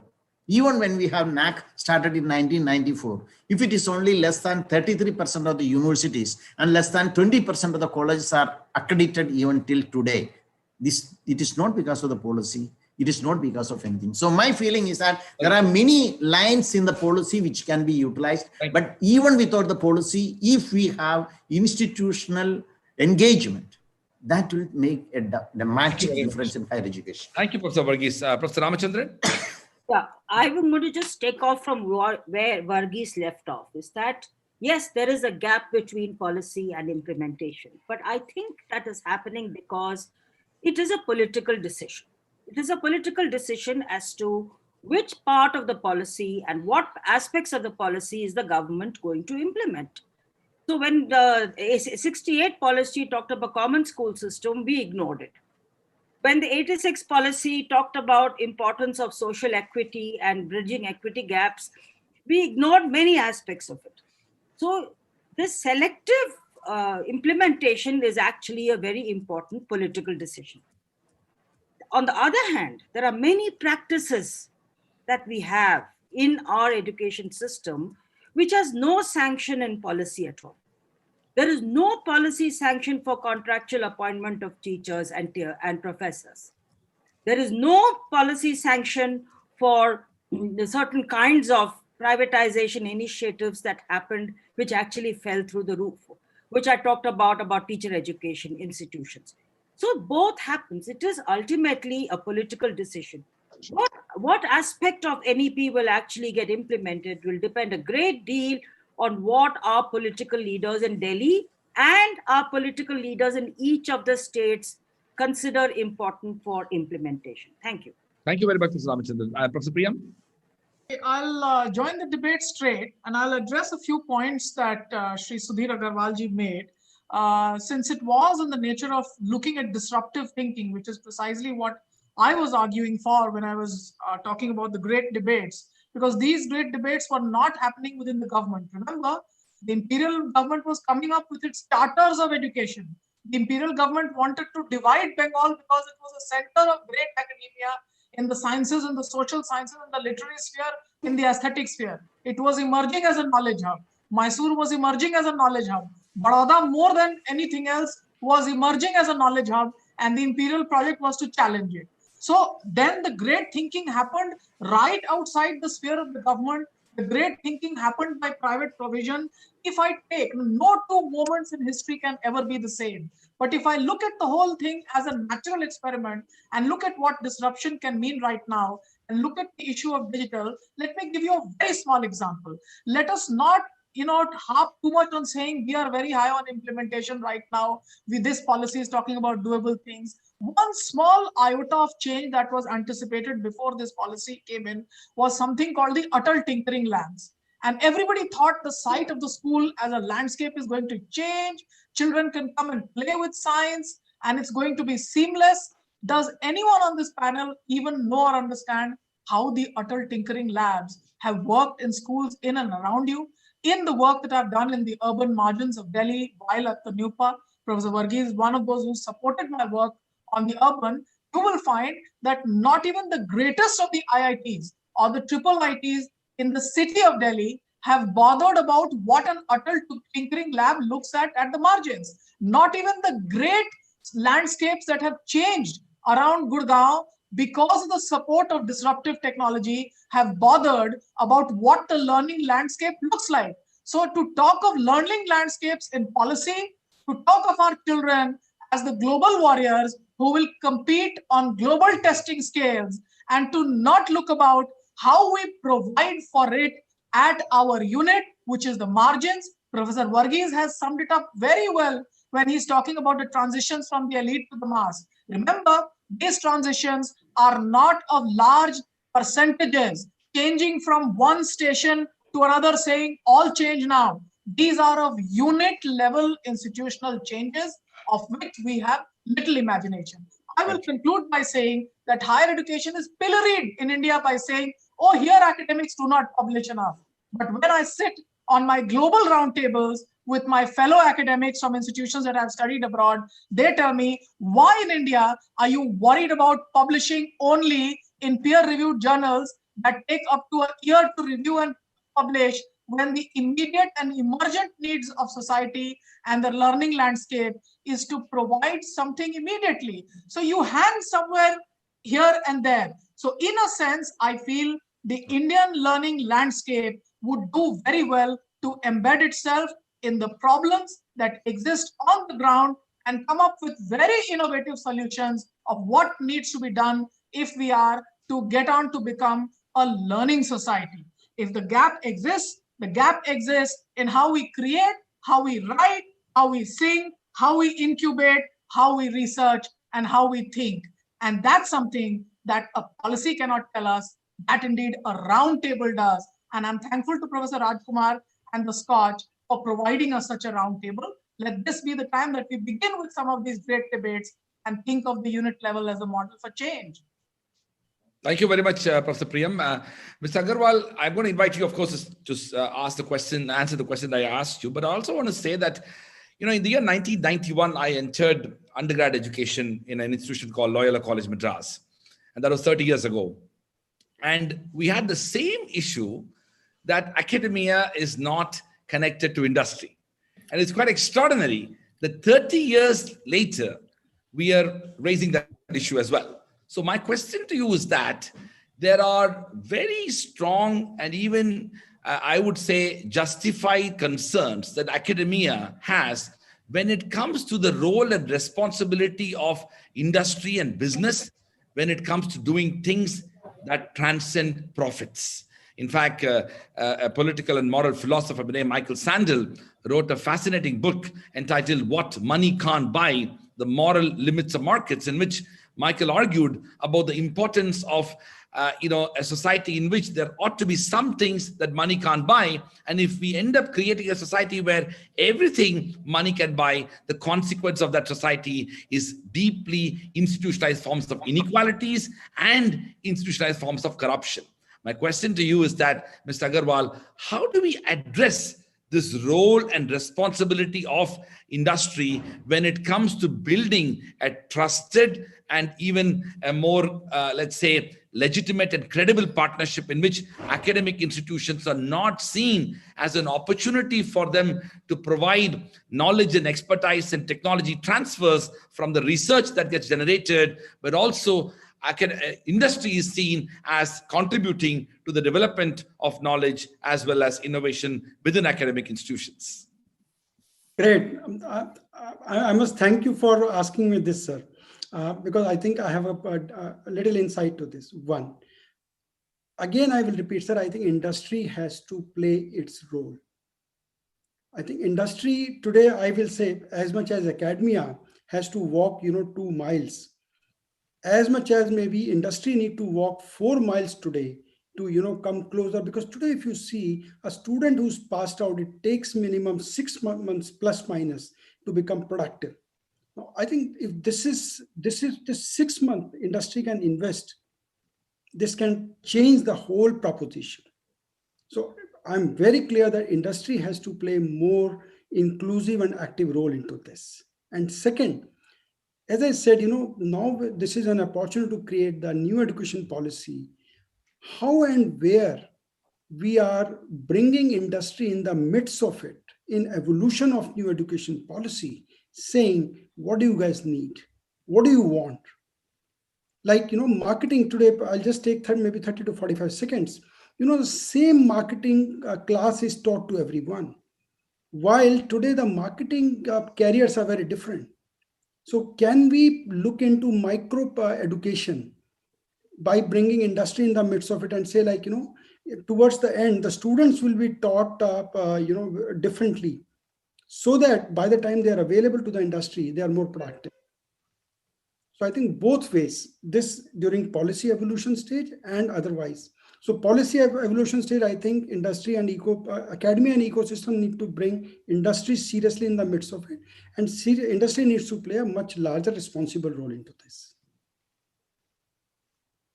All right. Well, thank you very much, Mr. Agarwal. I noticed that Mr. Samir Kochar is already here, and we probably have to wind up this session. So thank you to our very distinguished panelists who have been very forthcoming in this panel. I also want to appreciate Dr. Dangal and indeed the SKOCH Summit for giving us the opportunity. I thank my colleague, Professor Darshan, and the Dean of the General School of Government and Public Policy for co-hosting this panel along with SKOCH. Thank you to all of you. Thank you. Thank you so much, Raj. I'll just butt in for a minute. I think I agree with Professor Vimla Ramachandran that a lot more needs to be discussed on the subject. So may I request you, if possible, if you could kindly again convene a 2-hour long thing whenever calendars match next week or whenever, because we have this ability to make the message reach the right people. And there is so much to be said on the subject. So if you could do that, we will make sure that we host it again and it reaches the right quarters. Wonderful. My apologies, Dr. Vimla Ramachandran, for rushing the discussion so much. But right now, this is a 1,000 people long conference, and it's almost running like television. So, thank you so much. Thank you very much. Thank you for this opportunity. It's a pleasure to have you. And I want to thank Professor Varghese, Professor Ramachandran, Mr. Agarwal, and Professor Priyam for their participation. Well, thank you so much, all the professors put together. This has been some agenda driven, but yes, as submitted by Professor Ramachandran, that we need to have a longish discussion on this. We'll take this forward. So time now for the next panel on private versus public policy direction for public health. Hello. By Rohan Kochar, Director of Public Policy. Scotch, Dr. Ajay Shah, who is an independent scholar. He has held positions at the Center for Monitoring Indian Economy, Indira Gandhi Institute for Development Research, Department of Economic Affairs, as well as NIPFP. Does academic and policy-oriented research on India at the intersection of economics, law, and public administration. His second book, co-authored with Vijay Kelkar, In Service of the Republic, The Art and Science of Economic Policy, is published in 2019. His area of focus are macroeconomics, finance, health, and technology policy. Author, columnist Dr. Ashwani Mahajan is the national co-convener of Swadeshi Jagran Manch, teaches at Delhi University. He's been instrumental in advocating for the evolution of economic policies. His interventions include withdrawal of controversial ordinance on land acquisition, getting field trials of GM crops policy revisited, FDI policy of the government, especially retail, trade, and e-commerce.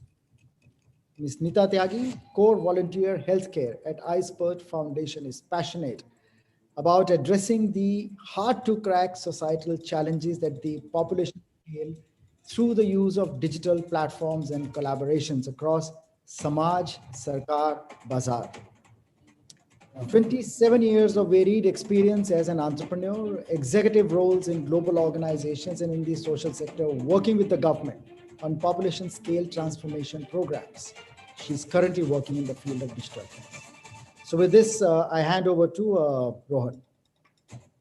Thank you very much, Dr. Dhanjal, for taking up the brief introductions in the interest of time. Before we jump into the panel, one of our guests today, Dr. Ajay Shah, describes the 7 stages of the policy pipeline as follows in his book. He says, stage 1 is the establishment of a statistical system. Stage 2 is descriptive and causal research. Stage 3 is inventing and proposing new policy solutions. Stage 4 is public-spirited debate. Stage 5 is internal government decision-making. Stage 6 is the translation of policy documents into legal instruments. And stage 7 is the construction of state capacity and administrative structures to enforce the law. Health policy, in particular, is a tough call. Not only is India constrained by a low spending on healthcare as a percentage of GDP, there is also thought that needs to be given towards market failure and state capacity from first principles, which are required in public health as well as healthcare. There are market failures in public goods and externalities that essentially constitute public health. Equally, there are market failures in terms of asymmetric information and market power that shape healthcare. More recently, the debate has become about whether we need more state or less state intervention in public health and healthcare. There is a lot of interest in technological fixes, all the way from the National Digital Health Blueprint to artificial intelligence, which can potentially supplement the work of doctors.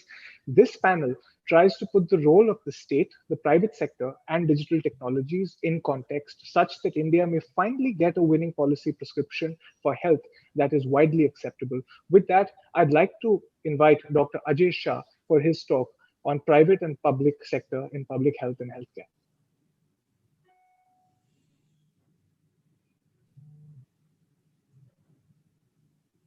Hello, am I audible? Yes, we can hear you, sir. Okay, great. So I'd like to talk for a few minutes, and it is not my intent to do complicated bhashan. I'd much rather be in conversation and hear from the others and do more of a discussion. Okay, so I want to make 5 points today. Okay, the first point is that there is an absolutely fundamental principle in the field of health, which is that prevention is better than cure. Okay, so no matter what all of us may try to do to help a person who has dengue fever, the best situation in the world possible is the person never got dengue fever in the first place. So no matter what we may do to deal with a person who's had a bad automobile accident, has broken bones, I have had a near-death automobile accident. No matter how much you do in terms of the healthcare, it is 1,000 times better if the event had never happened in the first place. So this is just a basic common sense, and what I may say is almost a moral position, that prevention is better than cure. The best of all worlds is that people should not get sick. Okay, after people get sick, we have to deal with it, but prevention is better than cure. My second claim is a fundamental principle of public policy. Government should do things that people cannot do by themselves. Okay, government should not do things where government is doing it a little bit better than what people do. Government should do the things that people cannot do by themselves. That's where there's a complete gap in society if the government is not there and is not doing the things. I am, of course, this is a quotation that I have stolen. It is a line originally from John Maynard Keynes, but it is a simple blinding idea that if the government does not build the military forces, No private people can ever do it by themselves. So you need a government. Only the government will run Ministry of Defense. Only the government will stand in Ladakh and be there to try to push back any Chinese soldiers who come into India. This is something that private people can never do. So this is a simple organizing principle that do the things that the private sector, that private people simply cannot solve by themselves. And that brings me to point number 3. This is the definition of public health. What is public health? Public health is the class of actions by government that operate upon the population at large and not operate upon an individual. Okay, so think of a policy action, think of an action by the government that targets a population and not an individual. That is public health. So let me run through some examples. Only the government can get mosquitoes under control. Okay, we as individuals, we can put a net on our doors, we can put good night in our houses, we can put DEET on our skin, but basically we cannot transform the amount of mosquitoes that are present in the country.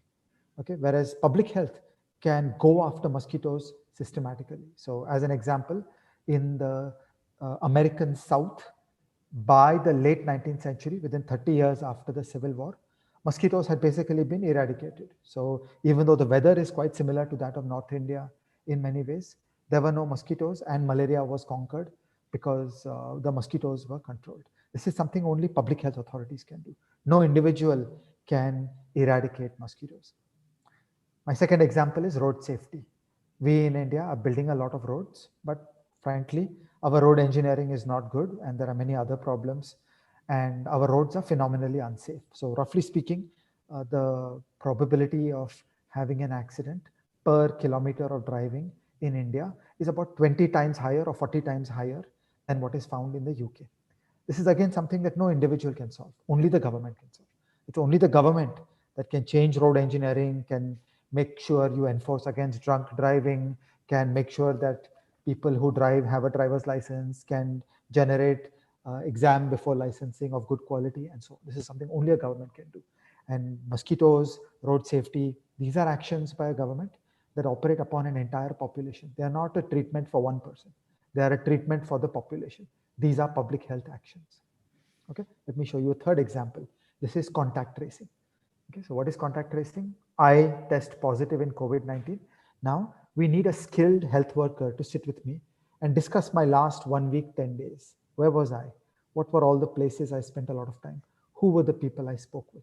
Okay, make a list of the 10, 20 people that I was in contact with, and then go reach out to each of those people, get them tested, get them quarantined. Okay, if some of them test positive, then apply the same contact tracing to each of them. Contact tracing is a complex procedure. Roughly speaking, to do COVID-19 contact tracing in a country the size of India would require about 5 lakh field employees to do these sophisticated conversations. This is something only a government can do. No private person will ever do contact tracing. And my fourth example is air quality. North India has shaped up as one of the world's worst air quality crises. With the Vindhyas on one side and the Himalayas on the other side, North India is like a bowl. So every emission of solid particulate matter that is put up into the air tends to linger in the air. And through the long winter, there's not much of a wind. So we've got pretty much the world's worst public health crisis in terms of the air quality. And note that people do a lot of shouting in Delhi, but actually this problem is all over North India. It's not urban, it's rural, it is everybody. Everybody in the Hindi heartland is suffering from the air quality problem. And again, this is an example which can only be attacked by the government. No private person can solve air quality. So public health is defined as actions that operate upon the population. They're not about treating one person. It comes back to prevention is better than cure. By controlling mosquitoes, we will fight malaria and dengue at a population level. It's not a treatment we're giving one person. By improving road safety, we will cut down on the lakhs and lakhs of horrible road accidents that are happening all over the country. By creating contact tracing infrastructure, institutional capacity, we would have changed the trajectory of an epidemic like COVID-19. By doing something about air quality, we will make a difference to one of the biggest health crises of the whole world, which is the problem of air quality in the Hindi heartland in the entire North India. And my big idea is that we in India are simply doing too little on public health. Public health is supremely important. It can only be done by the government, and we are just not doing it. When you think of healthcare, it is much more private goods. I go to a dentist, I sit on the chair, I solve my toothache, I feel better. In the jargon, it is rival and excludable. It is rival because while I am sitting on the chair, you cannot sit on the chair. It is excludable because you can put a lock on the door of the dentist clinic and people cannot enter that clinic. Okay, so this is not a public good, it is a private good. Healthcare is much more private goods. And also the problem of prevention and cure, that you should be doing more prevention so that you don't have to fight so much in cure. And also government should do things that people cannot do by themselves. All these reasons suggest that we should de-emphasize healthcare. We should be doing public health. Public health is fundamentally different from healthcare. I have a simple intuition. Healthcare tends to be dominated by doctors. Public health needs to be dominated by many different kinds of people. So for example, you want to do mosquito control. It's entomologists that know how to control mosquitoes. You want to do road safety. It is civil engineers and public administration people who know how to control road safety. You want to do contact tracing. It is really a management problem. It's not a doctor's problem. You want to do air quality. It is environmental science. It is agriculture. It is everything other than doctors. So again, one more useful thumb rule. We should do prevention, not cure. Government should do the things that people cannot do. Public health is actions that operate upon the population. And most of public health actions involve people who are not doctors. They involve people who will solve public health problems at the foundation. That brings me to point number 4. Very often there is discussion about money. Interestingly enough, public health is not a money problem. It's a management problem. So you can achieve very high quality of public health in country after country all across the world. And the amount of money is really small. It is healthcare that is killing in terms of the expenditure. Public health is really not very expensive. To solve mosquitoes, road safety, contact tracing, air quality, these kinds of things, you don't need a lot of money. By the time you start doing healthcare, it is horrendously expensive. So in public health, it's a management problem. We need to do policy. We need to do public administration. Health is too important to be left to the doctors. We have to go solve health problems at the core so that people will get sick to a lesser extent. This is my main story that I wanted to tell. The organizers said, should I say something about computer technology? I have to scratch my head, and I am not very interested or excited in what you can do with computer technology. The first is our usual catechism in the field of public administration, or more generally management. Okay, think of a company. If there's a company which is going to do an organizational transformation using technology, you're going to do a large business process re-engineering. Above all, this needs thinking, modification of the business model, decision-making, leadership, planning, execution by the leadership of the company. Okay, and then by the way, yeah, we'll get lots of computers, we'll get CPUs, we'll get applications. All that is trivial. This is India. We have tons of computer engineers. We will be able to solve that. The bottleneck is the accountability of the leadership. It is the management. It is fundamental redesign of the business process. It is leadership from the top. It is not about the engineering. In the last 20 years, we have put millions of CPUs into Indian public administration. Generally, it's not worked too well. Problem number 2 with computer technology is the privacy problem. There is now a significant backlash all over India about concerns about data, about individuals that is being taken into government systems by the government with really, frankly, no checks and balances. More and more, many people are now thinking and doing that I'm better off using cash rather than using an electronic transaction because there is too much tracing by the government. There is unchecked violations of the privacy of individuals when we are working in the computerized world. And this is a fundamental threat. It may take us 5, 10, 20 years to build our liberal democracy so that we get protections against the use of data by the government. And then we can think more about these things. And as an example, consider Arogya Setu. What we needed was contact tracing. We tried to build an app. Okay, we saw it doesn't work. What you need is the management push of doing contact tracing. It is complicated. It requires management to organize 5 lakh people and do contact tracing. In that, can an app help? Maybe. It's a minor thing. Neither here nor there. There are countries that do great contact tracing without any app and it works fine.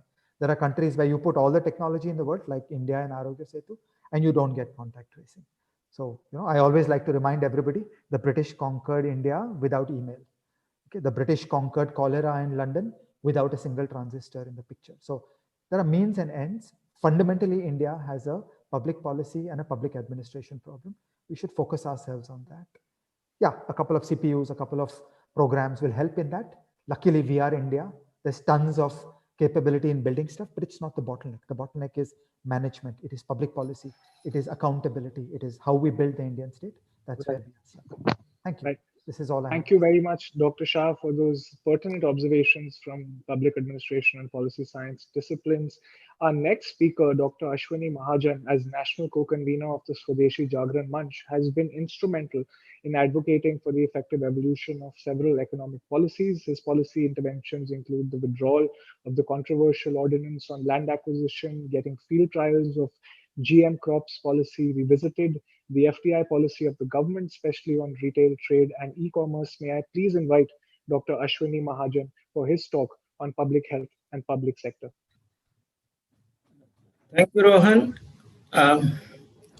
It is really my privilege to be here with Dr. Rajesh Shah and Ms. Tyagi. I must say, in fact, I would have been very happy had the things been so simple as Dr. Rajesh Shah has described them. In economics also, we keep teaching about the public goods, excludability and other things. But to my mind, things are not so simple when we come to the public health. If we have a look at, had we been living in a developed country like US, definitely we could have seen the public health with a different perspective. But when we are in India, if you see the under 5 mortality is still 74 at all India level, and SC, ST is much higher. ST is 96, non-SC, ST, OBC, they are 59. If we have a look at the immunization, as Dr. Shah was telling us, ST has got 31.3%, whereas the all India figure is 43.5. UP has got 23. If we have a look at the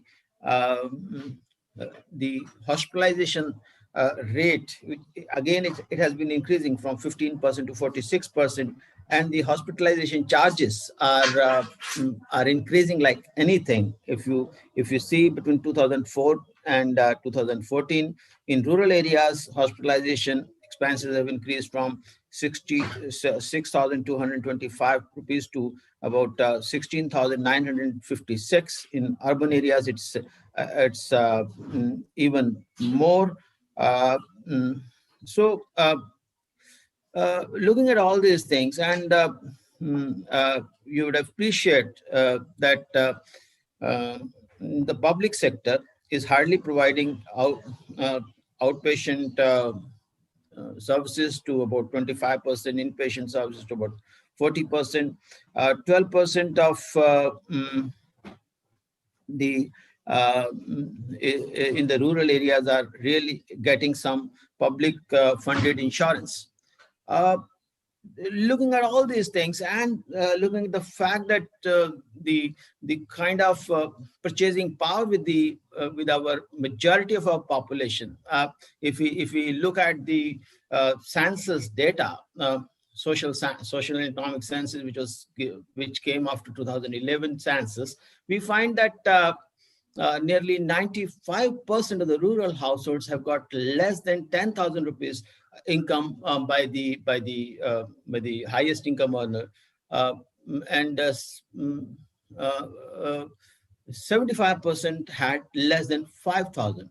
So looking at the cost of provision of health services I fail to understand how our majority population will be able to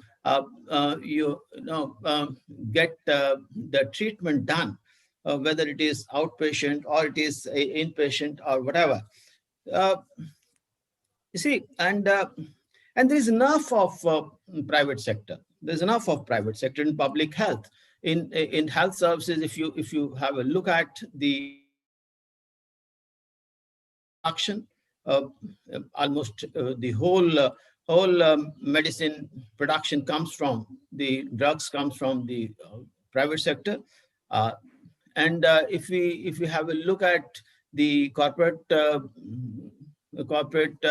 hospitals, we have a whole range of corporate hospitals, and a lot of private participation is there in public health. But nevertheless, when it comes to provision of health services to our masses, the same economic principles of excludability and other things do not really apply to them.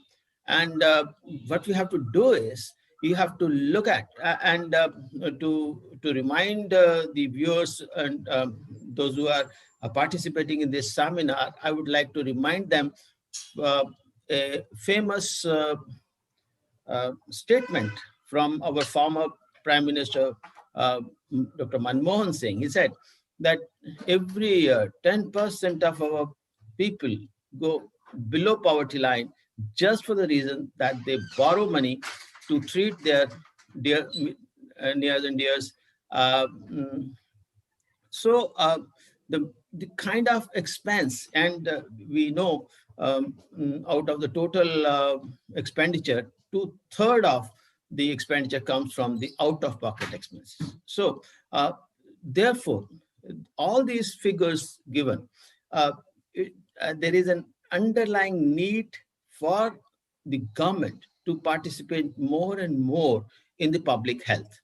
And there were many people, those who were talking about even this vaccination program which has started today should be handed over to the private sector. But there are many issues involved, and we see how efficiently the public sector, the overall with the little bit help of the private sector, we are now going to have the largest vaccination program of the world with the help of the government, with the very little facilities we have. I understand and I appreciate that, yes, there are certain things which must be done by the government, but at the same time, government can't wash its hands away from provision of public health to the poorest of the poor. And the figures are not mine; these are the figures which are actual. Had we been living in US or Europe or other countries where the per capita income is around $40,000, we could have been better off by handing it over to the private sector. We understand private sector does the things more efficiently. Yes, the cost is less, but the public sector is very much required. Now coming to the Indian scenario, so far as the government, the central government, which is in the last 3 years, they have come out with a wonderful initiative of Ayushman Bharat. Yes, we need more and more facilities to be developed. As I have already said, that yes, private sector can do it more efficiently. It's in education as well, not just public health, it's in education also. We need more and more services being provided by the private sector. However, the regulation of the private sector is must. Today only I was reading an article by one of my friends who happens to be the IMA, the past president of IMA. He had advocated for the private sector participation. Yes, private sector can do things. We should encourage more and more private players to be there in the public health. However, the regulation of those, because ultimately, when it is the general poor population, the ultimate the burden would be on the government. I would say ultimate expenditure has to be borne by the government, as it is doing in case of Ayushman Bharat, and government has said that it is going to now make it universal. So therefore, without regulation of the private sector, we can't really achieve that. In the initial stages when Ayushman Bharat scheme came, my only hitch was that this would lead to more and more participation and more fleecing by insurance companies. But the government has done good thing. In most of the cases, they have come out with a trust model, and that is really helping the government to reduce their cost on the Ayushman Bharat scheme. All said and done, I would say that yes, I'm not against private sector. In fact, the organization from which I come, we are all for the private sector participation in all fields. However, whenever there is interest of the general masses, to poor masses, we can't allow them to fleece the masses. And in fact, we have seen in the past how insurance companies have started disrespecting the private hospitals' bills, and we have seen the people at large suffering. Therefore, when Honorable Supreme Court has also suggested the government to regulate the charges being made by the private hospitals, we have seen in the past also our drug regulator had regulated the prices of the essential drugs. In Ayushman Bharat scheme, many of the charges have also been regulated. There is more and more need to regulate the private sector and at the same time encourage them. Thank you. Thank you. Thank you very much, Dr. Mahajan, for those observations on a responsible collaboration between the public sector as well as the private sector as far as public health and healthcare are concerned. Our next speaker, Ms. Neeta Tyagi, has approximately 3 decades worth of experience as an entrepreneur in executive roles in global organizations, as well as the social sector, working with governments on population scale transformational programs.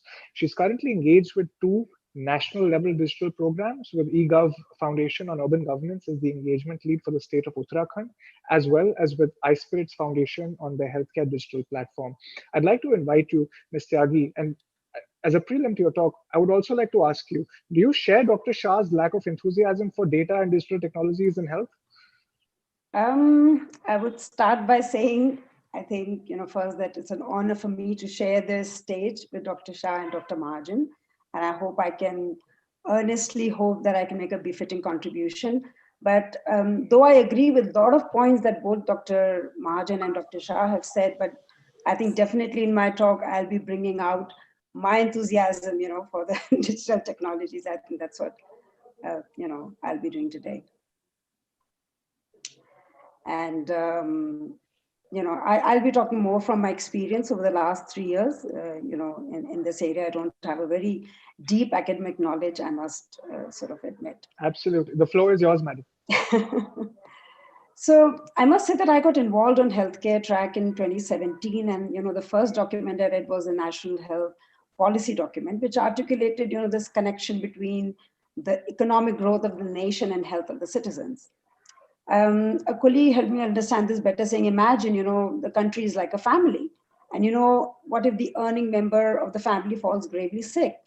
And this immediately actually took me back to the 90s, when I can luckily call it a near real experience and not the real experience.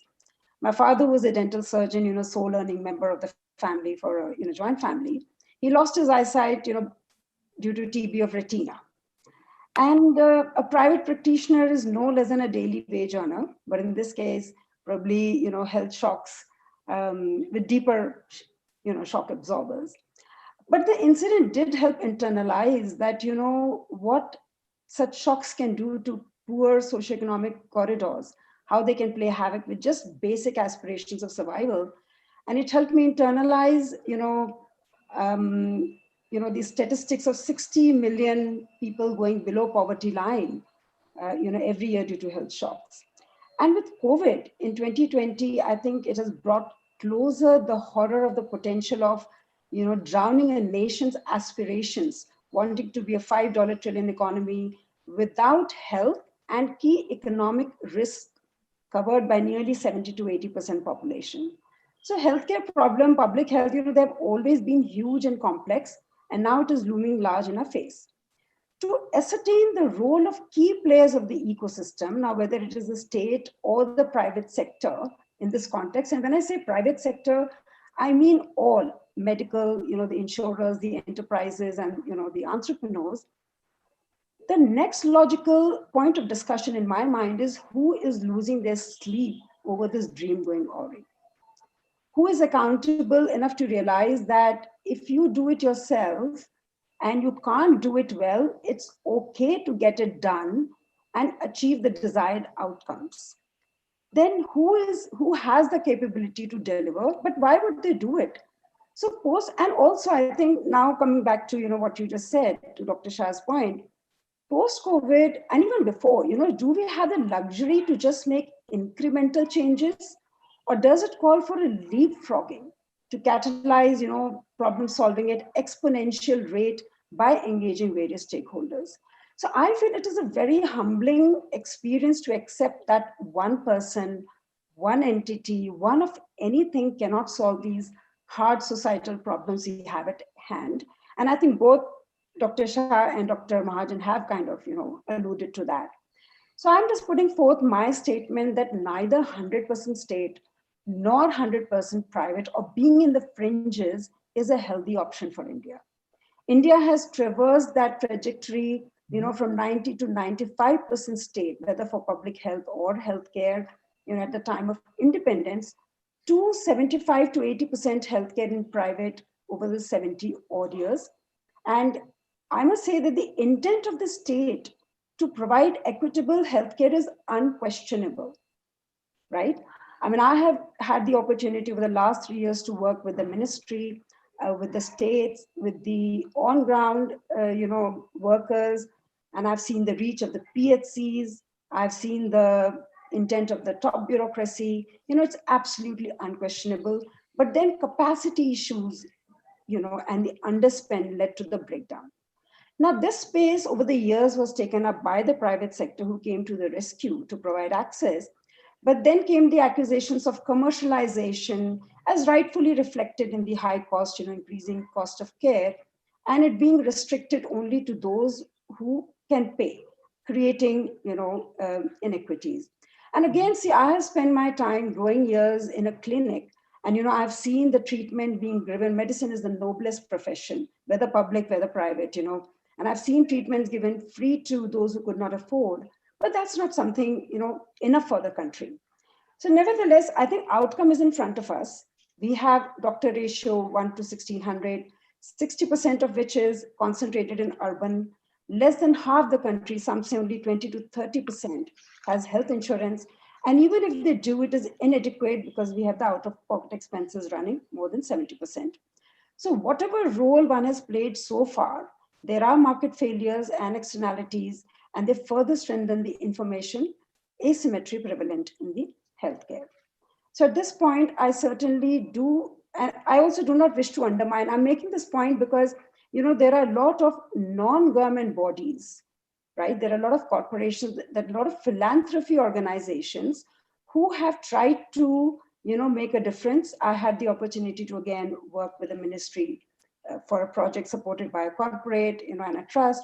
But to give you an example, and this is no exaggeration, the amount of effort that was put in just to get a list of health workers at the front, it frittered away the entire, efforts, and that's what makes it really unsustainable, this duplicated efforts, and it ends up creating more silos.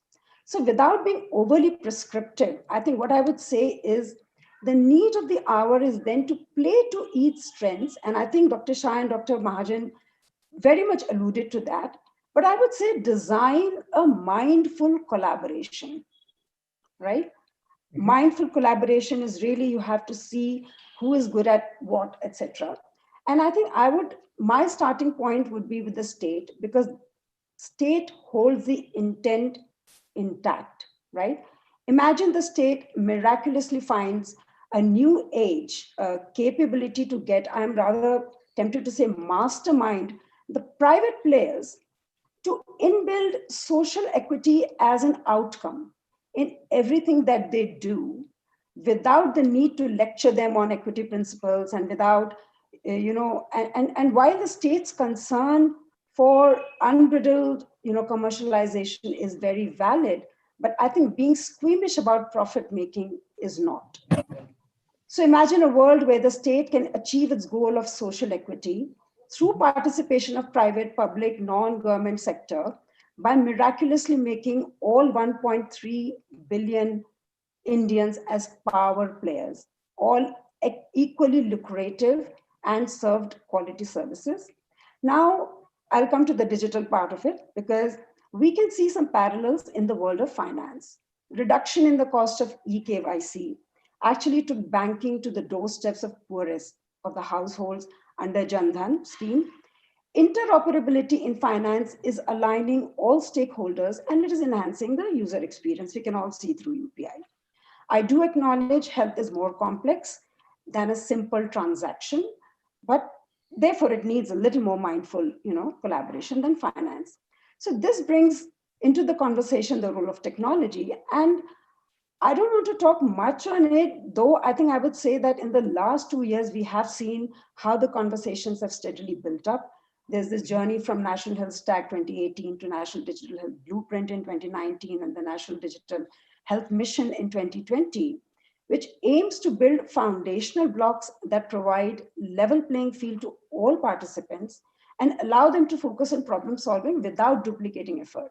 A great example of this is, and everyone would have noticed this, how it has changed over the years, how we travel, how we stay. I'm talking of Airbnb, Ubers, etc., where each of them have actually solved a very particular niche problem without duplicating the efforts of, creating payment options, gateways, and GPS, etc., etc. And talking of interoperability, I just want to say a point that it's not just textbook. I think, and I had the opportunity to lead this project since 2018 with National Cancer Grid and ThoughtWorks as partner, where we have successfully put forth open source code solution around interoperability picked up by National Digital Health Mission. So I sincerely hope that this attempt, unites the efforts of these stakeholders directionally. And then you see, technology alone can't solve the problem without a competent regulator. Again, I agree with Dr. Mahajan when he spoke about the regulation, but I feel technology can give regulator also a complete makeover. What we're talking of is a modern, athletic regulator, which can now focus on, let's say, standards and incentives for them to be adopted, legal frameworks, ensuring that consequence management, is done. So you put energies into strengthening of institutional systems. So it is less seen, but it is more effective. So I just will wind up my argument, conclude it. And I feel the prescription is, and I'll start with the state, is to continue with unadulterated intent, right, which is there. Participate in this mindful collaboration to facilitate build of a digital infrastructure which incentivize all participants to achieve the desired outcomes, right? And for the state to focus its energy to build robust institutions that use technology to facilitate new age regulation, new age monitoring, and just does consequence management. And I think that will really take us, to a place where we haven't been so far in public health and healthcare services. Thank you. Thank you very much for that excellent address on unadulterated intent and mindful collaboration, Ms. Tyagi. I would like to open up the conversation for discussion, and since we're also a bilingual platform, Dr. Mahajan, जैसा कि Dr. Shah ने कहा कि I hope you'll excuse my oversimplification with the examples of AQI and road safety, जिसका काम उसी को साजे. What do you have to say about this, sir? Do you think the state should only address challenges that it is best placed to address and citizens should be left to their own devices? आपकी क्या राय है इस पे, sir? मेरा कहना है कि इसके बारे में तो कोई दो राय हो ही नहीं सकती है कि भाई रोड सेफ्टी तो सरकार को ही करनी है, कॉन्ट्रैक्ट ट्रेसिंग भी सरकार को ही करनी है. इनका जो अजय जी के बारे में जो कहा उस पर मेरी एक ही आपत्ति है कि हमको सब कुछ प्राइवेट हाथों में नहीं सौंप सकते हैं, क्योंकि जिस प्रकार से हमारे यहाँ असमानताएं हैं, गरीबी है, मात्र 1-1.5% ही लोग हैं जो वास्तव में इन सर्विसेज के लिए पे कर सकते हैं. बाकी 99% लोगों के लिए हमारे पास क्या प्रावधान है? क्या हम मार्केट के ऊपर, बाजार पर क्या इन सब लोगों को छोड़ सकते हैं क्या? अभी जो फार्मर्स एजुटेशन भी चल रही है, उसमें भी यही बात आ रही है ना कि मार्केट के भरोसे पर किसानों को नहीं छोड़ा जा सकता. कहीं ना कहीं लोगों को प्रोटेक्शन देना पड़ेगा. उसी प्रकार से यहाँ पर भी मैंने जितने भी आंकड़े आपको बताए, ये सब सरकारी आंकड़े हैं और national health family health survey से लिए गए हैं. तो इसलिए जो सामने तस्वीर दिखाई दे रही है उसका समाधान करने के लिए ये बात सही है कि टेक्नोलॉजी का भी खासा उपयोग करना पड़ेगा. और हम भारत जो है वो टेक्नोलॉजी में सबसे आगे है. लेकिन मैं नीता जी की उस बात से बिल्कुल सहमत नहीं हूँ कि जो फिलैंथ्रोपिस्ट हैं उनके बारे में जो तस्वीर पेश की जाती है वो अलग है और जो उनकी वास्तविकता है वो अलग है. फिलैंथ्रोपिस्ट के बारे में हमने बहुत सारे, मैं यहाँ पर आप सब लोगों का बहुत समय नहीं लूंगा.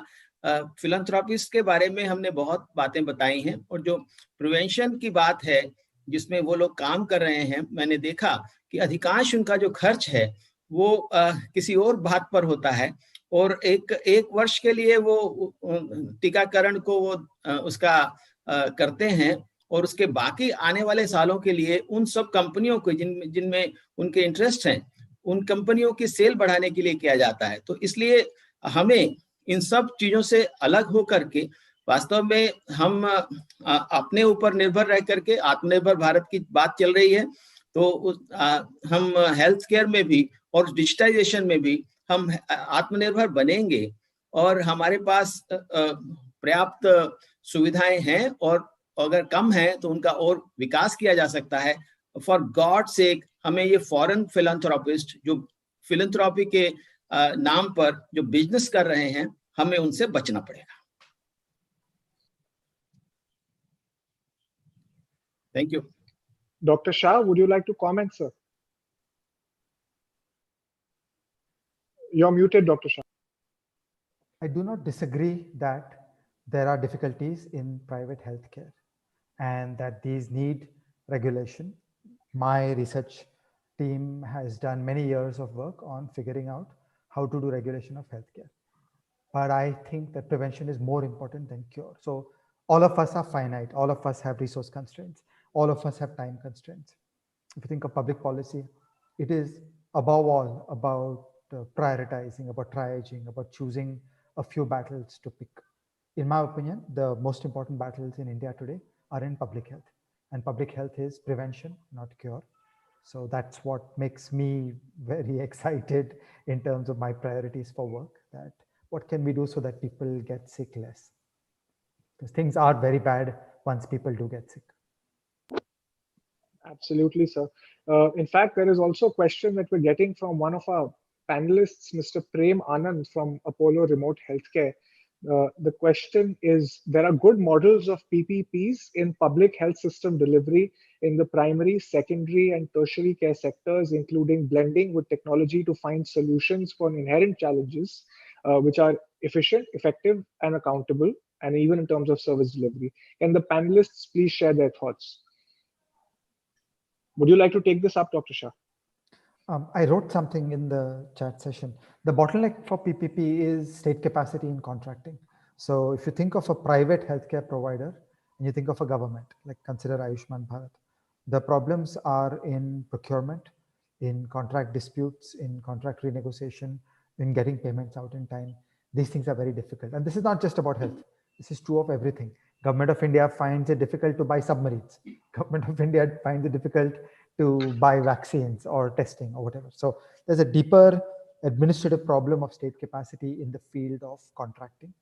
We need to do lots of research and development on contracting to figure out how to do better on contracting, and health is a great field where there can be the role for contracting, where government is able to intelligently contract with private people and create checks and balances for good behavior by private people, what is called strategic purchasing in the field of healthcare.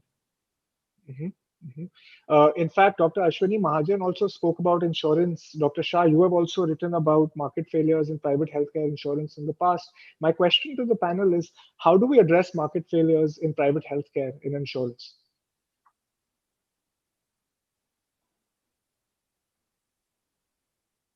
Dr. Shah, would you like to share your thoughts?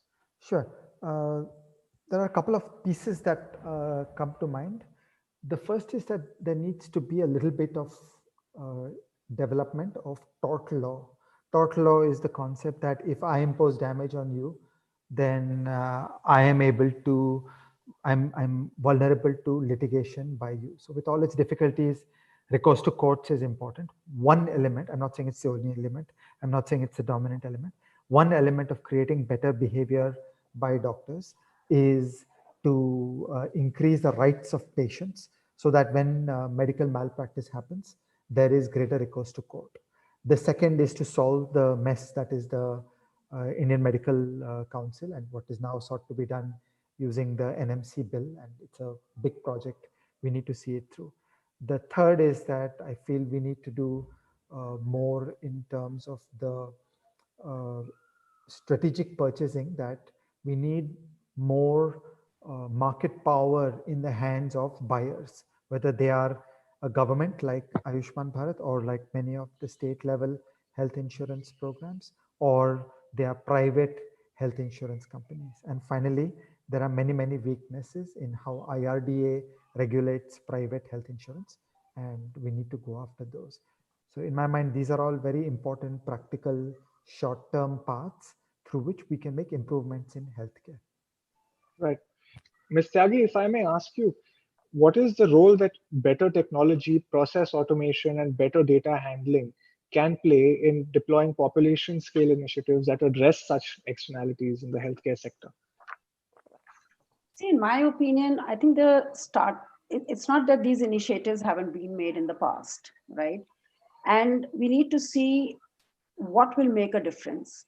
And the key thing that you find is that whatever you start, when you start doing things, and I alluded to that earlier, everyone is duplicating those efforts. And I've really seen it, I mean, I have seen it on ground, to even get a list, so if you have a solution, for example, you are implementing, right, with the front end workers, you cannot get, in Ministry of Health, there are 21 verticals and not all of them share one single list of healthcare workers. So in my opinion, I think digital has to simply just has to make a level playing field for everyone.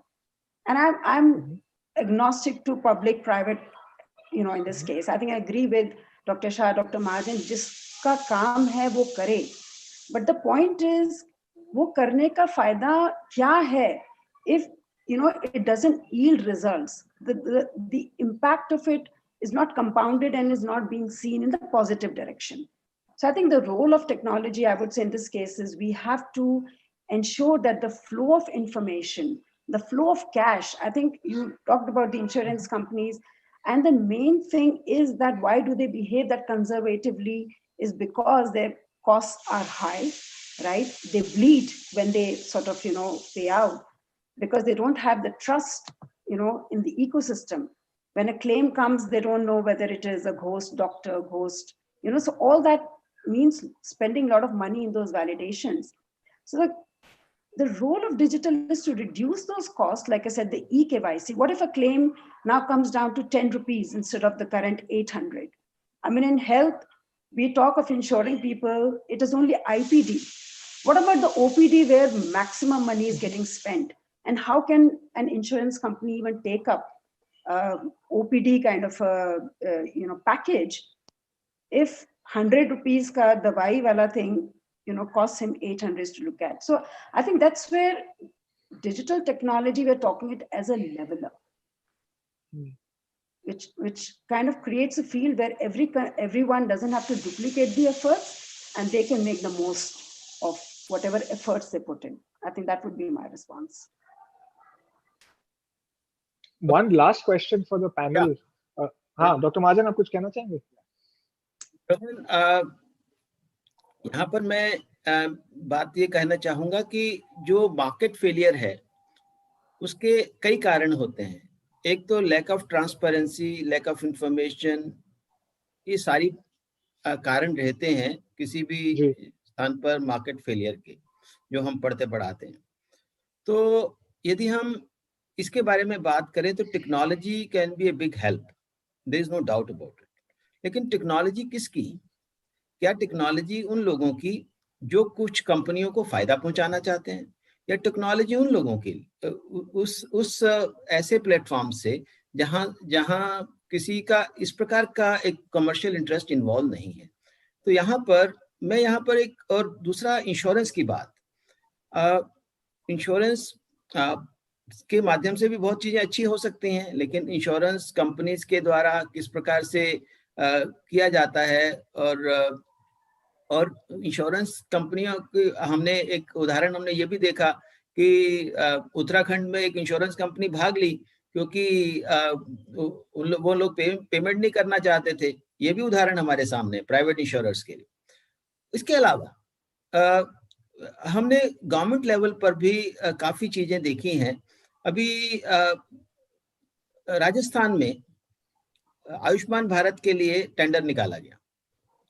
1500 crore रुपए का tender था और उन्होंने कहा कि ये Covid time है तो इसको 3000 करोड़ रुपए का कर दिया, तो उसको 3000 करोड़ कर दिया. तो हमने उसमें इंटरवीन किया तो वो टेंडर कैंसिल हुआ. कहने का अभिप्राय ये है कि क्या पब्लिक मनी को इस प्रकार से स्पेंड किया जा सकता है? तो इसलिए हर जगह पर ठीक प्रकार से ट्रांसपेरेंट सिस्टम हो बने, टेक्नोलॉजी का सही उपयोग हो, टेक्नोलॉजी कहाँ से लेना है उसके बारे में भी तय हो. और मुझे लगता है कि अभी हाल फिलहाल में जिस प्रकार से एट प्रेजेंट जो वैक्सीनेशन का प्रोग्राम चल रहा है उसमें भी हमने टेक्नोलॉजी का उपयोग किया है ना, और पूरी दुनिया को दिखाया है कि हाँ हम कर सकते हैं. और जो एक कहीं ना कहीं आता है कि भी हम कर ही नहीं सकते हैं, हमने वैक्सीनेशन के केस में करके दिखाया. भारत सुपर पावर है. आज अब पहली बार लोगों को पता चला कि भारत वैक्सीन में सुपर पावर है. हमारे यहाँ 7 बड़ी कंपनियां काम करती है, दुनिया भर के लिए वैक्सीन बनाती हैं, लेकिन लोगों को पता नहीं था. हमारे यहाँ वेंटिलेटर्स बनते हैं और हम यूरोप को सप्लाई करते हैं, लोगों को पता नहीं था. आज आत्मनिर्भर भारत की बात आ रही है. हम टेक्नोलॉजी में भी आत्मनिर्भर बने, हेल्थ केयर में भी बने. जहां हमें मदद लेने की जरूरत है लें, लेकिन अननेसेसरी बिना वजह से हम ये सो कॉल्ड फिलैंथ्रोपिस्ट के चक्कर में न पड़े. हमने देखा है उन फिलैंथ्रोपिस्ट ऑर्गेनाइजेशंस का हाल और वो किस प्रकार से काम करती हैं. हमने उनको प्रांतों में भी काम करते हुए देखा है, हमने उनको केंद्र में भी काम करते हुए देखा है, कई जगह पर उनको हटाया भी गया है. तो मेरा ये कहना है कि हम टेक्नोलॉजी का भी उपयोग करें, ट्रांसपेरेंसी भी बढ़ाएं, मार्केट फेलियर्स को हम कर्व करने की कोशिश करें. जहां जहां संभव है प्राइवेट सेक्टर को, एफिशिएंट प्राइवेट सेक्टर को लाएं, लेकिन at the same time regulation भी करके दें. जी. Thank you very much, ladies and gentlemen. I'm afraid that's all the time that we have today for this panel discussion. Thank you very much for participating in the Scotch Public Policy Forum, the panel discussion on private versus public policy direction for public health. I thank each and every one of the distinguished panelists for their valuable time and extremely valuable inputs and insight. Namaskar or Jai Hind. Dhanyawad. Thank you. Thank you very much, Rohan. That poll that we have with the audience was a very close call. I mean, practically all of them got same votes. So I think the jury is still out, and a lot more debate and discussion is called for. I shared the poll results. I'd be happy to circulate them. But let me tell you that almost 400 people voted. And these are people from all across the field, from Anganwadi workers to officers to civil servants to doctors. That is the kind of audience we had. Everybody has a stake in what this panel has discussed. With that, I thank the panel and I move on to the next very important special session that we have, which is public policy for tribal and marginalized. I do not think that there are very many सम्मेलन्स और summits तो पढ़े लिखों के अंग्रेजी में सम्मेलन होते हैं तो वो ट्राइबल्स के तो शायद बहुत ही कम होते हैं या होते ही नहीं है। जब समावेश की बात होती है, इंक्लूसिव ग्रोथ की बात होती है और जब मंत्रालय बनते हैं तो सबको जो है फाइनेंस चाहिए या डिफेंस चाहिए या होम अफेयर्स चाहिए, ट्राइबल अफेयर्स और ग्राम्य विकास आदि जो है थोड़ा सा पीछे रह जाते हैं। एक बारी मैं हालांकि जानता नहीं, उनको लालू जी ने बोला था भी हमने कौन सा मलाईदार विभाग बना लिया, तो वो जो मलाईदार विभाग है उसके चक्कर के अंदर समावेश वाले विभाग जो हैं वो रह जाते हैं। इसलिए हमने सोचा कि ऐसा एक विभाग जो मलाईदार ना हो और जहां पे जन सेवा का अवसर सबसे ज्यादा हो उसको कुछ देखा जाए। इसके साथ मैं वेलकम करता हूं, अभिनंदन करता हूं श्री अर्जुन मुंडा जी का, जो केंद्रीय मंत्री हैं ट्राइबल अफेयर्स के, श्रीमती रेणुका सिंह सरुता जी का जो मिनिस्टर ऑफ स्टेट हैं केंद्र सरकार में ट्राइबल अफेयर्स की, और दीपक खांडेकर जी का जो सेक्रेटरी हैं मिनिस्ट्री ऑफ ट्राइबल अफेयर्स के। अर्जुन जी, मुंडा जी, मैं आपको ये बताना चाहूंगा कि आपसे मुलाकात तो शायद मेरी आज पहली दफे हो रही है फेस टू फेस, कभी तारुफ नहीं हुआ आपके साथ, पर जान पहचान आपसे बहुत पुरानी है हमारी। मैं थोड़ा अपवादवादी हूं तो मैं जो चिराग तले अंधेरा होता है वो अंधेरे में मैं ढूंढता रहता हूं कोई रोशनी की किरण।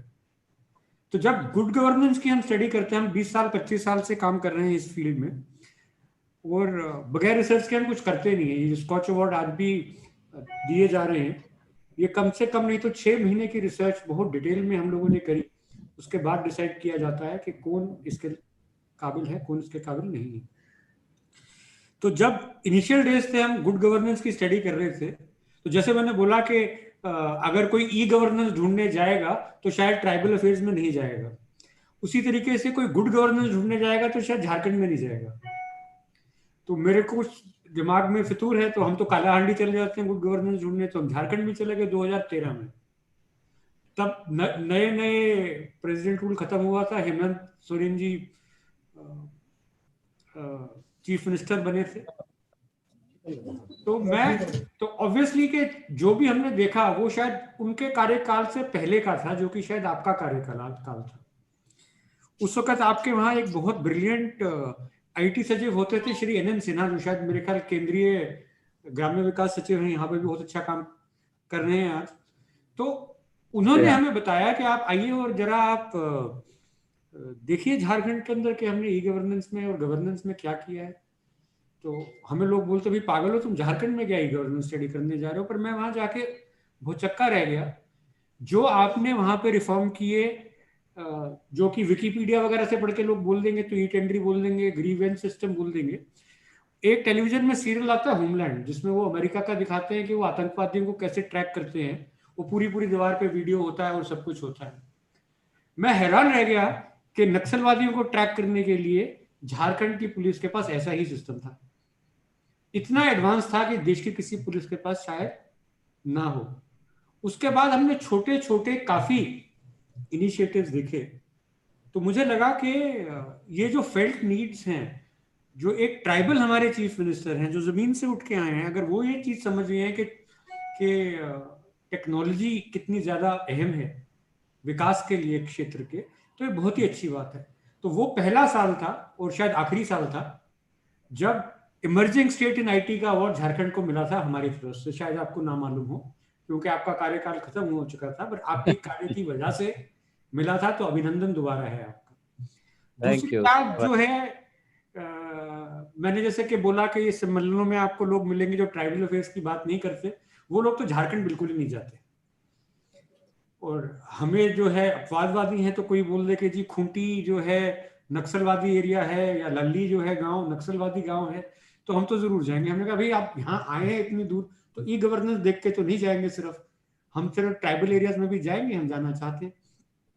तो ऐसा कुछ बना के उस वक्त केंद्रीय ग्राम्य विकास मंत्री शायद श्री जयराम रमेश थे, जो पजामे कुर्ते के भीतर शायद सूट पहनते हैं, मैं तो बहुत ओपनली बोलता हूँ। तो वो बेचारे लाली गांव में चले गए, वहां बैठे हेमंत सोरेन जी का इंतजार कर रहे थे, 1 घंटा कोई उद्घाटन करना था, ई गवर्नेंस का उनका कोई इनिशिएटिव था, आधार इनेबल्ड पोस्ट ऑफिस कुछ खोल रहे थे वहाँ पेमेंट सिस्टम का। तो उस वक्त वहां के मुख्य सचिव श्री राम सेवक शर्मा जी थे, उन्होंने कहा भाई आधार का अच्छा काम हो रहा है, आप आके देखिए लाली में।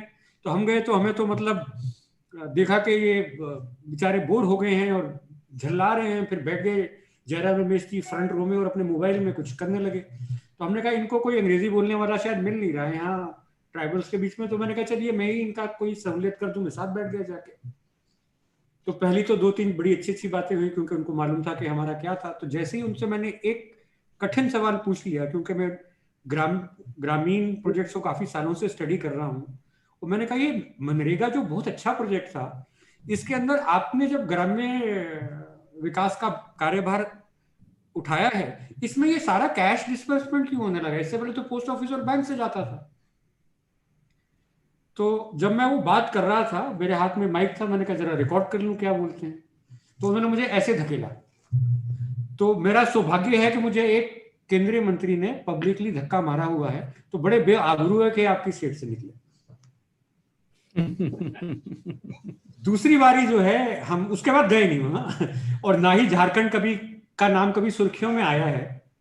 और उम्मीद है कि वो जो आपने वहां पे प्लेटफॉर्म बिल्ड किया है, जो ई गवर्नेंस बिल्ड किया है, जो गुड गवर्नेंस, शायद वो लोग इसमें भी compete करेंगे, या शर्माते हैं शायद compete करने में ज्यादा। वहां से हमारे पास इवैल्यूएशन के लिए ऑफर्स आते नहीं है कि आप आइए और उसको स्टडी कीजिए। इसी तरीके से ई गवर्नेंस को ढूंढने भी जाएगा तो ट्राइबल अफेयर्स में नहीं जाएगा। हम गए और हम भौचक्के रह गए कि आपकी जो ई गवर्नेंस है वो बहुत जो मतलब हाय फन्ने खान विभाग समझे जाते हैं सरकार के, उनसे भी ज्यादा है। और रीजन उसको हम बड़ा इसलिए मानते हैं कि जहां पे इम्पैक्ट सबसे ज्यादा हो लोगों का। जब हम कॉर्पोरेट अवार्ड देते हैं तो सबसे अच्छा कॉर्पोरेट कौन है, तो बड़ा सिंपल काम है जी, बैलेंस शीट मंगा लीजिए, सबसे ज्यादा मुनाफा कौन कमाता है। वो हम नहीं करते, हम जाके ये देखते हैं कि सबसे ज्यादा इम्पैक्ट किसका हुआ, जो गरीब दर गरीब, सबसे पिछड़ा हुआ, जिस छोटे से छोटे, जहां पे मतलब जब मैं लाली में गया था, आज भी याद था, एक आदिवासी महिला थी, उपवस्त्र तक नहीं थे उनको, जिसको नजरअंदाज करके केंद्रीय मंत्री के आगे जा रहे थे, उसकी विनती नहीं सुन रहे थे। अगर उनके भले के लिए कोई काम करता है और उसमें टेक्नोलॉजी मदद करती है, तो मैं तो यही कहता हूं कि पूरे देश की शुभकामनाएं आपके साथ हैं। हमने सारे मंत्रालय स्टडी किए, ये बिल्कुल हक हलाल का है, बहुत आपकी इवैल्यूएशन हुई, उसके बाद ये पाया गया कि ई गवर्नेंस के क्षेत्र में इस वर्ष सबसे सराहनीय काम, नंबर 1 काम जो है ट्राइबल अफेयर्स मंत्रालय का है। तो बहुत बहुत बधाई आपको मेरी तरफ से।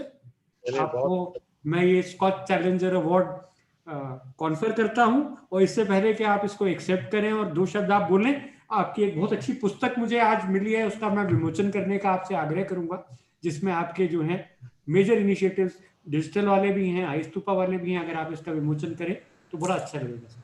जी बहुत मेरे ख्याल आपके पास शायद होगी पुस्तक, दी है उन्होंने। सारे लोगों के पास पे है।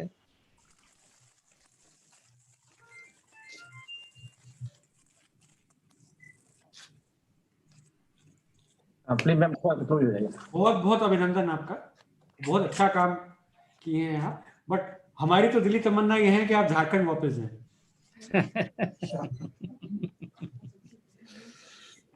मैं आपको आमंत्रित करता हूं, आप एक समावेश की लोक नीति जिसके आप प्रैक्टिशनर हैं उसके बारे में संबोधित करें।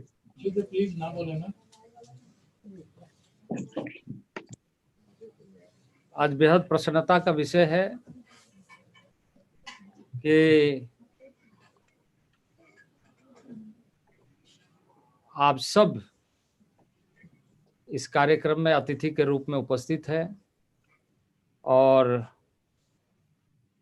इस कार्यक्रम के निमित्त खास तौर से हमारे स्कॉच ग्रुप के अध्यक्ष समीर कोचर जी और स्कॉच चैलेंजर अवार्ड से जुड़े हुए मान्यवर एवं सभी उपस्थित प्रबुद्धजन, हमारे मंत्रालय के सचिव सहित सभी पदाधिकारीगण और मित्रों, वास्तव में आज बहुत ही प्रसन्नता का विषय है। बहुत ही गौरवान्वित महसूस कर रहे हैं कि आपने पिछले कई महीनों से आकलन करने के बाद इस मंत्रालय को यह अवार्ड प्राप्त हो, इसके लिए चुना है। मेरे मंत्रालय के एक विशुद्ध प्रयास की, मेहनत की, जिसके फलस्वरूप स्कॉच अवार्ड कमेटी का यह निर्णय हमारे मंत्रालय के पक्ष में हुआ है। मैं सबसे पहले धन्यवाद दूंगा आप सबको, जिसने इसमें काफी परिश्रम किया है कि हमारे मंत्रालय के कामकाज को आकलन करने के लिए। मैं इस अवसर पर उन सारे साथियों को बधाई दूंगा जिनके प्रयास से हम आगे बढ़ रहे हैं और जो टीम हमारे साथ मिलकर के काम कर रही है। हमारा मंत्रालय, जैसे आपने कहा, जनजातीय मंत्रालय एक छोटा सा मंत्रालय के रूप में, या जनजातीय मंत्रालय यानी ट्राइबल एरिया में काम करने वाले, ट्राइबल लोगों के बीच में काम करने वाले, कुछ योजनाओं का काम करने वाले, इस तरह की बात है। देखिए, मैं इस समय में यह कहूँगा कि यदि हम पिछले, क्योंकि हम कई चीज़ें सीखते हैं पिछले अनुभवों से, और उन अनुभवों को यदि हम देखें तो हमें बड़ा ऐसा दृश्य सामने दिखता है कि कहाँ से हम शुरू करें, कहाँ से प्रारंभ करें, कैसे करें। ये एक चिंता का विषय तो है ही है, बल्कि चुनौतीपूर्ण भी है। अभी हाल फिलहाल में 2009 में मुंगेकर कमेटी बनी थी, और मुंगेकर कमेटी ने जो उल्लेख किया है देश के राजनीतिक मानचित्र पर,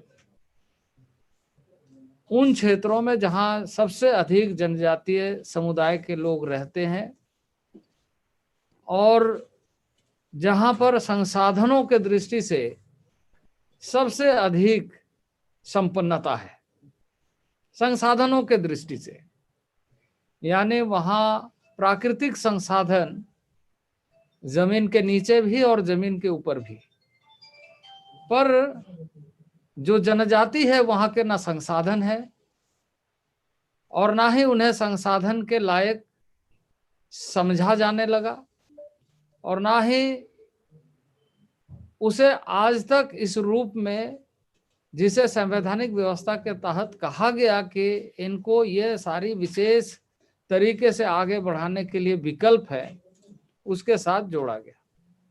तो अब ये एक बड़ा विषय हमारे सामने है, जो ऐतिहासिक पृष्ठभूमि के रूप में पिछले 70 सालों के कालखंड के बाद हमें इस समय दिखाई दे रहा है।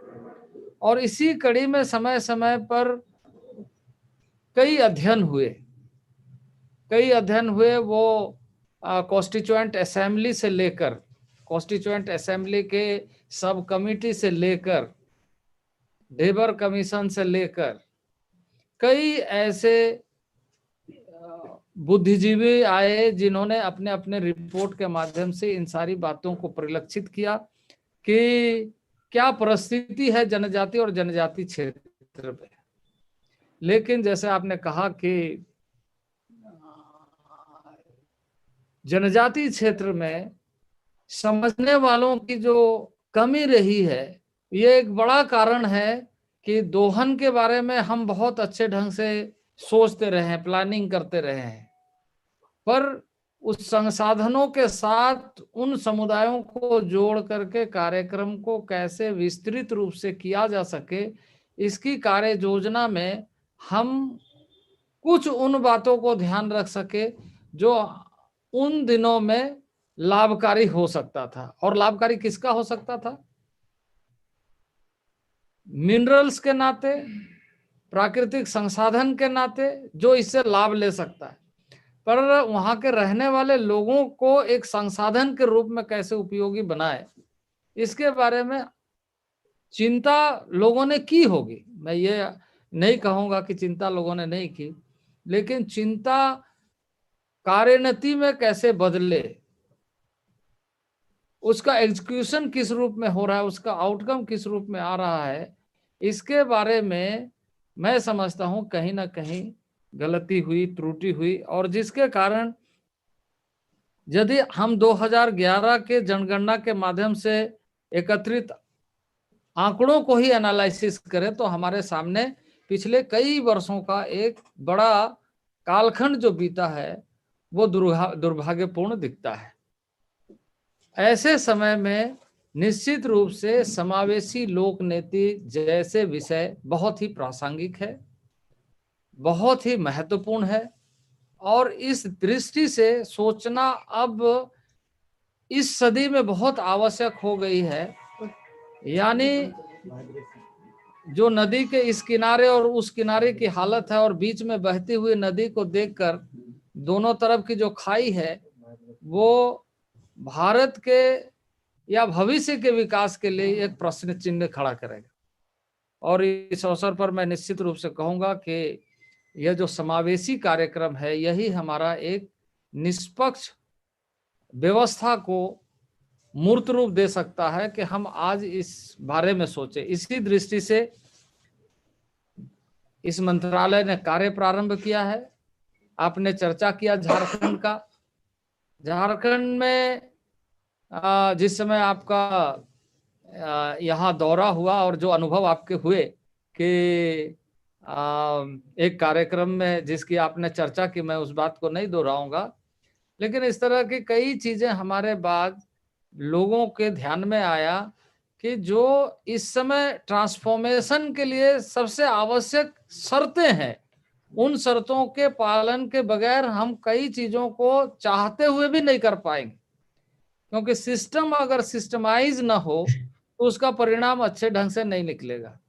क्योंकि आज के दिन में लोगों के पास में इतना समय नहीं है कि आपकी बातों को आजादी के कालखंड से जो सुनते हैं आज भी सुने, उनके पास में इतना पेशेंस नहीं है।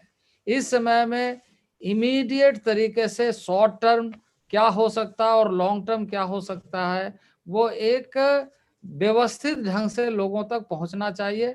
और लोगों को ये होना चाहिए अपने आप में कॉन्फिडेंस कि हाँ, यानी हमारी विश्वसनीयता बरकरार रहना चाहिए। और इसलिए मैंने 2003 के बाद में झारखंड में टोटल डिजिटाइजेशन कैसे हो, इस बारे में बहुत अधिक प्रयत्न किया और कार्यों को आगे बढ़ाया। और दोनों तरफ एक जनरल एडमिनिस्ट्रेशन के नाते जो एक आम आदमी की आवश्यकता है उसको, ट्राइबल स्टेट होने के नाते एक ट्राइबल्स के जो प्रोग्राम है उसको, और तीसरा जो पुलिस एडमिनिस्ट्रेशन है जिसके माध्यम से हम ये सुनिश्चित करें कि राज्य की विधि व्यवस्था अच्छी ढंग से कैसे चले, उसके बारे में हमने प्रयास किया। तो एक और प्रयास हुए जो बाद में यूआईडी का एक व्यवस्थित ढांचा खड़ा हुआ, क्योंकि शुरुआती दौर में आपको भी स्मरण होगा यूआईडी को लेकर के बहुत सारी समस्याएं और प्लानिंग कमीशन की कई बैठकों को एज ए चीफ मिनिस्टर हमने अटेंड किया और मैंने देखा है कि वहाँ किस तरीके से विवाद उभर करके सामने आ रहे थे। और हमारे आईटी सेक्रेटरी उस समय राम सेवक शर्मा थे। हमने अपने स्टेट में इस कार्य योजना को प्रारंभ करने का मन बनाया और उसके तहत हम कैसे काम करें इसको आगे बढ़ाने का प्रयत्न किया। और आपको खुशी होगी यह जान करके कि ये इस तरह के चीजों के बारे में जब रामसेवक शर्मा जी ने एक प्रेजेंटेशन दिया कि हमारा ऐसे प्रोग्राम चल रहा है, उसके बाद यूआईडी में उन्हें विशेष तौर से ये जिम्मेदारी दी गई कि सेक्रेटरी जनरल आप इस यूआईडी प्रोग्राम के होंगे। बाद में उसका नाम हिंदी में आधार दिया गया, लेकिन इसका जो यूनिक आइडेंटिफिकेशन का जो इनिशियल प्रोग्राम था उसमें आप देखेंगे कहीं ना कहीं झारखंड की एक छोटी सी भूमिका रही कि हम अपने राज्य में उसे एक डेटाबेस बना करके हमने ये सोच करके प्रारंभ किया था कि इसके माध्यम से इस छोटे राज्य में हम लोगों को सही ढंग से ट्रैक करके उनके लिए जो बनाई गई योजना है उसका पूरा लाभ दे सकेंगे। तो बाद के दिनों में राम सेवक शर्मा जी वहां चले गए और उस कार्य को आगे बढ़ाया। आज देखिए यूआईडी का एक बहुत ही महत्वपूर्ण रोल पूरे देश के सामने है और बहुत सारी चीजों में हम इसको उपयोगी मान रहे हैं। तो इसी तरीके से मैंने एडमिनिस्ट्रेशन के दृष्टि से कई चीजों को प्राथमिकता दे करके आगे बढ़ाने का प्रयत्न किया। तो इसी सोच के साथ कार्य आगे बढ़ रहे थे, लेकिन यहाँ की जो वास्तविकता थी उससे आप सभी परिचित निश्चित रूप से हैं और जिसका आपने जिक्र भी किया। बाद के दिनों में जितना इनिशिएटिव लेना था उसमें थोड़ी कमियां आई, नहीं तो one of the best state transformation में, डिजिटाइजेशन में यह स्टेट हो सकता था, जिसको आज भी किया जा सकता है। लोगों की रुचि और कोशिश रहेगी कि तो आज भी इसको और आगे बढ़ाया जा सकता है। तो इसी कड़ी में मैं जब भारत सरकार में आया, भारत सरकार में आते के साथ मैंने देखा कि हमारे पदाधिकारी बहुत ही ऊर्जान्वित है इन सारे चीजों को काम करने के लिए और चीजों को आगे कैसे बढ़ाया जाए। मैंने उसको थोड़ा सा इन्हांस किया, थोड़ा सा उत्साहित किया और टीम के लोग काफी कम संसाधनों में, यानी मैन पावर काफी कम मैन पावर में कुछ यूनिक प्रोजेक्ट्स का भी एनालिसिस किया और उसको कैसे प्रारंभ किया जाए ये भी सुनिश्चित किया।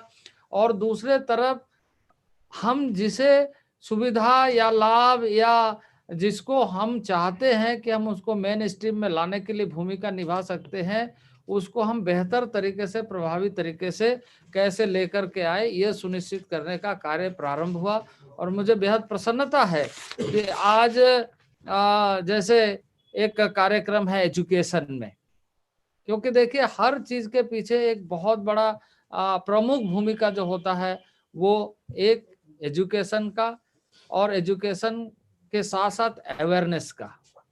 अवेयरनेस ज्यादा से ज्यादा हो, लाभ लेने के लिए भी अपनी पात्रता कैसे सुनिश्चित कर सके और लाभ देने वालों की निष्ठा में प्रश्न चिन्ह खड़ा ना हो, ये दोनों चीजें समावेशी लोक नीति का एक महत्वपूर्ण पक्ष है। और इसी दृष्टि से मुझे इस बात की खुशी है कि ऐसे 5 छात्रवृत्ति योजनाओं को एकत्रित करके डीबीटी पोर्टल के माध्यम से सभी राज्यों में, जो हमारे ऐसे राज्य हैं जहां जनजातीय समुदाय के लोग रहते हैं, उन सारे राज्यों में, यानी आप ये कहें कि 19 राज्य में और संघ राज्य क्षेत्र में सभी जगहों में हमारा कार्यक्रम डीबीटी का बहुत अच्छा चल रहा है और इसका लाभ अब सीधे लोगों को मिल रहा है, छात्राओं को मिल रहा है। हमारे 13 योजनाएं मंत्रालय के डैशबोर्ड पर है और 6 योजनाएं प्रयास पीएमओ के डैशबोर्ड पर है।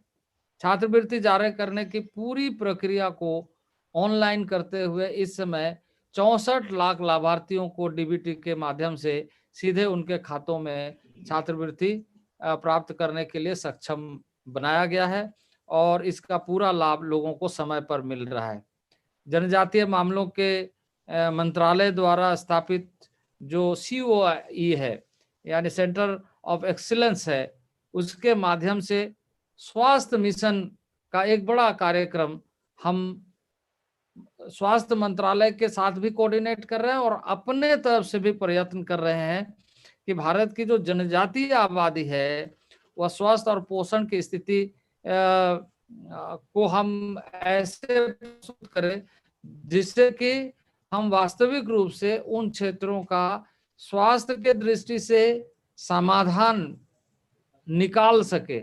वहाँ के जो मूलभूत समस्याएं, जैसे अभी हम लोगों ने एक मिशन मोड में लिया है सिकिल्स एरिया को, सिकिल्स केसेस को, उसके बारे में लॉन्ग टर्म प्लान में कैसे हो सकता है, शॉर्ट टर्म प्लान में कैसे हो सकता है, उसका डेटाबेस हम कैसे बना सकते हैं, क्योंकि हर चीज में हम इस डिजिटल इम्प्रूवमेंट के साथ करना चाहते हैं कि वो बड़ी संख्या में हम इन सारे चीजों को यह सुनिश्चित करें कि हम उसका रिसर्च बेस्ड प्रोग्राम बनाने में सफल हो रहे हैं।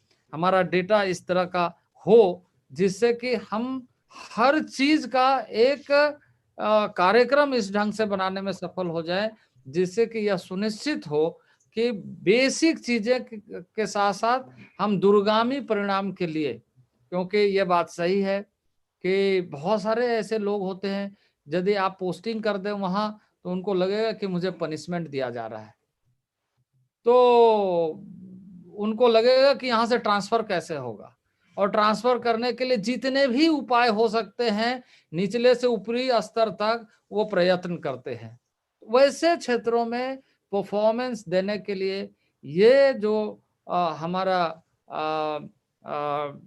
डिजिटल मूवमेंट है ये प्रमुख भूमिका निभाएगा, और साथ ही साथ यह सुनिश्चित करेगा कि जो चीजें हमारी पहुंच से दूर थी हम इसके माध्यम से पहुंच पथ यानी एक नेटवर्क के माध्यम से उसे पहुंचा सकते हैं।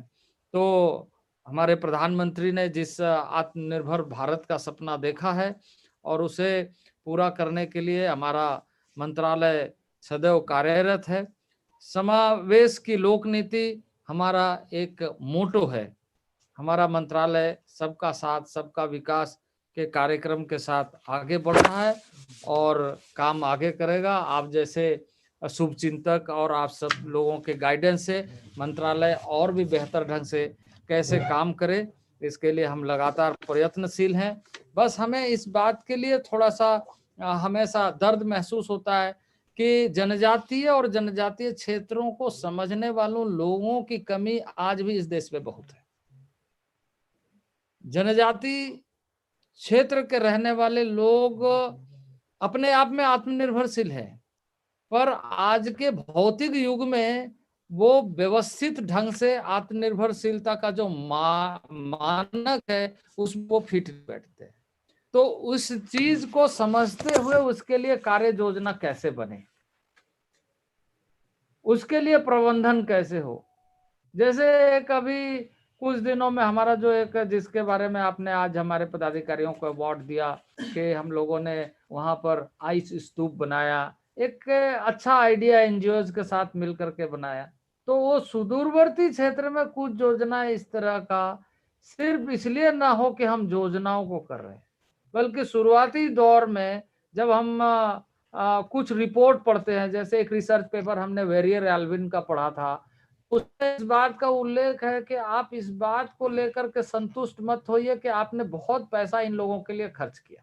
आप इस बात के लिए अपने अंदर सवाल खड़ा करिए कि आपने जो काम किया उसका लाभ लेने के लिए वो कितने सफल हुए और आप उन तक पहुंचाने के लिए कितने सफल हुए, और आपका मैकेनिज्म कैसे उन क्षेत्रों के लिए खड़ा हो रहा है। यानी आपका वहां पर इंस्टीट्यूशनल तरीके से कैसे काम हो रहा है, जिससे आपको भी ये संतुष्टि मिले कि हम जिनके लिए काम कर रहे हैं वो सही ढंग से काम हो रहा है, और वो भी महसूस करे कि हम इसे ले पा रहे हैं। दवा आप चाहे जितना भी उपलब्ध कराएं, लेकिन अगर डायग्नोस्टिक सिस्टम अगर ठीक ना हो तो उस दवा का उपयोग करने का जो उद्देश्य है वो सिर्फ उपयोग के लिए होगा, बीमारी ठीक करने के लिए नहीं होगा। जनजातीय क्षेत्र में जो हमारा यह प्रयास है, हम उस मौलिक बातों को ध्यान में रख करके कैसे हमारा टीम काम करे। और मुझे इस बात की प्रसन्नता है कि इस समय में कुछ कुछ जो लोगों ने रिसर्च करके पहले, या कुछ कुछ लोगों ने इन बात को समझते हुए कुछ ऐसे चीज़ों पर विशेष बल दिया जिसको हम और अधिक इन्हांस कर रहे हैं, आगे बढ़ा रहे हैं और कोशिश कर रहे हैं कि पिन पॉइंट टारगेट करके हम उन कार्यों को कैसे पूरा करें। तो इस सपने के साथ हम लोगों ने रोजगार के श्रेणी में, कामकाज के श्रेणी में, उपार्जन के श्रेणी में, उत्पादन के श्रेणी में, और साथ ही साथ वहाँ अवेयरनेस प्रोग्राम के दृष्टि से और शिक्षा और स्वास्थ्य के दृष्टि से आत्मनिर्भरता कैसे बढ़े। और तीसरा हमारा ये जोर है कि देखिए, पर्यावरण के लिए हम सब चिंतित रहते हैं, लेकिन पर्यावरण को प्रदूषित करने के लिए जिम्मेदार कौन है, इसका यदि आप लेखा जोखा रखें तो आपको यह पता चल जाएगा कि चिंता कितना बाहरी सतह पर है। तो जो पर्यावरण के लिए सबसे अधिक चिंतित रहने वाले लोग हैं वो पेड़ पौधे की रक्षा करते हैं, वो पेड़ के नीचे पूजा करते हैं, पेड़ के नीचे आराधना करते हैं और पेड़ को अपना सबसे बड़ा शक्ति का केंद्र मानते हैं, जल का प्रबंधन को सबसे बड़ा केंद्र मानते हैं। हमारे पूर्वजों ने तो बहुत सारी चीजें शिक्षा में दी है कि यदि आपको अध्यात्म का ज्ञान प्राप्त करना है तो जंगल की ओर जाइए, पहाड़ों में जाइए, पर्वतों में जाइए। लेकिन आजकल ऐसे अध्यात्म का ज्ञान हो रहा है कि शहरी क्षेत्र में इस तरीके से लोग व्यस्त हो गए हैं कि वहीं उलझे हुए अध्यात्म की चिंतन कर रहे हैं और पर्यावरण को नुकसान पहुंचा रहे हैं। तो अभी हमने FRA को उसके लिए आगे बढ़ाया है और कहा है कि जंगल उसका जीवन का मूल केंद्र है। वैसे तो सबके लिए है, पर्यावरण के बिना अभी एक वायरस ने तबाही मचा दिया और हम पोस्ट कोविड आज चर्चा कर रहे हैं कि समावेशी तरीके से कैसे चीजों को देखें, समावेशी कार्यक्रम कैसे बने, समावेशी विकास कैसे हो, समावेशी पॉलिसी कैसे बने और समावेशी चिंतन के साथ समग्र विकास, सबका साथ सबका विकास और सबका साथ कैसे मिले। तो समय की बाध्यता है इसलिए मैं बहुत ज़्यादा नहीं कहूँगा। मुझे प्रसन्नता है कि आपने और आपके पूरे टीम ने रिसर्च करते हुए हमारे मंत्रालय को ये अवार्ड प्रस्तुत किया। मैं उसे स्वीकार करते हुए हम अपने पदाधिकारियों के तरफ से आपको भी बहुत बहुत आभार व्यक्त करते हैं। आप यदि कोई विषय हो तो आप पूछ सकते हैं, बता सकते हैं। बहुत बहुत धन्यवाद आपका। बातें तो आपके बारे में बोलने के लिए और भी बहुत थी, पर समय की कमी है। पंचायती राज में जो आपने काम किया वो तो मैं बोल ही नहीं पाया। कितना जल्दी अहेड ऑफ टाइम आपने सारे इलेक्शन करा दिए, वहां तो बहुत जमीन से जुड़े हुए हैं। मैं एक रिफॉर्म हिस्टोरियन हूँ, 18 पुस्तकें मेरी प्रकाशित हो चुकी हैं। मुनाफा किसी में नहीं हुआ, कोई खरीदता नहीं है पुस्तकें इंडिया में। एक पुस्तक बहुत अच्छी बिकी थी, उसका नाम था मोदीनॉमिक्स, जो कि 2014 के इलेक्शन से पहले निकली थी। तो किसी बहुत बड़े नेता ने बोल दिया उस वक्त के जी मोदी जी की जो इकोनॉमिक्स की ज्ञान है वो किसी फोटो पोस्टेज स्टैम्प के पीछे आ जाएगा। तो उसके बाद मोदी जी से मुलाकात हुई तो मेरे कोचर साहब आप तो मतलब जगह जगह घूमते हो, 20 साल हो गए आपको गुजरात घूमते, आपको क्या लगता है कि मुझे इकोनॉमिक्स नहीं आती है? तो मैंने कहा नहीं, इस विषय में मोदी जी मैं इसका जवाब पुस्तक लिख के दूंगा। और मैंने मोदीनॉमिक्स लिखी, जिसमें मैंने बोला कि दोनों का जो है नॉलेज इकोनॉमिक्स का सेम है, सिर्फ अप्रोच फर्क है। मोदी जी की अप्रोच जो है थोड़ी समावेशी, इंक्लूसिव इकोनॉमिक्स, इंक्लूसिव गवर्नेंस। वो गवर्नेंस और इकोनॉमिक्स की तरफ बराबर ध्यान देते हैं, केवल इकोनॉमिक्स की तरफ नहीं देते हैं। As history would have it, वो आज बातें सारी सच्ची हो रही है। उम्मीद करूंगा किसी दिन एक स्केच ऑफ अ ट्राइबल के नाम से आप पे भी पुस्तक लिखूं, सौभाग्य प्राप्त हो कि जो अच्छा काम आप कर रहे हैं उसका भी मैं डॉक्यूमेंटेशन कर पाऊं। पुरानी यादें हैं झारखंड की, वो तो जोड़ लूंगा। जो काम आप करंटली कर रहे हैं ट्राइबल अफेयर्स में, उसमें हम क्या सहयोग कर पाएंगे, ये मेरी मैं आके मिल पाऊंगा आपसे और मैं देखूंगा कि हम क्या कर सकते हैं। इसके साथ मैं आमंत्रित करता हूँ श्री दीपक खांडेकर जी को, जो कि बिल्कुल भी मिलाईधार विभाग के सेक्रेटरी नहीं है, पर कितना अच्छा काम किया। खांडेकर जी आप तो अब ये हो कि मतलब आपके इसके बाद आपको मिलाईधार विभाग ना भेजें।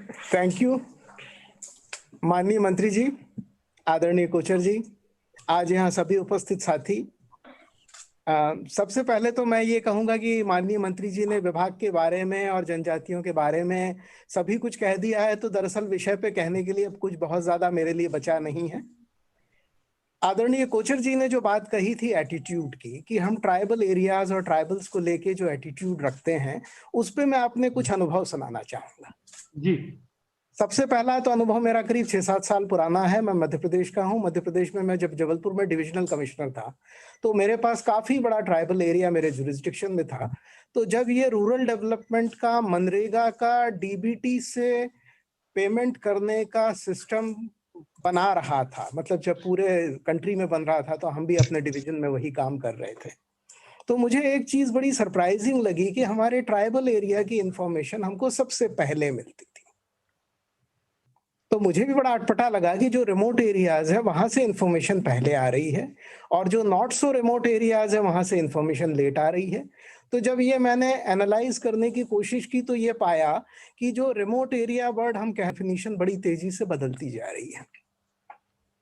पहले हम सड़क से रिमोट एरिया मानते थे कि सड़क से जितना दूर है, या एयरपोर्ट से जितना दूर है या हवाई जहाज से जाने में जितने घंटे लगते हैं, वहां से रिमोट जो है हम उसको डिफाइन करते हैं।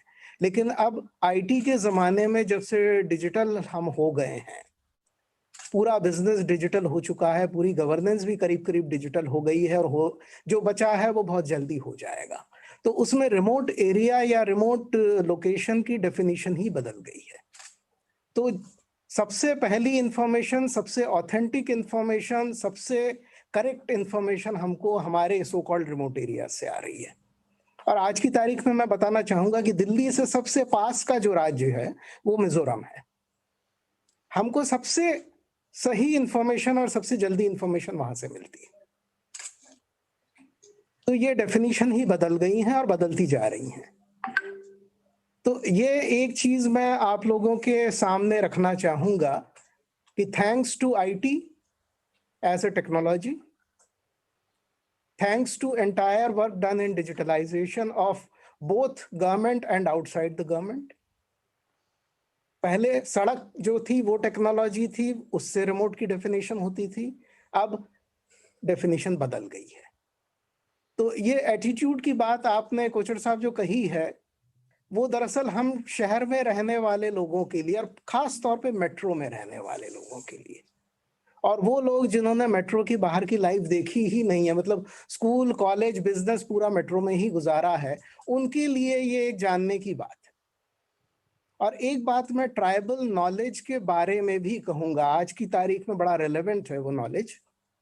जब कोविड हो गया पूरे दुनिया में, पूरे हिंदुस्तान में, तो आज लोग ढूंढ ढूंढ के गिलोई खा रहे हैं।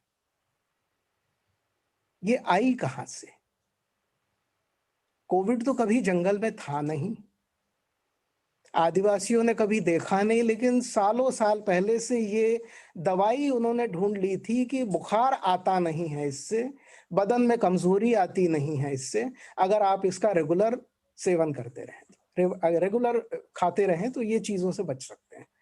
तो ये जो ट्राइबल नॉलेज है, इसको एक्सप्लोर करने की बहुत बहुत बड़ी जरूरत है। और ये उनके लिए नहीं, हमारे लिए भी। उनको तो उसका फायदा होगा डेफिनेटली, उससे ट्राइबल वेलफेयर होगा, उनकी इकोनॉमी बनेगी, उनको एक उसका फायदा होगा। लेकिन हम शहर में रहने वालों के लिए भी ये बहुत फायदेमंद है। हम ऑर्गेनिक फार्मिंग की बात कर रहे हैं। ऑर्गेनिक का मतलब यह है कि बिल्कुल नेचुरल ढंग से, बिना किसी केमिकल्स को डाले जो खेती हो और जो प्रोडक्ट्स बने, ये नेचुरली हमारे ट्राइबल्स करते आए हैं, आज भी कर रहे हैं। By default they are organic. तो ये सारी चीजें जो उनका नॉलेज है, जो हम इग्नोर करते आए हैं अब तक, क्योंकि शायद पॉलिटिकली हमारे लिए बड़ा कन्वीनियंट था उनको इग्नोर करते रहना। तो ये मैं चीज जरूर यहाँ आज इस फोरम के सामने कहना चाहूंगा कि जब आप लोगों ने बहुत खास ख्याल रखा है कि जो अर्बनाइज्ड डिपार्टमेंट्स हैं या उनकी जो एक्टिविटीज हैं या जो गवर्नमेंट का वो पार्ट है, उसकी तरफ ना जाके आपने उसके अलावा कुछ देखने की कोशिश की, तो मैं आपका पहले तो इस चीज के लिए मैं थैंक्स कहना चाहूंगा कि आपने जो ये कोशिश की है, इसी कोशिश के चलते ही हम ट्राइबल नॉलेज को रिकॉग्नाइज करा पाएंगे। तो मुझे आपकी इस सोच रखने वाले सभी लोगों की मदद की जरूरत है। हमेशा हम लोग तैयार हैं। मैं तो जितना ज्यादा आपके साथ काम कर पाऊं, हमारे सेंटर ऑफ एक्सीलेंस का हमने एक स्कीम है जिसमें हम जितने भी एकेडमिक्स, कॉरपोरेट्स, एनजीओज जो ट्राइबल वेलफेयर का काम कर रहे हैं, क्योंकि ये भी चीज मैंने एक यहाँ देखी है कि बहुत लोग ट्राइबल वेलफेयर की एक्टिविटीज खुद कर रहे हैं। मतलब ऐसा भी नहीं है कि किसी गवर्नमेंट के किसी ऑफिसर ने या पॉलिटिशियन ने उनसे जाके कहा या उनसे कोई बात हुई। मतलब सरकार अपना काम कर रही है और वो भी इंडिपेंडेंटली वो एक अपना काम बड़े कमिटमेंट से कर रहे हैं। तो मेरी यहाँ ऐसी चीजों को तो ढूंढ ढूंढ के डॉक्यूमेंट करना चाहिए, और लोग क्या कर रहे हैं, उससे क्या बदला, क्या आउटकम है। तो मेरी ये कोशिश भी है कि ये सब लोग मिलके, मतलब हम केवल अपने गवर्नमेंट बजट की या गवर्नमेंट जो हम एक्टिविटीज हैं उसकी बात ना करके, कि पूरे ट्राइबल एरियाज में ट्राइबल वेलफेयर की जो जो एक्टिविटीज हो रही हैं, हो सकती हैं, होने वाली हैं, उन सब को हम एक कंबाइंड रूप में देखें। और सरकार और बाहर के लोग, government and non government both, put together should go forward to tribal welfare activities. और मुझे कहते बहुत खुशी हो रही है कि पिछले समय से मैंने जब से ये कोशिशें की हैं और माननीय मंत्री जी के गाइडेंस में ये चीज और हमें जो है उनका जो नॉलेज है, उनकी जो विजडम है ट्राइबल फिलॉसफी की, उन सब का फायदा लेते हुए हमें ऐसे ऐसे ऑर्गेनाइजेशन से बात करने का मौका मिला जो सालों साल से ट्राइबल वेलफेयर कर रहे हैं और हमें पता नहीं है और उन्हें पता नहीं है कि सरकार क्या कर रही है। मतलब हमारे दोनों के बीच में भी एक कम्युनिकेशन गैप है। तो मैं कोशिश कर रहा हूं कि इस आईटी का इस्तेमाल हम ये भी करें कि जितना भी कम्युनिकेशन गैप ट्राइबल वेलफेयर के वर्ल्ड में है वो खत्म हो और हम सब लोग मिलके साथ में आगे बढ़ के हम ये हमारी जो लगभग 10 करोड़ की जो देश की जनता है, जो मेरे ख्याल से सबसे कम लिटरेट है और इनकी और दीगर प्रॉब्लम्स भी ऐसी हैं कि जो हमारे पूरी कंट्री के जब हम हेल्थ या एजुकेशन या लाइवलीहुड के जो हम स्टैटिस्टिक्स को देखते हैं तो जहां हम कमी पाते हैं वो इलाके हैं। तो वो अगर हम कवर कर लेंगे तो निश्चित तौर पे ये पूरे हिंदुस्तान के लिए भी एक बहुत बड़ी कामयाबी की बात होगी। तो मैं ऑफर करना चाहूंगा आज डिपार्टमेंट की तरफ से हमारे जितने भी पार्टिसिपेंट्स आज सुन रहे हैं कि ट्राइबल वेलफेयर में आपका कोई भी अभी एक्टिविटी हो, कोई भी आइडिया हो, कोई भी आपका प्लान हो, we would like to welcome you for a participation. We are actively working with so many organizations now. We are already in that phase that we can say कि हमको हिंदुस्तान से जो भी हमें participants मिलेंगे, चाहे वो academics में हो, चाहे वो voluntary organizations हो, चाहे वो corporate सेक्टर में काम करने वाले लोग हों, कहीं से भी हमें अगर किसी भी तरह का ऑफर है, एंड पर्टिकुलरली ट्राइबल मेडिसिन के बारे में मैं जरूर कहूंगा कि ये एक ऐसा सेक्टर है जिसमें हमें बहुत जोर से एक्सप्लोर करने की जरूरत है।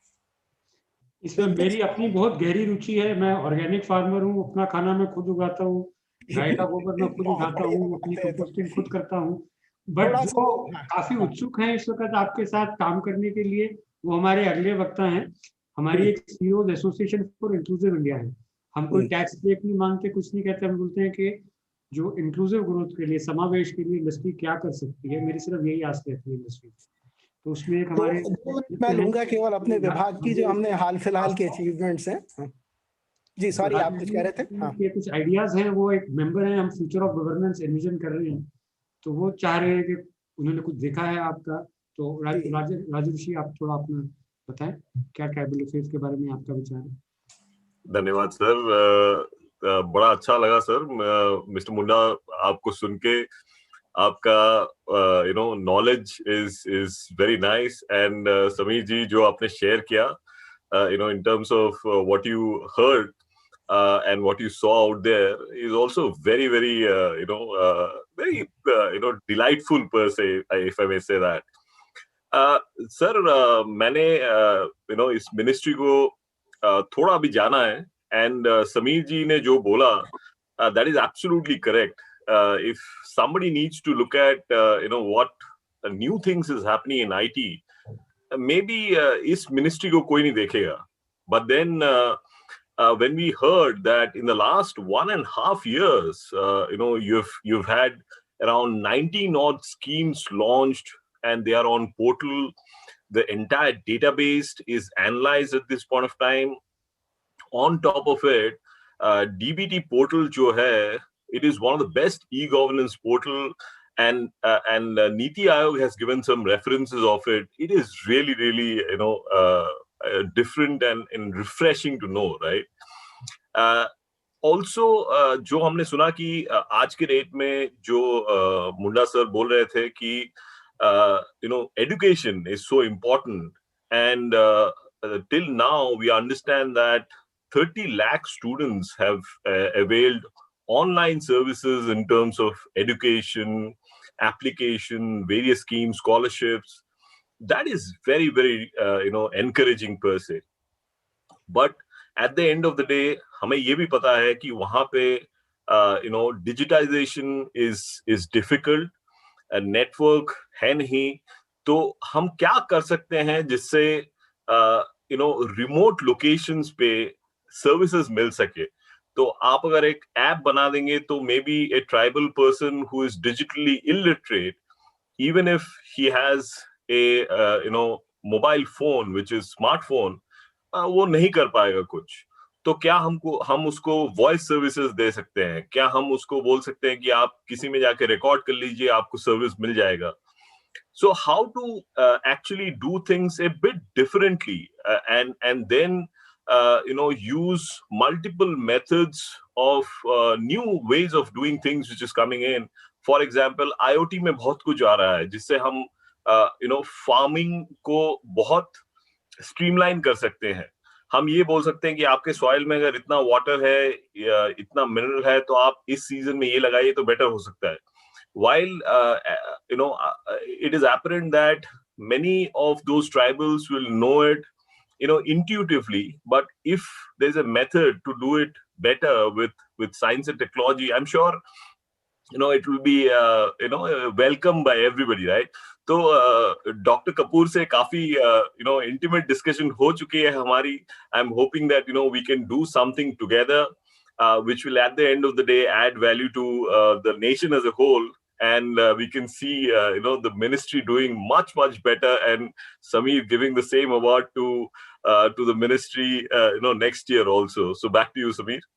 Thank you very much Munda ji. ये हमारी स्वदेशी कंपनी है टाटा कम्युनिकेशंस लिमिटेड, उसमें कार्यरत हैं। तो बड़ा अच्छा लगता है क्योंकि विदेशी कंपनियां तो CSR वगैरह करती रहती हैं, कोई इंडियन कंपनी, स्वदेशी कंपनी इतने प्यार से करना चाह रही है, तो बहुत अच्छा लगता है देख के। गुरशरण, कुछ मीडिया क्वेश्चन हो आपके पास? हाँ, कुछ एक सवाल आए हैं हमारे पास। डॉक्टर कुलदीप सिंह हैं एम्स जोधपुर से, वो सवाल पूछना चाहते हैं मंत्री जी आपसे। जी।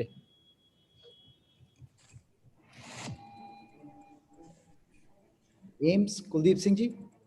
I am Dr. Kuldeep Singh, Dean Academics, and also in charge of this Center of Excellence by the Ministry of Tribal Affairs at AIIMS Jodhpur. First of all, I would like to congratulate the Ministry of Tribal Affairs for developing Health and Nutrition Portal. This is very helpful for getting all the schemes at one place, and also a portal for sickle cell disease. My question to you is that what is the future plan and vision for the tribal health, and what about the sickle cell disease in this region, sir? देखिए, अभी इसका पूरा database बनाने के लिए हमारा programme चल रहा है और उसमें हम सबको सहयोगी बना रहे हैं, क्योंकि without data long term plan करना हमारे लिए या सबके लिए कठिनाई होगी। ये डिजीज़ के बारे में बहुत दिनों से हेल्थ मिनिस्ट्री के साथ बातचीत करने के बाद में अब ये एक पोर्टल के माध्यम से सामने आ रहा है। लगभग 1 करोड़ से अधिक डेटा लगभग बन चुके हैं। तो इसमें हम लोग लॉन्ग टर्म एक अवेयरनेस प्रोग्राम चलाना चाहते हैं कि इसको कैसे विदाउट मेडिसिन हम ठीक कर सकते हैं। तो अवेयरनेस प्रोग्राम को ज़्यादा से ज़्यादा कैसे बढ़ाएं, इस पोर्शन में थोड़ा सा चैलेंजेस है, लेकिन इस चैलेंज को मंत्रालय और कई ऐसे जो CSR हो या कई ऐसे NGOs हो या कई ऐसे और भी इंटरनेशनल पार्टनर, नेशनल पार्टनर जो भी हो सकता है, सबके साथ एक बड़े प्लेटफॉर्म में एक प्रोग्राम हम लोग लॉन्च करना चाहते हैं ताकि अवेयरनेस के माध्यम से ज़्यादा इसको टैकल कर सके। क्योंकि एक प्री है और एक पोस्ट है। जो आने वाले दिनों के लिए जो समस्या हो सकती है उसका निदान क्या होगा, और उसके साथ साथ में जो हो गया है उसका निदान क्या होगा। ये दोनों बातों को ध्यान में रख करके हम कार्य योजना को कार्य रूप देना चाहते हैं। Thank you sir. चलेगा तो, क्योंकि मेरे को भी तो ये डॉक्टर रॉय पूछना चाहते हैं। डॉक्टर SB रॉय पूछना चाह रहे हैं कोई क्वेश्चन। डॉक्टर रॉय जुड़े हुए हैं? जी जी हाँ। प्रणाम। आपको तो हम प्राय सुनते हैं, पाकुड़ में भी सुना था, जब आप कैसे मधुमक्खी से शहद कितना फर्क है, और प्राकृतिक संपदाओं के ऊपर में आप जिस तरह से समझाते हैं, हम लोग इकोलॉजिस्ट उतनी अच्छी तरह से भी नहीं समझ पाते हैं। तो सबसे पहले यह जो आधार है, जंगल, प्राकृतिक संपदा, ये रहेगी तो आदिवासी ही नहीं हम भी रहेंगे। तो ये आदिवासी के लिए नहीं, हम सभी के लिए। अभी जो क्लाइमेट चेंज, बायोडाइवर्सिटी लॉस जो हो रहा है, उसके लिए हमें प्रकृति और आदिवासी इन दोनों में जो समन्वय है जो आप समझाते हैं, उसके लिए हमें जोर देना है। तो मेरा एक प्रश्न है, निवेदन है, अभी इतना बड़ा FRA का प्रोग्राम लॉन्च होगा, आप लोगों ने गाइडलाइन किया, ग्राम सभा स्तर पर अगर सक्षमता नहीं होगी, ग्राम पंचायत पर नहीं होगी, तो 14 साल क्या और 14 साल बीत जाएंगे जब तक हमारा ग्राम सभा और आदिवासी सशक्त नहीं होंगे। तो यह जो COE ट्राइबल रिसर्च इंस्टीट्यूट है, उनके माध्यम से डिजिटल टेक्नोलॉजी के आधार पर क्या हम एक आदिवासियों का आदिवासी वन बंधु एक कैडर तैयार कर सकते हैं, जैसे कि वन विभाग के फॉरेस्ट गार्ड होते हैं। तो इस तरह का जो कैडर होगा आदिवासी वन बंधु, जो डिजिटल ट्रेनिंग के माध्यम से सीखेगा और biodiversity act, FRA act, resource का समन्वय बना करके ग्राम सभा को मैनेजमेंट करेगा। नहीं तो जब तक ग्राम सभा सशक्त नहीं हो पाएगा, हम चर्चा ही करते रह जाएंगे। तो एक निवेदन है आपसे, सुझाव कि क्या हम ग्राम सभा को सशक्त करने के लिए आदिवासी का एक कोई कैडर, जिसका हम लोग अभी देखे आपके उत्साह से Indian institute of science Bangalore, IIT Kharagpur, bits Pilani, इतने बड़े साइंटिस्ट जुड़ रहे हैं। यह सोच करके आपने एक वाक्य कहा, कितना पैसा हमने खर्चा किया वह महत्वपूर्ण नहीं है, आउटकम क्या है। मैं बताऊं, आपके मंत्रालय ने एक नया मिशन शुरू किया कि जो PhD कर रहे हैं उनकी क्वालिटी ऑफ रिसर्च क्या होगा। यह प्रश्न, एक चैलेंज सिर्फ आदिवासियों की नहीं, सभी research institute all over India ये सोचने लगे। तो आपने 3-4 मुद्दा जो उठाया, ये प्रकृति संरक्षण का, रिसर्च के क्वालिटी का, हेल्थ के साथ का, और आदिवासी के जीवन का, और जब एनवायरमेंट ठीक होगा तो क्लाइमेट ठीक होगा, तो आदिवासी नहीं पूरा लैंड। अपना क्वेश्चन पूछ लें सर, क्वेश्चन प्लीज पूछें, क्वेश्चन पूछें। जी, I think we'll have to now bring the session to a close. We are really out of time. तो मैं आभार व्यक्त करता हूँ श्री अर्जुन मुंडा का, आपने इतना समय हमें दिया, आप आए और बहुत अच्छा लगा आपसे मिलके, चाहे वर्चुअली ही सही। दीपक खांडेकर जी, बहुत अच्छा लगा आपसे भी मिलके, और आपका एक बहुत अच्छा कार्यक्रम था मध्य प्रदेश में, कोजो कूट की, पता नहीं शायद आप इन्वॉल्व थे कि नहीं, बट ट्राइबल्स का एक बहुत ही अच्छा ऑर्गेनिक फूड का, जहाँ पे हम अवसर मिला, हम गए, देखा हमने, बहुत अच्छा काम हो रहा है। तो ये सब और भी आगे बढ़ाना है। इसके साथ आप सबका बहुत बहुत धन्यवाद। Now I ask request Gursharan to take over for the order of merit and further proceedings. No, good evening, sir. I may just call in between. This is Payal from ASOCHAM in the capacity of director. I want to congratulate Honorable Minister for this very prestigious award. Also, I have one question, sir, which is like tribal areas have vast forest and this minor forest resources. Hello. Am I audible, sir?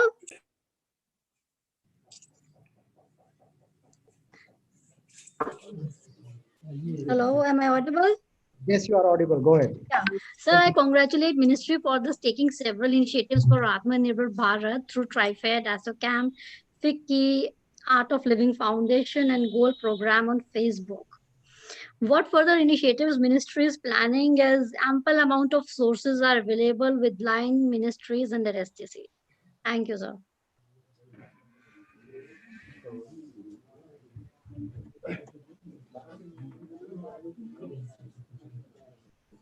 You asking me?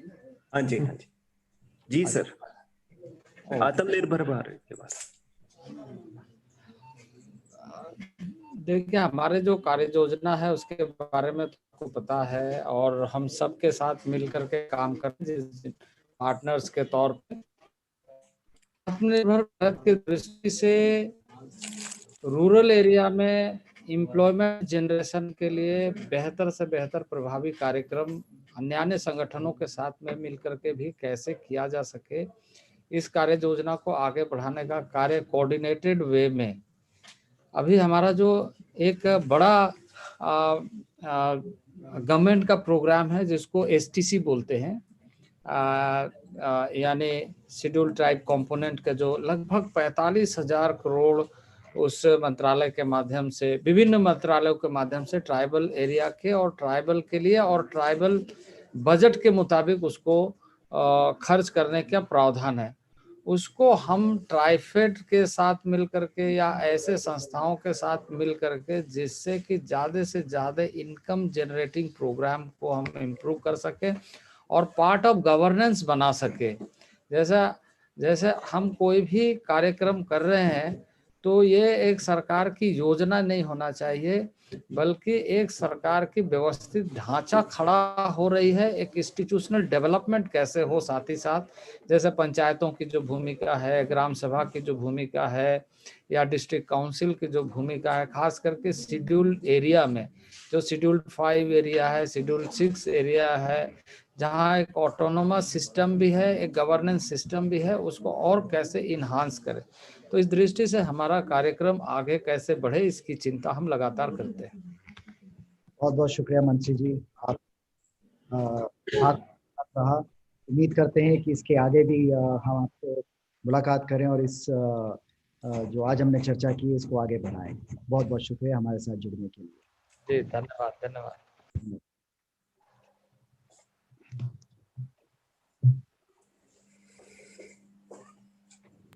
So, ladies and gentlemen, we move on to our last round of the announcement of Scotch Order of Merit.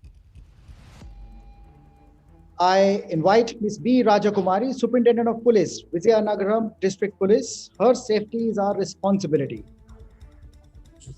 Final words. अभी final words मिलेंगे, कुछ आ रहा है। Scotch Bharat, Water Supply and Sanitation Department.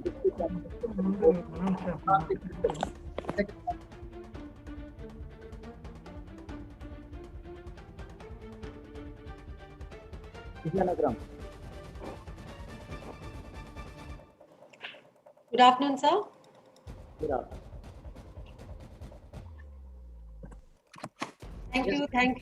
Thank you very much for announcing this Scotch semi-finals award. Congratulations to you and the entire team, ma'am. Thank you very much. Ms. Ananya Chakrabarti, Chairperson, West Bengal Commission for Protection of Child Rights for response to COVID.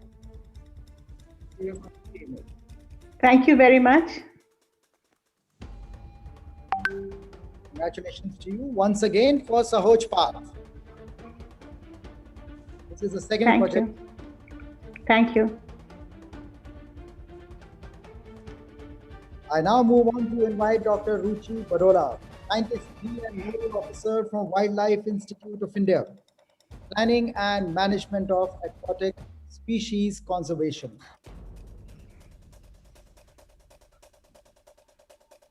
Bhumi Rashi Portal, Ministry of Road Transport and Highways, Mr. Amit Kumar Ghosh, Joint Secretary. Do we have Mr. Ghosh with us? Mr. Tej Pratap Singh, Deputy Commissioner Office, Barnala, Punjab, for Ujjwal Sitare, a school for the underprivileged.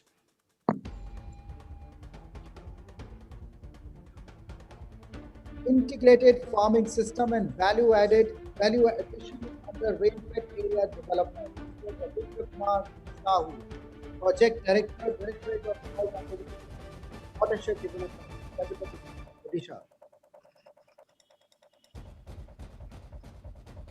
I now invite Mr. D.D. Pant, Chief Development Officer from Watershed Management Directorate, Bageshwar, Livelihood Generation by Key Production. Good evening. First of all, let me thank Scotch Group for the recognition to the efforts of the poor farmers of Bagsar district. While we started this, there was urgent need of such a crop which is not damaged by wild animals. Because in Uttarakhand, this is a very big problem. Due to this problem, farmers are leaving their land barren, and even there is a migration.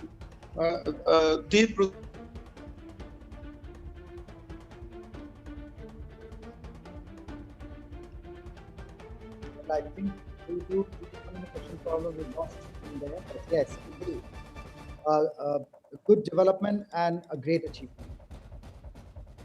Mr. A. Anbarasu, Development Commissioner and Chairman, Pondicherry Market Committee for ENAM.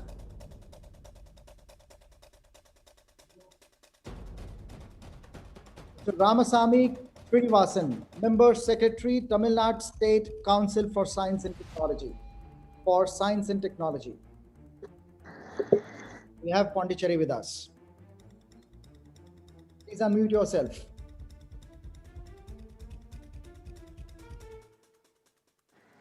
You're still muted.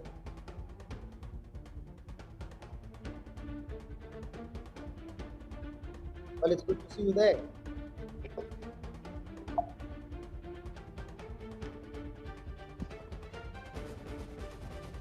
I now invite the Directorate of Soil Conservation and Watershed Development. Thank you, sir. Check dam at Udaipur. Mr. Kumuda Patra, Project Director.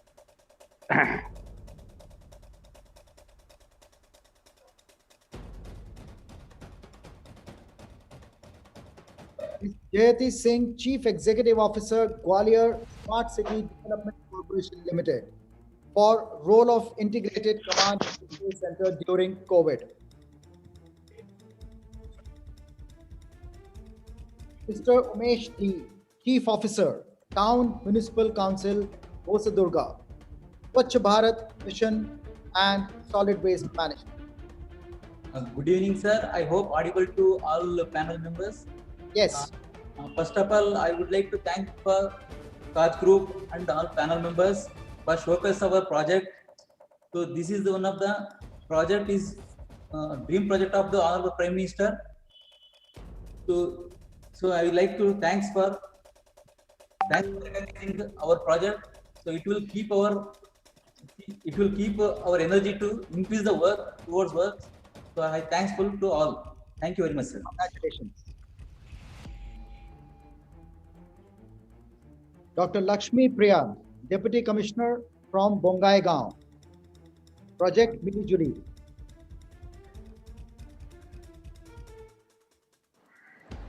Mr. B. Srinivas, Deputy Commissioner from Bathinda, Project PSR LM.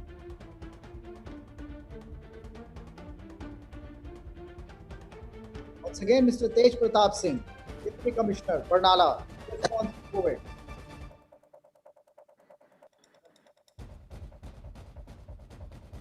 Mr. Srinivas, Bathinda, please go ahead. Please unmute yourself.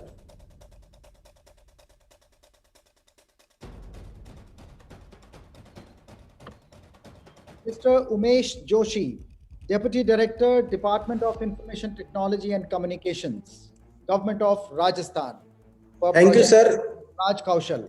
Yeah, thank you, sir. First of all, I would like to thank Scotch Group for awarding this prestigious award. And this Raj Kaushal project is one of the very ambitious project of Honorable Chief Minister of Rajasthan, and it is a integrated master data for all the manpower available in Rajasthan. So it works as a very good initiative for the laborers and migrants to provide them with employment during this COVID pandemic. Thank you very much, sir. Congratulations. Online License Services, Karnataka State Department of Agriculture. Ms. Upaja SM, Joint Director. Mona Patals made of tree leaves, Rural Development and Panchayati Raj Department from Himachal Pradesh. Mr. Lalit Jain. Good evening. Good evening, sir. Good evening. Hello, I'm audible. Yes. Thank you so much, sir, for recognizing our project. I'm representing Mr. Lalit. On behalf of Mr. Lalit, thank you so much for recognizing our Duna Batul project. It's a very good project for the women empowerment as well as for the environment protection. Thank you for recognizing. Thank you so much. Digitized transit pass, district administration, Purulia. Sir, first of all, I would like to thank Scotch Group for showcasing our little prayers, sir. It's actually the system promotes transparency. The system promotes efficiency, and the most of all, sir, what is important, the most corrupt practices we have nabbed it in the bud, sir. And another important outcome we have achieved, sir, the revenue generation. It increases like anything, sir. Even this year, during the COVID pandemic situation, our total revenue collection increases manifold, sir. And it also promotes sustainability in the mines affected areas, sir. And there we are also, there are people can participate in the DMF scheme selection process. So lots of things are there, sir. And many of the district of our state, they are also, sir, following our footsteps only, sir. And thanks to Scotch Award, sir, because a few years back, it was similar projects was focused by Scotch Award from Rajasthan, and we were inspired by the Rajasthan story, sir. And the entire team of the district administration and the persons, even the affected persons also, they are also, sir, very happy with the new system. The mine owners, the government agencies, and everybody, sir. So I think it will replicate in other districts. Sir, thank you, sir. Thank you, sir. Mr. Umesh Joshi, Deputy Director, Information Technology and Communications Department. Thank you, sir. I would like to thank Scotch Group for awarding this Raj Sahkar project. So Raj Sahkar project is about providing citizen all kind of services related to cooperative department, and also enabling the departmental users to perform all kind of activities related to their department, like registration, approval, audit, election. So it is an end-to-end solution for the cooperative sector of government of Rajasthan. It take care all the processes of cooperative department along with all the citizen-centric services. Thank you very much, sir. Mr. Srinivasulu, NKV, Project Director from District Rural Development Agency, Kurnool, for community-led dairy farming. SHG Women's Cotton Mask Stitching Work, Mukhyamantri Jeevan Shakti Yojana, ANULM, Municipal Council, Raghogarh. Mr. Satish Srivastava, City Mission Director, Mission Manager.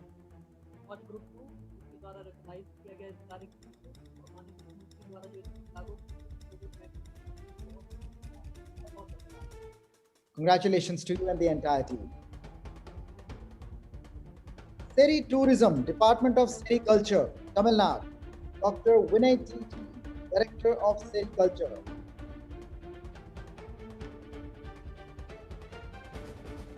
Mr. Chandan Mankar, Chief Municipal Officer from Nagar Panchayat, Rajim, Project Godhan Nyay Yojana.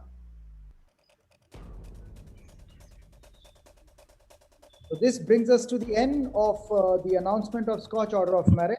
And before we move on to the announcement of Scotch Award for the year 2021, I request the host to run a small video.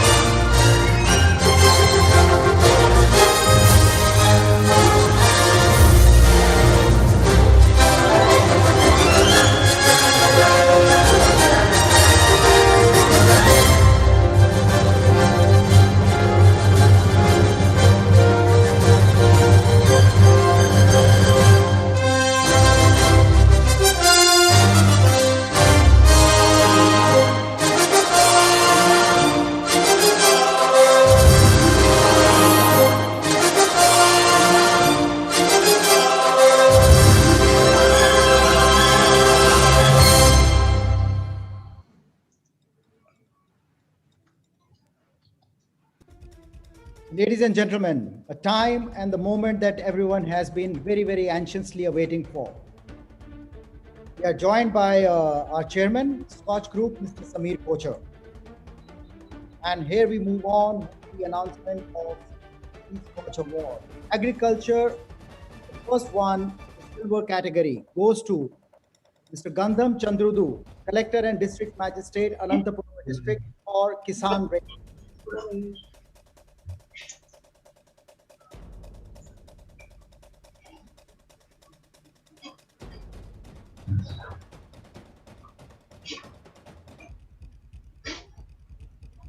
Silver. Video देंगे.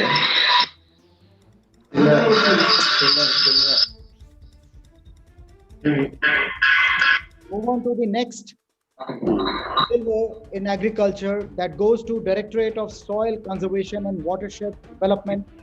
Silver. Odisha, for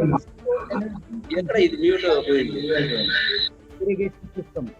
Bhavani Shankar Kalo, Project Director. Here's the screen. In the screenshot, this Everyone. Please mute all the participants. The next silver in agriculture goes to Pondicherry Market Committee for ENAM. Mr. A. Anbarasu, Development Commissioner and Chairman.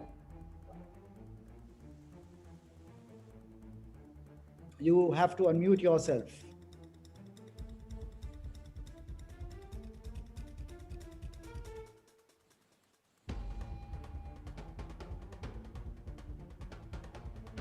Thank you very much.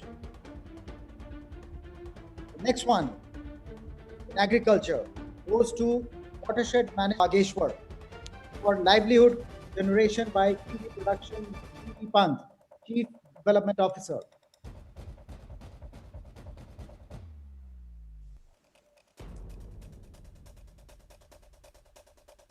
Do we have Mr. Pant with us?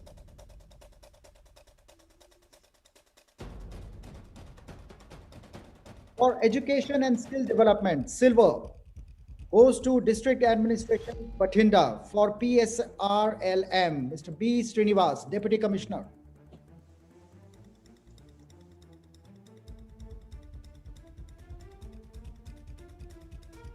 I move on to invite Vandana Bhatnagar, Chief Program Officer, National Skill Development Corporation.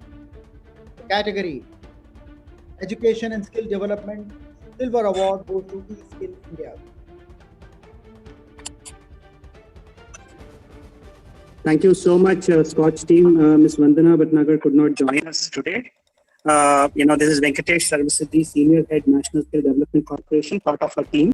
And I dedicate this award to the entire training community, all my skill development ecosystem partners, because they played a major role in driving eSkill India, the one-stop portal for skilling, especially during the pandemic, with an ability to connect every person in the skill ecosystem and give them an opportunity to get skilled in absence of the physical lockdowns and other issues. So thank you so much, and really appreciate the committee for awarding us this. Thank you so much. Congratulations. Education and skill development, silver, goes to Rural Development and Panchayati Raj Department from Government of Himachal Pradesh for Gram Kaushal Yojana. So Lalit Jain.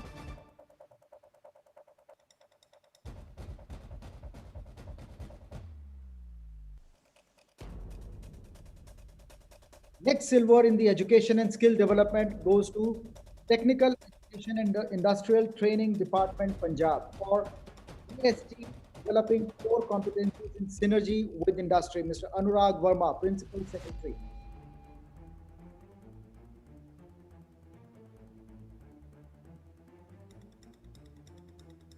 Cantonment Board, Dehradun for Eco-Bricks, Environment and Sustainability. Silver goes to Tanu Jain, Chief Executive Officer.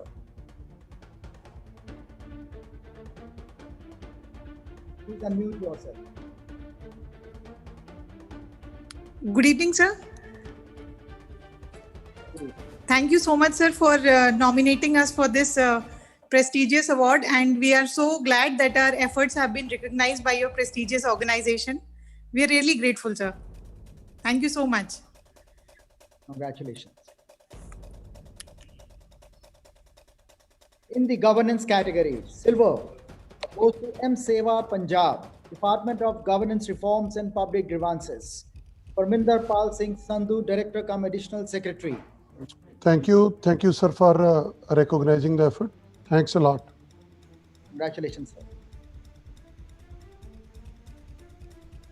The next silver goes to District Administration Ambedkar Nagar for mask manufacturing by self-help group. Ghanshyam Meena. Good evening, sir.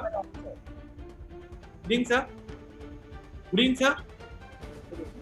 Sir, it's really a matter of proud for all of us that our project has been recognized by Scotch team. Really a great thanks to whole Scotch team. Thank you, sir. Congratulations.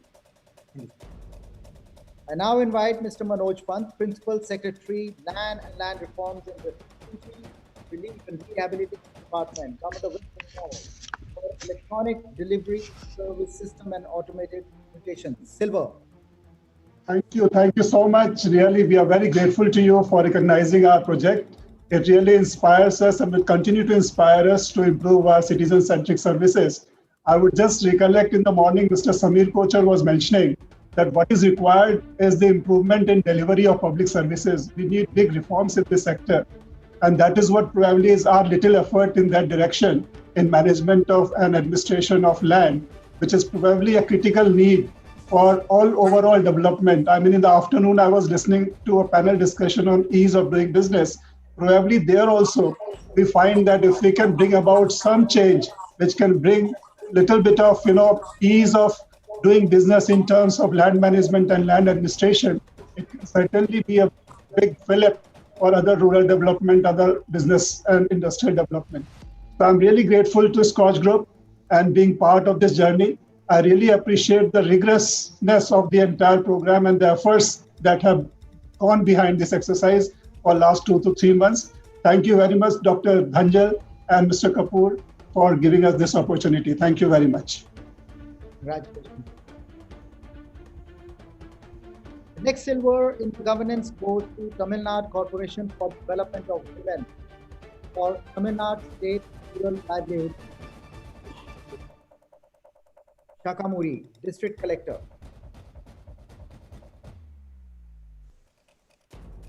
Vizianagaram District Police, for her safety is our responsibility. P. Rajakumari, Superintendent of Police. Thank you very much for nominating our project and announcing the prize for our project. Thank you very much, Scotch Group.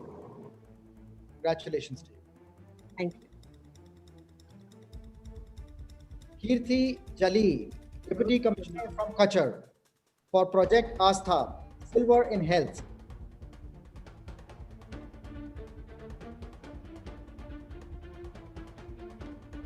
Pankaj Kumar Pandey, Commissioner, Health and Family Welfare Services from Karnataka. Silver in Health, a project, General Health Services during COVID.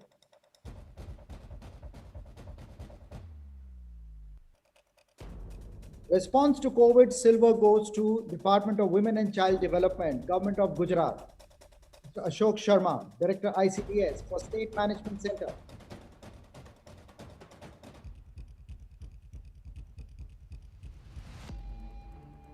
Thank you very much, Scotch team and my colleagues all around my country. I also express my congratulations to the winners of today. And seniors, I've learned a lot from this interaction as well. Thank you. Thank you. I now invite Mr. S.J. Haider, Vice Chairman and Managing Director, GSRTC, Response to COVID Silver category.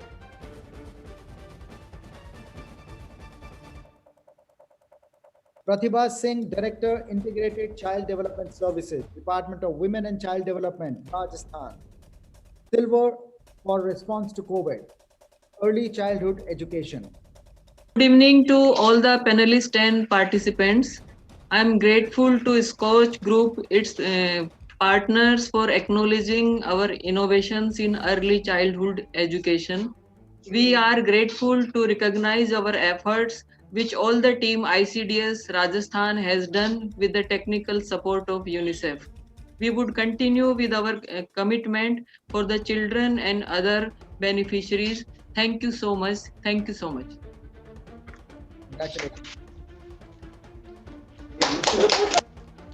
Silver in response to COVID goes to Electronic and Information Technology Department, Odisha, for COVID Odisha project. So Manoj Kumar Patnaik, Special Secretary. Yeah. This is Sohan Hotel. On behalf of Odisha government, thanks to Scotch Group for nominating in our project from Odisha on COVID.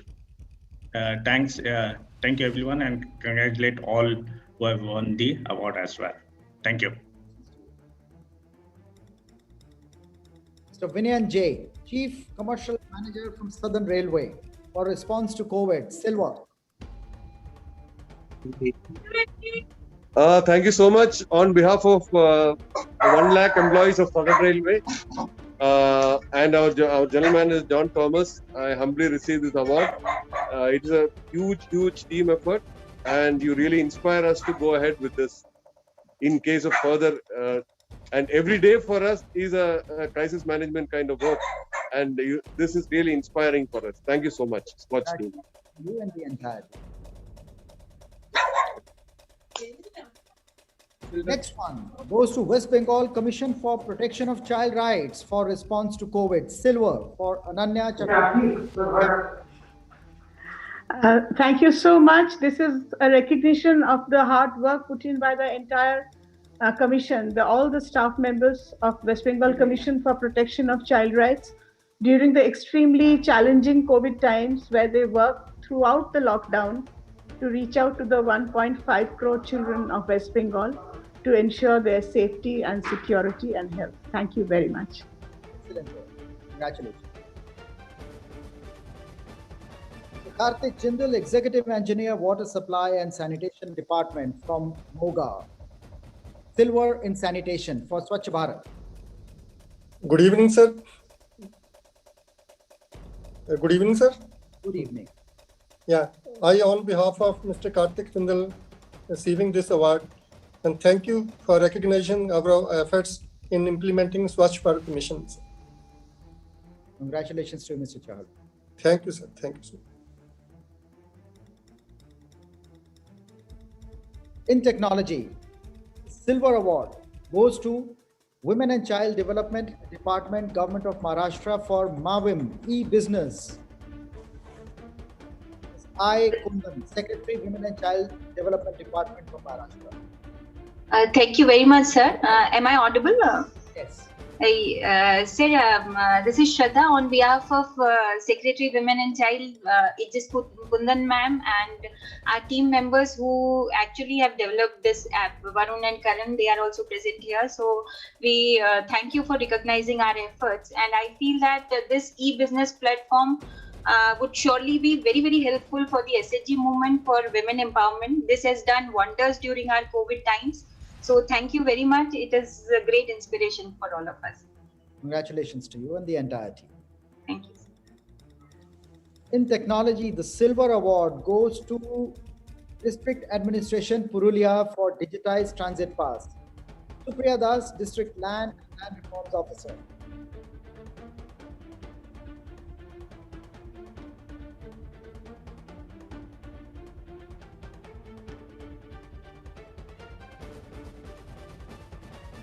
You are muted. Please unmute yourself.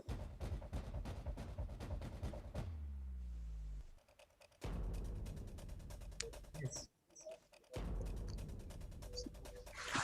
Sir, I would like to thank from the District Administration Purulia to the entire Scotch Group for selecting us for the Silver award, sir. Congratulations. Thank you, sir. It will boost our morale and to upgrade the system later on, sir. Thank you, sir. Dr. Rajendra Jagtap, Chairman and Managing Director, Mahanagar Mahamandal Limited, for aligning transit on all lines. Technology, silver category. Hello, good evening. Thank you, Scotch team, for recognizing the efforts that we have taken in Pune in public municipal transport in a smart and better way. We have ensured that through Atal, a feeder network was established for the city of Pune at 5 rupees 5 kilometers for every 5 kilometers. Thank you very much. Congratulations to you. In water, silver goes to Department of Water Supply and Sanitation, Punjab, for transforming. Good evening, sir. Good evening, sir. Safe drinking water. Good evening, sir. This is J.S. Chahal. Me and my entire team thank Scotch Foundation for recognizing our efforts in implementing transforming rural lives by way of providing clean water. This project will greatly reduce the disease burden, besides easing the life of rural women folk. This recognition will encourage and further motivate us in implementing Swachh Bharat mission as well as Jal Jeevan mission by implementing Har Ghar Jal launched by Government of India and Government of Punjab. Besides achieving sustainable development goal. I thank Scotch Foundation for conferring such a great honor on us. We graciously accept this award. Thank you so much, sir. Congratulations, Mr. Char. Thank you. The next one in water, silver category, goes to Directorate of Soil Conservation and Watershed Development, Nabrangpur, Odisha, for construction of water harvesting structure. Pradeep Kumar Nayak, Project Director. E-governance goes to Ministry of Road Transport and Highways, Amit Kumar Ghosh, Joint Secretary.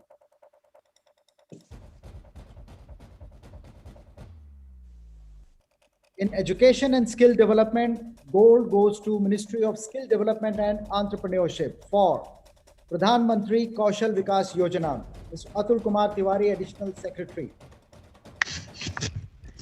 Thank you, sir. Atul Kumar Tiwari, due to some technical glitches, could not be joined. But on the behalf of Ministry of Skill Development and Entrepreneurship, I convey my sincere thanks to the entire SKOCH group for selecting this Pradhan Mantri Kaushal Vikas Yojana for this award. And indeed, the Pradhan Mantri Kaushal Vikas Yojana is a great scheme for transforming the life of 1.12 crore people of the country under the short-term skilling framework. And the new version of the, sir, I'm really happy to inform that the new version of PMKVY 3.0 has launched yesterday, and indeed it was inbuilt on the framework of demand-driven schemes, and demand will be created from the district levels. It is a democratic decentralization, and also the digital-based schemes. I hope that these schemes will also transform the life of the peoples at the local levels. Thank you, sir. Thank you, your entire team. I'm extremely pleasing for this moment. I've received this minister's great award from your side, sir. Thank you, sir. Once again, thank you. Education and skill development. Gold goes to Uttar Pradesh Skill Development Mission for Skill Initiatives. Mr. Kunal Silku, Mission Director. Thank you so much, sir. It's been a great pleasure for receiving this award. Our entire team has worked very hard, and I once again thank sir for our efforts. Thank you so much, sir. Congratulations. Mr. Krishna Bajpai, Managing Director, Hubali Dharwad Bus Rapid Transit System Company. Hubali Dharwad Bus Rapid Transit System. Environment and Sustainability Gold.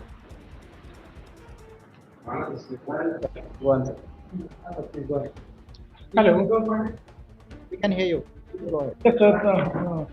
So thanks to the entire team, sir, Scotch team, and the honorable jury members for this recognition, first nomination, and secondly giving us the gold award in the environment and sustainability category.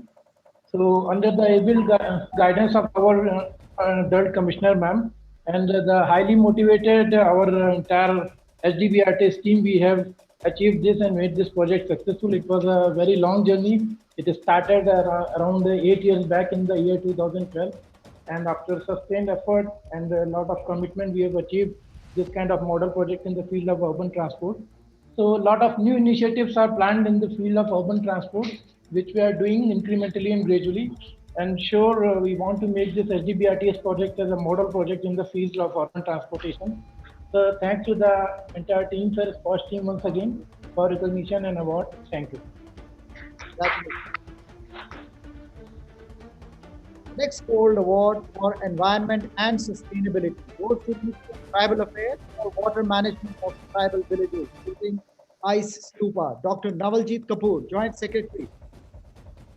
Thank you, sir. On behalf of Ministry of Tribal Affairs, I thank Scotch jury and Scotch team for giving us this opportunity. Ministry has partnered with reputed organization. In fact, this initiative is done by Ministry with the help of SECMOL. With me, Gitanjali has joined from USA. I'll request him to say a few words about this. Gitanjali. Good morning, everybody. This is indeed heartening to be receiving, for the ministry to be receiving this award for the project that we are doing in Ladakh. And even as we speak in minus 20 degrees, our team of, we call them water warriors, are working in minus 20 degrees and setting up these ice stupas across more than 20 villages to solve the problems of water in Ladakh in spring. And it is indeed an honor to be recognized by you, and thank you, Navaljeet sir, for having pioneered and spearheaded this on our behalf. Thank you. And this will definitely help. Ice stupa, as everybody knows, is a water conservation technique which helps to all the. We have deeply studied the project. It's only after volume ही नहीं है. I'm interrupting you here. It's in the interest of time. We will not be able to go ahead with. Yes. So thank you so much. Thank you. Next one goes to Department of Self-Help Group and Self-Employment, Government of West Bengal for Project Jago. Gold in Governance, Roshni Sen, Principal Secretary. Thank you, Scotch Group, for recognizing the efforts of the self-help group women. In fact, these women are creating a socio-economic revolution silently at the grassroots. They, in fact, are a sort of link between the government and the community, delivering government services at the doorsteps of the community. I'm sure this award will boost the morals of these women and also of the officials who are working for them. Thank you.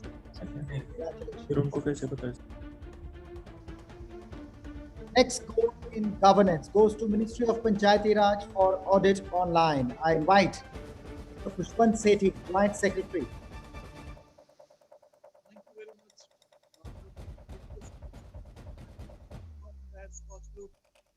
Recognizing the contribution on behalf of Ministry of Panchayati Raj. I'm sure this will be a huge motivating force for Congratulations to you. Ministry of Rural Development for Deen Dayal Antyodaya Yojana, National Rural Livelihoods Mission Governance. Gold category goes to Mr. Charanjit Singh, Joint Secretary. Sir could not join this meeting. I accept the award on behalf of Day in Harlem. It is a recognition for 7 crore SHG women who are participating in this program. Thank you so much. and really, and there are so many people, so many CRPs, community resource person, and community people who have contributed to this program, and it has come to such a level. And thank you so much, Scotch, for the award. Congratulations, ma'am. National Rural Infrastructure Development Agency, Ministry of Rural Development for EMAG. Gold in Governance goes to Mr. Ashish Goel, Joint Secretary.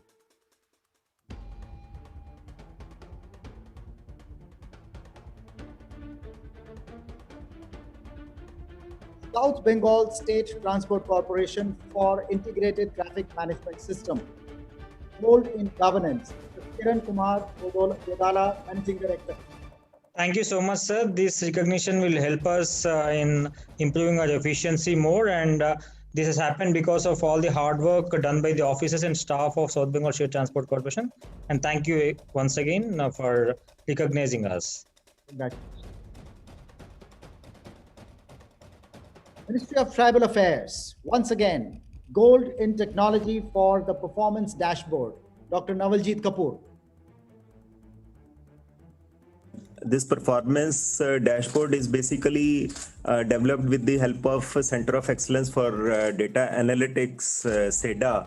With me is Ashutosh. He'll say a few words about this because we have developed this in partnership with SEDA. Ashutosh. Good evening to all. Thanks a lot to Navaljeet sir and the Scotch team for recognition. Of course, recognition encourage us for the more activity. We will try to do a lots of with the ministry, tribal ministry, for the such go ahead work. This is just an initial step for the analytics activity. Thank you. Thank you. Congratulations to you, Dr. Sab, and the entire team. The next gold in technology goes to National Rural Infrastructure Development Agency, Ministry of Rural Development for transformation of PMGSY3, Dr. Ashish Goel, Joint Secretary. Response to COVID goes to Integrated Child Development Services, Government of Tamil Nadu, for virtual learning interventions pertaining to early childhood care. Kavita Ramu, Director cum Mission Director.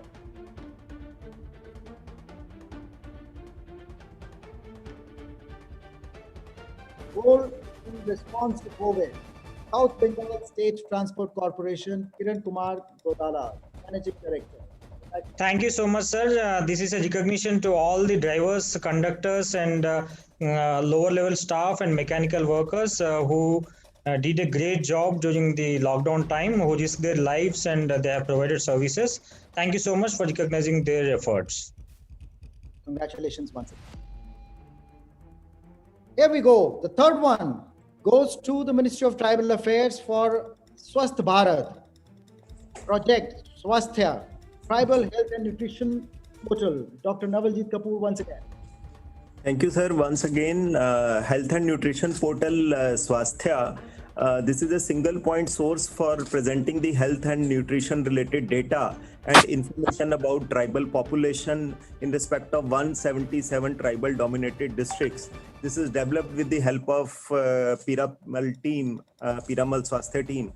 I congratulate and thank Piramal also and Scotch team for this award. Thank you.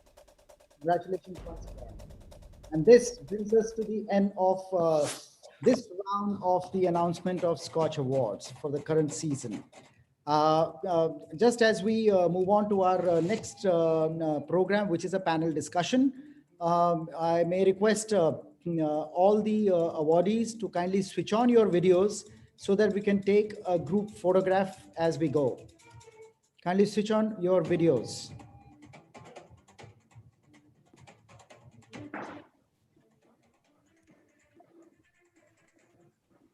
अंदर से वो blue वाला coat लेकर आना जल्दी। नहीं तुम बंद देखो, एक minute.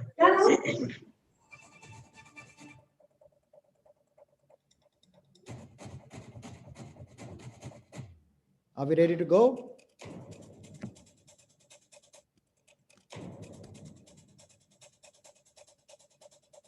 Let's capture all the images. It makes a beautiful memory of all the beacons of hope and our future champions together. All right, ladies and gentlemen, thank you very much for joining us on this show, wherein you have patiently participated since morning. May I request Mr. Kocher to say a few words before the awardees, the formal conclusion of the award process as well as the award ceremony before we move on to our next panel. Mr. Kocher. You are not audible. Kocher, you are not audible. I said, congratulations to you all. It's a story that it's an award you're all very worthy of. And the nation will be that much the richer if it's taken note of and replicated and scaled even within your own states. You will get hard copies of your awards very shortly. As is the wont, my request is do go and present it to your team and your ministers and your secretaries and the relevant people and send us the photographs. We'll be very happy to publish them and carry them and promote them for you. God bless you all. See you next year. Well, thank you very much. So with this, we move on to our next panel discussion, which is channeling research into public policy. My apologies that we are 10-15 minutes behind schedule. With your, with your due permission, we may extend it by maybe 10 minutes as we move along. So, yes, please. Rohan, can you take over and do the welcome, please? Absolutely, Dr. Zanjal. Can I request the host to please pin us to the screen?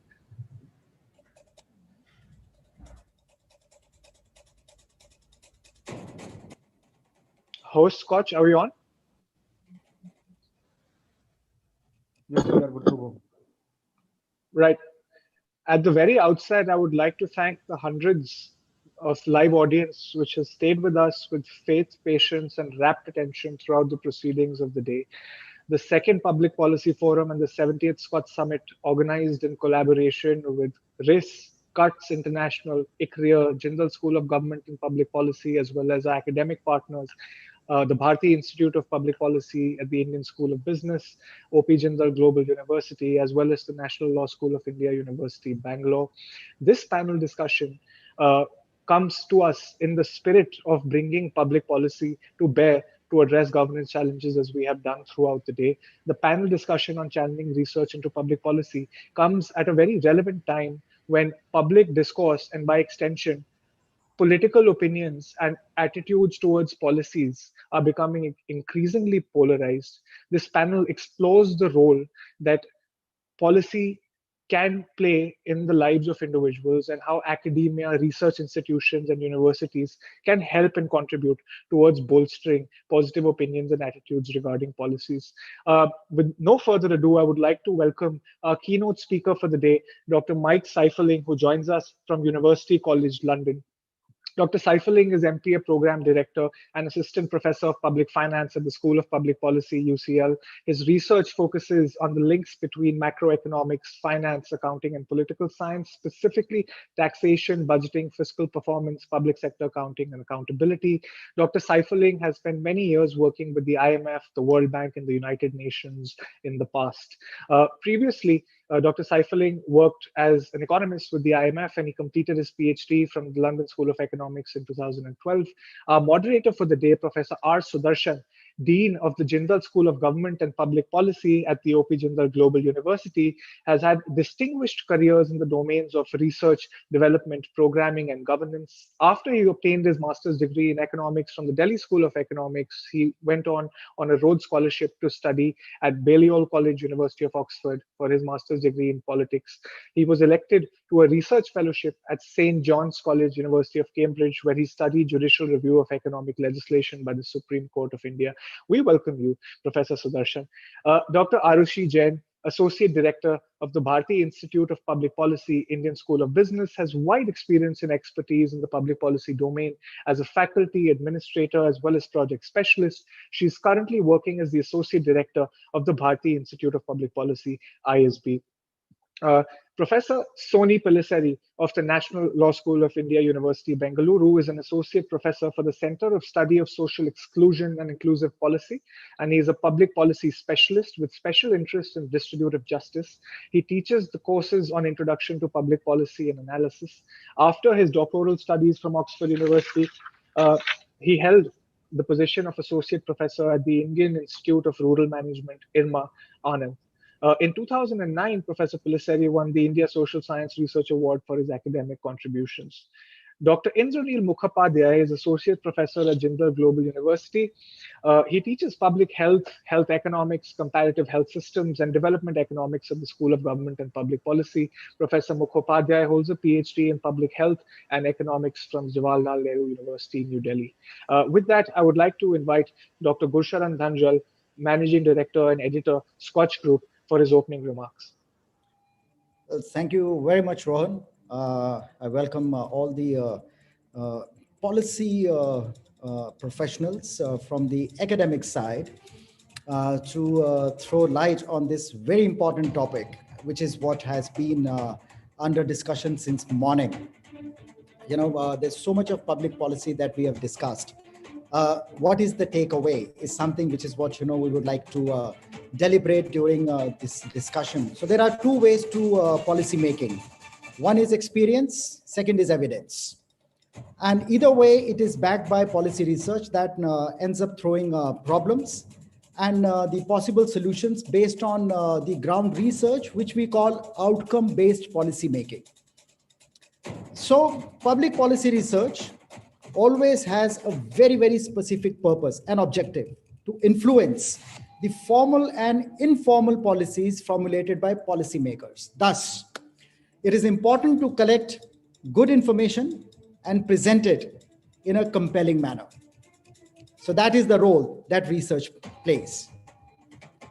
The ideal is that your research will clearly show that the needs or problems you want to address are real and serious, and that the methods you recommend for addressing them have in fact been proven successful. You do conduct research that can often be used to gain the backing of public and / I would say, or policymakers for dealing with a particular issue. They may be surprised to learn how many people it affects or how common it is in their communities, or they may totally reject it.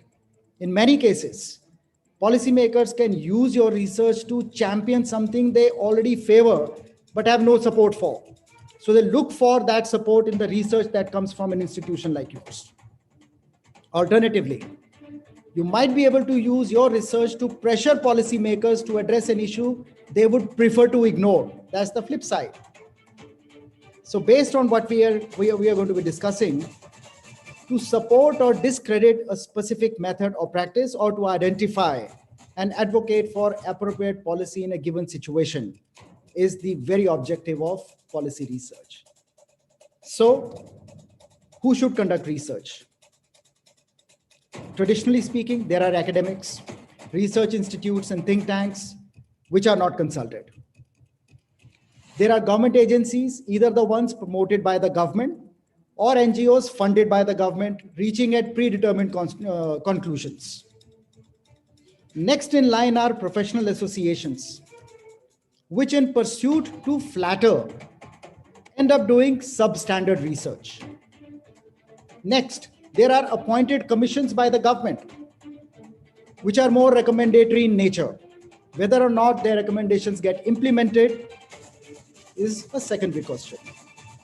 Alternatively, there are watchdogs, whom you may call whistleblowers, followed by those organizations that actually work directly with people at the grassroots and are not influenced by anyone.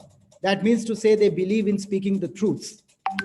Most of such work, which qualifies as outcome-based analysis or impact assessment, is actually much in demand when it comes to the advanced countries. Unfortunately, this is not the case in India. It is rejected. Most of such work that remains pro bono also remains uninfluential. So if you are able to gain policy change, continued research will allow you to show policymakers they made the right decision. Research helps you to continue your policy inputs as conditions or the needs of the community change. Therefore, public policy research alternatively is also called advocacy research, that differs from scientific and other academic research in that it seeks to influence making of policy. It is a powerful tool for helping you to influence the information and modification of policy on your issue in your area of specialization. If you do understand how to use it, it can lead to better services, service delivery, and bring in a real social change. So with this, I hand over to Professor Sudarshan to moderate the panel.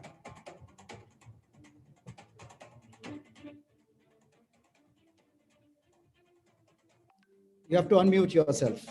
That's the usual thing. I hope I'm audible now. I'm very grateful to you for inviting the General School of Government and Public Policy to be a knowledge partner in this event, along with other institutions whom we mentioned, including the Bharati Institute, and I see Dr. Arushi Jain is with us. I have to say that you've set out the challenges for policy research very well indeed, including identifying in detail the institutions that take up that research and the reasons why they don't have much impact or takers in the policy realm. I think one of the things that you have done through this foundation, the Scotch Foundation, is you are a kind of a research entrepreneur. You're bringing to the platform different people, scholars who do research, people who make policy, people who implement policy.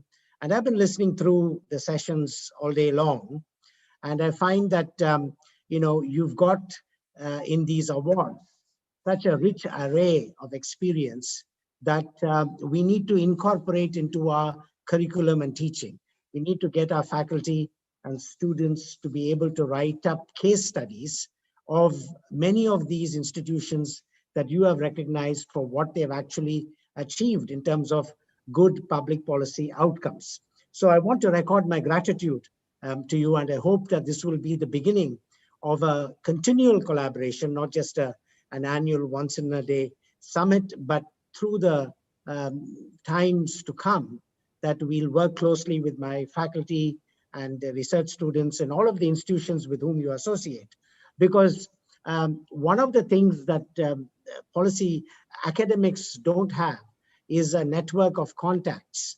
You have an amazing network of people that you, from high-level decision makers, from the Prime Minister downwards. We just saw that video clip of people who make things happen in the country. And to get an inroad into some of these people so that they take cognizance of good research that would come from different institutions, that role is very, very significant.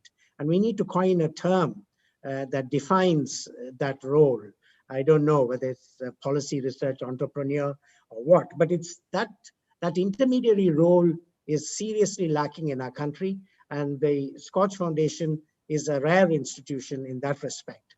I also wish to say that academics generally, tend to be somewhat, it's not for nothing that universities are described as ivory towers to kind of signify that they are kind of disconnected from the real world. Actually, they do a lot of interesting and important work based on field work, but there is the incentive structure in universities is not appropriate. In other words, they will ask us to publish in Scopus listed journals because the rating agencies of universities look at those publications, and that creates a kind of an insular attitude. I think you used the phrase in describing the forum as an academic echo chamber in academic publishing, where, few people are talking to themselves. These academic articles in these journals are read by other academics and a handful of people. And there is no reward structure for research that has practical consequences and a social impact. So this is a challenge for universities, particularly for public policy education schools, to change the reward structure to say, do work that has an impact, that makes a difference to people, that can be measured, that can be described, whatever. So that's an important point I wanted to emphasize, and we'll need your help in developing some metrics for this, because anyone can claim that their work has had some impact, but we need to have some objective, systematic way by which we assess the value of public policy oriented research. And so here is a research agenda that Dr. Danjal and I have to explore. But with those words, I'll invite our keynote speaker. Professor Sudarshan, you have really done a fantastic context setting. I think it would be rather appropriate that we bring in Dr. Mike yes. at this moment and hear him speak first before we, Very that good. be an alternate, opinion which will come from across, and then we get on to the discussion. So may I hand over the mic to you, Dr. Mike. Good evening, everybody. First of all, thank you for inviting me to speak today. Thanks to the organizers, to the sponsors. I'm really flattered to be invited to speak as a keynote speaker. And I'm happy to hear the words of my colleagues that preceded me, because I'm going to follow on a similar trajectory. So if possible, I'm going to share a screen with you.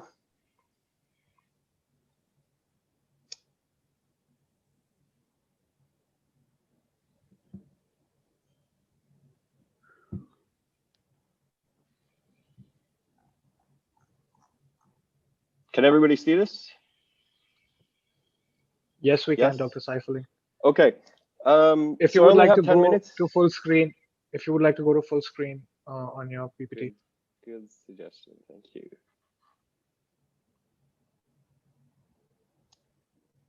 Okay, so I only have 10 minutes. I'm going to breeze through this fairly quickly, but I'm looking forward to having a conversation about the insight that I'm trying to offer in these first few slides. So when I was initially asked to speak today, there was 4 questions that were mentioned by my colleagues briefly, relating to the role of academia and what is their relationship with government or with government officials, and then can we move forward as academics in terms of getting out of the ivory tower and being a little bit more hands-on with real world experience. I can say that before I even start speaking, I was in academia, and then I left academia to go to the IMF, and then I came back to academia, and you see this very big difference between real world problems and academic problems. Some things that are just difficult to recognize, like the sheer volume of the public sector. For example, in India, between public corporations and government, it's a huge, huge volume of different interests that require a lot of different specialized attentions that academics themselves don't really have to worry about or deal with. So this is a little bit of the theme that I'm going to cover in this quick 10-minute rant. I'll cover the first 3 questions briefly, and I think implicitly it will answer the 4th question, and then we can have a discussion about the findings, let's say. So, is the onus of creating an informed civil society on academia? I would say no to this question, but there is some caveats, let's say, to that answer.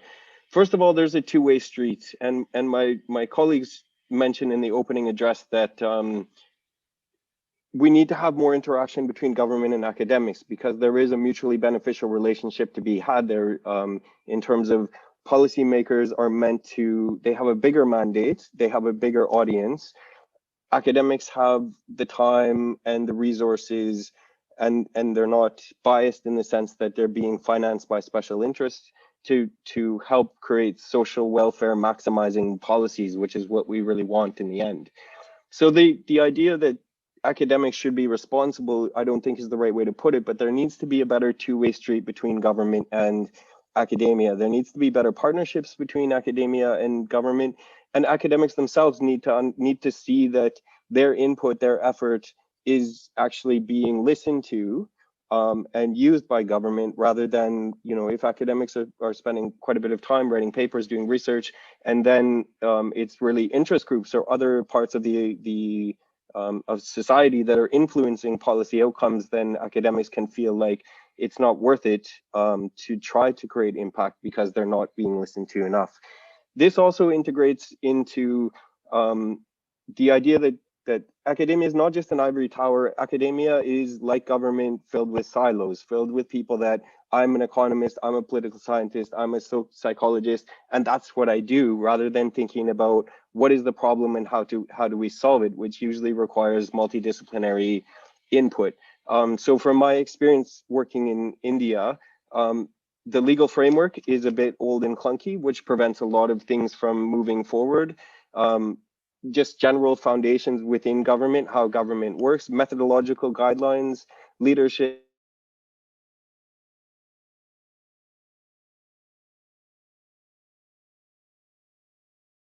It's probably underutilized, or the message that's coming from that data is not being clearly communicated, let's say, to the general public. So the answer that I'm trying to give on this slide, or to the first question, is that this needs to be a two-way street where government and academia are working together until the policy outcome or the policy output can be seen, and then we have impact and we have advertisement and we can communicate those things, which I'm going to get into. Okay, moving to the second question, making specialized academic research more mainstream. One idea here that came out in the first with the first speaker was the communication with a heterogeneous population. So if we have in India many different types of people with different levels of education and different levels of knowledge and different levels of beliefs, and their upbringing and all the things that contribute to what they think is true or how they process truth. Academics are also not PR experts, which unfortunately some of them think they are, and they're not. We're generally not great at communicating what we do sometimes, or it can be so complex that we can't communicate it in a simple way.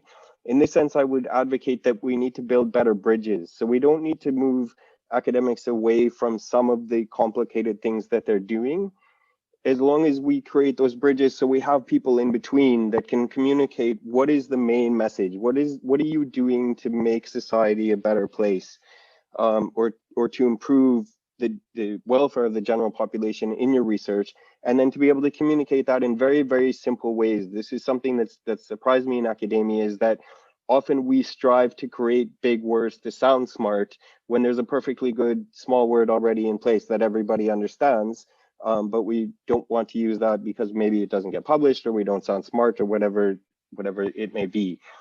So we need to think about how we communicate, how government communicates, and who is the audience for communication.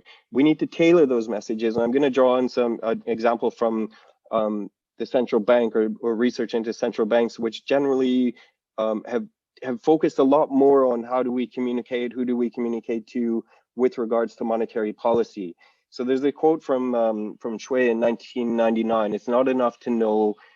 It's not enough that everyone knows about a revaluation. I have to know that you know it. You have to know that I know it. I have to know that you know it, and so on. So this is kind of the motivation that I want to drive home when it comes to fake news and myths in the media and all of the things that we're confronted with in the digital age.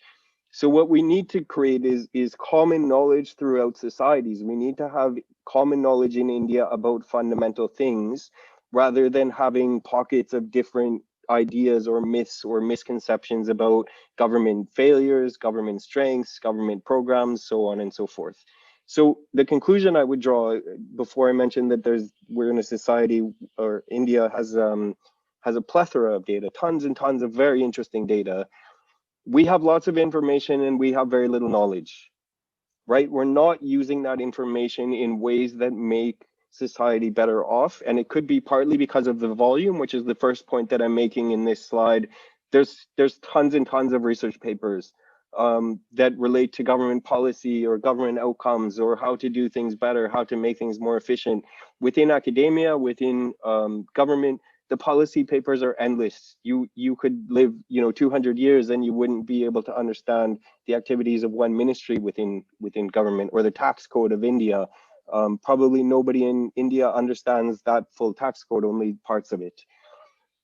So we need to simplify. We need to find knowledge. We need to say we're not just collecting all this data. We're using this data to create some knowledge out of it.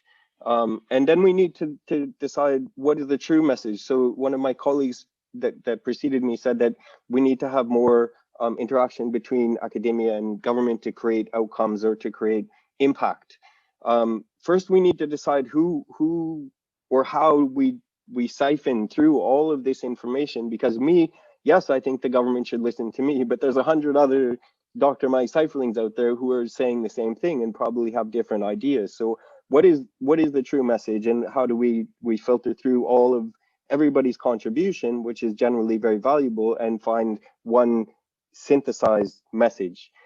Here's a quick example from the WHO that I came across recently, where communication with the public on some of the myths surrounding COVID is important, right? If you're a true believer that 5G is creating COVID, then you probably need some resources that will counter the arguments that you're reading on Twitter or that you're reading on, your friend's blog or whatever. So the WHO has created this wonderful kind of platform where you can go into these myths and they're dispelled through scientific means.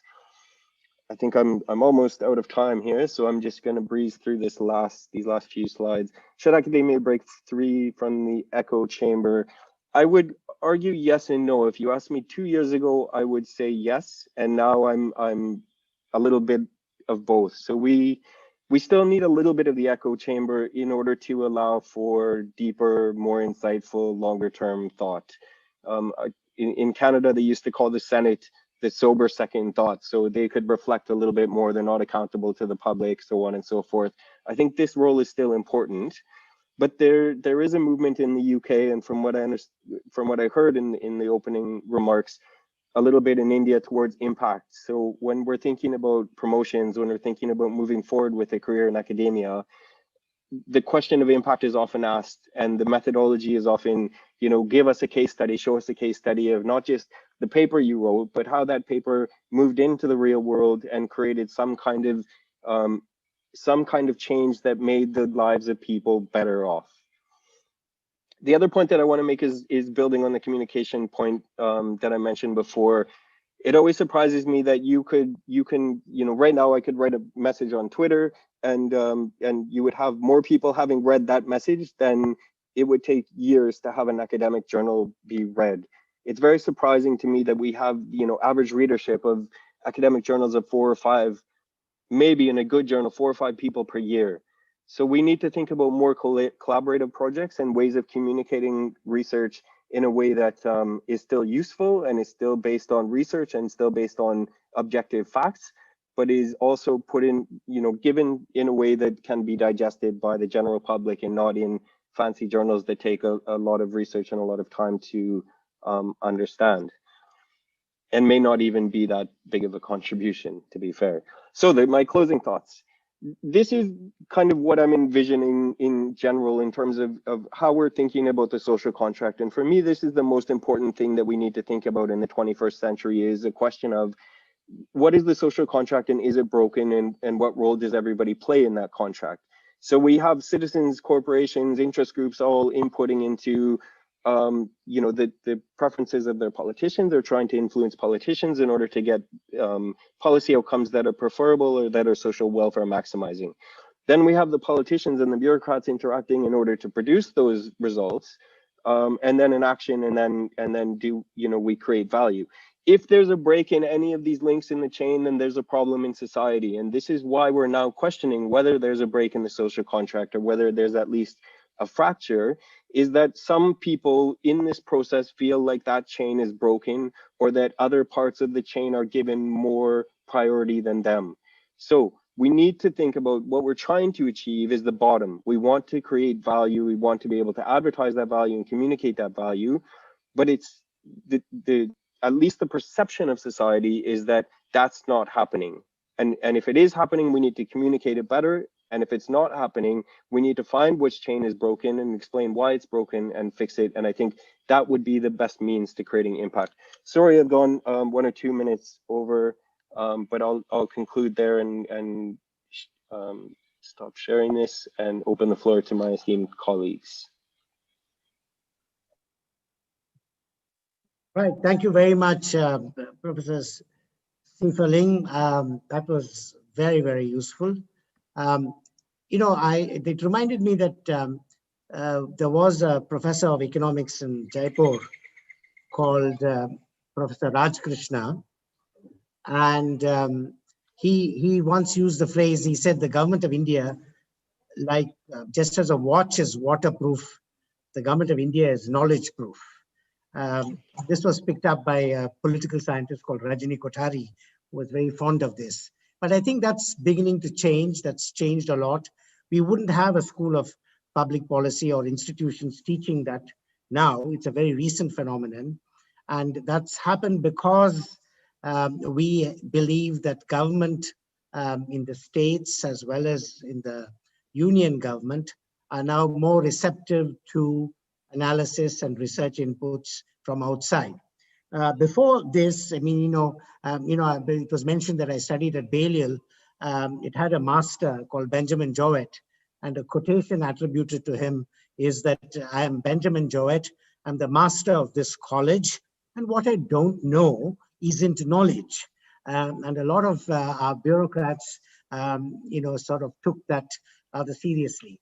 I'm talking about the past. I'm talking about a more optimistic future where it's possible, we hope, that we will have communication, that government will realize that it's impossible to run it through generalists, that the world has become complex. Complexity is what, and unpredictability, risk, uncertainty, these are what are the realities. And therefore, it's not possible for policymakers to be smug and confident that they know the answers, and they will have to reach out to a variety of people. The other point I wanted to make is with respect to academia. I mean, you made the point, yes and no, to that answer about journals. That's right, because you see, knowledge is cumulative and builds on itself, and we need an avenue for knowledge to advance. So you work on what previously people have done, and you contribute to that for knowledge's sake. I mean, you don't have to defend that kind of work by some instrumental purpose or social impact. It's very important to have knowledge advanced for the sake of knowledge, because you never know when that knowledge will come and have a practical consequence. But it's equally important that the accumulated knowledge that we already have is used in a sensible way, that we look to what science knows about vaccines at this point in time, and have policymakers knowledgeable, or at least get a grasp of what that is in order to advance human well-being. So I think you set out the stage very clearly. We hope that there'll be many more institutions, research think tanks in the country. We are a handful of public policy educators now in India. And I wanted to turn to our first panelist, Dr. Arushi Jain. She's going to organize a big conference in March, partially face-to-face, partially online, as part of a group of institutions that are part of what's called the India Public Policy Network. So I'd like to ask her to talk about, what are the, are you optimistic that policy research can actually make a difference and influence policy? Thank you so much, Dr. Sudarshan, for this kind introduction. Very good evening, everyone, and thanks to Mr. Sameer Kochhar, Mr. Rohan Kochhar, and Dr. Gursharan Dhanjal for organizing this very informative day-long, policy forum, where all of us got to know a lot about what is happening, and especially picking up from the conversation that Professor Sudarshan just had, and talked about how we can develop case studies across the best practices that have been happening across the country. So I'm going to pick up from there and especially emphasize that this is something that is required when we are talking of policy research, because it is very important to understand whether these smaller interventions are scalable, replicable, and to also learn from these practices so that, the efforts are not duplicated after a few years and there is this continuity in research. So having said that, the topic that we are discussing, and I am definitely optimistic here, is channeling research into public policy. And interestingly, academics has been pitched as the fourth estate. So as the fourth estate, it is a very powerful role in influencing and shaping the political and the public spheres. So today, as there is an increased focus on evidence-informed policies, there has to be a mutual influence between the practitioners and academicians. The academics right now is not working in silos as it used to a few years ago. If we look at trends across the world, academicians are contributing effectively to policy formulation, be it the identification of problems for public interest or focusing on possible solutions through their research. So academic knowledge, evidence, and expertise can help in informing, designing, improving, and even testing the public policies. But this is only possible when we can develop a kind of an ecosystem for this engagement to nourish.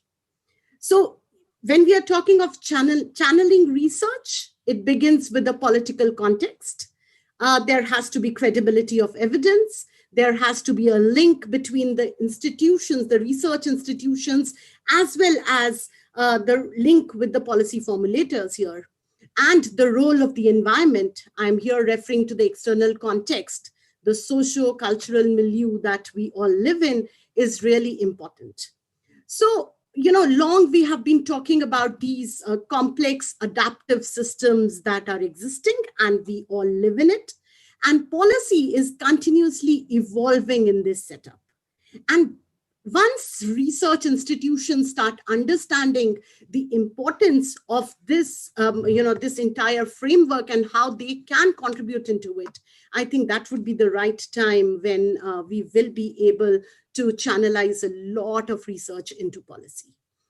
I was mentioning about the ecosystem. So here, partnerships between government, academia, private sector, civil society are really important, wherein research can be channelized to take informed policy decisions. This ecosystem has to be built on trust. The trust has to be true-faceted, and I think that is one of the biggest gap at this point of time. And institutions like Scotch have a big role to play along with academics to be the intermediaries, as Dr. Sudarshan just referred to.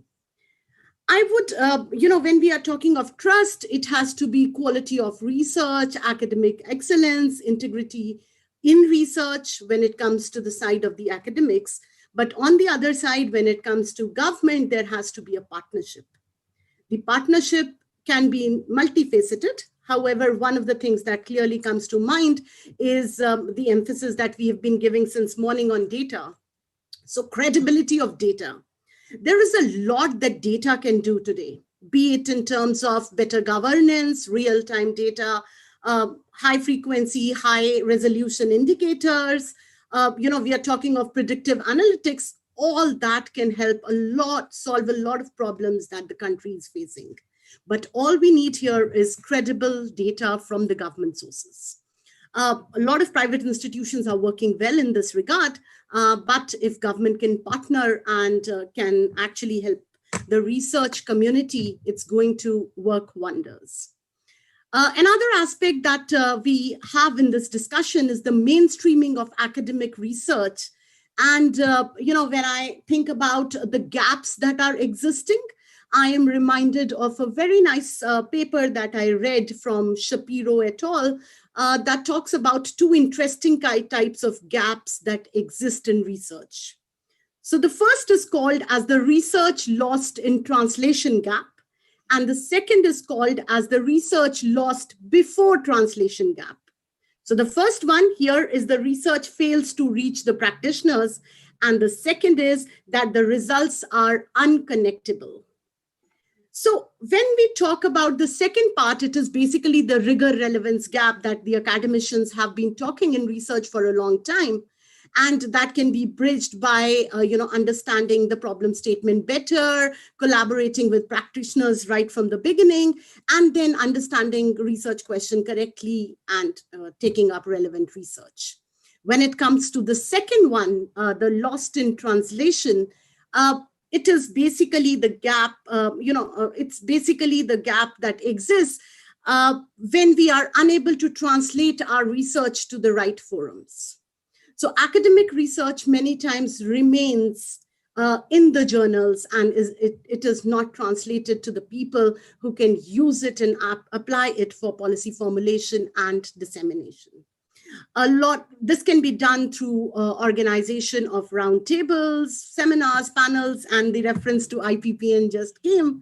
One of the forums that we want to organize and bring in practitioners and academicians to talk about and to think about this second aspect.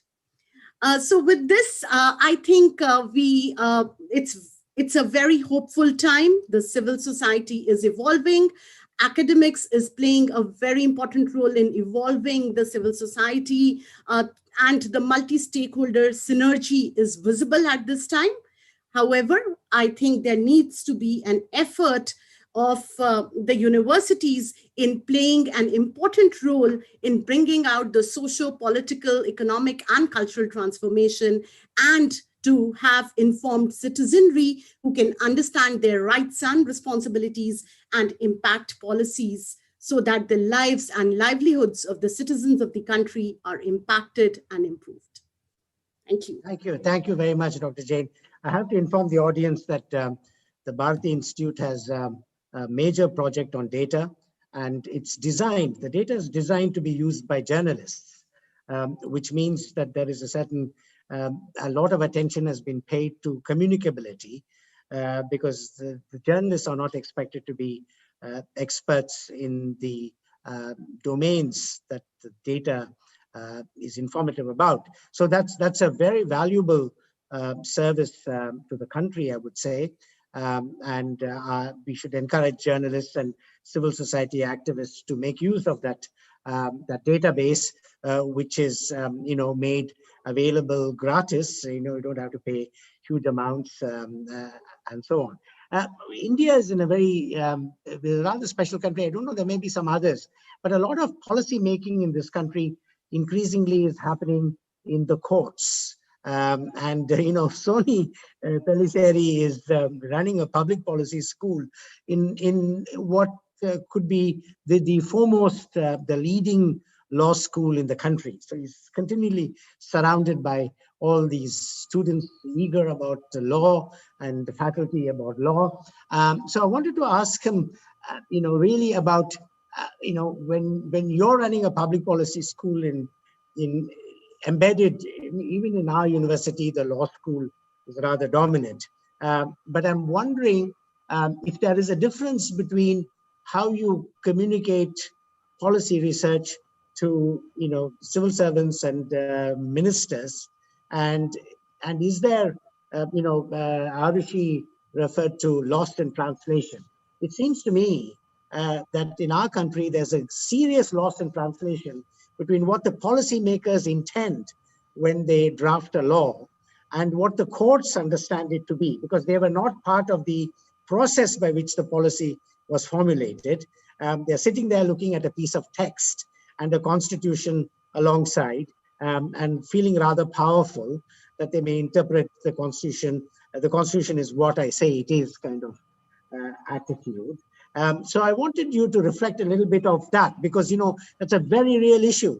No policy in this country goes uncontested in the Supreme Court on constitutional grounds.